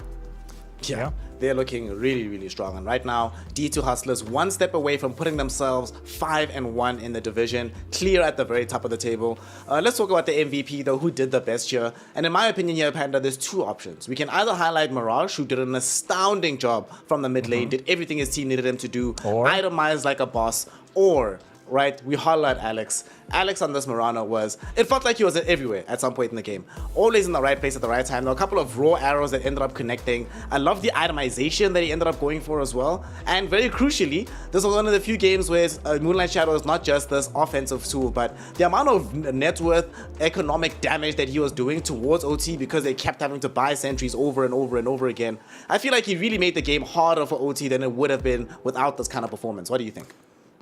Those are 2 good options. What about Angel? Man, that was that one team fight.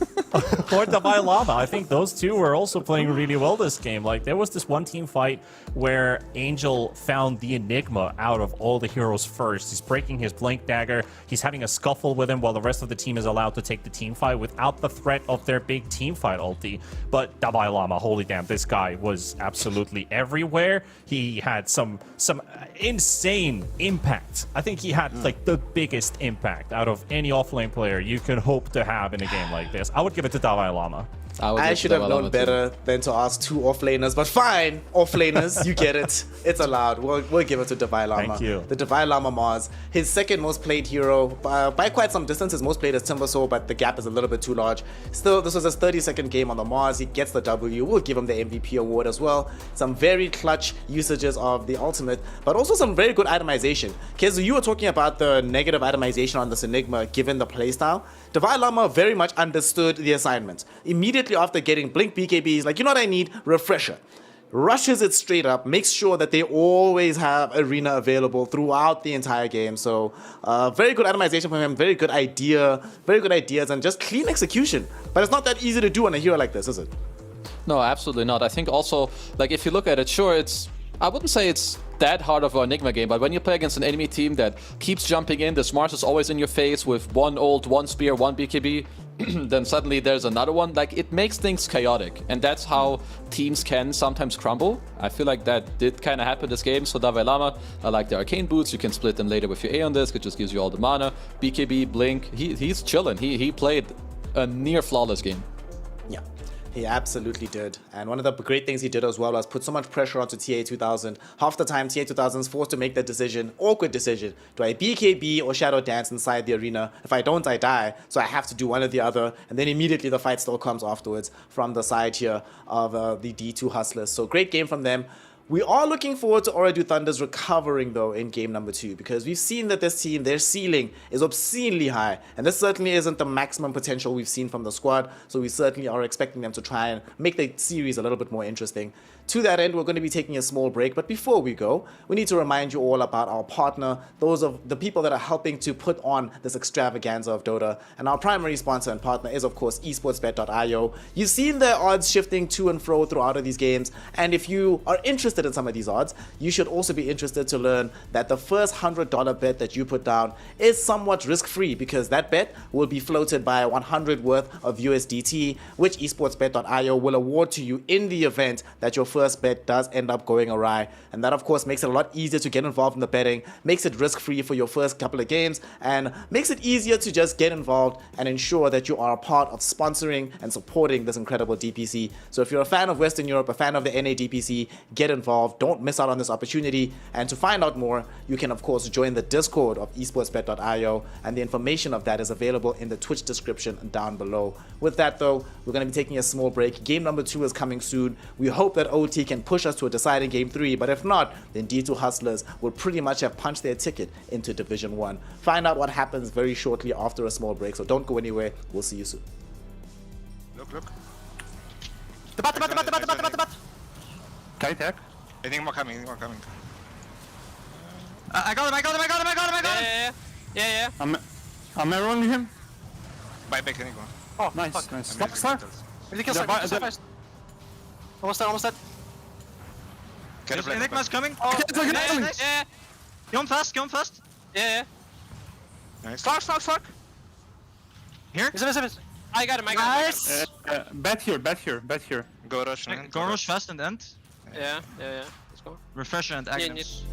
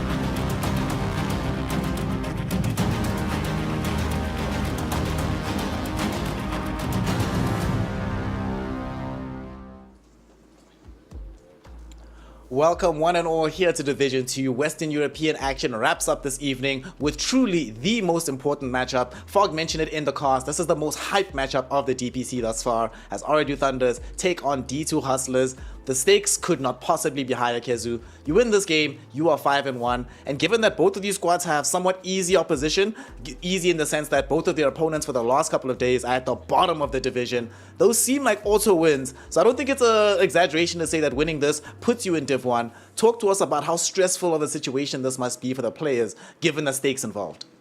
I think for OT right now, they're gonna be feeling it a little bit. Where I think D2 Hustlers, they just got off this great victory. For also the people who heard a bit of their listen in at the end, they were very excited, rightfully so, as they should be. But I think for OT right now, it's important that they try not to overthink it. It's more important that they think about what just happened in the last game and what to do in the next game, and just try to keep your thoughts within Dota, Don't try to spiral too much out like, oh, what if? Just go more like, okay, what do they want to adjust? Do they feel like it was more on the execution part, which I think, yeah, you can say that. Or do you just want to take a different approach where it's easier for you to fight? I feel like they might swing more in the direction where they take more head-on heroes where they can actually fight back to D2 Hustlers earlier on. Well, we'll find out exactly what they'll be doing in that particular understanding, because we have the second game underway. Game number 2 of Ooredoo Thunders versus D2 Hustlers. Ooredoo Thunders, they have first pick on Dire side. D2 Hustlers have Radiant second pick. And given that it was left in the pool, Ooredoo Thunders had banned out the Riki instead of banning out the Brood. They don't feel it's too strong to ban, so here we go. Waiter Broodmother emerging into the pool, T-Panda. Do you like this? It actually feels like it's been a while since we've seen the opening pick Broodmother win a team as first pick. What do you think D2 Hustlers should do about this, and how do you think Ooredoo Thunder should support the little spider? Well, I mean, the laning matchup is probably where you're starting things off. You don't want this Brood to absolutely, 1, destroy the lane, and 2, take away your map right away after that tower falls. So the lane answer has to come in the first phase, basically from D2 Hustlers, and since they already see what they're going up against in the safe lane, I think the Violama is the one basically getting ideas on this, because he's a specialist with this Broodmother. I've learned a lot of my Broodmother gameplay through the Violama's Brood, so that's already a solid beginner. Like, the Treant is already pretty stable, and this Leshrac is a good idea, but oh damn, okay, I was not expecting a first phase round. I'll put it that way. Yeah, first phase draw I was not expecting. I was expecting D2 Hustlers to just go back for the Lesh, given that it was still available in the pool. I didn't think they'd go Lesh plus Tree. This is a combo we sort of referenced in game number 1, Kezu, as being really, really strong. Obviously, the Angel Leshrac still worked out for them, or his Omni. So talk to me about this duo of Lesh Treant relative to Lesh Omni. And then what do you make of OT going for this first phase draw ranger, which we generally do not see all that often? Yeah, I'd say the Lesh tree is usually, it's the more casual one to execute, right? Like Omni is just called for in like maybe specific games because of the Bad Rider.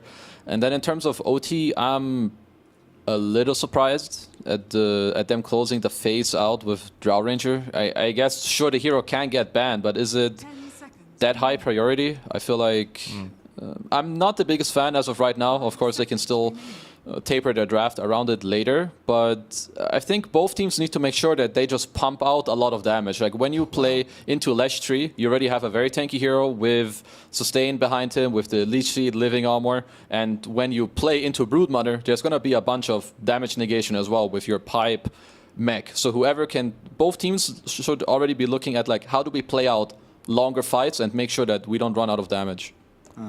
It'll tickle your trivia brain, Panda. Very curious about having like a double core opener on the side of Ooredoo Thunders, because the supports, Omar and Kaori, they both share 5 heroes played, and they also share a couple heroes in common, like the Clockwork, for example. That leaves your opponent with 5 mid-bans out of the 7 heroes Noob has played so far, of which 1 is already picked in the pool. So it does diminish things quite a lot. They're actually targeting the Clockwork away, which I do like in this sense, because Clockwork Drow, not only is it a strong lane, but it's also very powerful in the team fights. Like, this Drow's already good against the Lesh. We've already discussed about the hypothermia and the silence capabilities. And since the Brood is already like a walking aura, it allows this Drow to fight a lot longer, stay alive much longer, because the Brood is also very hard to catch from time to time with all the move mobility through trees. Okay, so what's interesting about that particular banning pattern that you're mentioning is that now that they've lost the Clockwork and they've lost Tree to the opposite team, there are only 3 heroes left that Kaori has played in the DPC at this point. So it's the Marcy, the Phoenix, and the Undying. I don't think any of them feel particularly strong just yet, but there's still some time for this draft to go.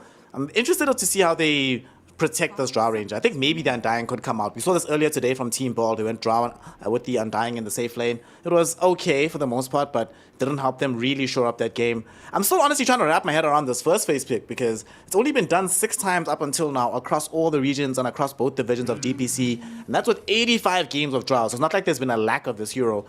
We'll see how things go. Coming out of the phase here, Kezu, what do you want to see D2 Hustlers go for? They take out this Pango, they've removed the Clock and the Batrider as well. What's the other support they nag for themselves? Do we just go for like some Alex Rubik in this game? I can just see some casual range 4. I think it will make your offlane pick down the road a bit easier. To be fair, they should already be discussing their offlane pick because they know it's Drow carry. This hero isn't going to go anywhere else. I can see anything from like Hoodwink, Snap. If they like the Mirana a lot, you can go for that. You can take your casual Rubik too. I think this pick is somewhat open. There's a chance that they take an offlane here too if they feel very fancy, but I feel like you can just go pretty safe and just pick a 4. Yeah. Okay. Snapfire. I was kind of hoping, Panda, that they'd go for a Rubik Lycan. We've seen that particular duo dominate Drow Rangers across regions and across divisions. But, you know, I guess there is still space for Lycan if they want to go deeper for that in the draft. But let's talk about Oridu for a while. They need supports at long last, right? So what supports stand out to you as being available in this game that could still work out for them? Undying, I think, is off the table now with the Snapfire being involved. Well, what I'm kind of thinking about is, does Hustlers want to look for Visage Snap, for example? Is one option they could have gone for is the Shadow Demon, but that's still a capability that they could go for. They go for the Rubik already in advance. There's some great abilities to steal. Also seeing the Snap, I'm thinking Silencer is not a bad idea either. Okay, they're going to go for the Undying instead. So stick to the heroes that they've played so far. That's what Ordu has been doing. They don't really divert their direction anywhere. Like, they have a pretty small hero pool, the second smallest in the tournament. So seeing the Undying to pair up with that Drow Ranger, I feel like you already have to Snap against the Tombstone, right? Which is a decent idea, but you also are worried about this Rubik. They could go for Visage here. Visage. I feel like your offlaner does make more sense. Well, I say that, but last game around, we saw Divine Llama have a really good idea at the end of the draft. Given their successes in Game 1, Kezu, do you pick Device Hero here, or do you give him the overall priority in the draft? No, I think you can just... I mean, whatever they think in terms of carry or offlane, they can pick, because you see both those matchups. I would say it depends a bit on who's perhaps more starved in their hero pool, and... like, is the Naga ban enough that you're like, oh shit, we need to pick our carry here, or do they want to keep flexing the Lesh? I would prefer if they pick their offlane. I think if you want to play on higher tempo and kind of abuse this Drow Undying lane, you could go for a Nature's Prophet. Maybe you give up a little bit of a team fight, but I feel like you would really dumpster this lane pretty hard with him and Snap. And if they're looking for more team fight, I think Centaur is fine. As long as they get through the lane, which they should. It's not the most amazing lane, but you have Kill Threat, Stampede is good in the game. Okay, so they do decide to go for the Slark, which I think it's pretty cool. Yeah, it's a good time to actually pick up the Slark. That could have ended up being banned in the next phase. Pretty obvious idea for it, but that also means that you're not going to get the Lycan through in this game. Which is kind of... it would have gone either way around. If they picked the Lycan now, they would have probably banned the Slark. This is going to be his 17th game on the slog before. He's on a 62.5% win rate on Shad. Obviously, he just played an incredible Faceless Void, so I imagine he knows how to play the edges and make sure that he's keeping this distance. And I'm looking at this game, there's only, what, Silence Lift? That's it? The only way to control the slog, pretty much. Otherwise, we're going to have another game where the slog just gets to run rampant. And unlike game number 1, there's no Mars in the situation to force him to have to use any of his ultimates. Yeah, I'm actually terrified, boys. I'll be honest. D2 Hustlers, so far, it feels like this draft is really good to me, and I'm still standing by that this Lesh Tree Protector combo is way too strong. So, Kezu, what do we need at the very end of the draft here? What does Noob play to allow him to actually win the second game? I mean, I would like if he can play a hero that's going to help the Brood open up the buildings. It's usually something I'm a fan of when you have like these early beast-like Broods. They're usually going to get counterpicked. Like Slark is going to be good against when the lane. So if you can take something that can just rotate there, which is why you see some Tusk and Tiny Bands, they're pretty casual. There is one other route I can see where you just throw everything else out the window and you just go for some lane dumpstering and you play for timings with the Drow. Is that you pick a Viper here. I think it's one of the most unplayable matchups for Lesh. Then you have the Drow Aura, a Tombstone, and a Brood. It would mean that your game is very reliant on how you do in the early game. Because if you don't do well, your lineup is just pretty ass in the mid game. In a way, yeah. Yeah, I agree. I agree. Like, you need either, if you want to add a bit of extra control, Invoker is an idea they could go for. I think the puck can work, but I'm a bit iffy about how that puck is actually gonna work out in this game, because you can make the rotations happen. You can make this Slark hurt, but are you living off of the puck Brood? Is it going to be strong enough for this Drow to kind of continue off of that, or do they want themselves something that works in more aggressive ways, like the Ember Spirit, for example? The laning matchup's going to be very hard against the Leshrac, but it's doable. So there's a couple options that they're considering, which they could go for, but Noob himself, he's just, you know, having a good meal there right now, just considering, I don't know what to go for. Yeah. I think there might be like a range hero in the pool or something, like maybe some Queen of Pain. Like, I think there's a lot of melee heroes banned out that you would have liked to play, at least somewhat, like this Taz Tiny, Pango are some of the ones that come to mind at first. I can see a Queen because it uses the Drow Aura. I still think it should lane well into Lesh. It does fit the criteria that it can move to the Brood. I feel like it's one of these like more laning range heroes that will then use Drow Aura, or it's just your whatever melee hero that can move to the Brood. I feel like this is... They're gonna close out their draft in one of these two ways. I don't really see anything in between. All right, so let's see what's the option going to be at long last. It is the puck. You were calling for a T-Panda.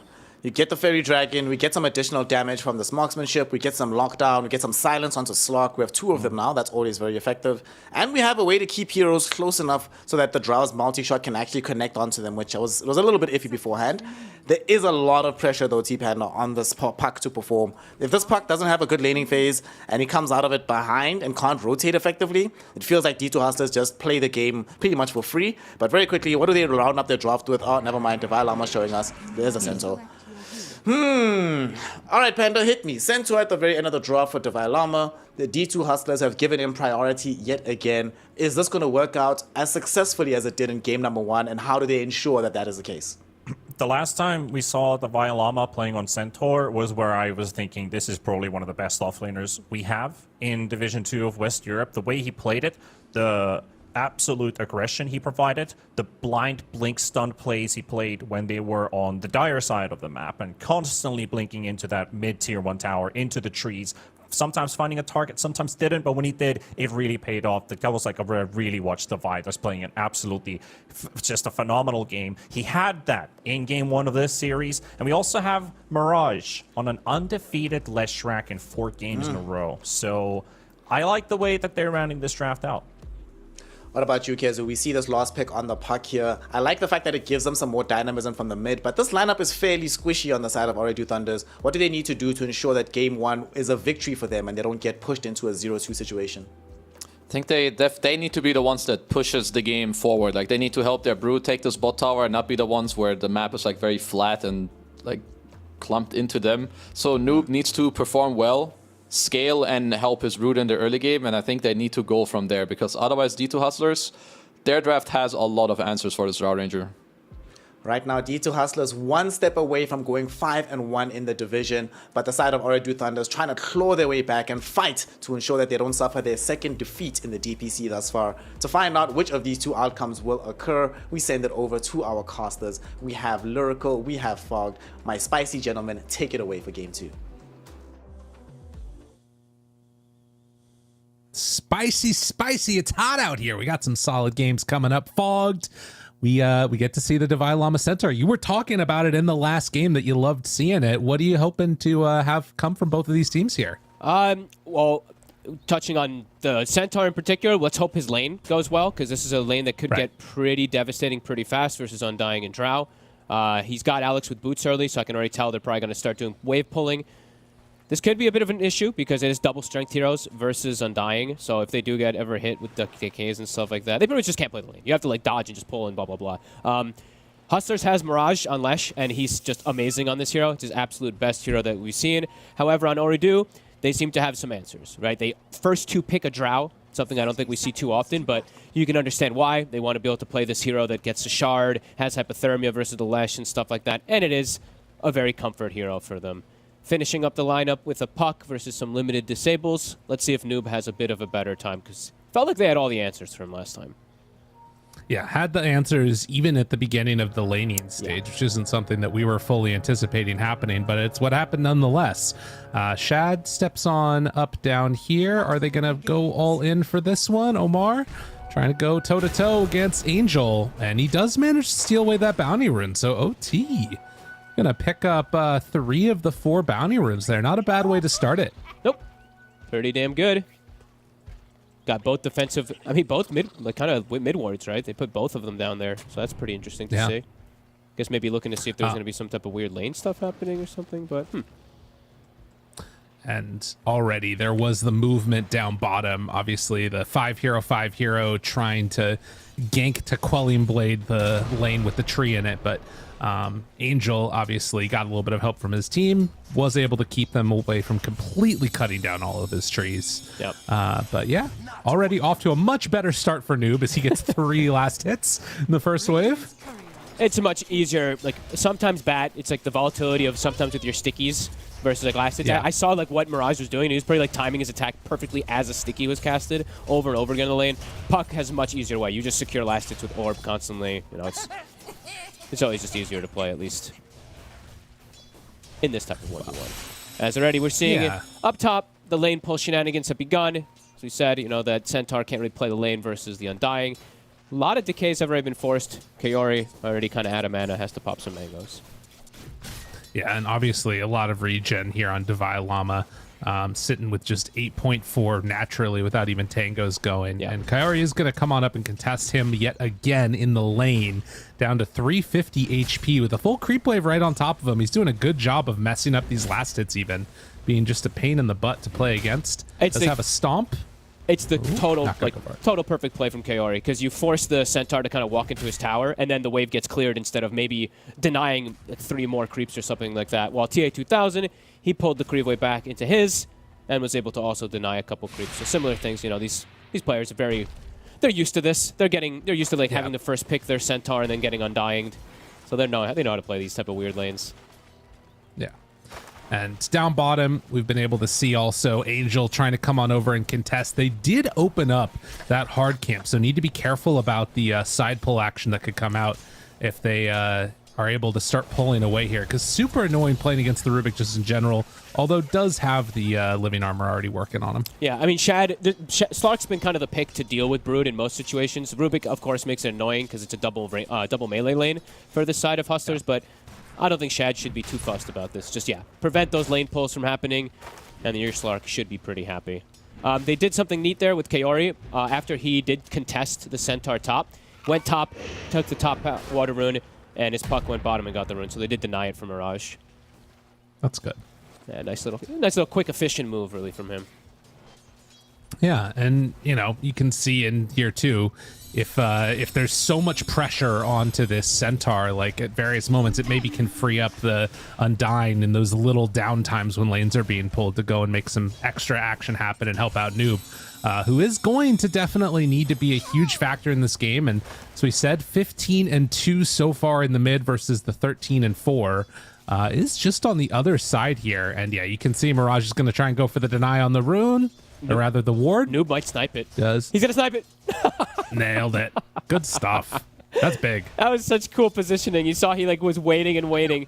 That was really heads up. Noob wanting to make up for the last game. You know, he struggled a bit this time. He's trying to fix it. Continue to see top. Devi, he's actually doing... I mean, now the creep wave is going to die, but he was pulling it so that he only aggroed either range creep or only range creep plus 1 or 2 melees. So he's kind of denying big amounts of waves here. TA2000 is doing the same, but just quick little things to point out. Yeah. And then the lane is going to reset there. One of those range creeps just taking a very long walk, following that Undying around the map, which is kind of annoying. And Alex does have a cookie here, but not going to try and make any type of play onto this Undying. Centaur's connecting. Devi, he's gone for this 1-0-2 build, so no chance for them to go for a kill. He's just going to grab the wave himself. Okay. Pulls it on in. Down bottom, you can see Angel still sitting pretty, hanging onto that mango and just spamming heals onto Shad. So kind of getting some value out of this 2 points in living armor, and that Shad hasn't had to buy as much regen as he might otherwise had to. I don't think I've ever seen that. I think I've only seen the 2 points in Leech Seed always, because the heal is so efficient. That's a bit of an interesting one. I actually really think that the 2 points in Leech Seed is pretty broken, but either way, I mean, he's keeping Shad healed and keeping him last hitting anyway, so it's doing the same. It's the same intention. But yeah, right. You can just throw it on creeps. That's the big thing. You don't always have to throw Leech Seed on heroes. You just heal your carry up for, what is it, like 175 or something like that every single time? It's pretty crazy. Seems pretty good. Yeah. Not gonna lie. Good hero. True enough. That's why we're seeing it all over the dang place. Yeah. There's a giant creep wave down here for Wader. He's gonna have this one under tower. And I don't know if Shad's going to be able to come and contest that much. Just going to pop the Insatiable Hunger, get that bonus damage, and try and last hit to his heart's content. So Lane's, Brood off to a pretty good start. Yeah, lane's looking really good for Udu. Noob's doing great. Drow's free farming. Devi's actually doing a bit better than I thought he would. 20 last hits on him, but they've been doing all those fun creep pull shenanigans. And now let's see who gets this power rune. Noob, still only level 5. Mirage is 6. Noob very low. Actually, he just has to go back. Oh, that is frustrating. Wow. Yeah. Okay. Well, I mean, the other thing about that is that there is a catapult mid. They move on in. Oh, Omar. Nicely done, Omar. Nice play. I don't consider myself the best player. Will mean that they can get some damage here onto the tower. Of course, no points yet in Diabolic Edict for Mirage, so can't push that one underneath the tower that effectively. But a couple catapult pot shots before it gets brought down. But a whole wave also denied. Yeah. Noob missing out on a decent amount there because he got so low from the spam. 3 points in lightning. Mirage, as we said, I mean, this is the best hero. And TA2000 dropping a bit low. Does look like he's still fine. That was a pretty good combo together, the Cookie and Centaur Stomp. So showing, even though this lane is strong, once you start getting the levels, it is a bit of an issue. In fact, TA2000 caught. Alex tries to find him, needs another couple hits, but the Soul Rip is there. I don't think he can turn, though. It's really scary with Divine nearby, just barely off the mark with that hoof stomp. I mean, okay. Alex goes for it, but TA2000's fun little mini steps end up having him be successful. Wow. Still very low, but he's got the Soul Rips. God. That was so close. That was insane. Crazy stuff. Well, we'll have to watch because, I mean, it's showing the vulnerability of something that we might see later on in this game as Angel down bottom is going to get brought down. Shad also getting incredibly low, and now nobody to help him out. But if they get on top of the Drow, she is always going to be vulnerable this game. Yeah, just have a good amount of things to at least bail her out, right? They're eventually going to have Rubik Shard and her itemization, of course. They're like Hurricane Pike and stuff, and they have Tombstone and heals and blah, blah, blah. But yeah, that's why they like the panel was saying, I think Kezuan finished it up at the end. They do a lot of answers. Like so many ways to get on top of this Drow. Centaur, Stampede, Slark. And then they also always will have Living Armor, which is that plus armor to at least help out a bit versus marksmanship. Devi. He turns to go for the last hit even when Drow is just walking him down, but the lift back now, try and find the kill. That's going to be a connection. They miss on the stun for Noob and couldn't bottle through it. So Mirage brought down. OT off to a hot start. Feeling good 8 minutes in. Yeah, this is like their bread and butter, having Noob on this puck and having TA2000 on its early pick Drow. Top rune, it's an Arcane, so Noob won't be able to get that one. Good play from Alex to take it away. But yeah, really good stuff in Urdu. This draft, this time around, it's a much more aggressive one. You know, last one they kind of sat back and it really was D2 Hustlers running around dictating the entire pace of the game. This time around, I think we're going to see a very different type of style game. The Brood's constantly going to be pressuring, Puck's going to be pressuring. Gets level 6, Devi TP's out before they can run in with the Puck, who is making that move over. So looked a little funky, but did get him out alive as Noob was making that rotation. But yeah, knowing the limits on this hero, very much so, but Devi Llama forced back and using that Stampede. The next couple of minutes are going to be interesting to watch because they hit level 6 on Brood. Yeah, it's like, will they be able to hang on to this tower long enough? They might have to bring someone else down here. I don't know if Shad wants to stay here the whole time. And Angel, too low level to really deal with the push that'll come out. And the Brood can hunt him. The Brood can find him in those tree lines. Right. As Hustlers No Stampede available, but looking to make the move onto the Drow. Using Stampede defensively does hurt a little bit for their... You know, the first Stampede usage, you want to be able to like run on top of Drow and try to get that kill and get some push started. So won't have that here. Right. Well, they did have Shad take over the mid lane, and now the pings come out, Puck saying, hey, they're heading top. Yeah. And immediately Drow completely out of there. TA2000 out on the other side into the jungle. So heads up play, Noob making the calls, says get out of harm's way. And the Hustlers, they're going to try and pressure top tower as the Brood does make some sort of scouting spider send out and then trying to take down this tier 1. I'm surprised they just don't want to. Divide doesn't have a TP, I guess, because he would be the one that goes down to try to hold the tower. But yeah, this tower is just going to drop. And they can't actually push top themselves. Mirage, he actually opted to go away from that push with 2 points in Edict, and he went to go look for a rune, I think. Didn't find it. So they'll lose their tier 1. And OT, they could even look to mount a defense up top. All of their cores top of the mark right now. And yeah, I mean, Kaori underneath the tower, he's only got 1 point tombstone, but still very powerful and will get Dovet now. Stun is there. Follow-up comes out. Cookie connects, and now tombstone not even dropped. So they're not interested in defending this one. Nice play there from Alex. Gets the connection, and Mirage, who's constantly, just as we said, really good Lesh play, trying to get things back into tempo for them. But still, yeah, Oridu, 3K lead, TA2000. Getting this really nice free farm. And now, Brood things are happening. Ooh. Yeah, they need more heroes in the area to stop this one, because Spider's nearby. This is a problem. Shad already used the Dark Pact, and Silence just going to get dropped. Didn't stand a chance. They completely exploded him. A Mirage rotates in too late. He did not know Omar was there, but either way, that was a pretty crazy play to go up with the Dark Pact there. Yeah. Yeah, that was a little bit wild. OT, I mean, a 4,000 gold lead at 11 minutes. I mean, they have completely hit their timings right now. And Mirage, he's got to be careful. Like, they keep burning through these infused raindrops. Obviously no coil, but it could still just get dropped here. They're still not 6 on Alex. Like, he still doesn't have Mortimer Kisses, and now...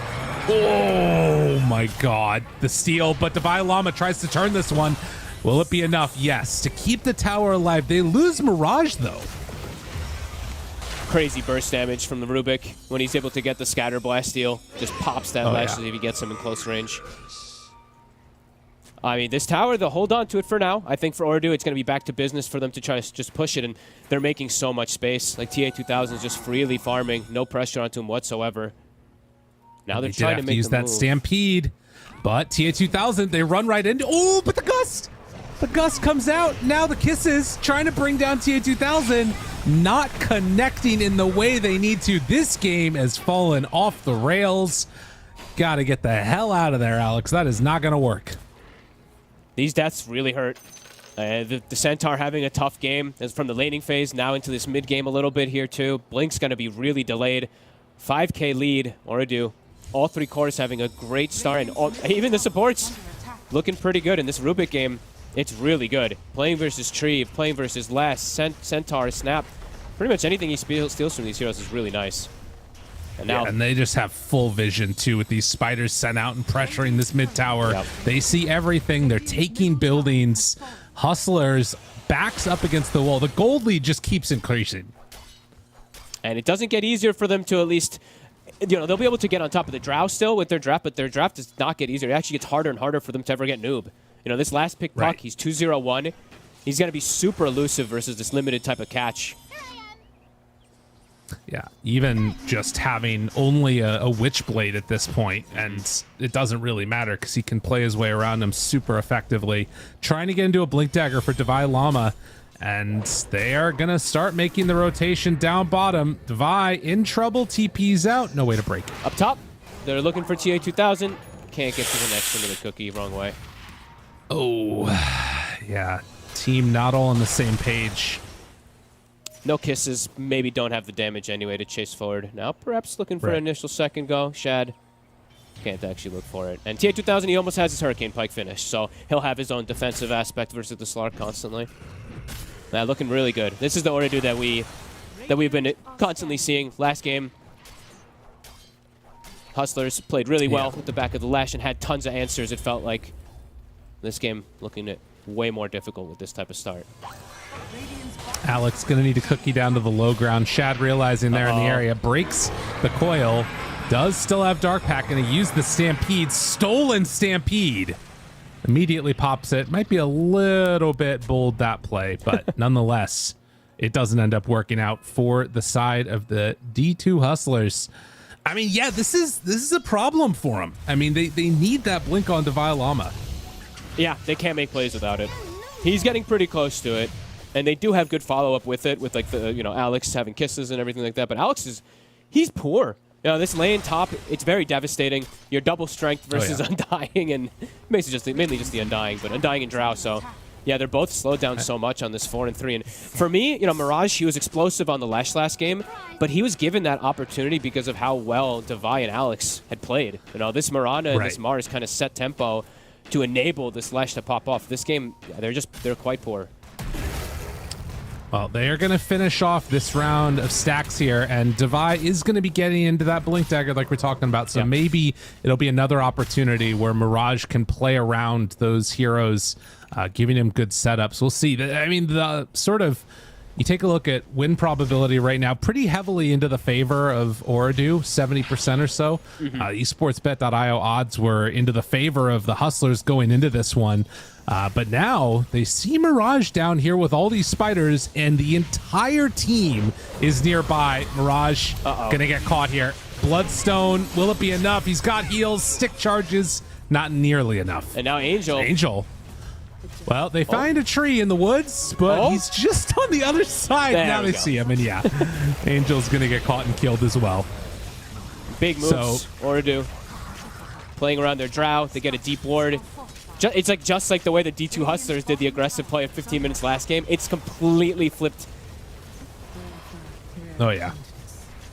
This one, though, it feels even less chance to sort of mount a bit of a comeback here because they don't have that big team fight out of the carry position. Shad just playing on the Slark kind of has to play it a little bit more, jump in, jump out type of style. Yeah, and this Drow having such a damn good game, Shard and Hurricane Pike are going to be online, really high levels to enable your puck with extra armor and extra, that agility, of course. And this Shard is going to be devastating. They already killed the Lesh first sign of the Bloodstone. Throw some hypothermia into the mix, too. It's going to be even easier for them. Yeah, this is a tough recovery, really, it feels like, for Hustlers. All on the back of Divine Llama. Needs to make those perfect finds. And as we've said, this is a player in Divine Llama that is very much a feast or famine, and when he hits those blind hoof stomp initiations, he can turn things back around, but it's a lot of pressure to put a player under. Omar still has Stampede. We'll see if they can do it. One more second. Won't be able to utilize it. Nope. Do they have vision? Alex, he's gonna be on the area over here, catches them for the moment. Stampede using. Do they want to try and turn this now? It doesn't look like it. It's another Stampede just to try and get people away. And immediately lose their ward. Every time there's a coil, feels like there's a kill. And now Roche perhaps has opened up for them too now that Stampede was used. Whoa. Okay. Very early. Oh, this is nice. They have a ward down, and that one is going to get de-warded in a moment here by Omar. Big rune. DD rune if OT finds it. Hustlers will be the one to see it. Devi takes it. Oh my god, he just jumps in. Okay. Well, that did not go as intended. And Kiss is now down. It is dire, though. They get the Aegis. This feels like desperation mode from the Hustlers. They know they just can't contest. They try to at least get like a last hit or something with Alex, but unable to. Right.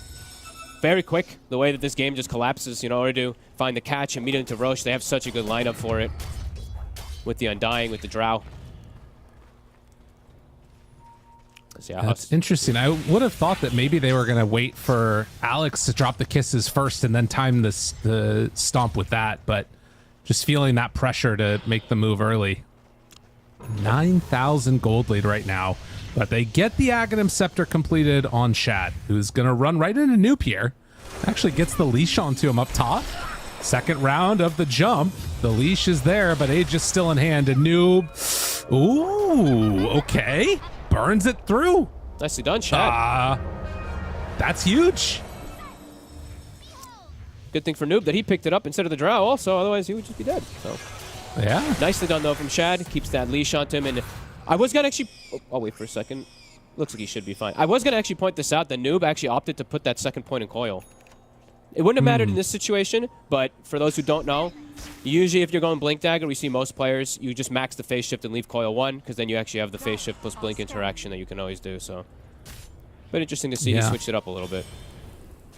That is interesting, and showing one of the ways that, you know, Noob is going to need to be careful in this game is there is still the leash, which is kind of annoying to play around. Yeah. Depending upon, like, if all your cooldowns are up or what have you. Yeah. But nonetheless, Shad spots him again, and you can see that Noob not going to take the walk up that hill this time around. He's going to go Kaya Sanj, so it looks like that's, I guess, going to be his answer. Doesn't need to have like a Yules for anything, just needs to just make that little catch a little bit less duration. Wow. Game still very much into Ordu's favor. Yeah. 10k gold lead at this point is pretty rough to play against, but they do have good heroes to try and like push out these side lanes, and for Ordu, there isn't that, like, you know, solo kill threat potential. They are a little bit lacking on stuns. Ways to break TPs when hustlers try and go for these, like, suicide rundown lanes. But Noob is a menace. Noob is always going to... Coil is going to be the biggest one. It's like anyone who gets Coil gets killed. And anyone who goes to the Brood, it feels like they die too. Winter 5-0 and 3. Does have Greaves all the way done along with the pipe. I mean, their opener felt really damn good, even though it didn't. It's a little weird to like Brood plus Drow. Brood not so much, but the Drow it's working perfectly, and they have the great support combo to kind of just enable them even more so. As Omar continues to get Scatter Blast, one of the better spells you can steal. It is just so much damage, super annoying to play against. But for Hustlers, it is the tree lineup trying to defend these towers. TA2000 is going to keep getting bigger, has most of the components of that BKB completed. And, well, up top, they do manage to find Omar. Tries to bring him down. One last hit from Alex. It's enough for the kill. So even though they have, like, high kill potential on OT, they're finding moments here on D2 Hustlers to sort of try and even things a little bit up. Yeah. I mean, they got to kill it. It's an expensive one, though, right? It's Kisses and Stampede. Have to get the hell out of there immediately because they think they're going to get turned on. But at least they get something on the board. But Ordu, I mean, they're free farming the map. Brood, even Undying, Puck, all free farming.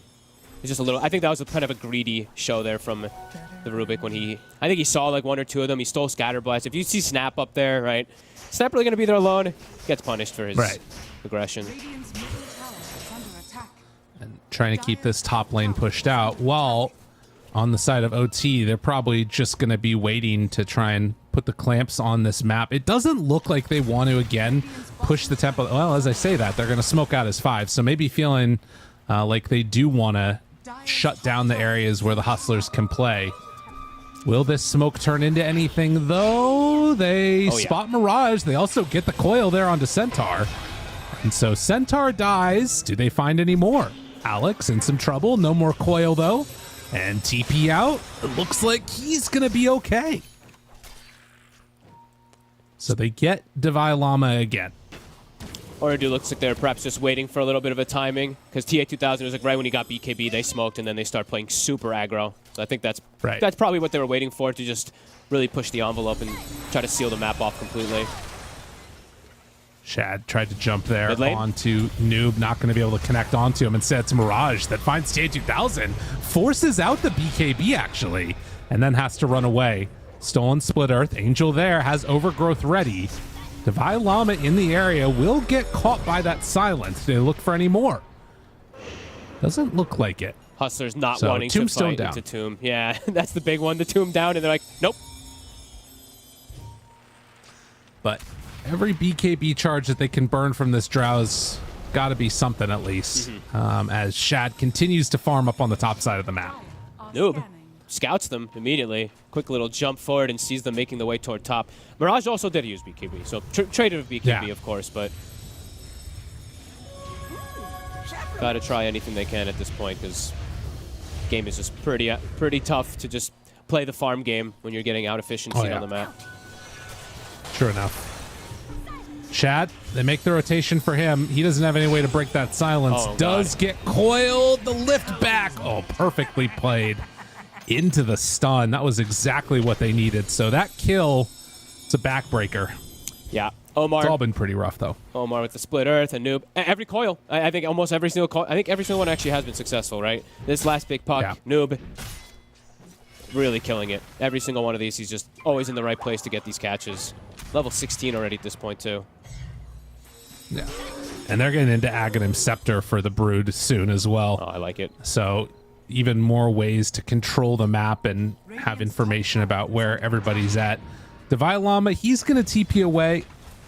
And for Hustlers, it's just all about trying to buy more time and not lose too many heroes in the process. But their buildings are going down. And buying time, you know, it's eventually how would they take a fight? How will they actually be able to kill this Drow or get on top of her and have the answer? Because there's so much save potential. If you look at the way that Oridu itemized, Blink or Force Staff on Rubik, Force Staff on Undying, the Force Staff that's built, of course, on the Drow also. So many ways to just distance the Drow from the fight. Oh, they walked into vision. There was a ward down which scouted them on the high ground there. That would have been maybe a moment, but doesn't work out for them. And Hustlers, their smoke play is not going to connect. Oof. So yeah, OT continue to hold on in this one. And as you said, they've got those save mechanics at the ready. 3-13 at 26 minutes. And Rubik now has Shard as well, too. So triple yeah. Force Staff plus a Rubik Shard, plus you have Pipe Greaves on your Broodmother. Looking very difficult for them to get on top of this Drow on the side of D2 Hustlers. Shad realizing that there's a ward in the area. Alex, don't want to drop the D ward right away, actually. It's going to be a miss on that one. They're terrified. They're like, they're going to come and fight us. Like, Noob immediately TP's top. He's got an Arcane Rune to boot. He's in. They started this, though. Jump in, finds him. Divine Llama going to drop. And as soon as OT show up, they immediately have to run away. Hustlers can't stick around in a 5-on-5 engagement. And this wasn't even a coil needed. This was just nothing really committed at all. Noob just able to get on top of the Centaur. Elven Tunic even done now, too. Oh, that is a nice one for the Drow. Level 18 as well. I mean, crazy levels coming out on these cores. Noob almost 18. Goodbye, Alex. Farewell. That gets destroyed. They will find the Brood here. Mirage finds the stun, but Pipe I mean, there's no way. Nope. There's absolutely no way. Oh my god, Mirage, get out of there. The chase comes out. They get the silence, trying to escape. Will pop the Stampede to get the Lesh out alive. But yeah, that is a rough one. Feels like every Stampede's been a defensive one, right? I feel like they've had to just run away immediately, and they're trying to save the BKB charges on the Lesh. So this one, I mean, of course, this one I'm very fine with, but you can tell how defensive they're having to be. OT have full control of the map, and now full control of the triangle as well. The game is very difficult for them to find any way back into this. And that Undying skin is super weird looking. The brain in the jar. I don't like that one at all. I love it. He's got like an extra arm almost, it looks like. Look, he's gone. He's gone now. That's what he gets. And now, again, Devi. Yeah, they're going to cliff him. Poor guy, stuck up on the cliff, gets taken down immediately. Yeah, this game is feeling so close to over right now. Shad going to be able to get the pounce out of there. But everywhere OT go, the Hustlers just have no escape, and the area where they can go is getting smaller and smaller. Yeah, I mean, anyone who shows Noob's like, okay, thank you. Free kill. Immediate coils every time he gets the jumps. This is really well played by Oridu. And they bought a gem also in the last few moments. Kaori picks one up, so looking to fully control the map with that. No vision allowed for the side of Hustlers. He's just going to pass it over to Noob. So he's probably like, Noob, now you can go for solo kills on this tree as well. As we see also Noob, he has his Octarine, but also has found a headband. A really nice item with Puck, because you can coil plus headband. Not as good as it was at one point, because they nerfed it, of course, but still, more solo kills. A snapper. Yeah, it's pretty annoying. Yeah. Oh, they killed the courier. Okay, so Octarine is going to be delayed for 2.5 minutes at the least. But Roche, okay, on the docket. And another wraparound here. Devi does have Stampede. The scan's going to connect, so... Okay, they jump right on in, find one. Mirage trying to do what damage she can. BKB already used for both of them. Overgrowth is there, but Mirage... this is not looking like it's going to work for him. Yeah, with Snap already dead, the rest of them need to run away. Angel's in trouble. Silence, run down. Shad trying to survive through this, is on top of the drought, but Hurricane Pike run away, completely gone.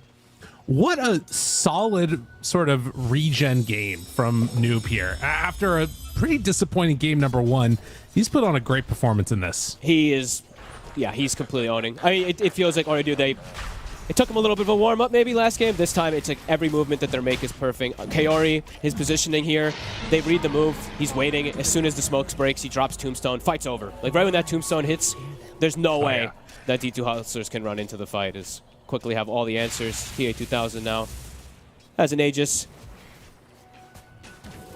25,000 lead. I'm not going to lie. I'm not seeing as many tips in this game as we saw in the last one. Taking care of business does seem to be the motto right here for Oridu. And a Blink Dagger done now on the Rubik. Level 15 on him. Yeah. They're all having a good... It's 3-19. You know, they're all just... Yeah. They have such good control of the map. Devi. Stun. Gets a stomp. The leash is there. Hurricane Pike throws out a couple punches. Hex. And a pretty good stun. But, yeah, as you said, 3-19, 26,000 gold lead at 31 minutes. This tier 3 tower is about to go down. Yeah, we're getting close to the 1K per minute mark. Yeah, that ain't no joke. Oh, my Angel just dies from a distance. Yeah. That multi-shot's pretty rough. And now dropping down the spinner snares. If they even try and initiate it, feels like an impossibility. Nope. Coil out. Got him caught. Breaks the coil. Shad, he's on top of this drow again, but the 4 staffs are there and immediately gets out of harm's way. Back to business. TA2000 finishes off the tower, and he's going to continue. Silence out. The lift pulls him in. Tries to get on a Mirage. Does manage to get the blink away, which is pretty nice. But more multi-shot damage out. They get the cookie stun onto TA2000. Still 3 minutes left on this Aegis. And yeah, when Tombstone's down, can't do anything else. Noob, he finds him. Angel in trouble with that gem. They got full vision, keeping Shad at bay. And, Noob. well, they do find Noob. Okay, but the 4 staff the lift and then the getaway. They keep him alive. Noob never in full danger. They throw out the kisses, trying to bring down TA2000. Lower and lower, and eventually does burn through the Aegis. Okay. Step 1. Still no Mirage. Does have buyback. No Stampede either. And Alex gets a little bit away. Divine Llama pulled back in. The silence is there. The cookie connects on a TA2000. Shad tries to jump, but doesn't get the leash.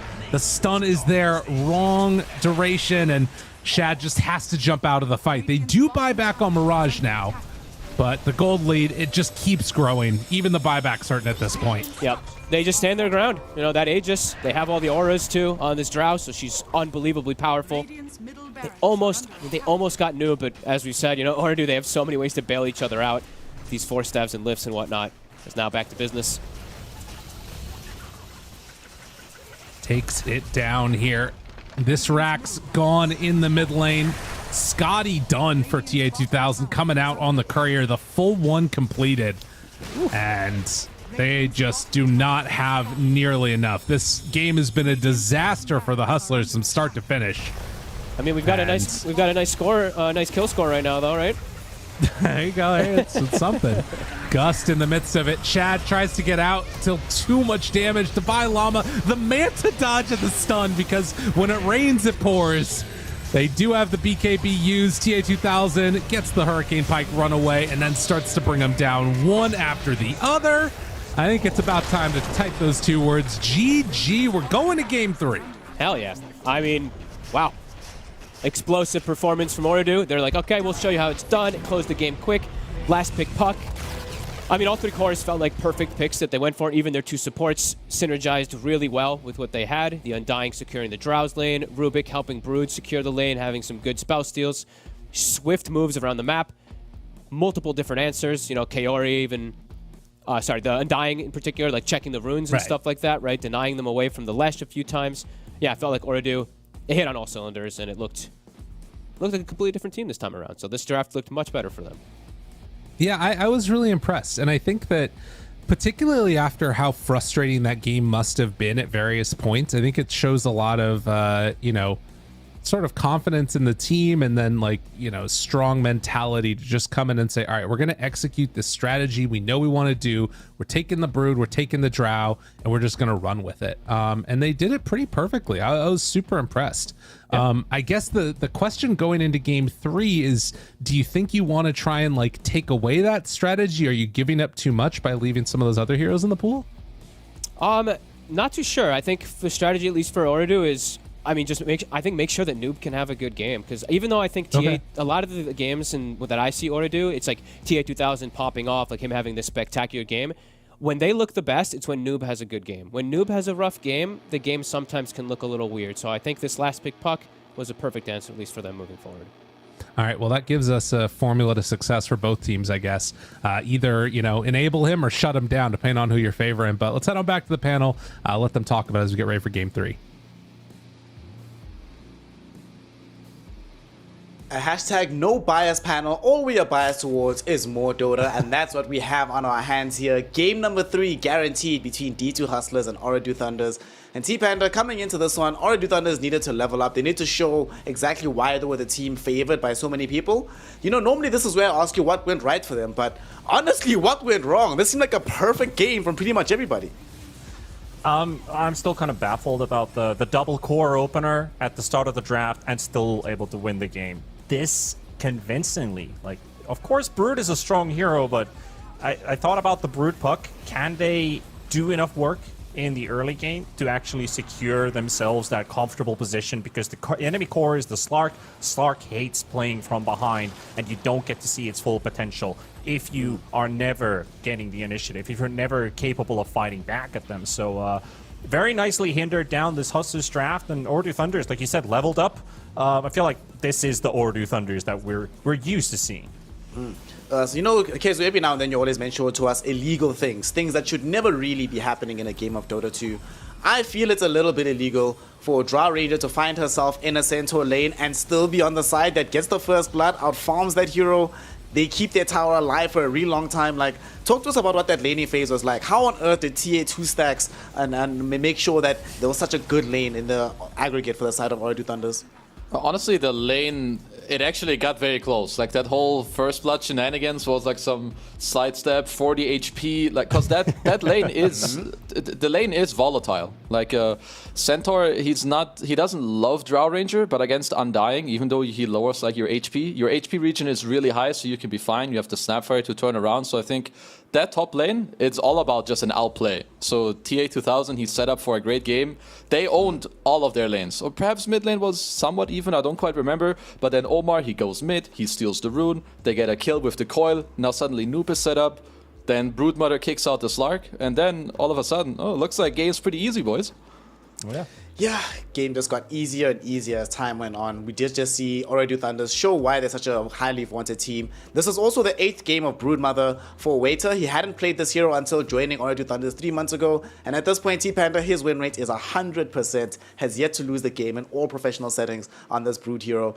I feel not just for the fact that how well he played, but like Hez was mentioning, he kicks the Slark out of lane very early on. He makes a very early mid rotation so they can force out the tower, and even though they don't get the initial tower, he keeps so much attention towards mid that it doesn't feel like D2 Hustlers can play elsewhere on the map, and then they lose the tower anyway. The map is just shrinking and shrinking and shrinking. I hate to say it, but is the offlane Broodmother the MVP of this game, Panda? Do I want to say yes? I mean, Broodmother, come on, like this hero is kind of nuts, in a sense. Yeah, let's just roll with it. Let's just roll with it. I mean, he definitely played out the hero in no mistake fashion, basically. He did the things he needs to do in this Brood.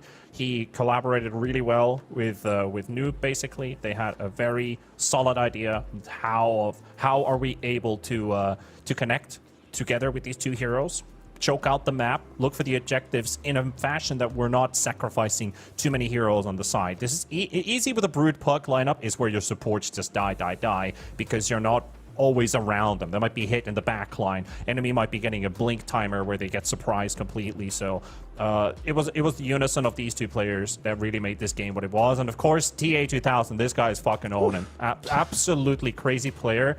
I would, any day, out of the Division 2 players that we have, if there's a fantasy draft, he's my #1 pick. He's just so good.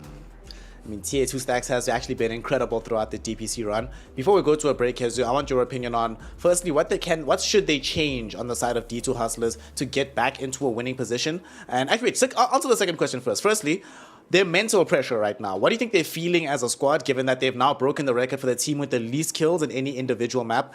How are they feeling? And then what should they do to ensure that they can go into Game 3 on a strong foot? I think right now is the right time for someone to speak and be like, okay guys, we let them have Brood. That was a mistake.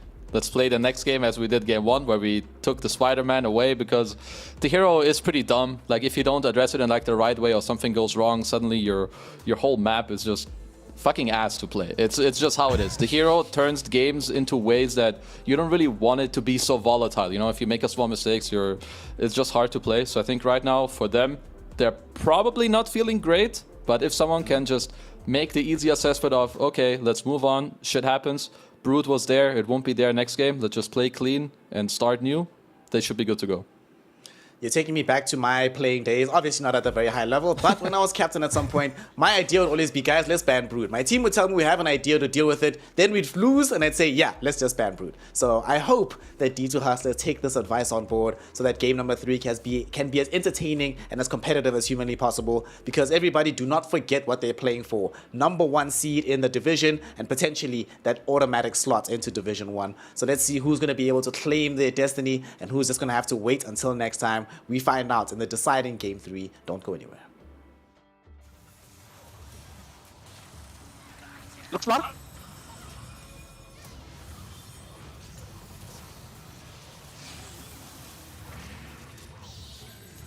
I have Glamour.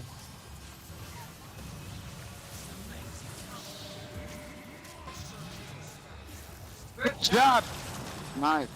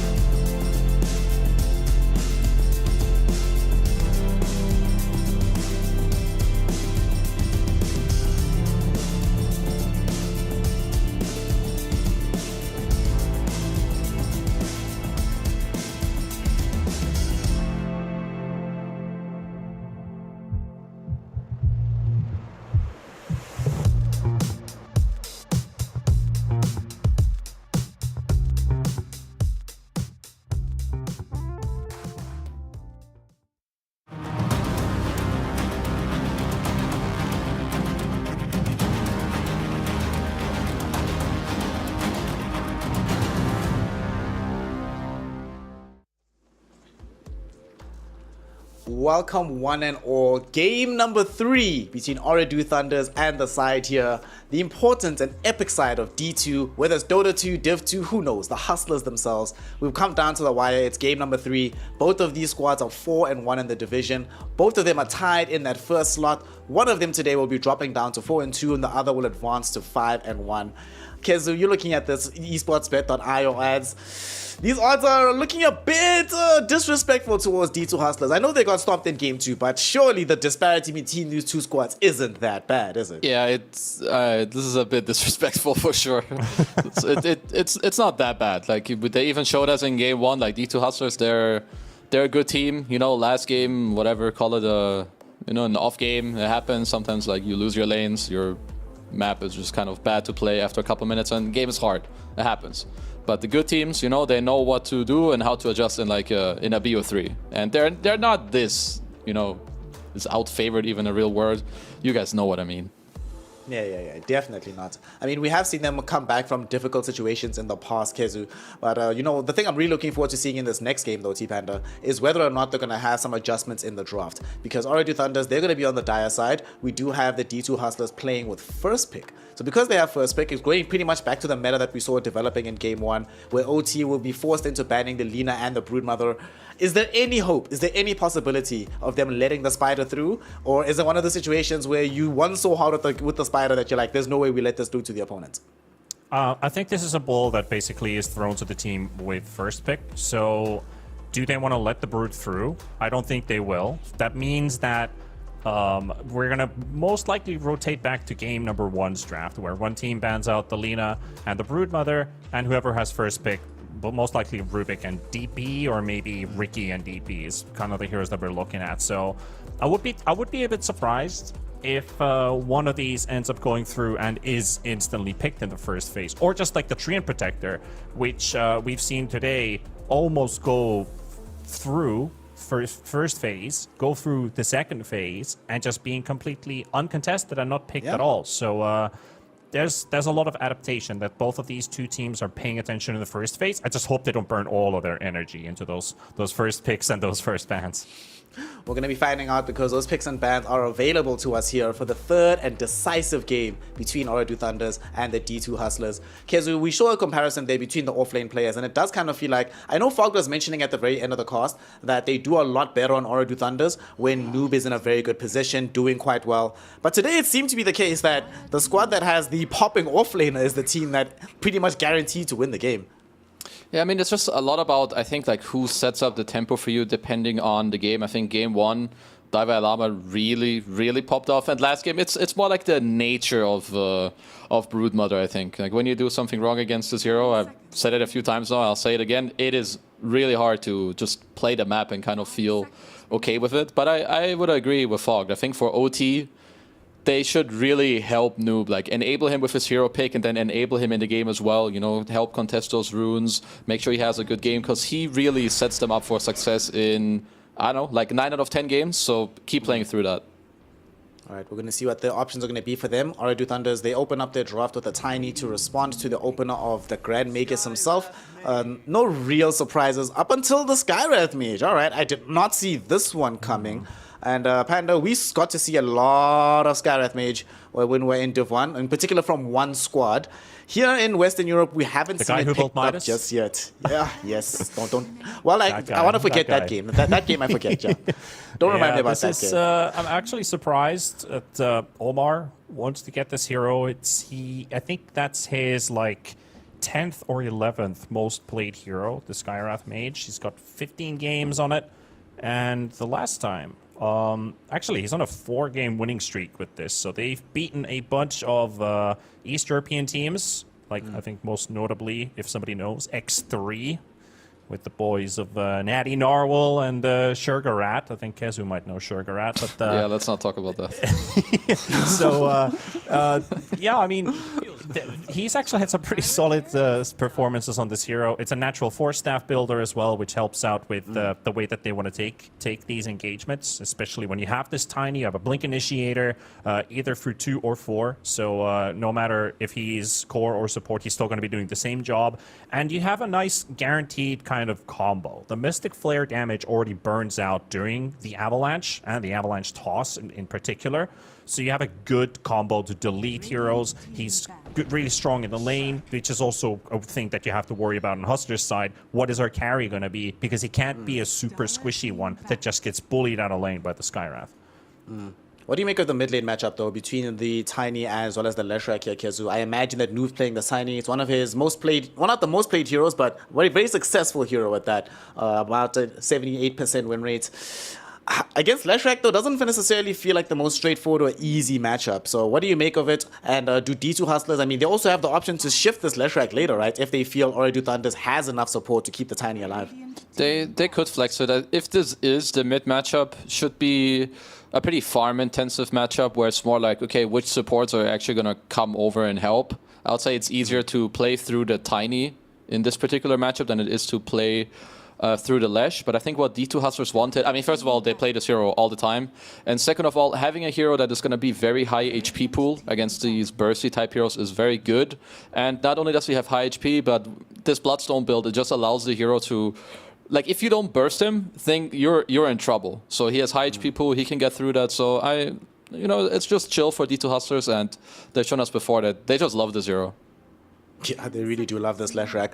Of course, him not wanting to be bursted probably suggests to us that we're getting either Io, Omni Knight, or Treant Protector, the 3 most common pairings with this Leshrac. But we'll still see. They still have some bans to go before they can decide upon that.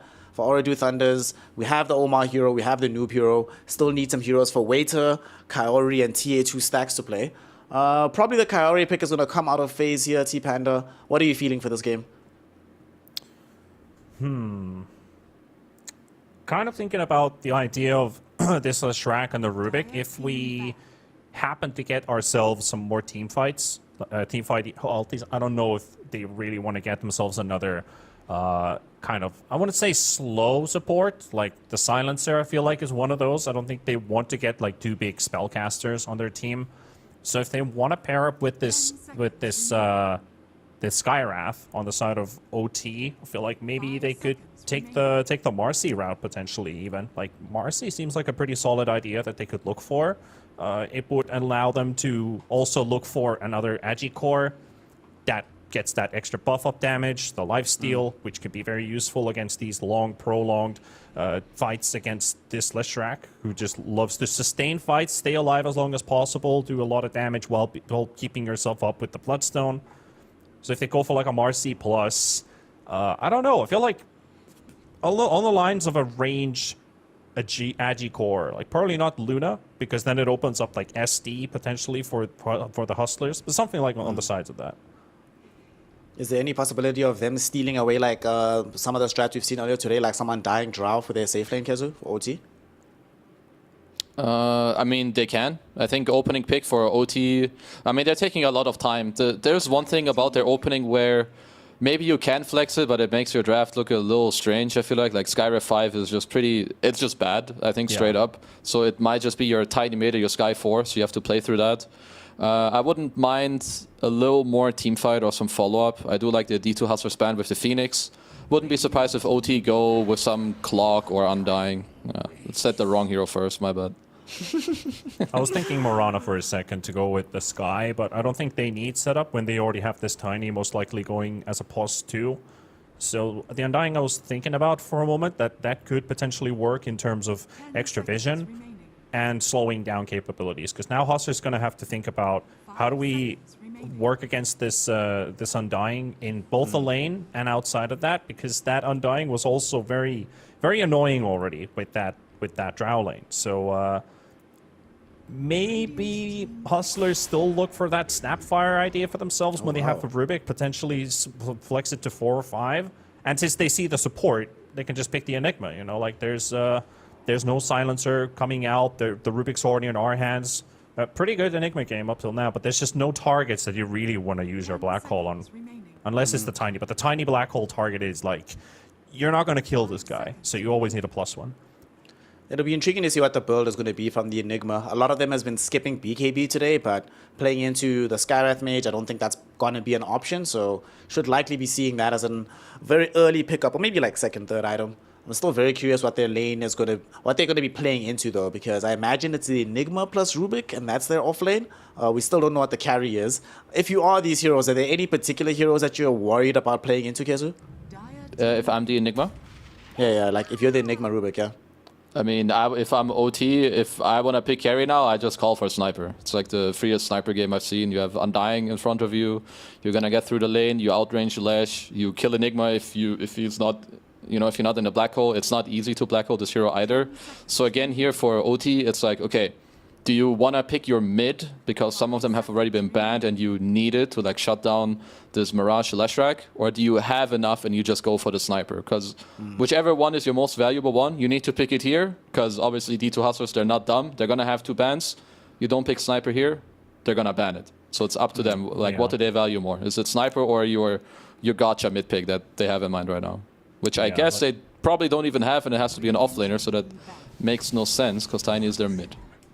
I was thinking about the Sniper, but I think the lane with Enigma Snap is actually good for Hustlers versus the Sniper, because even with the Undying, if you fully commit, you do a lot of damage to the hero, especially at level 3, when you have the level 2 Eidolons already pumped up and Snap already has both of his abilities.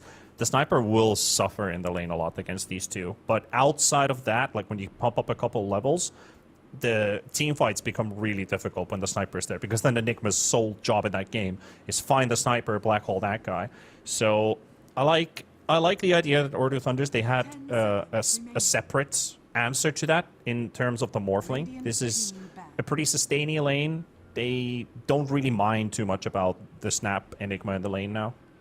I'm imagining that also one of the reasons we're happier to do this is that there's not, outside of the Rubik, the out-and-out lockdown from D2 Hustlers isn't the easiest in the world to keep this Morphling in place to 100 to 0 him. That being said, if that ever happens, you know, at least up until some more items start to filter in, doesn't seem like the most free game in the world ever for TA2 stacks, but you know, if there's anybody that can make this work, it's TA2 stacks on this Morphling. At least they have an uber hard carry, so they have some degree of insurance. So what do we still need? We still need a hero for Waiter to play on the side of OT, and we still need the shared hero. They're giving him the priority here on the 23rd pick.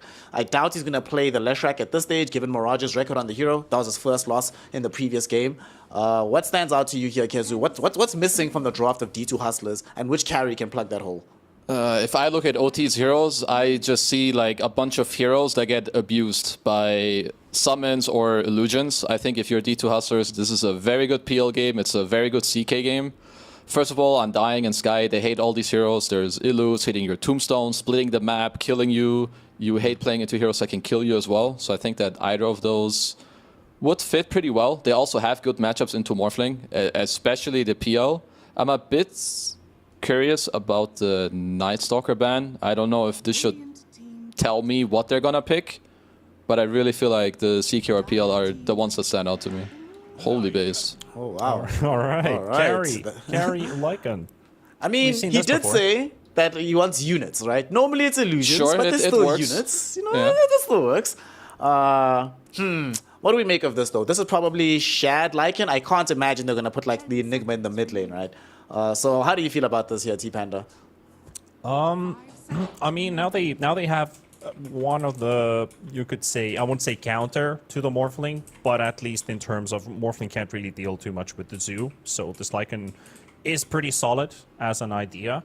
Not necessarily the carry pick I was thinking for. Honestly, I had Naga in my mind, because Naga with Manta Style doesn't really worry too much about the abilities that Ordu has. So instead, they went for the Lycan.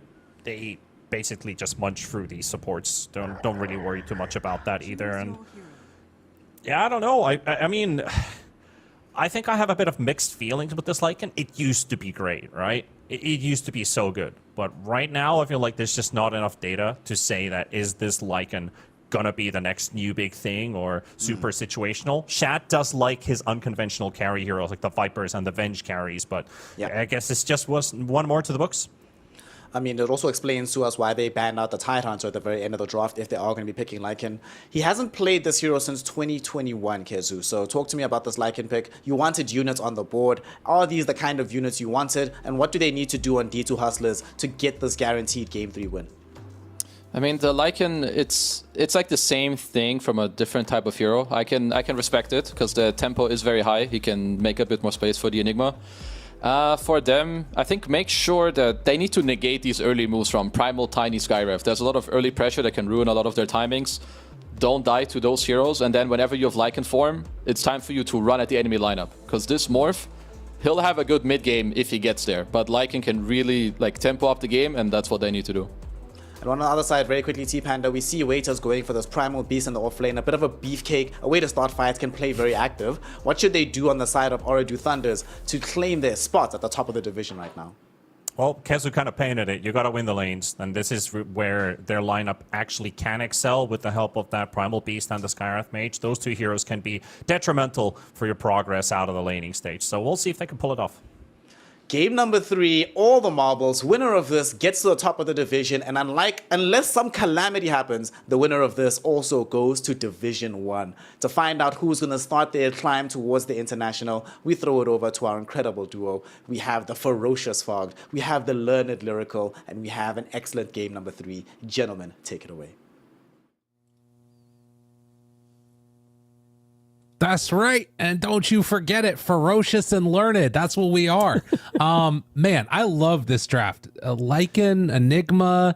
I think their lineup looks pretty awesome. How you doing, Fog? You ready for game number 3? I am definitely ready. I'm ready to see how fast of a pace that they can set, right? Because that's really feels like it's everything. That's why they've gone for like the Lash. You have Edict push, Eidolon push. You have Lycan to force Roche, etc., and force the buildings early. While for Ooredoo, bit of a kind of a very different. What is that? My courier's a llama? What's he saying? He says no llamas in game. Unluck. Ah, there you go. My courier is a llama. And he also said Tony playing Tony before. There's a lot of alt chat going on. Just great. I mean, that is a very cute. I actually really like that llama. I don't know why. Whatever.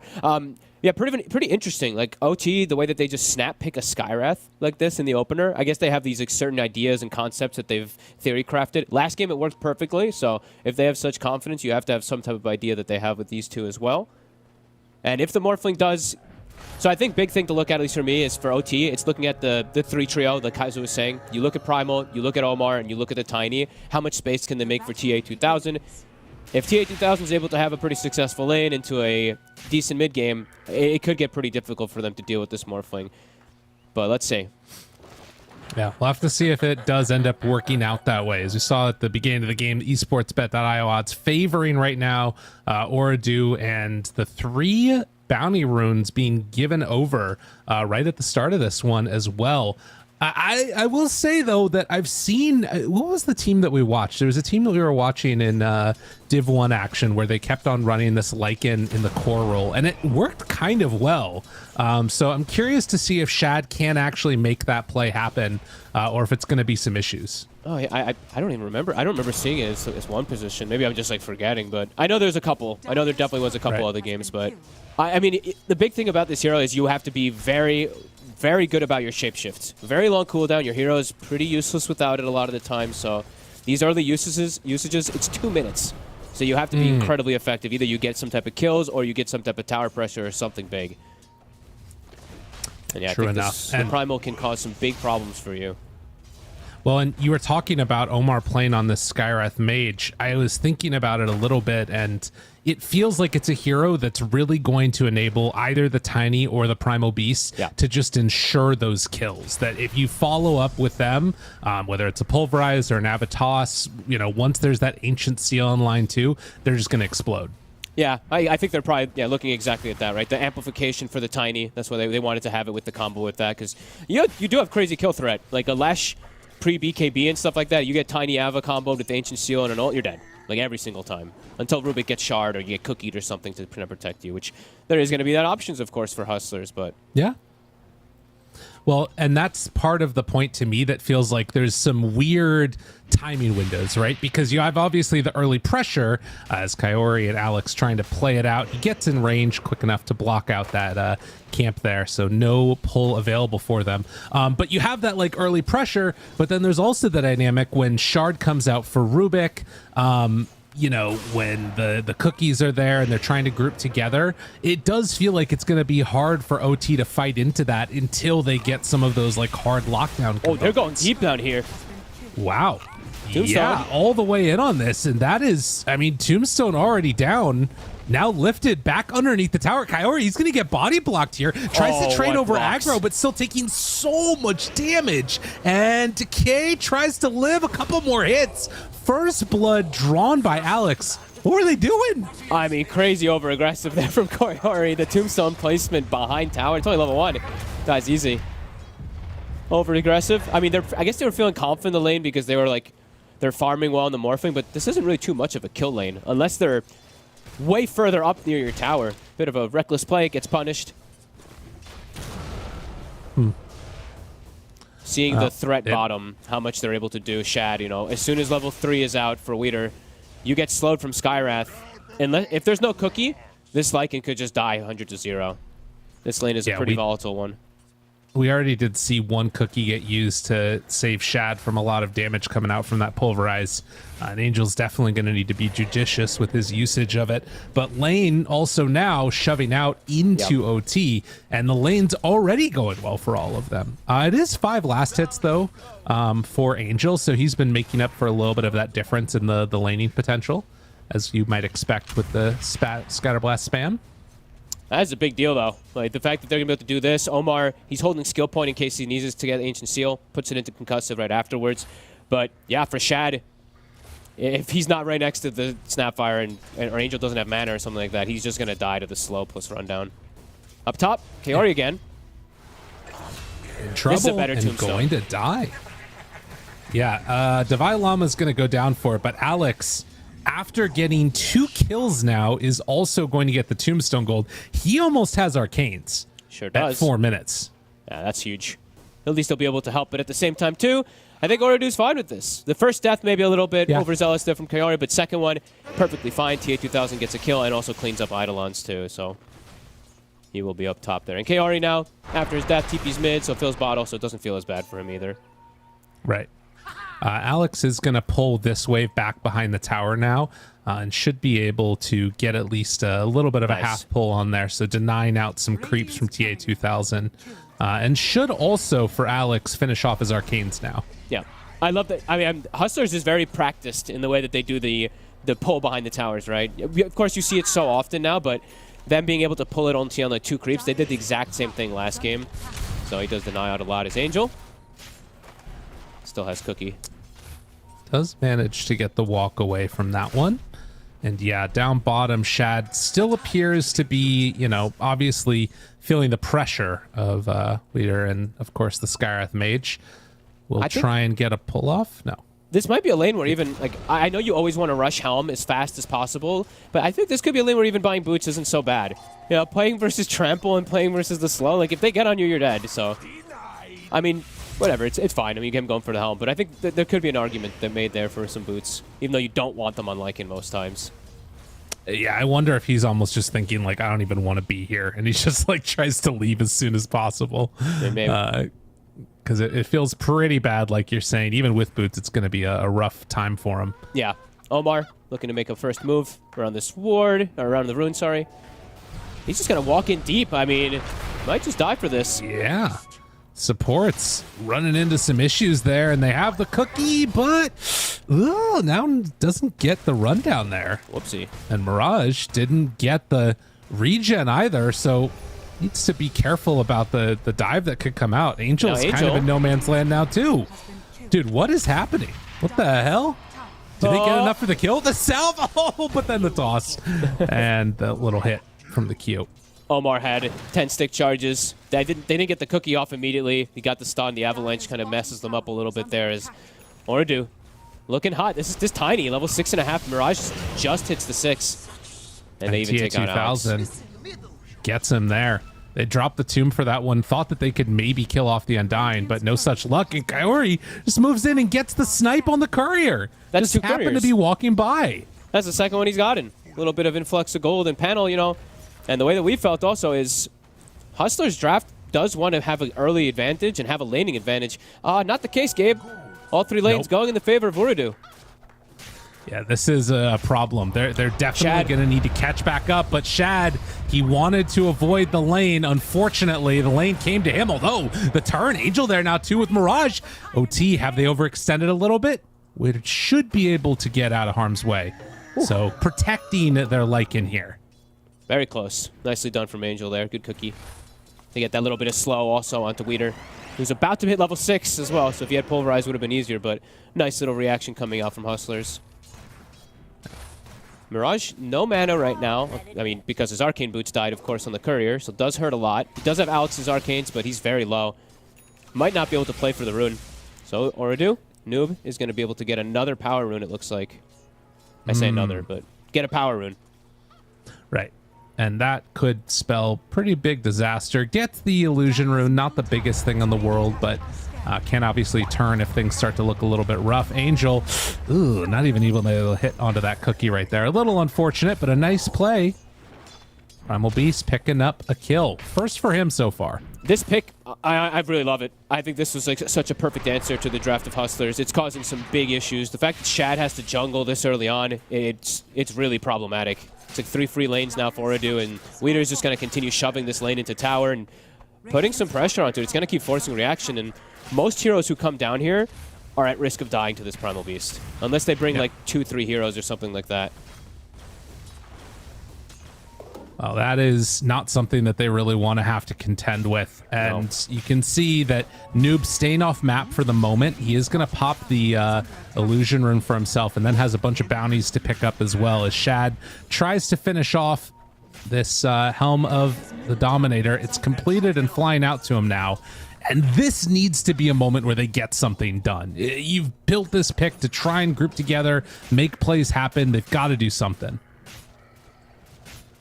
Can always be scary, though, because if you use Shapeshift, you dominate, you go, and you die, the game might be over. So it's like, this is a very pressuring moment here for Hustlers, but you got to start at least having something go a little bit your way, because you know that the Morphling at this point is free farming. You know that Tiny's going to get a Blink Dagger very early with the way that the game state is, and you know that this Primal Beast is going to have, you know, whatever X item, which is probably BKB, very early too. So have to start getting something going in your favor.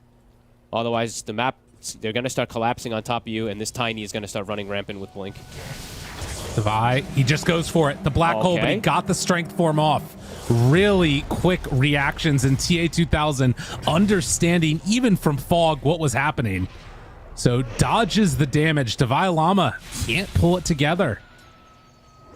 Wow. I mean, that was an insane reaction. This guy, like, I think that he was playing around and like knew that he was going to go for it. So was like shifting already as he was waveforming, because he was in Fog when he did it. Yeah, I mean, that's some crazy type of play there really coming out from the Morph. First black hole wasted. Mid lane Mirage could be in kill threat here. Haste rune on Noob, one of the best runes you can get early. Unreal.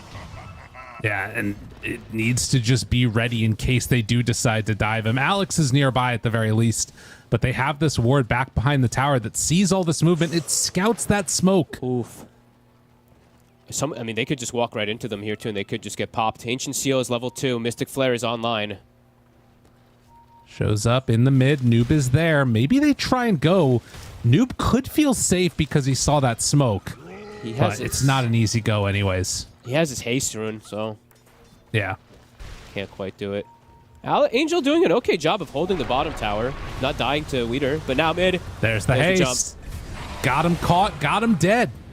Too easy. Does steal the concussive, throws it out now onto Noob. Haste still half duration.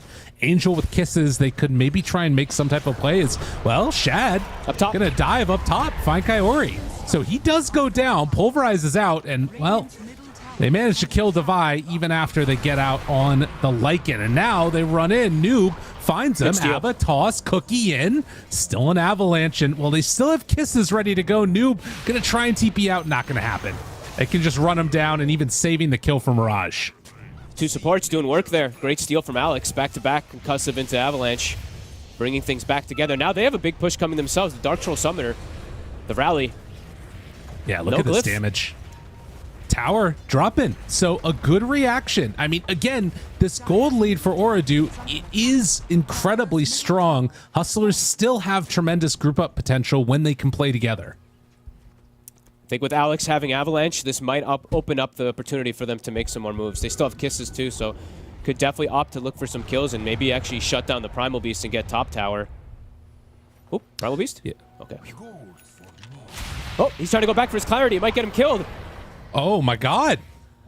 They're in trouble and pulled back into the Malefice level 2, and it's more than enough. Did you so see they what find happened? themselves another kill. Oh my, he got a neutral item dropped and he went to go pick it up, didn't have bag slots, drops his clarity to pick it up, then he wants to go back for his it literally got him killed. He was gonna get away, but he had to go back for the neutral item. That's so frustrating. God. Good pickoff from Hustlers. Good persistence for them to go for that move. And they get the tower. Will likely lose their bottom tower, but a nice little momentum shift, which they much needed. Yeah. Well, you can see also doing some interesting things with the Dark Troll Summoner right now. He's sending it into the Dire Triangle to go farm up those camps there. Cool. So still keeping his troll alive and still getting some good farm taken away from the rest of the map. Kind of a cool move as the smoke up comes now from OT. Noobs has Blink. What are they going to go for? They want a big target. And they're going to run into Mirage. He's got an Illusion Rune. He's not going to get to pop it, though. Oh, man. Raindrops not enough to keep him alive. That would have been so huge if he could have got the turnaround.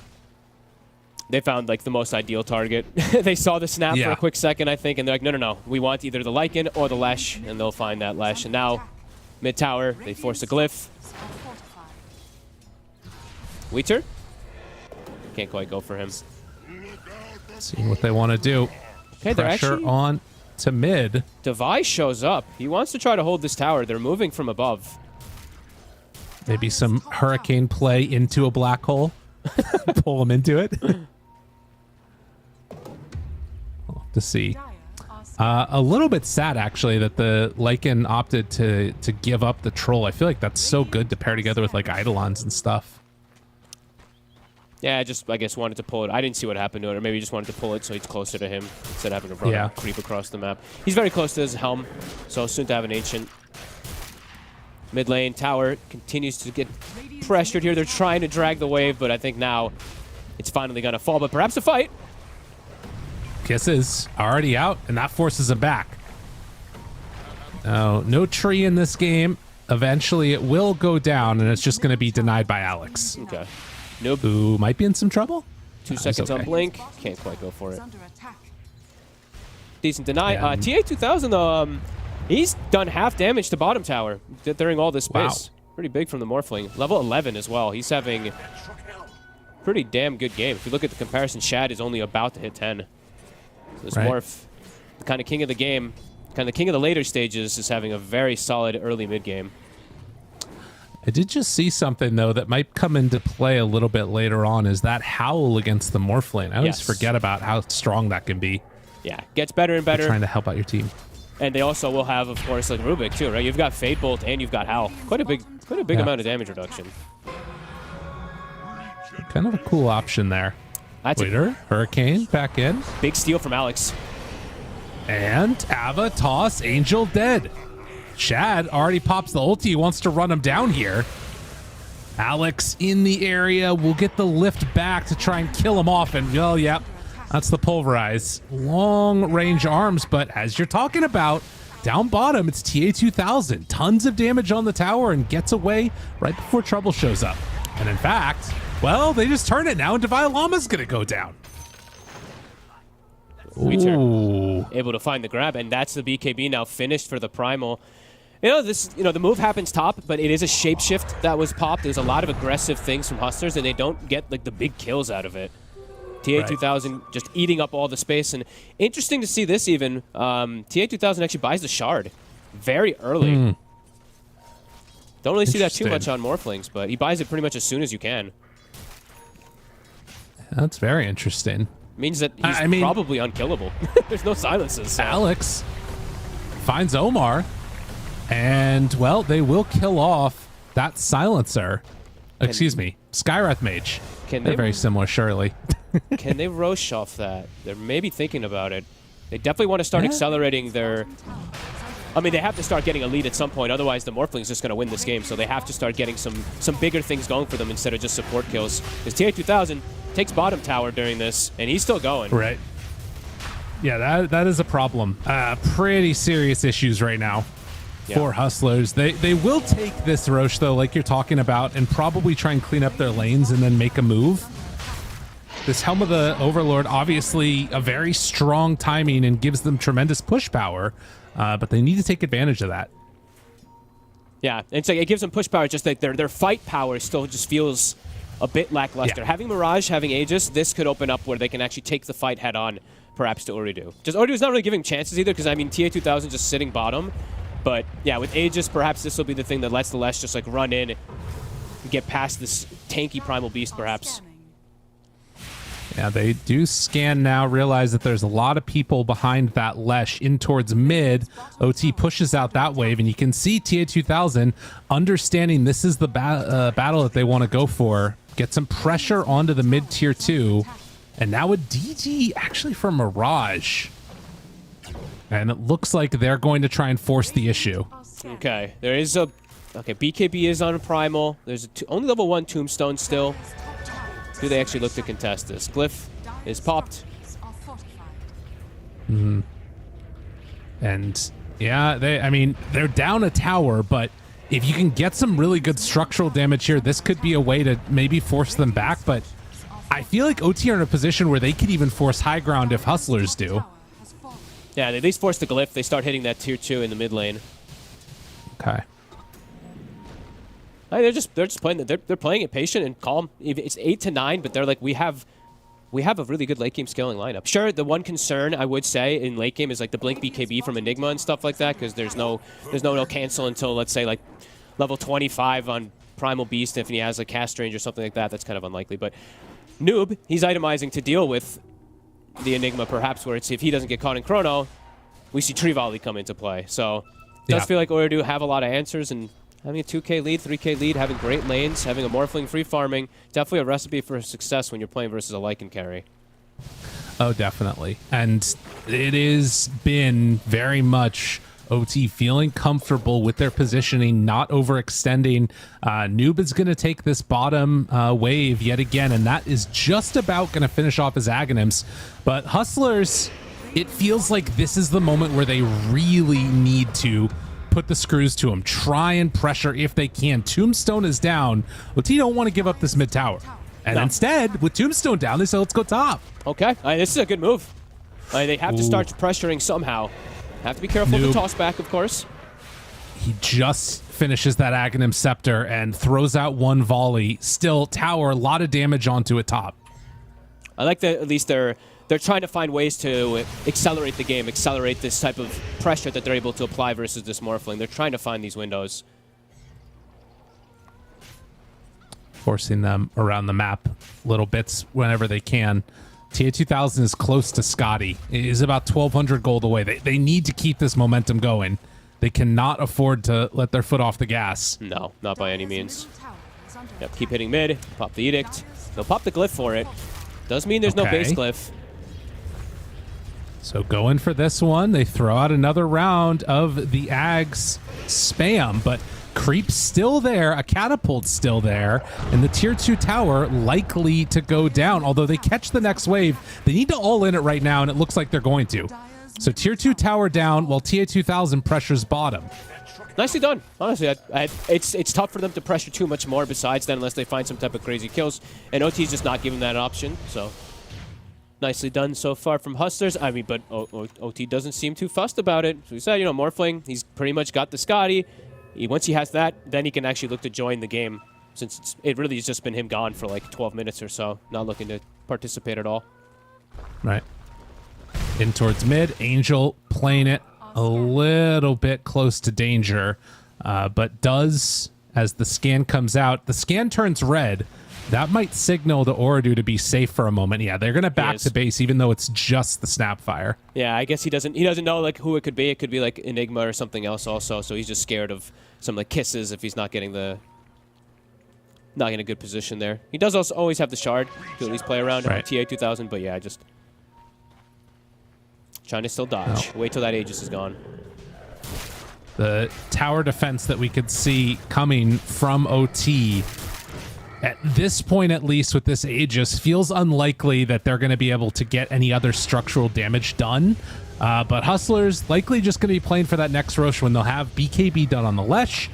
They might have AC done. For Oridu, do you think they want to try and like get set up to defend this second Rosh? Are they going to have the items where they feel comfortable with that at that point? Yeah, I think so. I think this is like TA 2000 is now ready to start playing Dota instead of just playing the farm oriented, farm simulator. He's got Scotty. He's got the shard that he purchased early, so that dictates to me it's go time. Like right now, Aegis is gone. It might just be the time to make the big move right now. We'll have to see if they do decide to do that. It's again scary walking into that, dire jungle because you know that they've held it for so long, have wards set up, and they've got really good wards in the area for the Hustlers right now. Just haven't really been able to send themselves over that direction for Oridu unless they go for a big smoke up as a bunch. Yeah. But still 2 minutes till Rosh is capable of responding. Yeah, if they went like one by one, it's just, they'll just feed. So they have to do it as like a 3 or 4 man squad to clear out this vision here. Almost a 4-staff Omar. He's got some type of protective tool over for himself now. Much more farm-oriented game than we got to see from last time. Last one was quite exciting.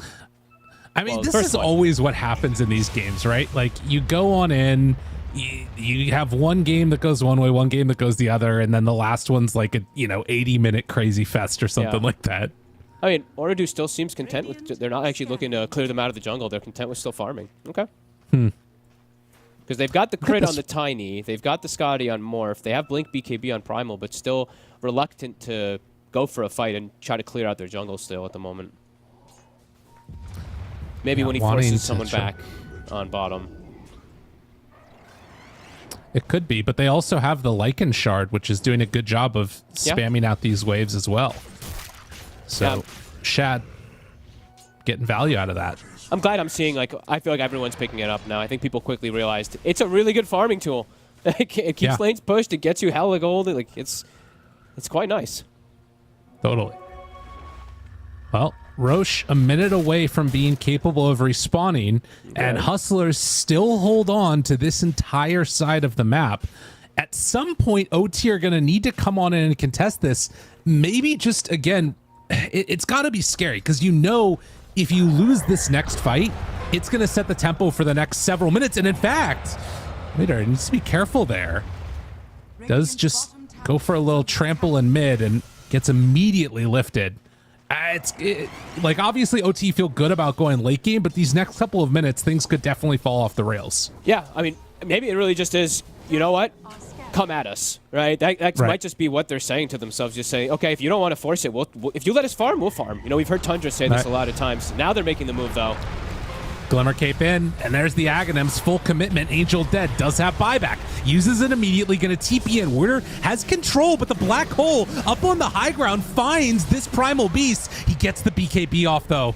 With 2 supports already dead, Noob, he's kind of in no man's land, and he doesn't have a way out. Noob in trouble. They find the stun, gonna kill him off. And with 3 dead, Rosh, it's a minute and a half away, so a little bit of luck going the way of Oridu in that capacity. Yeah, Noob got isolated. Just a bit over commitment there. Gets caught out as Shad's able to actually just really tear him apart. So the other thing is, we mentioned the Howl and the Rubik Fade both versus Morphling, but also versus Tiny, it's pretty damn good. His damage was actually pretty damn low. The Tree Volley, he's missing like 50% of his damage, so all right, pretty cool. Sparking the Wolf inside the pit. Black Hole is still going to be on cooldown for the next fight, but they've made Oridu.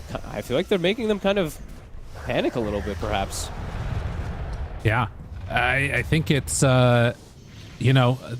these Game 3 scenarios where for these teams, it might be the difference between them going to Div 1 next tour or having to play through Div 2 again. It's pretty freaking scary. A lot on the line. Yeah, so much on the line. TA 2000 now, level 18. a full BKB and his Scotty. So now maybe this is where the big window, at least for him, to try to join in besides just looking for a cleanup kill onto a Rubik. Well, and that cleanup kill not going to be as easy. Alex just stole attribute shift. Yep. They get some good vision down, though. Mirage, they walk in right away. They find him. Gets the BKB with the turn, though. The Bloodstone's there. He's got the heals, but will it be enough? The lift now onto Morph. Mirage kind of trying to get out of there. Cookie, it won't be enough. They need a buyback on the Lesh if they want to take this fight, but I don't think that they really want to take it. They find Angel. He is going to die. No buyback for him. And Roche respawns right away. What an ideal moment for them there, right? Put the sentry down. Hello, Leshrac. Sure, he's got Bloodstone, but as soon as Morphling starts hitting him with the Scotty of reducing that healing and stuff like that, able to stick on him. Kaori, sneakily in the pit. Yeah, they see all those heroes nearby. The lift comes out. Divine Llama nearby doesn't have Blink Dagger, but they're going to start running in the big old creep. Ancient Granite Golem will go down. Buying time for Lesh. That is shapeshift, though. That is a bit scary, because even when he respawns, it's going to be on cooldown for a long time. Scary, scary. They're going to start. They TP in with the Lesh immediately, but the Roche, it's starting to fall really quickly. They're trying to send in these wolves. They see him now. They see how low Roche is. Can they get in time to try and stop this? They don't have any extra vision. Divine Llama, Black Hole off cooldown, 10 seconds. Trying to walk in here. Alex needs to get him. TA2000, they got him with the lift, though, trying to break the Lincolns. They get him. The lift, Aegis on the ground. Mirage, he can't quite get in. TA2000 gets the Aegis. They find Omar, are going to do some damage and kill off that Skywrath. But the Aegis in hand for the Morph. I think they got the last hit. They got everything. Yeah, so Aegis, Shard, and they get the last hit, too. Shard, who's going to pass this one to? Probably to Tiny, since Noob's gone for a right-click build. He's still hanging on to it, but he already has it. Oh, such like these little things really compounding, right? That Lesh getting caught, Angel using buyback before the fight before that, them not having black hole for a couple seconds. All the little things coming together. And Mirage just now finds the Ogre Seal Totem. He's probably thinking, like, it couldn't have been here a second earlier. Because they had the lift. It was on the ground. That was an easy steal if anybody had a blink, but they couldn't find their way into the pit. Oh, boy. Yeah. And this Morph, having such a damn good game, now hits 20. Waveform attacks targets. One of the better talents, in my opinion. Starts making things pretty crazy how much damage you end up doing. Oh, yeah. That is now 4K lead, and they're the ones with the Aegis, not the side of Hustlers. Game now feels very difficult for Hustlers to try to shut down and punish this Morph. So I'm curious from you. Obviously, there's like the early tempo that you want to take this draft with Hustlers. Well, actually, we'll have to hold that thought because I think they're about to try and kill this Primal Beast here. Is going back for one last creep. Do they want to go on to him? Doesn't look like it. I guess the thing that I'm wondering about is... Oh, hold on again. They might actually go on him still. Winner, Vision, Cookie out, BKB. No fun. All right, he's fine. Yeah. So, does it change anything at all, the sort of damage mitigation that we've been seeing from the Howl, the fact that you've got this Enigma with a BKB Black Hole later? Does that change any of the dynamics, or does it feel like Order are just going to be able to run away with this one? More than likely, they'd be able to run away with it. There could be some type of crazy scenario where Divide comes in super clutch, but it's not an easy game for it. When you're playing versus a Morphling and a Primal Beast, like these heroes are going to be causing so much havoc on the kind of opposite sides of the team fight. So landing like a multi-Black Hole, it's going to be really, really hard to ask for. We'll see if they can get some split push, though. That's true. It's definitely not easy. No, and Noob is scaling super hard too. So it's like, who are you have to get Morph, but you have to get Tiny in the Black Hole. Actually, you probably just have to get Tiny, period, because he'll just kill you with the tree volley inside of your Black Hole. So not easy for Divide. Does have a DD even ready. Shad is pushing down bottom with the AC, but they're getting ready to go high ground. This is a pretty bold move. But with TA2000 having Aegis, having Satanic, and a BKB, it feels incredibly difficult for them to take these fights. They are going to pressure this bottom lane really heavily and actually even force out the glyph. Okay. You can see bottom, that tower damage being mounted. But Yeah, it's the bigger danger is OT up top. Yeah, this morph just is unbelievably fun. 402 last hits, by the way, 31 minutes. Pretty damn good. What, 13 a minute? That is pretty high. And smoke up with everybody. They don't have their Lycan with them. His attribute shift stolen yet again. And with no kisses this time, it's hard to hold off and defend this. They just hit onto the buildings. And simultaneously, bottom tier 2 tower goes down. They're trying to get some split push going. The damage and reduction Lycan is going to not force too them bad. back. Very annoying to play against. But they eventually send back Noob. Is this the time to go? With no Tiny there, and actually with backdoor coming back up, they are going to be able to hold.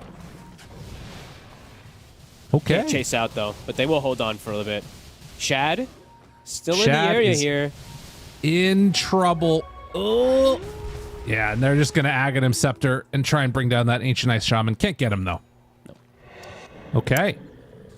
But Noob almost has a full Daedalus, a Shadow Blade now for TA 2002. He's just pumping out items. They are kind of a monstrosity to deal with at this point. Yeah, and I like the itemization, too, to point out. You know, Weeder, we saw it earlier, but he'd finished up the Shivas, so all about that heal negation when he's playing versus the Lash on top of just extra armor versus the Lycan, of course. So it does feel like they have so many different answers that it divide. It really, yeah, all the pressure does feel like it's on this Enigma at this point. He has Blink, he has BKB. Let's see if he's going to be able to find one of these humongous type of grabs, but it really does feel like it's going to have to be that. Well, Aegis expires, and they do finish off on Mirage, a plate mail, trying to get into a Shivas of his own. While Noob is not with them, this could be a moment to take a fight as Smoke Up with 4. Noob sold his item, though. He sold his treads or whatever and bought bots. So now he's actually able to split push, or he's able to catch the split push and join up to his team if a fight does commence. So well, rather maybe than they just opting gank for the split pusher. Yeah, rather than opting for his Daedalus, he goes for something to answer this Lycan split push right now. Smoke up. They run on in with the creeps. Lycan nearby. They're hoping to catch Noob, who's defending this lane. This would be a cool move because they take buildings so quickly afterwards, but Mirage, he's in towards mid, and that might give the game away. Yeah, at least give away that move. As mid, Morphling Illusion's going to push. Top getting pushed in. They're going to have... Who's going to react to who? What to do? Wait until they see something before they make a move. Noob's going to clear the creep wave. Rax is getting hit.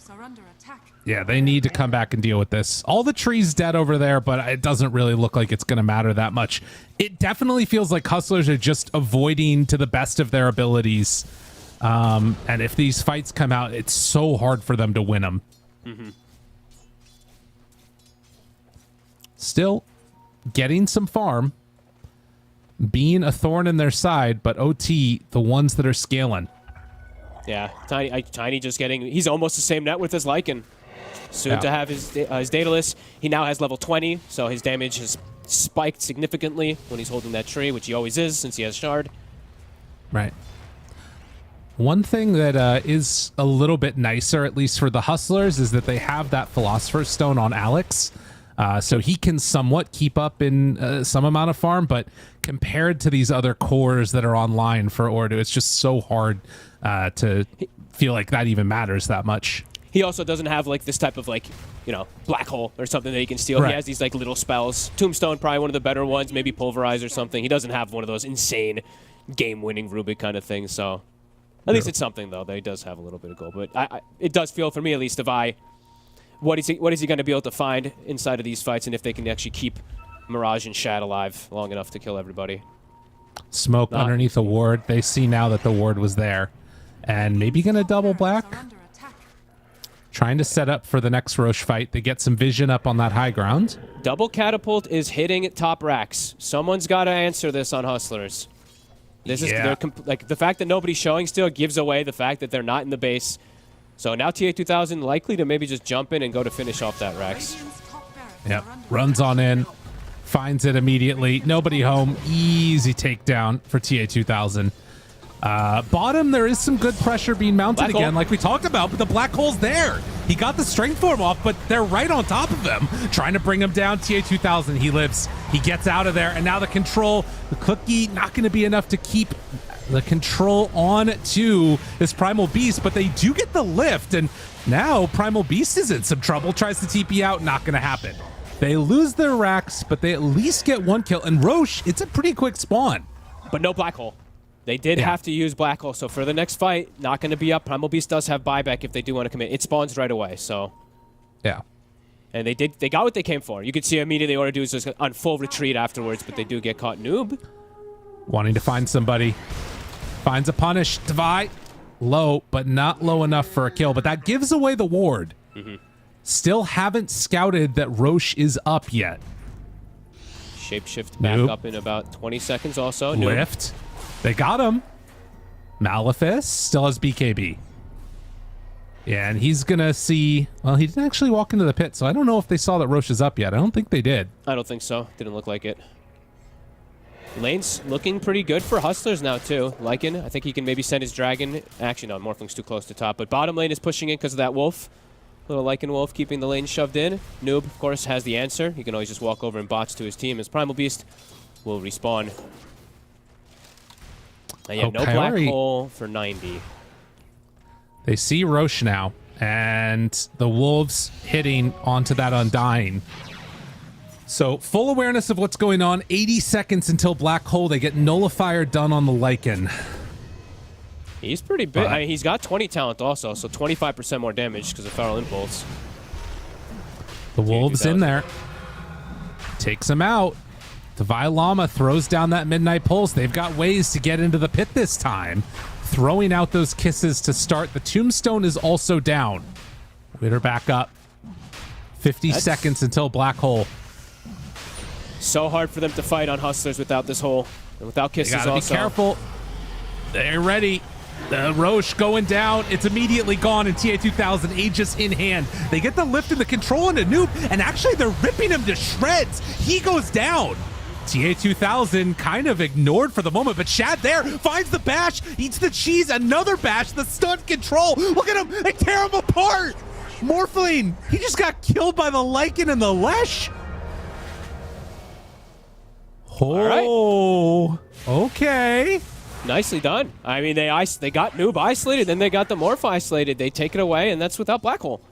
Both are considered pretty damn good when they are at this deficit. How did they kill him? I mean, he has 45 armor. I don't know if he was switching over or what happened, but they did not stand that much of a chance there for the Morph. I mean, Lycan hits like a truck. When you get that 20 talent, it is an insane amount of increased damage. So it did have all of that, plus I think the Howl. And also, they have Shivas, right? So a little bit of that healing negation, at least from the Morph, does come into play. And I think Midnight Pulse toward the end of it, so a lot of damage. But either way, Oradu still looking to poise himself aggressively, even when Noob is dead. There's a Black Hole available, though, so Devi. Waiting to see if he finds something. Can't quite. And was that the second Roche or the third? I believe there's a Refresher Shard inside the pit. Just sitting there. Oh my God, you're right, it is. Yeah, I was checking. I was like, I didn't think I saw anybody use it. Noob sent his courier to try to take it, but now someone knows. Oh, Alex finds Alex it. sees it. He sees it. Oh okay. My God. And that's they don't know huge. about that. I'm pretty sure Oradu knows, because Noob was sending his courier to try to pick it up, but you can't actually pick items up in the pit. Yeah, so that's that's 2 Black Holes. That could be the answer. Like literally the same time as we're like, wait a minute, what Roche is that? What item was it? That was the same thing Oradu was thinking. Oh my God. I thought maybe he like misclicked and used it or something, but then I looked over and I was like, oh wait, it's still in the pit. Holy moly. That is huge. Definitely still chances for them now with 2 Black Holes, and with this Lycan kind of keeping up with the Morphling, maybe there is some possibility still here for Hustlers. Not easy by any means, but... Wow. The Howl reduces total attack damage could also be, something relevant. Although both of these heroes have like crazy base damage anyways. I don't know. Yeah.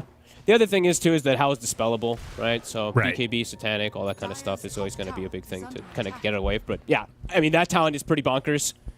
And together with a Fade Bolt, and your Morphling actually just might do nothing inside the fight. But That's asking a lot.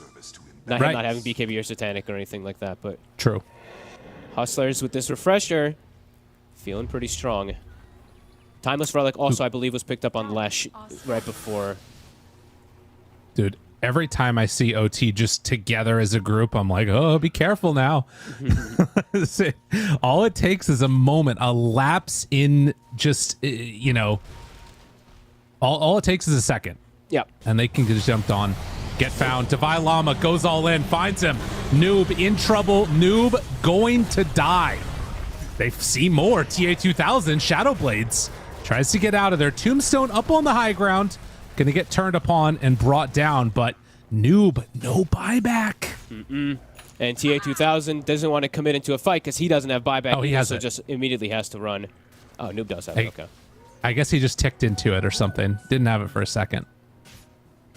Oh, man. Yes, he did. His buyback is 2028, and he ticked up to it. So, yep. Hey, they're still. He doesn't even use the refresher shard. So very patient, Devi. A great grab. And a penta edge for Shad. Okay.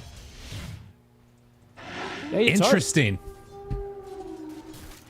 I think that's a cool idea too, right? You just drop the black hole, you take a big fight win. If they try and push for more, you can use the refresher at that point, or you can just use it to slow down their farm.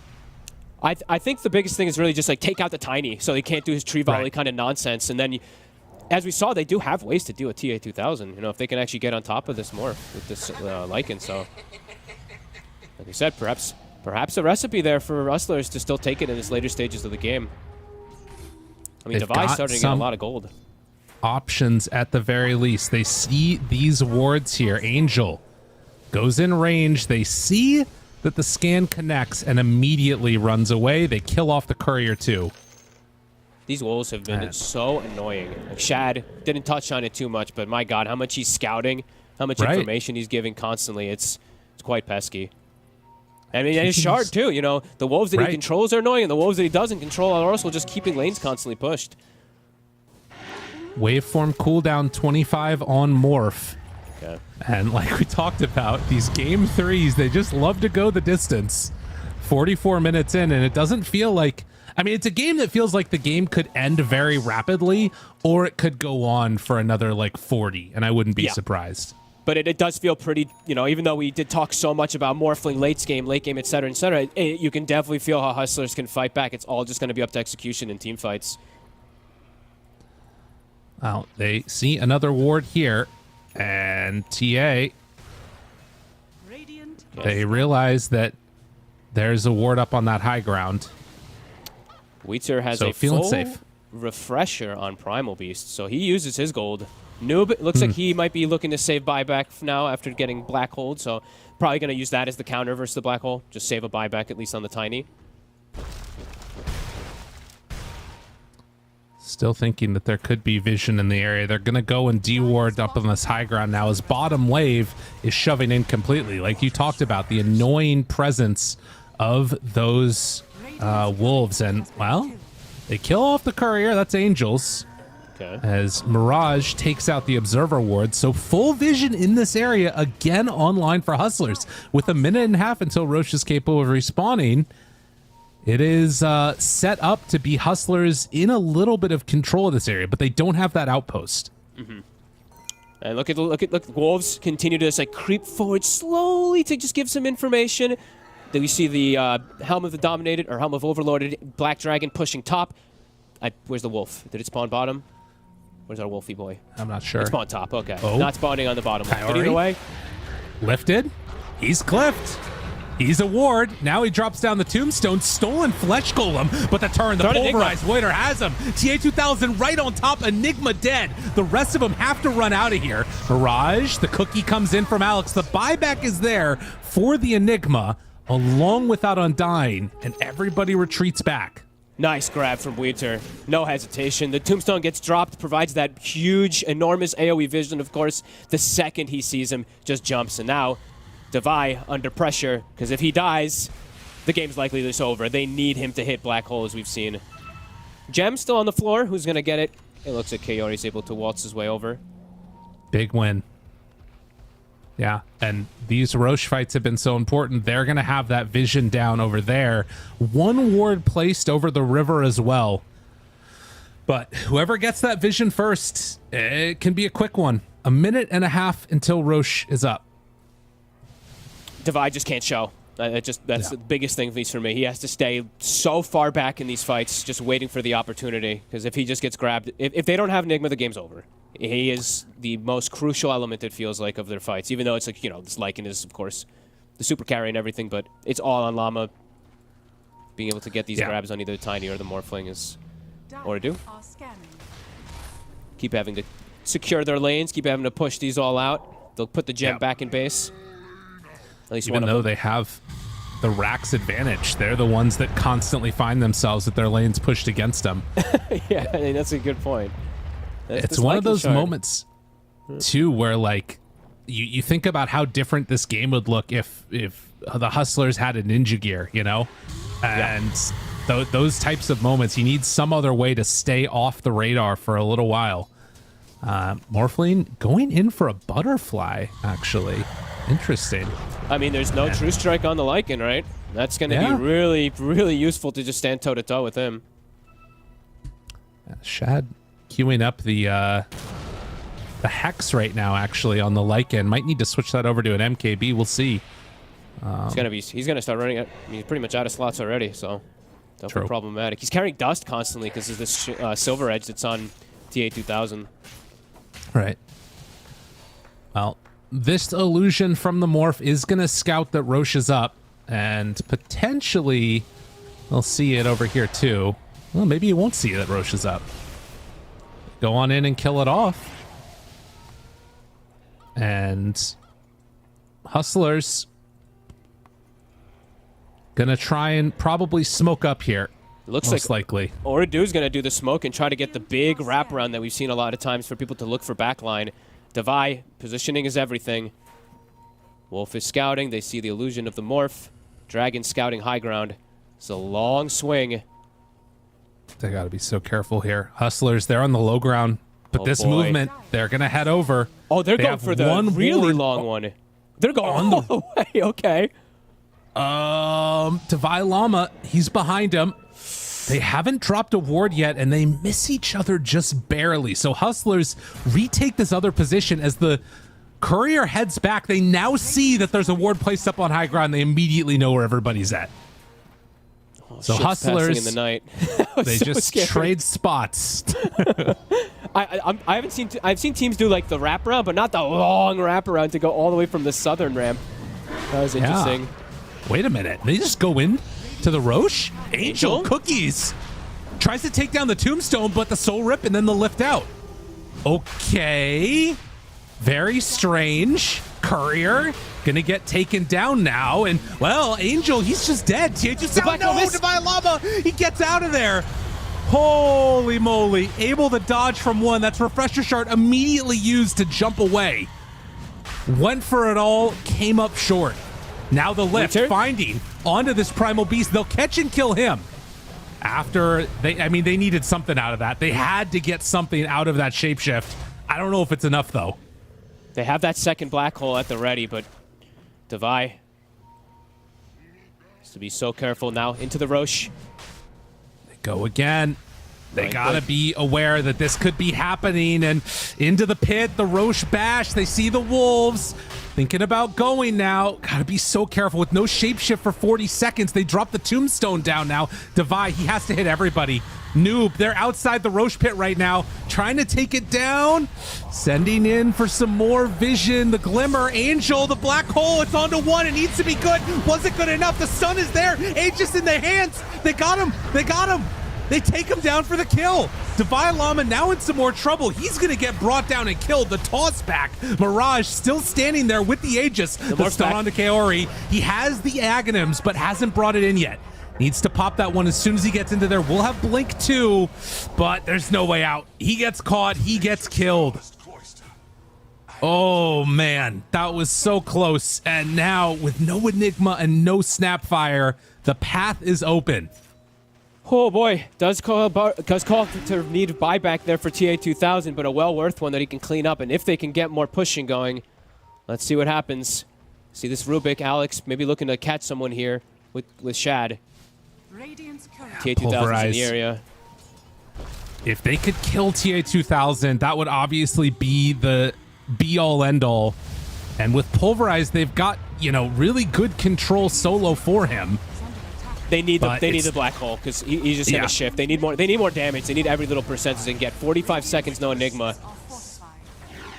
There it is, the buyback now. At the very least, Rubik coming back to join the rest of them. Does not have, does have Shard now on Lesh, so he can start trying to spam that out to defend. But the buildings are dropping fast. It's not the easiest. Like it's going to drop so quickly. They kill it in just a fraction of seconds, and now onto the last one. And now they also have Pulverized Pierce's magic immunity.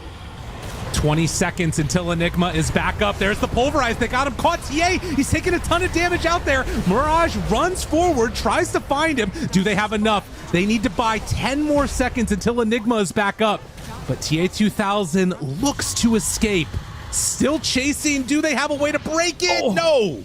TA2000 gets out. If they catch him there, that's the game. Yep, that was so close to them actually getting him. He tried to turn and stand his ground fighting, but he's like, wait, I'm full strength mode. I actually hit for nothing. Satanic doesn't help me. Oh, good attempt there from Hustlers. If Mirage actually had, like, the fact that he had to buy back and stuff doesn't have Hex. If he has Hex, they might get the kill there too. All these little things. Wild game, 53 minutes. Oh my God.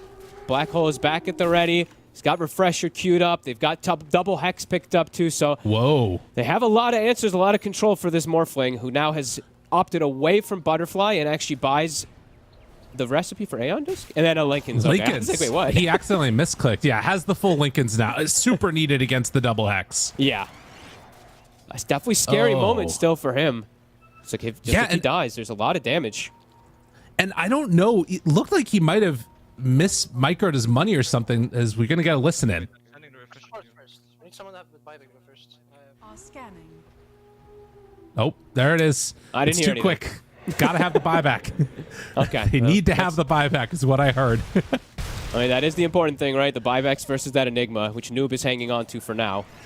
He's committing. Double Daedalus about to be finished on the Tiny. I mean, it doesn't help if you get Black Hole. That's the danger. That is the danger. Has to have that buyback ready, and I think has it now, but not enough surplus to buy out. Oh, God. Refresher Shard passed over to Vi. So he does have the 2 Black Holes at the ready. This game is wild. I mean, still very much anybody's game. Very much into the favor of OT. Black Hole. Saw those esports bet. Oh, no. He's self-canceled. Oh, Lordy. He's still... All right, he's baiting, right? Refresher. Yeah. It's all a bait. We'll call it that. Maybe he thought he missed it first or something, and then he, like... It's just one of those moments. Yeah. Or maybe it is a bait. Maybe. All the baits, they can catch them all later. That would be the most wild thing ever. Okay. They TP back with Shad. The rest of the team all going to TP back to base. They want to have double Black Hole ready. Okay. And so Hustlers are just going to shove out their waves. How long? 5 minutes till tier 5 neutrals. And, I mean, that's also a window where I think you actually have some game-breaking items that could come out if they get to that stage. Aren't they all? All those items are so busted. Like, you get a Book of Shadows, they Book of Shadows the Morphin Black Hole. Like, all right, well, I mean, there's like, so many. Book of the Dead for Shad? Like, I don't know. There's some cool things that could come out. And speaking of Shad, you know, you did touch on him ping 25. He actually takes the Wolf talent instead. Oh, okay. Yeah. I've seen this a couple times. I always thought they would take the Howl talent, but they have vision right now. See him. Where are they going? They drop down the Tombstone. Devi looking, wanting to find him. Malphus out the turn. He's in trouble. He dies. Buys back immediately. Needs to TP over there, but he can't get to the rest of the team that quickly. The Hex onto 1. The Nullifier there, trying to get out of harm's way. Enigma's so far away, he can't join the rest of the team quickly enough.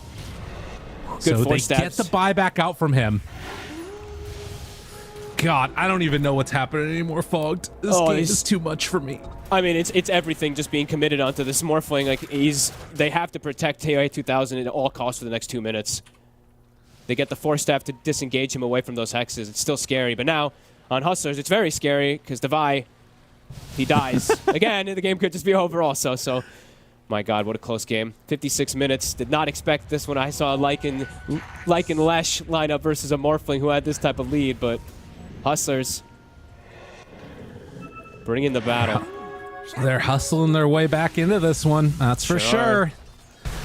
They've got the Alpha Wolf now, too. Ooh, okay. I mean, that's a big look at the damage on this Lycan. Oh my no joke. Yeah, he is hitting incredibly hard. Keep that guy alive. Although down bottom, OT, they want to try and get Megas right now. They're all together here. And there needs to be a response. Hustlers realizing the danger, and everybody comes back home again. Yeah, immediately start setting up the stuns on the Lesh. As they send Wolves over to scout. Alpha Wolf as well, too. All right, so I'm looking at buyback status. We have 90 seconds, of course, left on the Morphling, the most important one. How's our current gold looking? I mean, yeah, okay, that makes a lot of sense. 8,000 on Liking, 7,000 Tiny, 6,000 Morph, 5,000 Lesh. Some crazy numbers. They are ready to buy back in a moment's notice, but like you said, the cooldowns are the big issue, and it's about to be all cooldowns done for OT, but they're grouped together. Oh, they smoke out, but they take down the ward. OT already removed that one. Although they're going to start heading towards their vision on this other pillar here. 50 seconds, Morph buyback. Devi, he gets an arcane. That's scouted, so they know they're over there. Going for the long wraparound again. Both teams just playing around their own vision. 30 seconds, Morph buyback. 2 minutes, tier 5 items. And like I said, it's the type of game where it feels like it could be over in one fight, or it could keep going out for a really long time. And I'm not sure which way it's going to end up here. Who knows? Tier 5 items could be a dictator. Like if TA 2000 gets like an Apex Giant's Ring on the Tiny, these two are going to be pretty unbelievable how much damage they're able to deal. While on the reverse side, if Shad gets his Giant's Ring and stuff like that, maybe he's able to easier stick on targets. Yeah, this is a treat. Oh. Heading down mid, they have a creep wave here and trying to find somebody behind. Mirage is there, gonna throw out the stuns. Do they jump on him right away? Throw out one stun. Mirage could be in trouble here. He's getting greedy. Pops the BKB. The reaction, but it's not gonna be enough. He's dead. 45 seconds without the Lesh. What BKB can they do? Matter. Weeder, as we said, he'd hit 25 like, what, 6 minutes ago or so, so just goes for the grab. He even just instant refreshes. He wants one more. Shad pops the shapeshift and wanting to kill the creep wave, so they actually hold out for the moment. Turn these onto the tombstone. Tries to waveform in and immediately blinks out from TA 2000. Hey, that is a shapeshift. They don't have the timing on the Lesh, his cooldown. It's back up in 10 seconds, so yeah, they're going to hold. The OT want to try and see if they can bait out a buyback. But Roche, it's a minute, and it's now respawned. Alex, lift onto one. Devi, he's got to be so careful with his positioning. He dies in like 1 second. That's the scary thing. The damage that they have, and that BKB piercing grab from Weeder.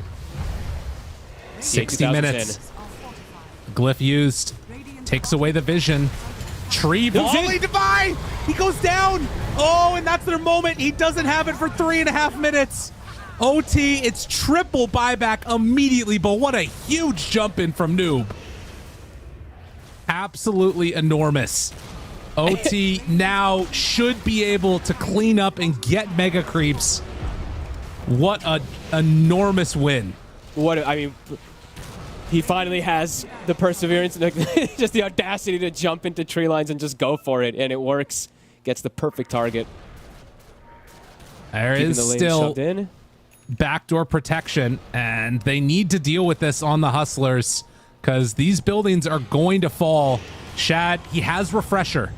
Goes in, lift one onto Noob, but the BKB, they didn't get there with the Hex in time. Mirage is gone. Everybody's dying. That's 2 minutes on the sidelines. They don't have the control, as it does look like OT Ordu, they're going to outlast and end the game.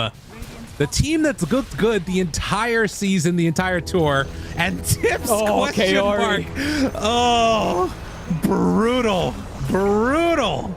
I mean, a really well-played game overall, I think, from both sides. I think this, I would say, the inevitable, what we were kind of expecting from this Morph to be able to carry, but Noob jumps in, finds the clean up there. A lot of pressure on Devi. I still have to give a lot of credit to Hustlers, I'll be real. A really good game, a really well-played game that they made. They made Oradu really work for this win. Even though Oradu came out of all 3 lanes ahead, they still had to battle through kind of everything there. It was, really well done. Really well done. And Oradu, you could see in the cameras right there, Noob especially, just like, oh, thank God this game's done. Like, they're really satisfied with that win. A great game.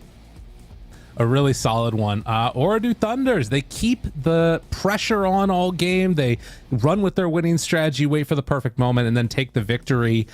Continuing to move on as one of the best teams out of Div 2 here. Let's let the panel break down all of the ramifications of this as we head on back to them.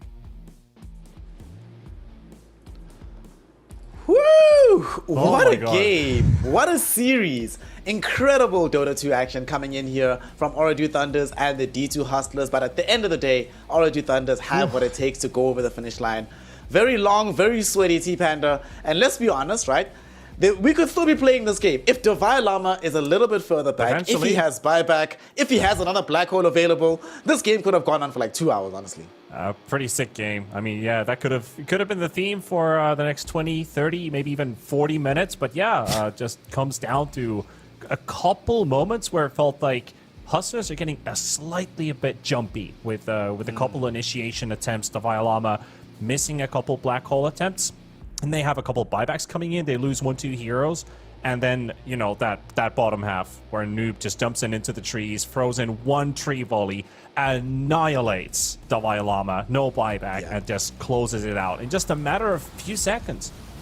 Yeah, closes it out very, very quickly. But of course, a lot of this did come down to the overwhelming damage output from Oradu Thunders. Let's consider, Kezu, what it took for D2 Hustlers to win a fight, right? They need to get a good black hole, have the Leshrac in a good position, have Shad pretty much directly on top of the hero they're targeting, already be in a good position for Angel to throw out these Morty's kisses. Versus Oradu Thunders, if Morphling and Tiny just see you on the map for longer than 3 or 4 seconds, you are just dead 100%. This Morphling got the fastest ever Aghanim shot on this hero. This Tiny got the 4th fastest ever Aghanim Scepter on his hero, and it made them both unkillable and just put out more damage than I've seen in a very long time. Yeah, I feel like this game, it took a pretty big turn around when the last highlight where they cliffed the Undying, and honestly, it worked pretty much against them because he drops the tombstone and then suddenly they get the jump where they kill the Enigma first. And I feel like from then on, I don't know if something happened, but I feel like perhaps Devi Lama, he felt a bit of the pressure because I think just after that, Oradu Thunders, they just understood what they need to do. They need to see the Enigma, and literally if they just see him, they're gonna win the fight, because if they jump him, even if he doesn't die right away, he can't just black hole the ground on top of him. So I feel like Oradu, they played really well. This was actually a sick game. It was way more back and forth than I thought it would be. But yeah, I feel like they identified what they had to do and then they executed. Yeah. I feel for him. I feel for him. Yeah, we all felt that one. We felt a couple of these deaths from the Enigma, a couple of the missed channels on the black hole. And unfortunately, this replay that we're seeing now, this was when they initiated onto him, and the moment he's dead, the game is over. There's nothing they can do anymore. There's no more black hole.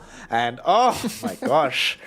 Yeah, well, if you're a fan right now of D2 Hustlers, be glad that Devi Lama feels your pain. He understands exactly what's happening. And as a result of this, they have now dropped down to 4-2. They still need to win one more series against Water and Enjoyers to get into tiebreakers. But it's the side of Oradu Thunders that are ascendant this evening. They succeed. They've gotten the W. They have one more game against Team Bald Reborn, but Team Bald are at the bottom of the division. They are at the very top. If they win that one, 6-1, it's guaranteed. It's, in my opinion, honestly, T-Panda, you know, no disrespect to Gork and the boys, but I feel like it's pretty much guaranteed already. And they feel the same, right? We saw them celebrating at the end of the match, and I don't think you celebrate like that unless you're guaranteed that spot in Division 1. Well, yeah, minus the game that they still have to play. You can't really say guaranteed until it's played out. But yeah, their chances just got higher by a lot because basically they're the leading team with just one loss under their belts. It is going to push them in a more favorable position. And I think that also plays a big role in Do they end up feeling more pressured because it's now one game away from actually getting that spot instead of battling it out with all the other teams and knowing you're still on the same line with everybody else? I mean, pressure can still get the best out of most players, and I think Division 2 has also shown that from time to time. It's not as simple as it looks like, but I hope it's really going to be a run for the money in the end. And I just hope that the Bold boys can actually pull up together with some real cool shenanigans and maybe upset a little bit as well, because that series is going to be pretty big in terms of, I mean, for the other side, at least. Yeah. I mean, this game in particular showcased what can happen when pressure starts to get to the players that are involved in these high pressure situations. And of course, we have one more piece of business to conduct for this series at least, Kezu, or a couple of more pieces. But firstly, let's start with the MVP. Now, firstly, rules, gentlemen, no offlane picks. There's a moratorium on this. Not allowed to do it no more. In this game though, come on, it has to be 2A2 stacks. This is Morphling. You're gonna tell me that there's anybody on this field here, Kezu, who did better than TA2000 on this Morphling? Are we not gonna just give 2 stacks his due, his flowers for this game? I will give you one counter argument. I think he deserves it, and he probably played the best. But I think at some point, his initiators, especially Noob, I think that for the opposite in terms of Dalai Lama, I think something snapped for him positively. Like, he played with no cares. He just went in when he had to.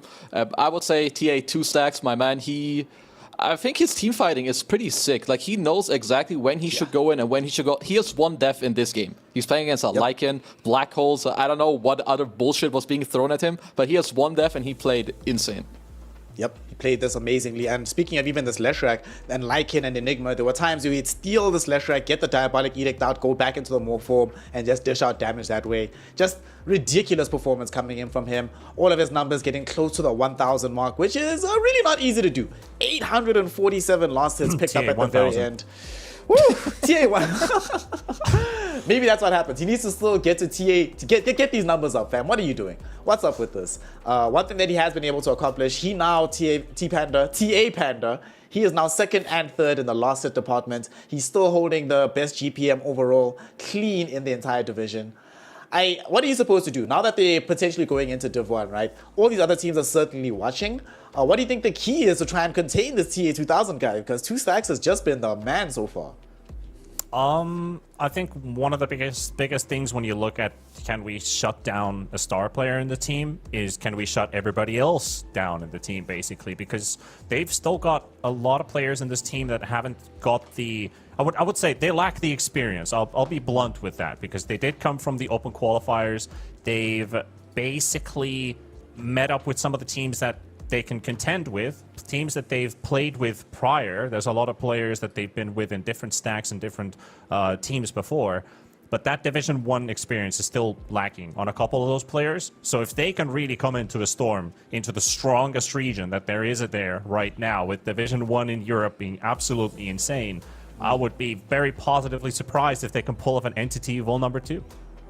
I mean, it's still possible. We've seen that happen before, and of course, we're looking forward to seeing whether or not the boys here on Ooredoo Thunders can do so again. And of course, you know, we've heard us talk about them. Let us talk to them as we have Omar, position 4 extraordinaire, on the line from the side of Ooredoo Thunders. Omar, congratulations on the victory. A little bit of a conversation we've been having this side. Do you guys feel like you've already gotten the qualification to Div 1, or do you feel like you still have to make sure that you're sharp for your series against Team Bald?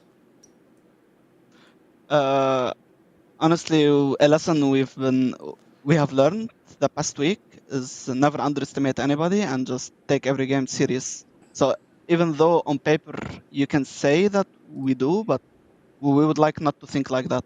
We will go to the next series just like this one, fully prepared, and we want to win as well. Okay, that makes sense, certainly. And speaking of you and your journey as an esports player, of course, we're just talking to T-Panda now, and he was saying that, and it's very true that your squad is relatively inexperienced at the top levels of Dota 2, right? What do you think, how did you get yourself into the mindset of saying, you know, I don't want to just play these pubs anymore, I don't want to just play these battle cups, but I want to play professionally and see how far this career can take me? I mean, I would like to speak personally first. I've been playing Dota since, I don't know, forever. Like, I've played Dota 1 and then I played Dota 2. But as a squad, I think we share same goal. We're all hungry to win, and it's working together. It's really good. It's definitely working together. T-Panda, what do you got for the man? Now we still have him on the line. All right, first of all, congrats. This was a huge victory for you guys, and it was a very difficult series from start to finish. I just want to talk about the longevity that you guys had during this series. Did it feel like after game 2 that you're playing normal Dota once again? Because game 1 was very long, very frustrating, pretty sure for you guys, and game 2 felt like a walk in the park in a sense. You got the heroes that you were able to dominate the game. Was entering game 3 like, all right, boys, we've warmed up and we're all calm or collective, or did you feel like there was a bit of pressure? Okay, I would like first to say that this is a curse. I don't know what's happening with us. Whenever we win the first game, we're always losing the series. And whenever we're losing the first game, somehow we're winning the series. I don't know what's wrong with this curse. It's been like this for like, I don't know, two weeks now. We can never win the series if we win the first match. That's actually, honestly, yeah. after... Go ahead. Like to say something? Yeah, I wanted to say that game 1, on paper, we thought we had it, like from draft. But one thing we kind of fucked up, like we needed to execute very well. We needed to win our lane top, and we needed to do well on mid. And a lot of things happened, just went the bad way. And we just said, okay, fuck it. We fucked up, and then we'll go better next game. Next game, we just picked our comfort heroes, I would say, and the way we would like to play Dota. And it paid off. I was kind of touching upon the subject of the curse you talked about, that if you win the first game, you lose the series. You've won every series 2-0 in the DPC, so I think outside maybe the third-party tournaments you might have felt that way, but at least here you've won every series. But still, when you went into game 3 and you got that Morphling pick for yourself, I was looking as an Enigma player that this is a really good Morphling game, and you get that shard. There's no silence. They would have to build like silences or hexes to work against it. Did you also feel this way, that this is a free Morphling game? I mean, of course, it was a really good Morphling game, and our carry to 80,000 is an expert. And it can go both way. I would say, like they have their win condition, our win condition. They can kill Morph, and it's kind of win. And if we kill Enigma first, we win. And this is where it comes to the execution, like fight with buybacks, the Roshans, catch Enigma first, fight on vision, stuff like this. And we kind of did well from our side. All right, I have one final question before I throw it over to Kezu. What were your reactions when Noob got the blink on in the bottom half of the map? And when they went into the high ground, he got the big tree volley and just blew up the Violama's Enigma. What was going on in comms at that moment? I think it was... I was having some ear problems from his screaming. He was screaming so much. Guys, I got Enigma. And I'm like, okay. So... Yeah, it was his show, basically. I mean, it was his moment. Like, he had the call. All right, thank you so much for that. All right, sir. Congrats on the win. First of all, I want to feel like you guys are pretty impressive. I like you're drafting the most out of any team in this division. So, first of all, good job on that. What made you go into this last game and opening Tiny Skyrav? It's not something we usually see. And it pretty much meant that your Tiny was mid of the get-go too. Could you just explain that a little bit? Yeah, of course. First of all, I want to send a shout out for our coach. He's a beast. He's the one responsible for our drafts. Yeah, we basically wanted to counter their Lash with a draw. Like, it's the number 1 counter, I would say. And then we thought that they can counter our draw on 8 with their what do you call it? Like specialty timber, or yeah. And we didn't want to be in that situation, so we just wanted another solution for the Lash, which is kind of Tiny Sky. Like he cannot. It's very hard for him to play early game against it, I would say. And it was just the other solution. Okay, makes sense. And then Two more questions. In the game just now, I thought it's like insanely... I mean, you have many good picks on 18, but Drow is banned. I thought it was a 3 sniper game too. Is that a hero you consider, or is it just like TA2000, he's like the best Morphling, and he's like, yo boys, give me Morph, I'm gonna carry your ass? Bro, this guy is the best everything. I don't know. So could you have picked anything and you would have won? I mean, maybe Morph is a better hero than Sniper, or at least in his eyes, he rated more. Yeah. I think that's the reason why we prefer to pick it. But if this guy sees a free hero, he will just go for it. He's a beast. Yeah, no, that makes sense. And then, so my last question. You guys played different tournaments, right? You played this, I don't know what it's called, Bad Boom Universe. You played against hero teams like Team Spirit and Entity. You guys did pretty good against Spirit. I don't know if you ever scrim against these top dog teams, but when you played them in those tournament games, did it feel different? Did you like learn anything different? Because obviously when you play them compared to this division, it should be slightly different. So how did it feel for you like after the game? What did you take away from it? That's very true. But I think there's a different mindset between both tournaments. Like for DPC, our goal is to get to Division 1 and win every game. But in the other tournament, like Batboom or any third-party tournament we would play, it's another scrim for us. It's not like the full tryhard tournament. It's not like DPC, of course. We were trying actually new stuff there, and we learned so much from the games we played there, especially versus Tier 1 teams. Like these games, we learned so much from them. Honestly, some games were a bit disappointing there, but yeah, it was. It happens. We learned a lot. Yeah. All right, thank you so much. My final question is, I actually want to build on that particular subject of your team learning, because obviously you're a very new roster. You haven't fully unlocked everything about each other just yet. Talk to me about this, right? From the beginning of when your team formed until now, where do you think has been the biggest growth? In what ways have your team become a lot better in terms of how you play the game, and hopefully in terms of how you see the game as well? Can you stay up all night? Because I have a lot of things to talk about, in this subject. I mean, but I guess the easiest thing to talk about, I would say communication. I will just give a very simple example. So basically, my both safe laners, they speak same language, right? They both speak Russian. And then me and Tony speak Arabic. And then Farouk can speak Turkish or English. So at first, when we started, basically it was like 2 people speaking their own lane. Then me and Tony doing our own moves in Arabic.